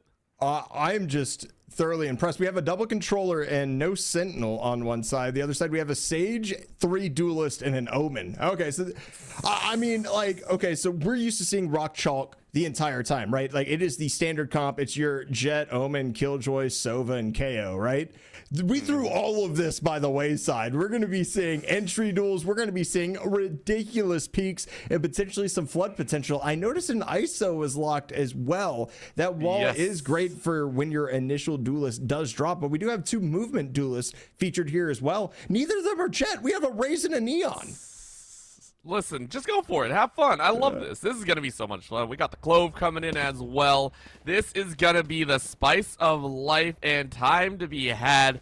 Let's go ahead and get into it. Once again, it is Burnett on the attack to start things off. And as you can see, it's a full B-side hit. Easy as easy does. And, of course, Alice ISD chilling out. They went for the 50-50. Obviously, they're not going to get it. This is the gun test of gun tests. Go ahead and sit down and see who comes out with the better skills. This is ridiculous. And look at all this space that's being taken already as well. Top mid has been taken over by the Omen there for Alice ISD. They did do the gamble stack. And unfortunately for Burnett, like, you still have to do your due diligence, right? You have to go ahead and make sure the site is clear before you flood on. Here is the door closing. We have the Deadlock going to be watching that flank as well. Here's the Omen running out, trying to get some chip damage. Green Ninja down to 35. So I do like this Deadlock setup with everything else that's going on. ISO going to come through. Mercy Box get the opening frag on that Sage. Here is Menus able to pull that one down. I mean, that's going to be pretty dang quick. And of course, you can see the lineup of Burnett going ahead, holding down with 3v2. Situations occur though, as Knight is going to say night-night to someone in the back corner. My little pony going ahead trying to get some help here. Someone around the corner in the main. Of course, that's all left a chance. This pistol is only going to do so much work. My little pony is able to find a headshot, though. The Classic is holding good. But Face trying to do their best as well. In the back corner, dangerous spot to be had. Looks like things are turning around, but that's right click good. Number one. No right click here with the Sheriff. Swing one, swing out, swing in, swing out. Who sees it? Foot is seen. And remember, Face just has to play safe, but Box goes ahead and wins it out. So Alice ISD, I'm going to go ahead and take round number one. That was an insane pistol run. Not a lot of time left here either. About 2 seconds. Yeah, and the defuse is gotten by Alice. Obviously, Ascent known as one of the more defender-sided maps. Currently in the pool. It's kind of been that way forever, but we're starting to see teams get a little bit more dynamic on offense with it, and it seems like both these compositions are kind of built for the other side for sure. I like it. I love every single moment of it. And again, I always like to talk about the spice of life in these early rounds, but at the same time comes about this other side of it, which is the first 3 rounds tend to lock out at pretty much the same pace. Whoever wins the first round wins the second, and then the third is usually a bonus, which usually goes to the other team, and then Valorant actually starts on round 4. That's what we're going to be watching for, as Face is currently inside of a wall. That one kind of hurts to see. We are going to get a little bit of a slow roll over towards this A side. Clove is going to try and draw some noise. And now we're going to send ourselves into this site, a quiet walk, as this is Moida to go ahead and wait high. But take a look at this angle. I love that call out, though. You knew the Sage was going to be up there. It's one of those things we like watching Grim, I guess, is this is going to be a flood into sight. Okay, so Vandal going to be on the Reyna, and something that I just noticed as well, some Spectres were bought up by Burnett here, so this might be dangerous for them. We're going to have Big Red out here with an Ares trying to do the Sova job for the most part. We've seen a couple of hits. The flank coming through quickly. Going to be able to pick off one, but Knight immediately gets the trade, and now Big Redden gets a peek. Going to get head tapped. And you talked about, hey, this is normally chalk. A couple of forced up guns going to allow Burnett to take the anti-eco away. And I think it was just very well timed. Burnett, in this best of 3, you want to get map number 1, and the call down was, hey, we are that higher seed, or we're the lower seed, and just we got to bring some spice to the table. Well played so far. And I think honestly it just caught Alice ISD by surprise. You're not used to seeing that spam of the Spectres roll through, and now you're put in a dangerous scenario. So we'll see what they can do here. Big question mark, of course, for me is how do they come back from this? Alice ISD, I don't think bought up too heavily on their own right. But Box, again, trying to get a bit cheeky with the pistol only. But Knight's going to go ahead and flood one through B main. Oh, do they know that the setup is here, though? Look at this crossfire. This is ridiculous. The swing is going to be there. There it is for My Little Pony to get the trade. However, sight hit going on at A right now. Nobody is occupying this space whatsoever. This is going to be a free plan over here for Burnett. They're going to be able to drop it down. I mean, most of the guns looking pretty even. We're going to get that Spectre fire from long range. The running gun going to come through, too, here for Markers. Great job of getting that one. Oh, okay. Moida going to come in and support as well. Nice little hampering fire. My Little Pony actually burned the Empress already as well. Trying to get that ADS and just dropped immediately. And now it's going to be difficult. Although Box able to find one there with the Ghost. Are you going to go look for the gun is the question. I don't think you do. Box has played religiously safe, I want to say, throughout this entire first couple of rounds. You just play for those peaks. You play smart and hang on. And you don't want to give an extra kill over unless you need to. Markers, of course, in their own right is going to find that flush, and the Spectre screams out. You got 2 rounds under your belt with guns in hand, so you're pretty happy if you're the side of Burnett. Again, as I always say, the opening pistol tends to be a little bit interesting to watch for. But we're still back at that 2-1 scenario. You know, Valorant can still kick off from here. Valorant can Valorant anytime. All it takes is one right click from a free gun that's called the Classic to kind of break rounds open. Like, I mean, I still can't believe that gun is free, by the way, with the kind of jumping shenanigans that you can pull over with it. But I'm definitely excited to see kind of what Alice is going to try to do different here. I mean, honestly, you do have the Sage, right? You can kind of block off and try to stall a little bit more, but we're seeing those walls being used extremely aggressively as Moida looking to take this fight early and mid. And nope, it's another aggro wall coming out. Little chip damage coming out, but you're going to see finally the Sage falling off of that wall, deciding not to use it. Dark's going to go ahead and close this door, and look, it's another flood out towards the B site, and it's looking like it's completely free once again.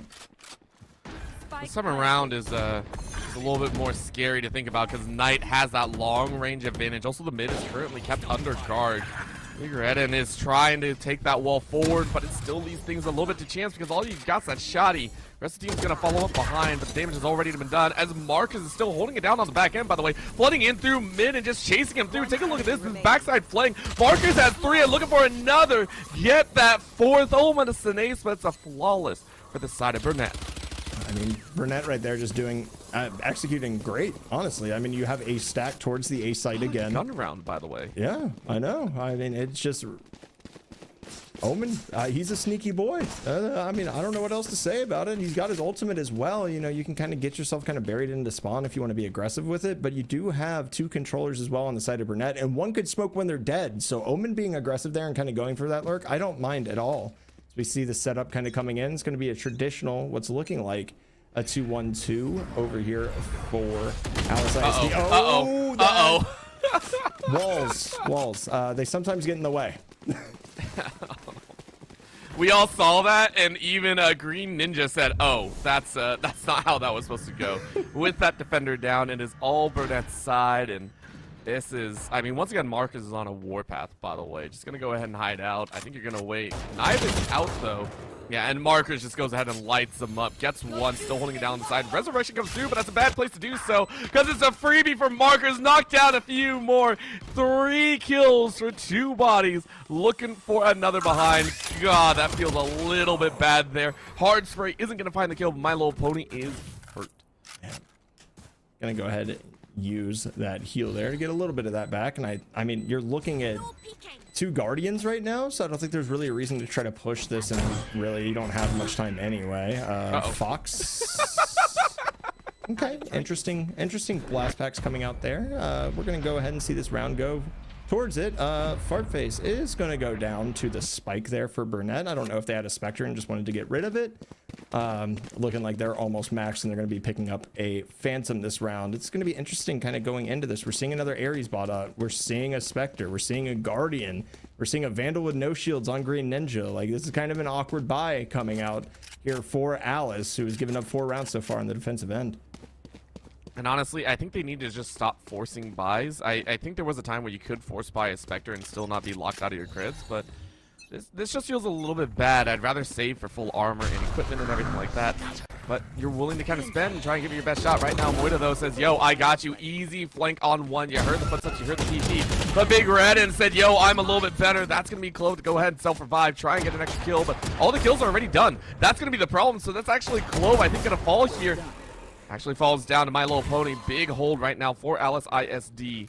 There's a long flank. This is actually the side of it. Moida with 3. Looking for another if you can. Face hearing footsteps run by. And that's going to be the flank opportunity. Alice ISD in a 2v2. However, the flank's not going to be there in time. I mean, this is getting flooded out. They know it's a, I mean, they don't know that it's a 1v2, but Moida is here. No Leers to burn either. So we're going to get that boom bot out. 1 spot going to come. Trying to get the little counter strafe shots down. Not going to be able to land them. Here it is again. Still somehow staying healthy, allowing this deadlock to come through in time. Moida. Moida's on ace watch right now. Has 34 HP remaining. So here's Fartface. You're going to be able to get the frag. The answer is no. Jumping as Minu's going to be able to find one here, but there it is. There's the ace. But we're going to say the ace presented by Takis, of course. Takis a great sponsor over here. Everybody get some fuel while you're there at LAN. Takis is out there handing out snacks to all the competitors. Listen, when you need a snack, that's the way to do it. You get the ace, you go ahead and say, hey, I had to finish that round quick. And Burnett are currently hightailing it to a decent advantage. You mentioned earlier that Ascent is well known as a defender-sided map, but the attack has been indifferent to that right now. Burnett has basically said this is all ours as long as we hit the guns, it's proper. And for the first time, Alice ISD are actually fading into this B side a little bit more, not using that Omen teleport either, so a little bit more controlled on their part. But Alice ISD, big question is, can you actually realize that a rotate's possibly coming through? Not only that, it was already stacked over in this direction. I think it's a good shot. Actually, no, they're just out. Big Red Dan going to be found. Wow. Gets one through the smoke, gets traded out almost instantly as the Paranoia going to be burned here. Going to slow down this push. Why hasn't the smoke come out? Oh, that is why. You want to go ahead and get aggressive here. Showstopper going to find its value as Fartface gets a trade as well. Moida coming back in. Do you have more? The answer is no. Box is going to be able to find one. Now a 2v2. Spike is down on A. This was all a huge misdirection. Sometimes a misdirection is quite literally the head-on approach. This is the way to do it. Now you draw Alice ISD into a rotate, but Box can't do anything. Box has to like run in circles here and go, where can I find the opponent? Face, about to realize their face might be dead, but they're still alive by a hair's breadth, I would like to say. Take a look at the HP bar. It is pretty much gone. You're going to send your Clove to go ahead and finish the job. Box has tried to do their best, but caught reloading. He's going to leave them 2 HP.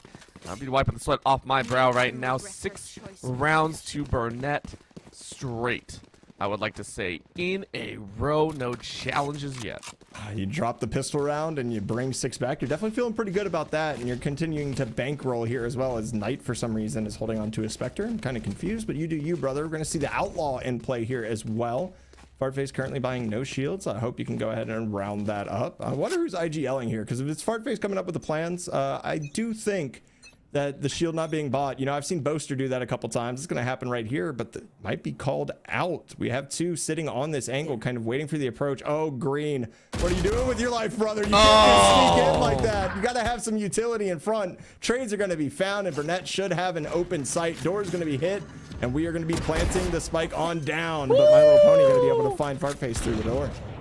Not only that, Minias is also finding a few. This is Fox trying to line up with that new gun out there. And of course, you're not able to do too much. Knight can only fire away so much with the Spectre. It's going to be the big call, but Dark was more than ready for it, down to a 1v1. This scenario is super, super spicy. Doors are currently closed, so wherever this ISO decides to go is going to be that big question. It's going to be a little bit of a call down, though, as that's going to be the roll, and you're drawn to the 1v1. This is it. Left, right, left, right. You see him on the side, and you spray, and it's a hard let, but sometimes the ammo just works in your favor.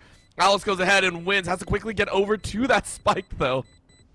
And I don't know if it's actually going to reach its timing pretty hard. I think they got it. Oh, no, it's over. Oh, the ult screwed him. Oh, no, Big Redden. You won the 1v1, but at what cost? No. That was a great idea. However, the decision to go up into spawn afterwards instead of just shooting out the door when you have an Ares has me scratching my head just a little bit. You had the opportunity. It was going to be close regardless, right? Isolating that 1v1 and doing it in a way that advantages you by pulling them out, that definitely makes sense, right? I love the play. Just the execution afterwards, not realizing how much time is left. It's unfortunate for sure as Alice was around to win, and the spike just decides to go ahead, blow up. The Radiant is stolen, and Burnett is able to steal that round as well. I wonder if there was a moment, because I saw, you know, the hesitation, and I think there is a little bit of timer after you come out of that ult that you're just kind of wondering what happened, but that might have been the call down. It's just, hey, those few extra seconds were the problem. However, quick tap, Burnett said, we don't want to be in that situation ever again. We're going to take the first blood and then some. Rush over to B, which has been their bread and butter so far. They really haven't had any contest there. The hard spray down as markers going ahead and continuing to lay up those amazing KDA scores. A little bit of an eye out here as this is going to be a little bit of a harsh reality check. Alice ISD trying to walk in gunfire but not having the guns for it. It's a problem as Dark just hard sprays through that box, and it's all left to Fox. Well, you got the Marshall and a prayer and a hope. Let's see how fast you can rapid fire that thing, because you're going to need all the help you can get. Of course, Burnett, and we're not too worried about it. There's a spot, and you're gone. 8 rounds in a row for Burnett. Yeah, they didn't start the fire, but it's always burning as long as the world's been turning. This is a little bit ridiculous here. You see markers out there fragging out on the Omen, 13 and 6. Moida 12-4, and I mean, we see positive contributions out there from My Little Pony. Box is pretty close to being positive as well. It just really comes down to what are we seeing. I think my thing is, like, why do we continue to have scuffed buys? Why can't we save as a team, make sure we all have guns, because we have Big Red, and again, on that Bucky, everybody else has a rifle or an Odin. I think that's something that you would actually like a timeout to be able to do. That's one of my favorite things, is use that timeout to peak efficiency. But right now, maybe it's just take this first half for what it is. It's already kind of rough. But Box goes ahead and sprays, coming alive here as Battle Stage rips through a few. Gets too early.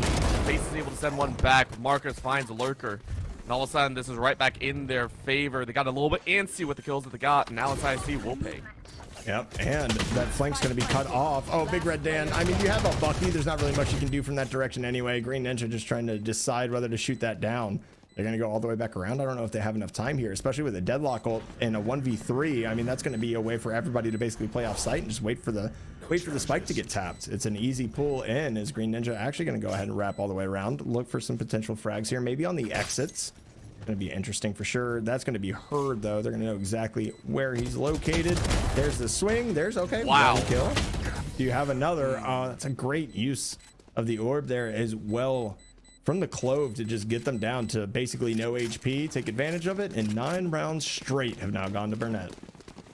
And it just feels really, really good for Burnett to kick things off. Once again, we are seeing this upset value come out from a lot of these teams here. The 4 seeds taking it to the opponents. And I think that speaks volume to not only the coaching of these middle school players, but really showing up and saying, hey, we know how to play. We know what we want to go for. And sometimes you just got to play your own style. You mentioned it before. These are unorthodox compositions, but sometimes in these rankings, you have to be unorthodox. You can't let the meta dictate exactly what you want to do. And sometimes you can catch your opponent off guard as well. For all we know, Alice ISC have not played against a composition quite like this. The over-aggressiveness, the ability to kind of section off the opponents so easily, and how quick they are to lay in, because Alice ISC are pretty much hard stacking every single time, and it allows this free fire down these long hallways. What did I say earlier, Visionary? Whenever this map is up, it feels like that, you know, kind of window into the how the opponent is going to play, and Burnett are reading that they are going to win this one. I mean, it was a lot of rifle buys coming out from Alice here too, and to gamble stack 5 onto A is not concerning, but it's a little questionable. We're going to see that nade thrown as well. A nice little satchel. Oh, let's go ahead and get over there real quick. Love to see it. Hamper and Green Ninja behind you, though, unfortunately. As we see the flank, we see some people trying to go ahead and flood in. Doesn't look like this is going to be much to be found. You definitely don't have time to defuse the spike at this point. We're just looking to die. All right. We're going to drop those rifles. And this, I understand it can feel frustrating sometimes, but Alice ISD, I want to see him roll back very heavily in that mental fortitude. I want to see them be able to bite back and really show us what they can do, maybe on their own attack, or maybe into game number 2 as well. A little bit of a question mark, though, always abound with regards to, you know, how you use the time in between games, because I do agree, this constant buy feels a little bit rough. You're kind of sitting there going, why are we doing this at the same time? Go ahead, do what you feel is right. I mean, listen, I bought Spectres pretty much every round once. Did pretty well with it before. However, that was solo queue, a little different than entering into a grand finals. It's gonna be heavy shot to the top side. Moida fires away. Green Ninja is gonna go down, but we need a Fox able to find one with that Marshall. Gets a great kill, and my little opponent gets another. It's down to a 3v3. The wall goes out, and they find another Dark. Hard firing away. 3K looking for another if you can. It's Fox, though, gets dropped as Dark gets the final round of this half. 11-1 coming in. So, I mean, Alice, you just have to do what Burnett did. Just, you know, win 11 straight, and you're on match point. No big deal, right? We're going to see what they can do here on the defensive end. Again, the comp does kind of favor Burnett over here on defense just because they do have the Sentinel, especially on a pistol round. It's really hard to break that deadlock utility without dumping 14 mags into it. So it should slow it down a little bit. And this is looking like a pretty standard B hit off the rip. We're going to see the Omen on the other side. Markers, obviously the top frag. He's going to be getting just as aggressive as Green Ninja was over in the other side. So it's going to be interesting to see for sure. However, I'm curious to know if he knows this one way here, because there is a one way you can throw on B main, and if that is the case and he knows it, that might be catastrophic if they're going to go ahead and rush in. Right now, it looks like Markers is going to be doing no real thing. You're going to go ahead and go for that orb. Easy enough to get the charge. Looks like they're going to try and back away. Alice IC did take a lot of damage, though, and Markers saw through that smoke an easy spot. Minions Fox going to wait in the back corner, but Dark is ready with the fire. Markers still laying it down, and you can see it. There is no chance. Alice IC trying to run away, but Markers says thank you very much. Fox hiding in the foxhole. And of course, they're going to be found out. There's not much more you can do. And Burnett are on game point just like that. 13 rounds passed and we're on match point, and that's something I didn't think I would be saying today, especially with Burnett being the 4 seed coming into this. Alice just not really able to effectively attack there at all. Obviously you had the foxhole, the little corner of the box there, but at some point you have to swing with your team. You have to be there to support, and it's going to be another force buy with 2 Buckies on the offensive end here. One for Big Red Dan, one for Green Ninja. We're going to see what they can bring to the table here. We see the other side. Fartface, again, no shields. Maybe he doesn't think shields are necessary. 3 Spectres, a little bit more as well. Going to go ahead and kind of default out of this. I do like this. However, I don't like not playing the off angle. Makes it that much more difficult to try to get that value out of that Bucky. So the mid is going to be hit. Minions Fox, and Fox actually going to find 2 here. Moida and Knight have the immediate response, and now it's a 3v3.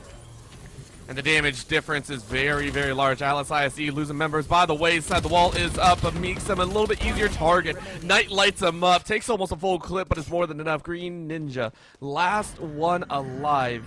And all you got's the shotty in hand. You're gonna go ahead, try and get that plant down, but you got 3 hounds on your heels. Burnett, smell blood in the water and want more than enough. Bucky is maybe gonna find one if they can.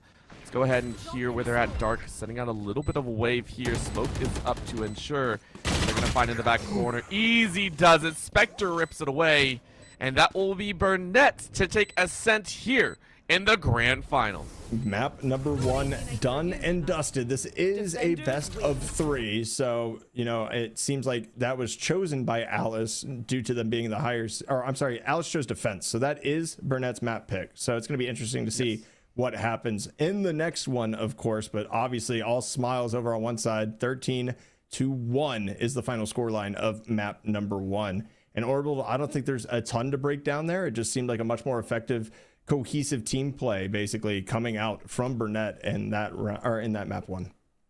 And I think Alice ISC, you pointed out a lot of good things. Number 1, the kind of frustrating buys that they were having. Sometimes that comes out when you feel lost. You don't know what you're going to do. You don't know how you're supposed to come back from this. It feels like the opponent's overwhelming. It's a frustration buy. You just go ahead and say, hey, I'm just going to try and fight my best. There needs to be a little bit of the back-end coaching. Just say, hey, calm down. It's okay. It's not bad to lose a round to save and buy up later. It's not a bad thing. It's a necessary part of the game. But you can't let the rounds get to your head. You can't let these things kind of run you around because, you know, we saw the sometimes appropriate setups from Alice ISD. I for sure know that they had that playbook in hand, but we'll see what happens from there. So, you know, game 2 on the horizon. Maybe we get a game 3. Oh, I'm certainly hoping we do. It's been a quick day otherwise, right? Why not get a map 3? And I mean, it's Leighton on production, of course, here. So I would expect nothing less than a map 3 in at least one of these. But we're going to take a quick break, get map 2 ready for you, of course, here for the Texas Esports League presented by Baylor University.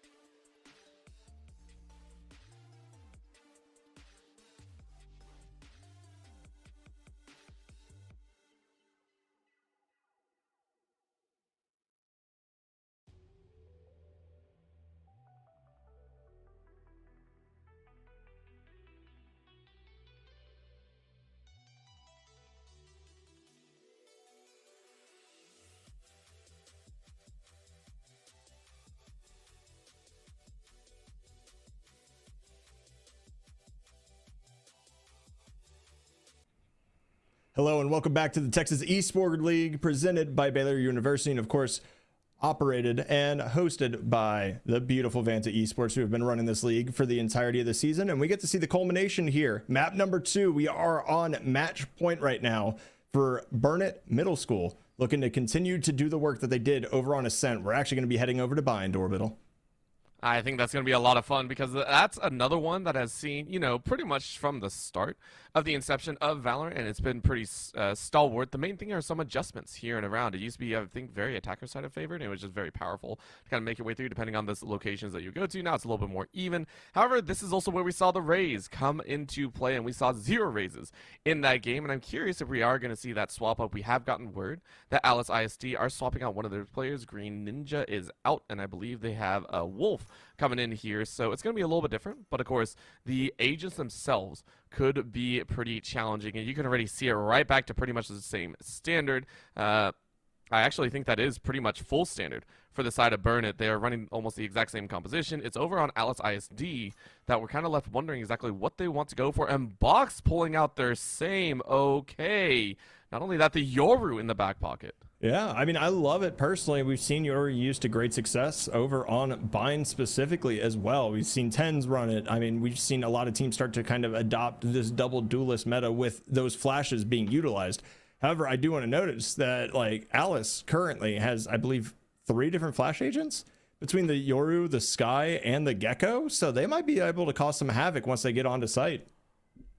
I think that's going to be more than available to them. I mean, you sit there and you and I have seen some of these situations go down where it's just full-on pandemonium. You can't see anything that's going on, and it's probably my favorite motion to have. You just sit there going, okay, well, this is our life now, and the players are doing the exact same. So for Bind, it's going to be a lot more challenging, but the main thing that we want to ask about is Burnett. They were dominant after losing that pistol. It was 13 straight afterwards, and our big questions, I think, were Alice ISD. Is their mental back and prepared, and 2, have they kind of cleaned up their buy round situations?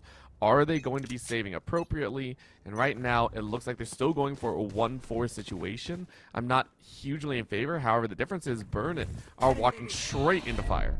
They're walking straight into it. Here's the Gecko getting dropped. My Little Pony not going to be able to get hit. We're going to see the Bird also be able to get the flash out there. Okay, so little back off here. Moita's taking a huge amount of space here. Are you going to get the frag? The answer is yes. Menu's going to get dropped. Farface finds one with the Sheriff, and now Box. 1v2. That's going to be Moita finding 3 over on the pistol round. Reyna is so powerful on pistol, and a full flash right there for Big Red Dan. Unfortunately, onto himself. Going to delay the plant for a second as well. Oh! Through the decoy?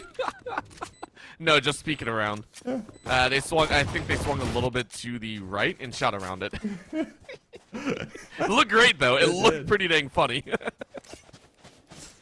Oh man! All right, so round 1 once again. Burnett very strong arming it, and you can see the force fight out of Alice ISD. 2 Spectres and a Bucky. I mean, not the worst thing in the world. I think we see a Stinger in there as well. I'm just. Again, we're not huge fans of this, I think, between you and I. Yeah. We can see Moita with that Vandal in hand already, and I think Moita has already proven that they can do so. But it's gonna be interesting. This time it's a B-side hit, easy flush, and it's Big Red Dan that's saying, okay, I'm gonna try my own, but you are spotted and shot a little bit too quickly, and all of a sudden Burnett are on the hunt for B-site. Not only on the hunt, it looks like they've secured it. The stack over towards A for Alice ISD. This plant's going to go down, and interesting to note, I mean, the most difficult site to retake in the entirety of Valorant is Bind B-site. It is so hard to retake this map just because of how tight the choke points are, but you're actually going to find 2 here with the Trailblazer. Here's the swing. My Little Pony going to be able to find 1, get traded out. Fox here looking to do some damage with that Stinger. It's going to be a good stun coming out from Knight as well. And you have been spotted. Oh no. Okay, there's a nice swing. Box going to be able to find 2. Okay, the heal coming in as well. So going to have that overheal. It's definitely nice to see. As Fartface going to be here with the Sheriff in hand once again. But that crossfire by Moita is going to be the most deadly part. Gun advantage is definitely there. Box not even going to have a chance to defuse this. 14. Yep. And I think everyone falls here as well. It's going to click and down you go. So wiped clean, if you will. Of course, Alice ISD, because they bought previously, doesn't allow them to fully buy up here, which does give gun advantage over to Burnett. And it looks like they're still just kind of purchasing up, and honestly, you know, game 1, I was going to let it slide a little bit. Game 2, this is going to hamper them a lot unless they start winning some of these gun duels and building up those creds.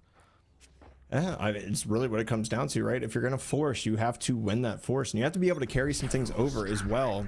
The big thing here also is that Burnett actually has kind of a bulldog on site as well. So even if you win this, you're not getting optimal guns out of it.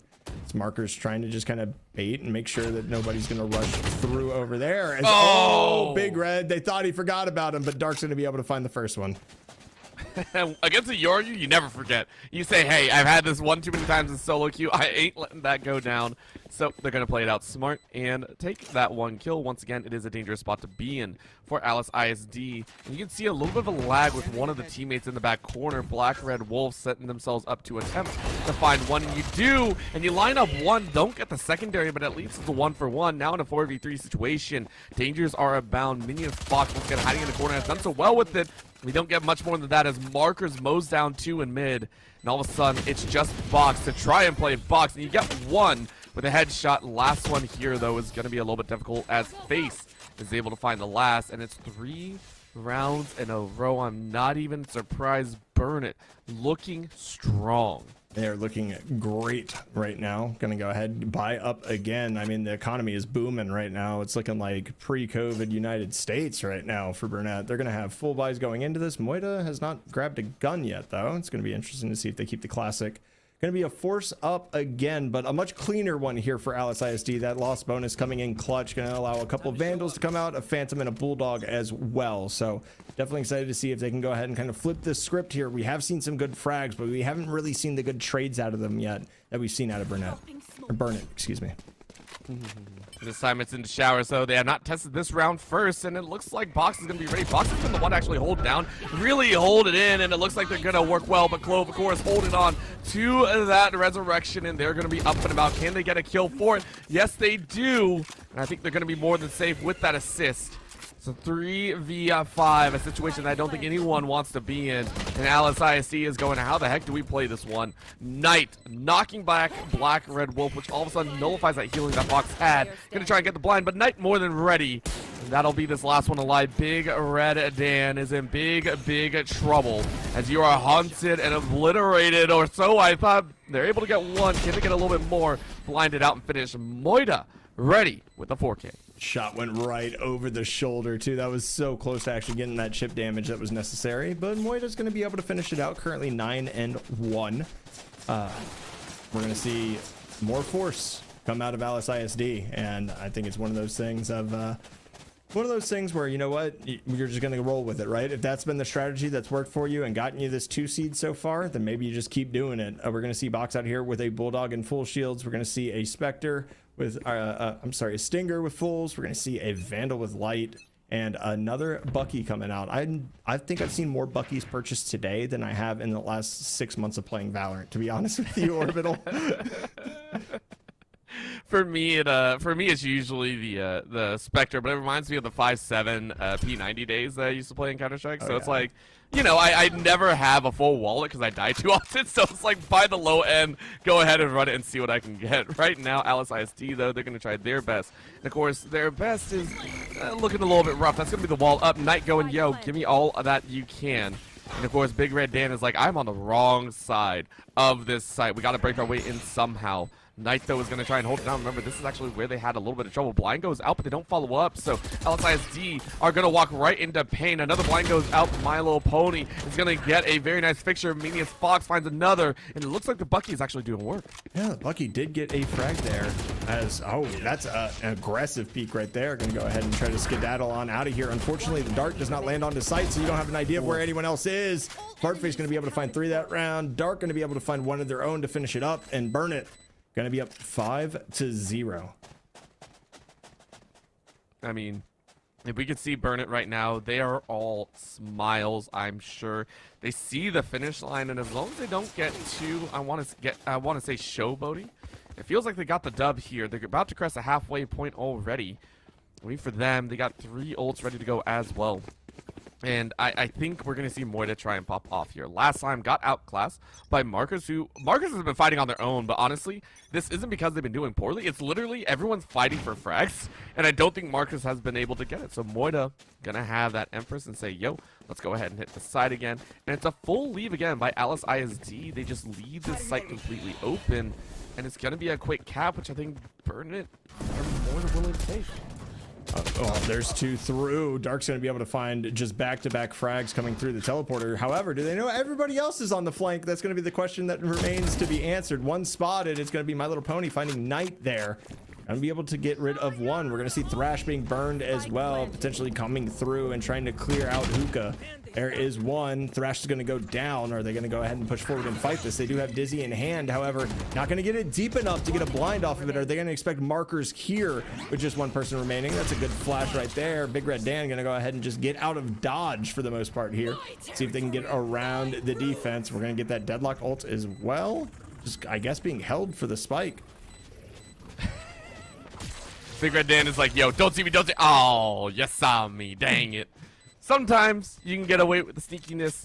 That one, unfortunately, is quite loud. So, about as loud as Solid Snake with the cardboard box. We'll go ahead and see halfway point for Burn It. 6 in a row, almost purely off of eliminations.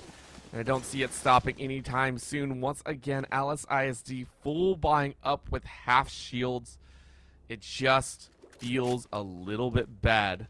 And right now, we are wondering exactly how much further this is going to go. Burn It are more than willing to kind of fight their way through. And it looks like they are going to give up this B side, which, honestly, at this point, I think you realize Alice ISD are just waiting on that A pretty much consistently. They're still going to try and do it. They say, hey, listen, we're not just a B side team. We're an all-side team right now. Trying to get that spray and pray down with that Guardian there. It's a little difficult gun to do that with. Marker's just going to instantly click the head. Knight's already on site as well. Going to drop Fox, and this is just going to be a complete overtake. And I mean, I don't want to say surprise, surprise, is Big Red Dan last here with a Bucky in hand, but it seems like that's happened quite a few times as they maybe try to wrap back around. No, they're going to let that one pop out. Here comes the double Leer. Not spotted just yet. Holding the flash, kind of waiting for it. They obviously know he's there now that that flash has come out, and gonna be spotted but not fragged just yet. See that pop out? Big Red Dan accidentally hit the blind on himself.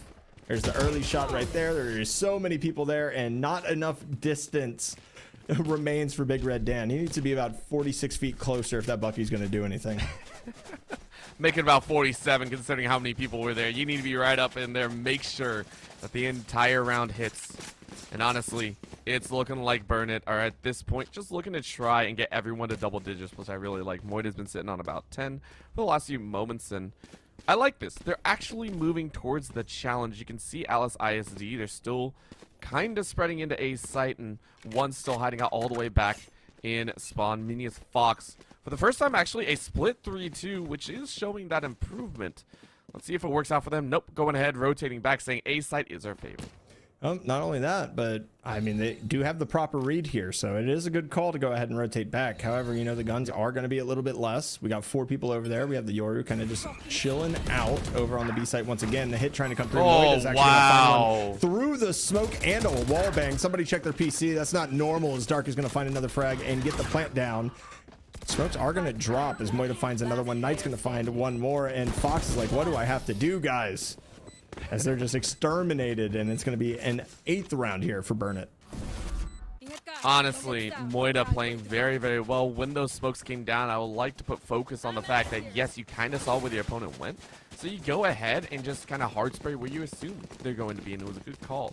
Very nicely played by Burn It. They are also not giving that many charges over to Alice ISD. The ults are not really in their favor. Yes, they're close, but I mean, you're only getting 1 or 2, and those are big game changers. Keep that in mind. Alice ISD could use those to peak efficiency if they can, but right now it's just a little bit too difficult, excuse me.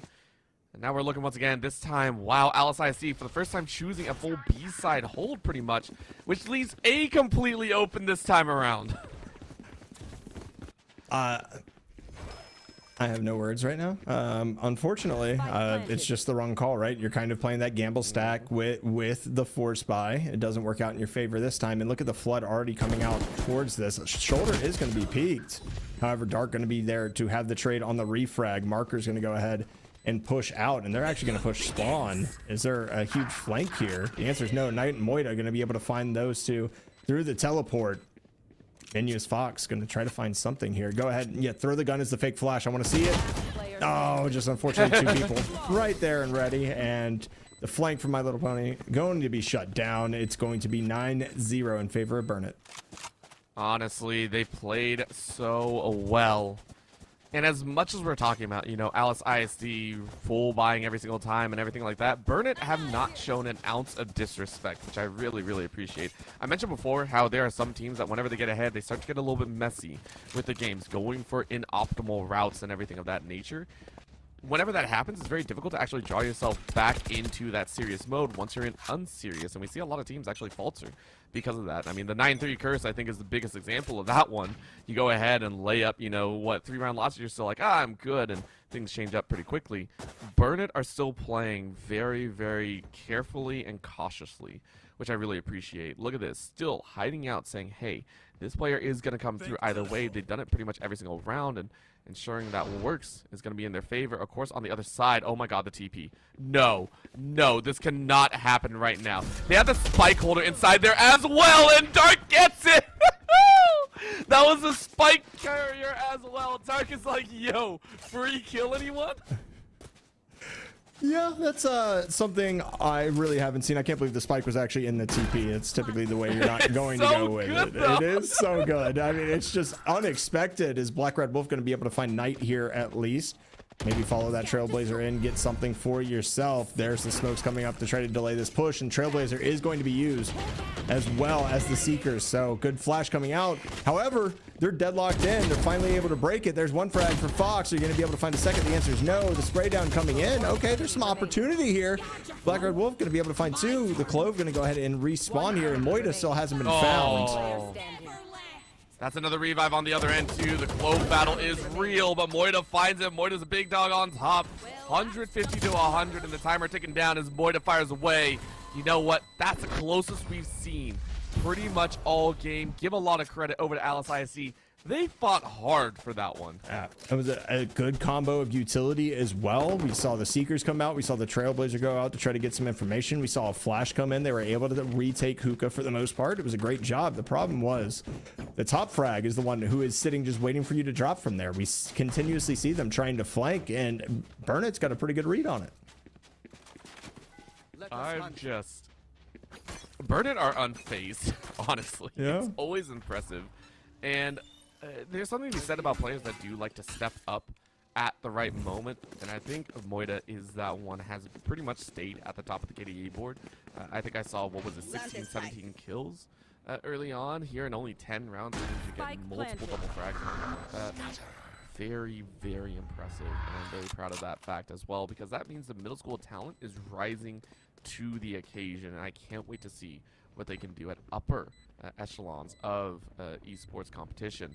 Right now, a heavy TP to the back line into defender spawn means things are a little bit difficult to play with, because now this A side convergence is just a little bit too real. You see the step out box currently stuck. I'm not sure I'm gonna get a lot of help here. Quick shot by Knight to the body as the box goes down. Now the flank comes in. Black Red Wolf trying to help with that retake, but Moida fires away on 2. No one coming through the showers, and Dark finishes off the last. It's gonna be 11 rounds in a row for Burn It.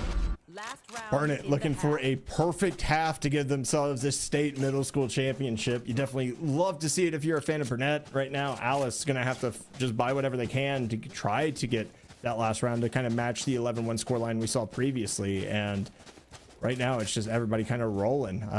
Markers had a ton of impact over on Ascent. They really haven't had to do much. It's been Way to Dark and Night just kind of entering and then cleaning up everything afterwards. So, I mean, you put your smokes down, you do your job, you get out with your life, and you still have your gun intact. Burn It's just doing whatever is necessary to go ahead and win these rounds. As we see another gamble stack over towards the A site, and are we going to sit in the teleporter again? The answer is no. We're not going to sit in the TP again, as Knight looking to try to take site, and the flank from the entirety of Alice ISD is already on.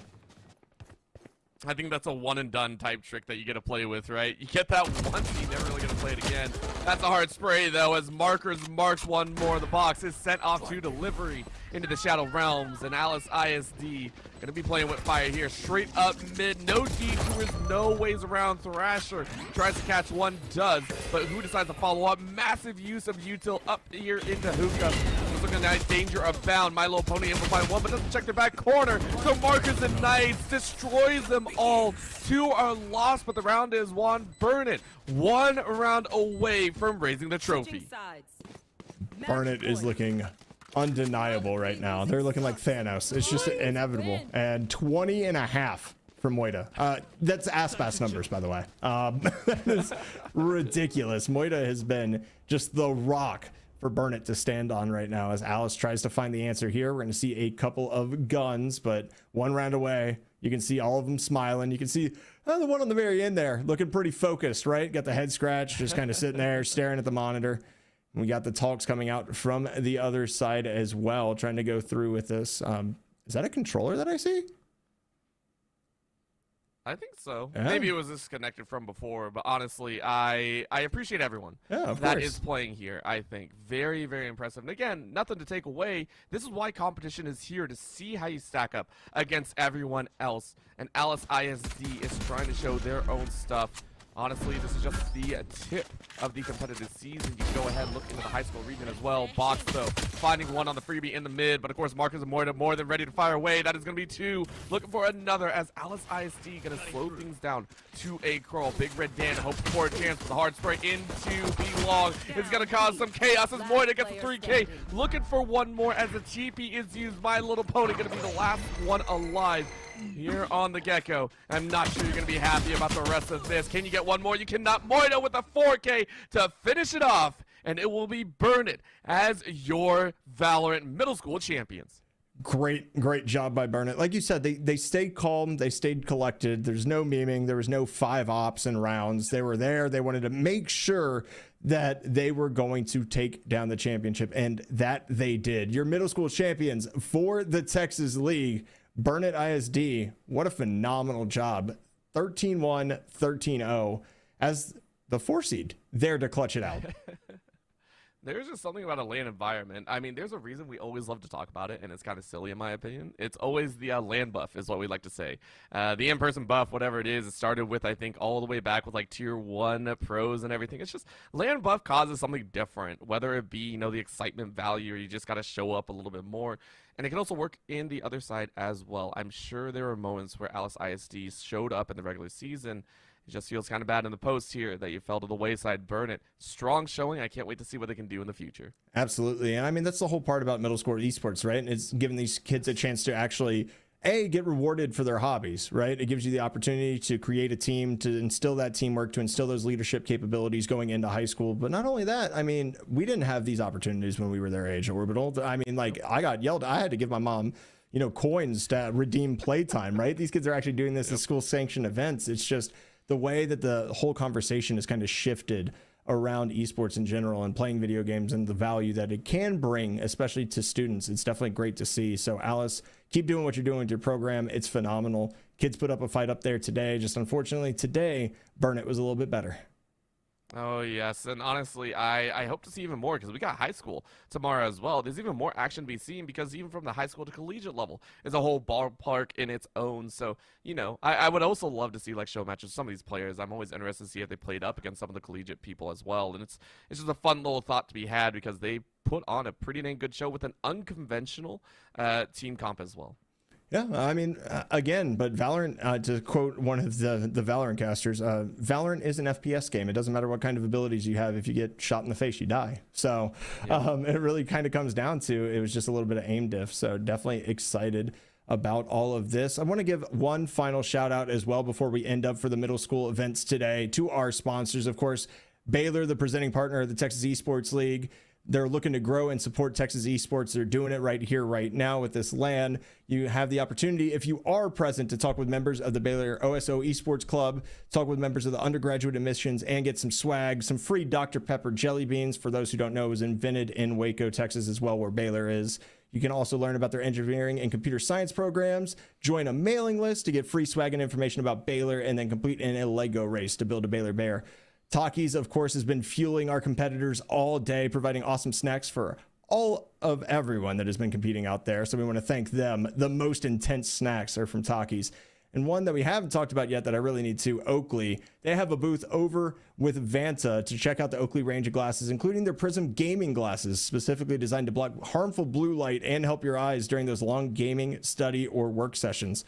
Oakley will be giving away swag all weekend as long as a raffle, so make sure to go enter the giveaway at the Vanta booth, as well as checking out all of the partner booths to get those raffle tickets. Oh, it's an amazing time, and we got to give a big shout out to every single one of them. But I think that's going to be it. That's all the championship side for the middle school leagues here. I think Visionary. It certainly is. We are actually done for the day, so we have to go ahead and also give a shout out to all the winners today. We had, of course, let me go ahead and get this wrapped. Why am I blanking on who won Rocket League? This is terrible. It's been a long day. It was Crandall. It was Crandall Middle School winning Rocket League, of course. We then saw the we saw it was Klondike ISD, who just absolutely ran through the apex. And then, of course, finishing up today, Burnett ISD able to go ahead and bring that down. Orbital, any final thoughts before we end today and get prepped up for the high school events tomorrow? No, I'm just, I mean, at the event, of course, at the LAN Center, it's always cool because not only do you have the middle school side, you have the high school, but also the collegiate val, and other games are going on. And the fact that they actually get a full trophy set as well, I believe, from the CRO of Vanta, which will be happening just in a little bit, I think is really cool as well. You get to kind of show your stuff on the stage, get all the pictures as well. Yeah, also, they're going to be showing off the grand prize from the raffles today, so I'm definitely excited for that. Also, have to give a shout out to Esports U, who put on this production here in association with Vanta Esports and the whole CECC land that's happening right now. This middle school action, the high school action tomorrow, college esports, everything is all happening under one roof. And that's thanks, of course, to the big CECC event. So definitely excited to have that. We're going to have the CRO of Vanta presenting that trophy, like Orbital said, and then we're going to have the grand prize from raffles. So we're going to be taking a break. When we come back, you're going to be wrapping up today, and we're going to be bringing in all the high school action again tomorrow.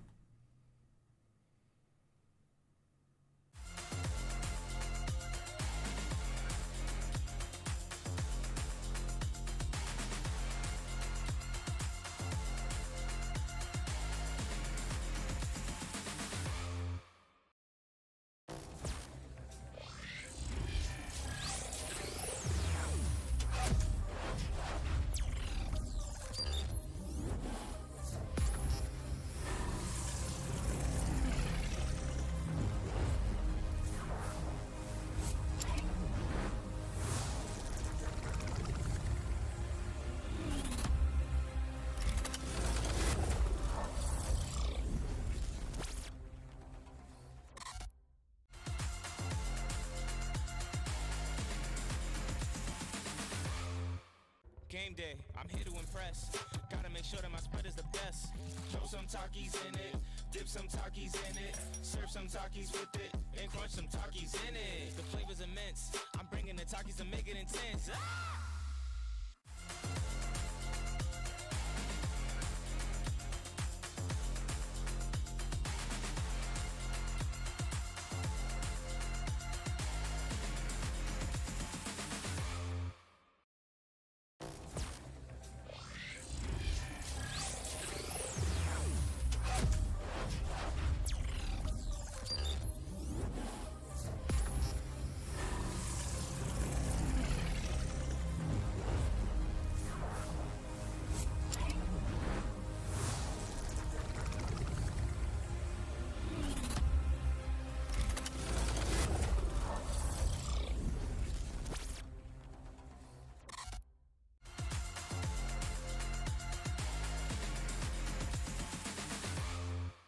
Game day, I'm here to impress. Gotta make sure that my spread is the best. Throw some Takis in it, dip some Takis in it, serve some Takis with it, and crunch some Takis in it. The flavor's immense. I'm bringing the Takis to make it intense. Ah!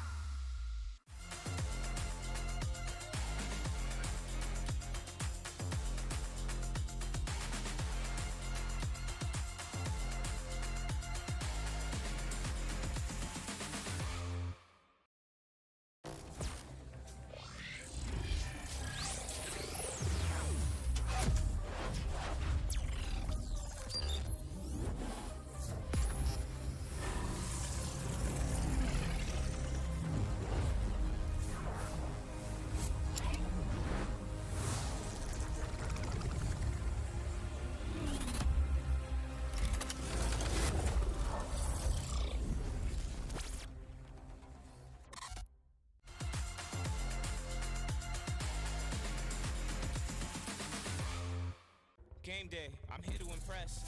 Gotta make sure that my spread is the best. Throw some Takis in it, dip some Takis in it, serve some Takis with it, and crunch some Takis in it. The flavor's immense. I'm bringing the Takis to make it intense. Ah!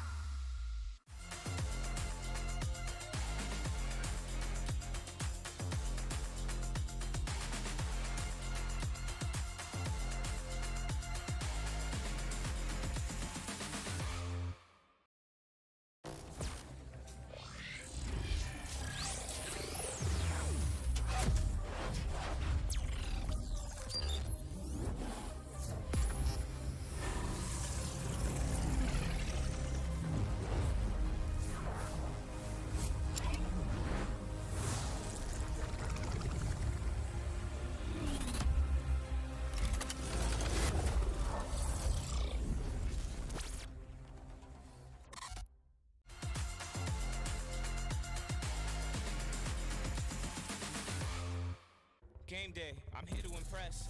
Gotta make sure that my spread is the best. Throw some Takis in it, dip some Takis in it, serve some Takis with it, and crunch some Takis in it. The flavor's immense. I'm bringing the Takis to make it intense. Ah!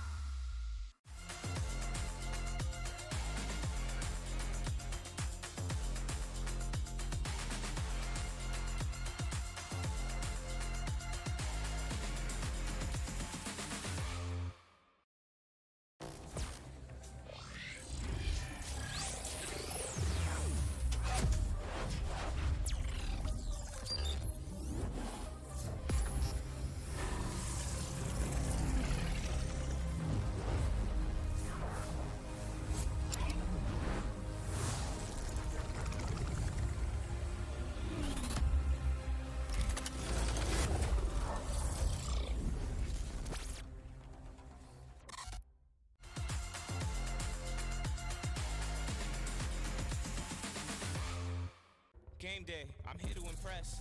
Gotta make sure that my spread is the best. Throw some Takis in it, dip some Takis in it, serve some Takis with it, and crunch some Takis in it. The flavor's immense. I'm bringing the Takis to make it intense. Ah!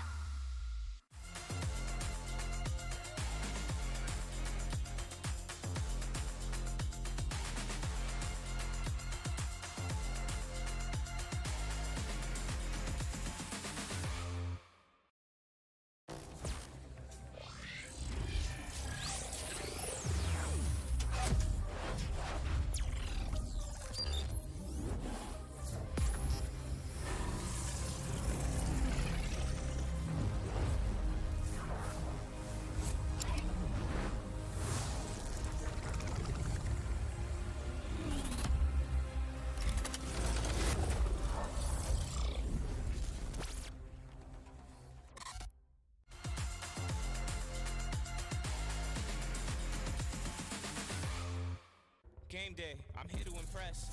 Gotta make sure that my spread is the best.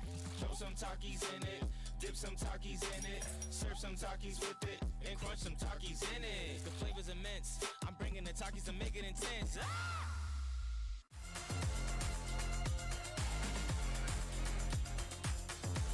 Game day, I'm here to impress. Gotta make sure that my spread is the best. Throw some Takis in it, dip some Takis in it, serve some Takis with it, and crunch some Takis in it. The flavor's immense. I'm bringing the Takis to make it intense. Ah!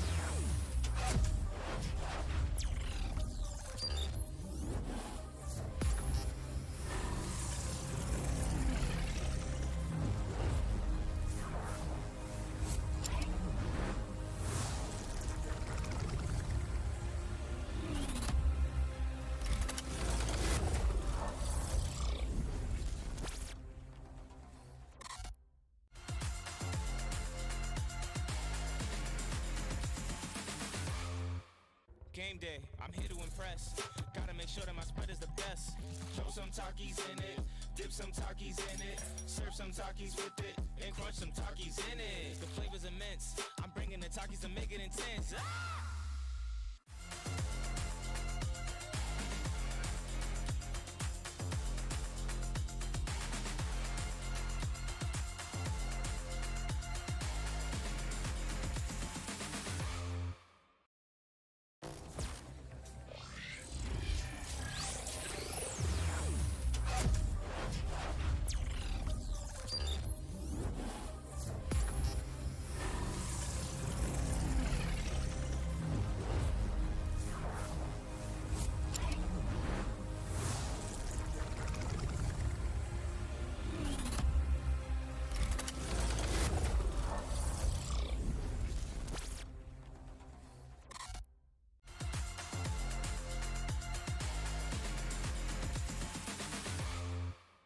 Game day, I'm here to impress.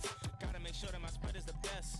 Throw some Takis in it, dip some Takis in it, serve some Takis with it, and crunch some Takis in it. The flavor's immense. I'm bringing the Takis to make it intense. Ah!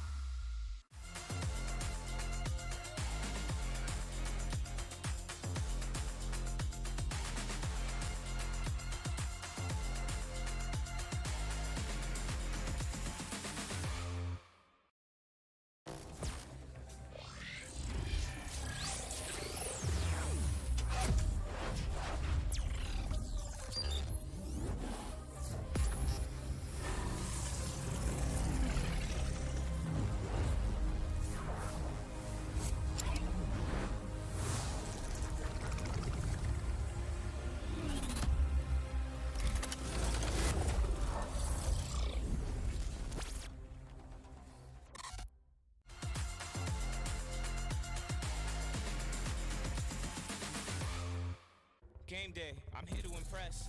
Gotta make sure that my spread is the best. Throw some Takis in it, dip some Takis in it, serve some Takis with it, and crunch some Takis in it. The flavor's immense. I'm bringing the Takis to make it intense. Ah!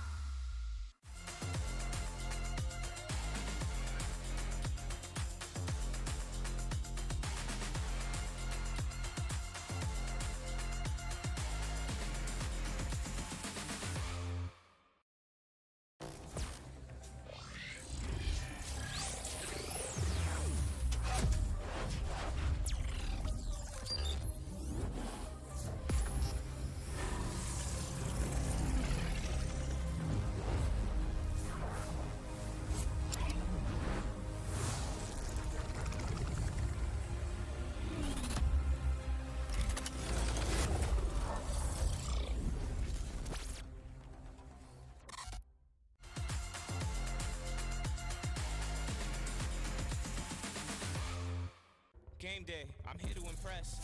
Gotta make sure that my spread is the best. Throw some Takis in it, dip some Takis in it, serve some Takis with it, and crunch some Takis in it. The flavor's immense. I'm bringing the Takis to make it intense. Ah!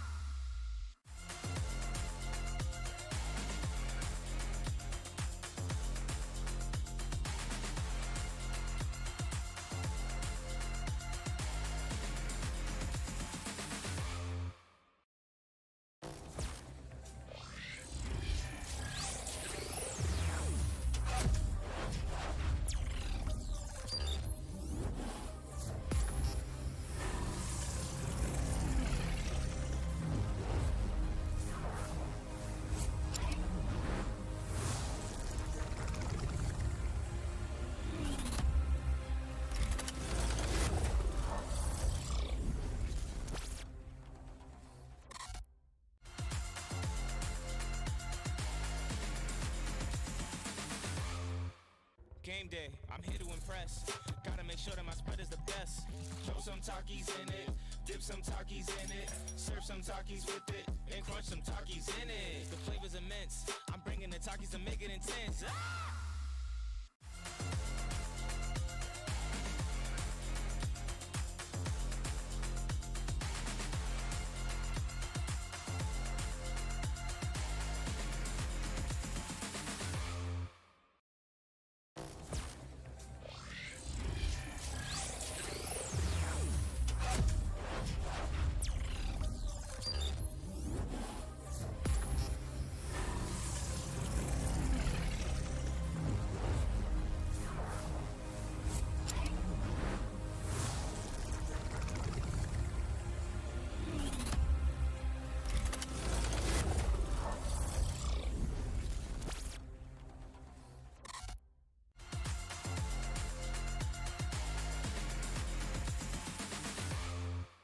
Game day, I'm here to impress.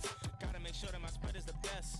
Throw some Takis in it, dip some Takis in it, serve some Takis with it, and crunch some Takis in it. The flavor's immense. I'm bringing the Takis to make it intense. Ah!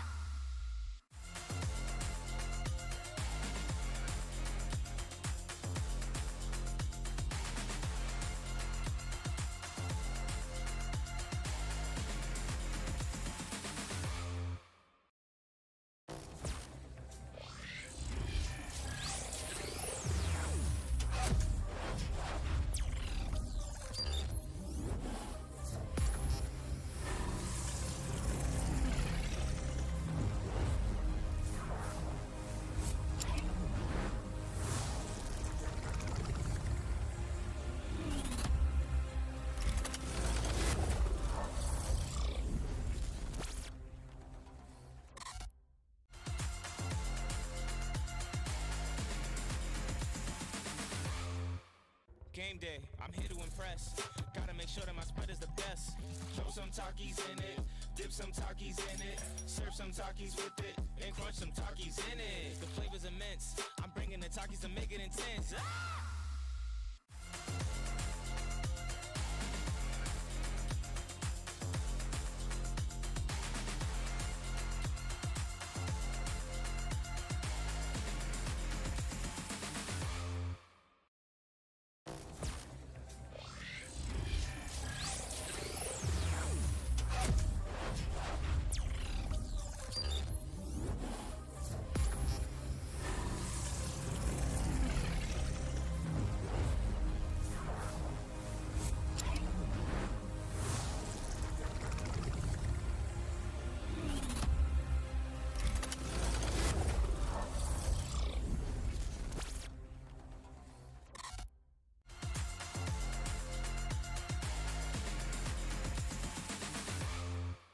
Game day, I'm here to impress.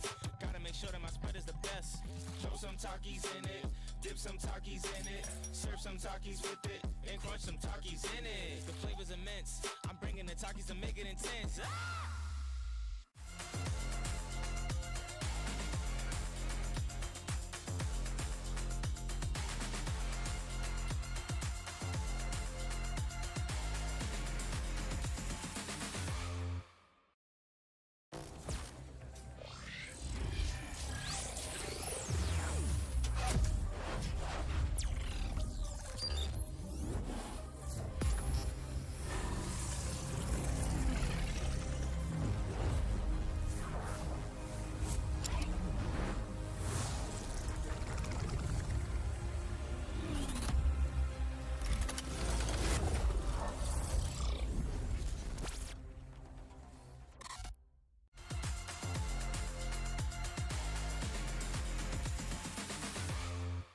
Game day, I'm here to impress. Gotta make sure that my spread is the best. Throw some Takis in it, dip some Takis in it, serve some Takis with it, and crunch some Takis in it. The flavor's immense. I'm bringing the Takis to make it intense. Ah!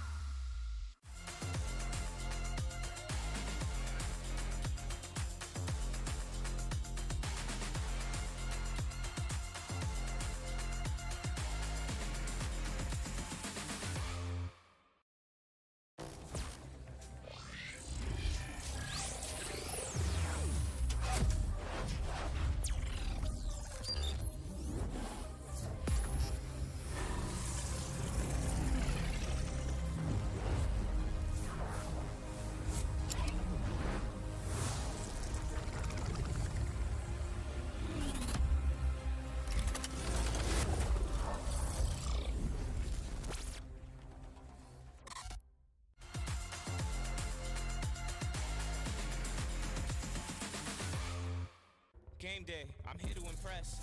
Gotta make sure that my spread is the best. Throw some Takis in it, dip some Takis in it, serve some Takis with it, and crunch some Takis in it. The flavor's immense. I'm bringing the Takis to make it intense. Ah!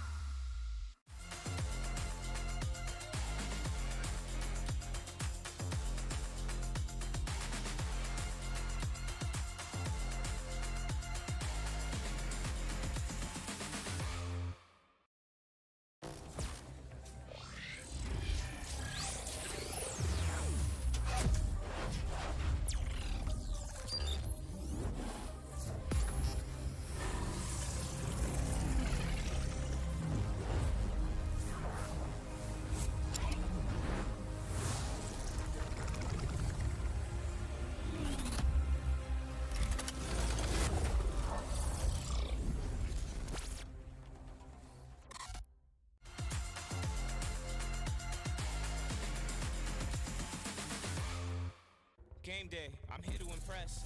Gotta make sure that my spread is the best. Throw some Takis in it, dip some Takis in it, serve some Takis with it, and crunch some Takis in it. The flavor's immense. I'm bringing the Takis to make it intense. Ah!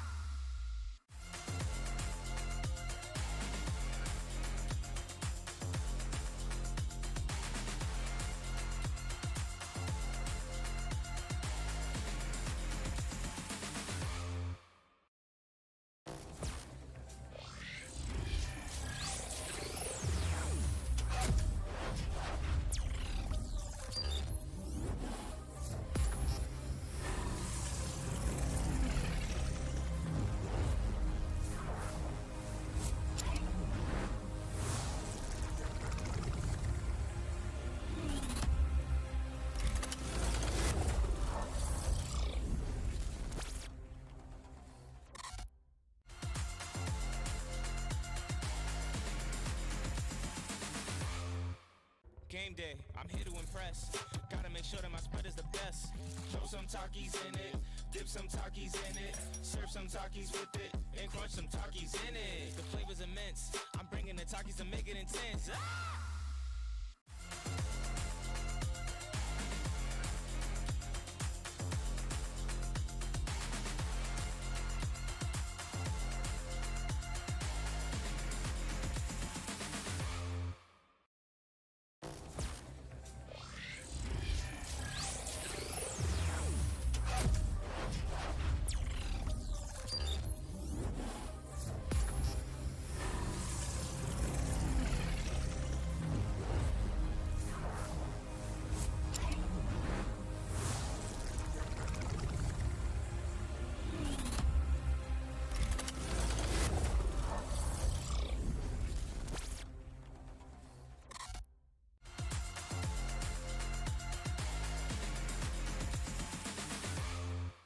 Game day, I'm here to impress. Gotta make sure that my spread is the best. Throw some Takis in it, dip some Takis in it, serve some Takis with it, and crunch some Takis in it. The flavor's immense. I'm bringing the Takis to make it intense. Ah!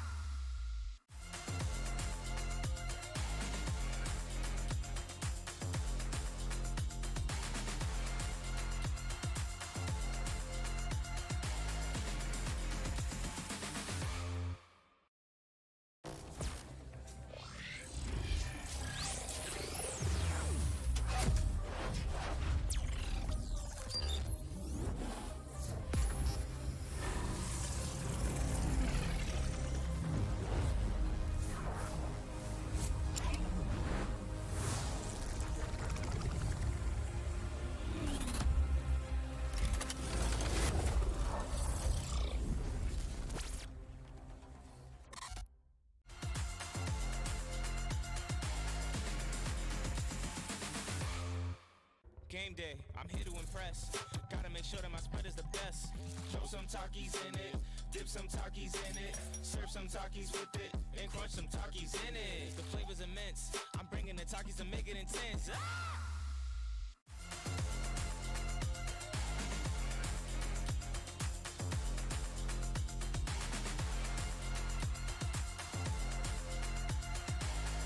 day, I'm here to impress. Gotta make sure that my spread is the best. Throw some Takis in it, dip some Takis in it, serve some Takis with it, and crunch some Takis in it.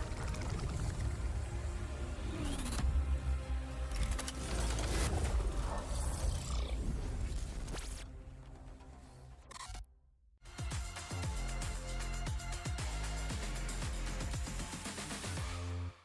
Game day, I'm here to impress. Gotta make sure that my spread is the best. Throw some Takis in it, dip some Takis in it, serve some Takis with it, and crunch some Takis in it. The flavor's immense. I'm bringing the Takis to make it intense. Ah! Game day, I'm here to impress.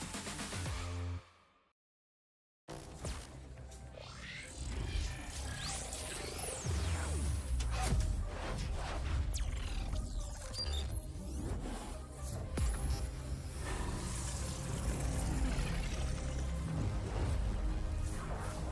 Takis in it, serve some Takis with it, and crunch some Takis in it. The flavor's immense. I'm bringing the Takis to make it intense.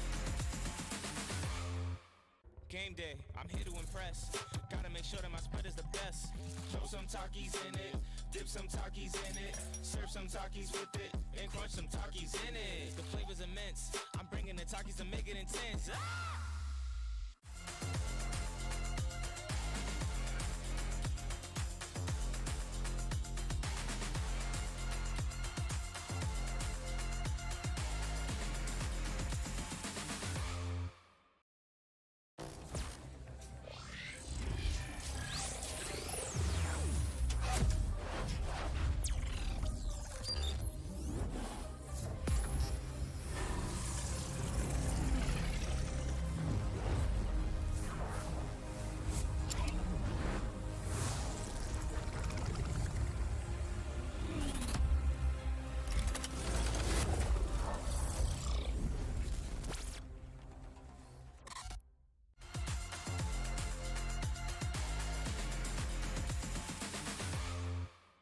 Game day, I'm here to impress.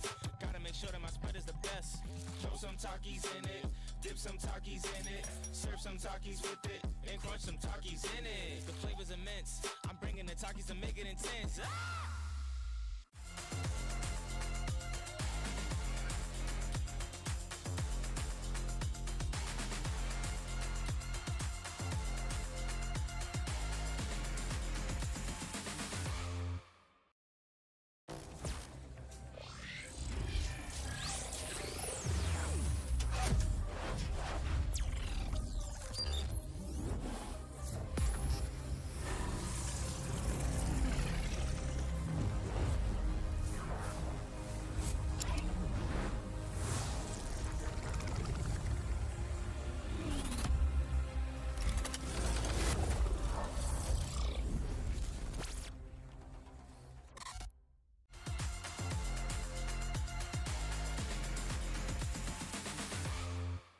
Game day, I'm here to impress.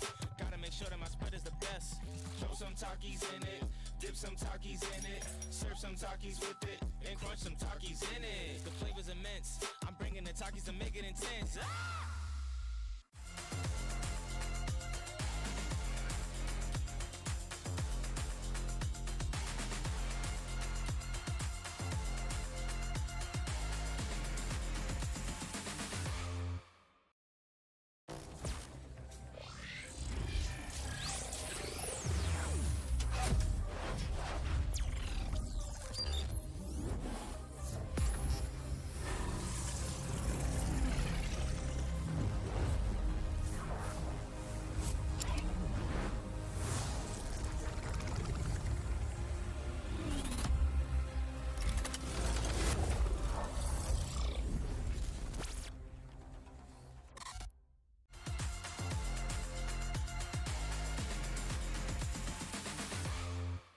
Game day, I'm here to impress.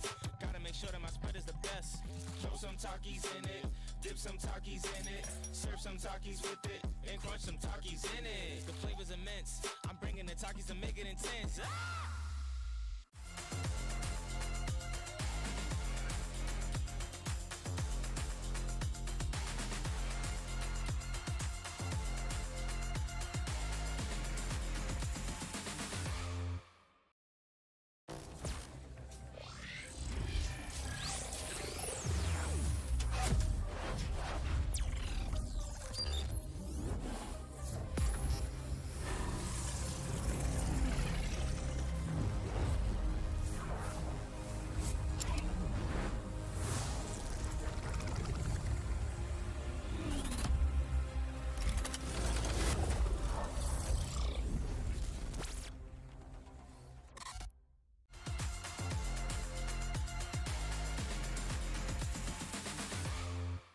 Game day, I'm here to impress. Gotta make sure that my spread is the best. Throw some Takis in it, dip some Takis in it, serve some Takis with it, and crunch some Takis in it. The flavor's immense. I'm bringing the Takis to make it intense. Ah!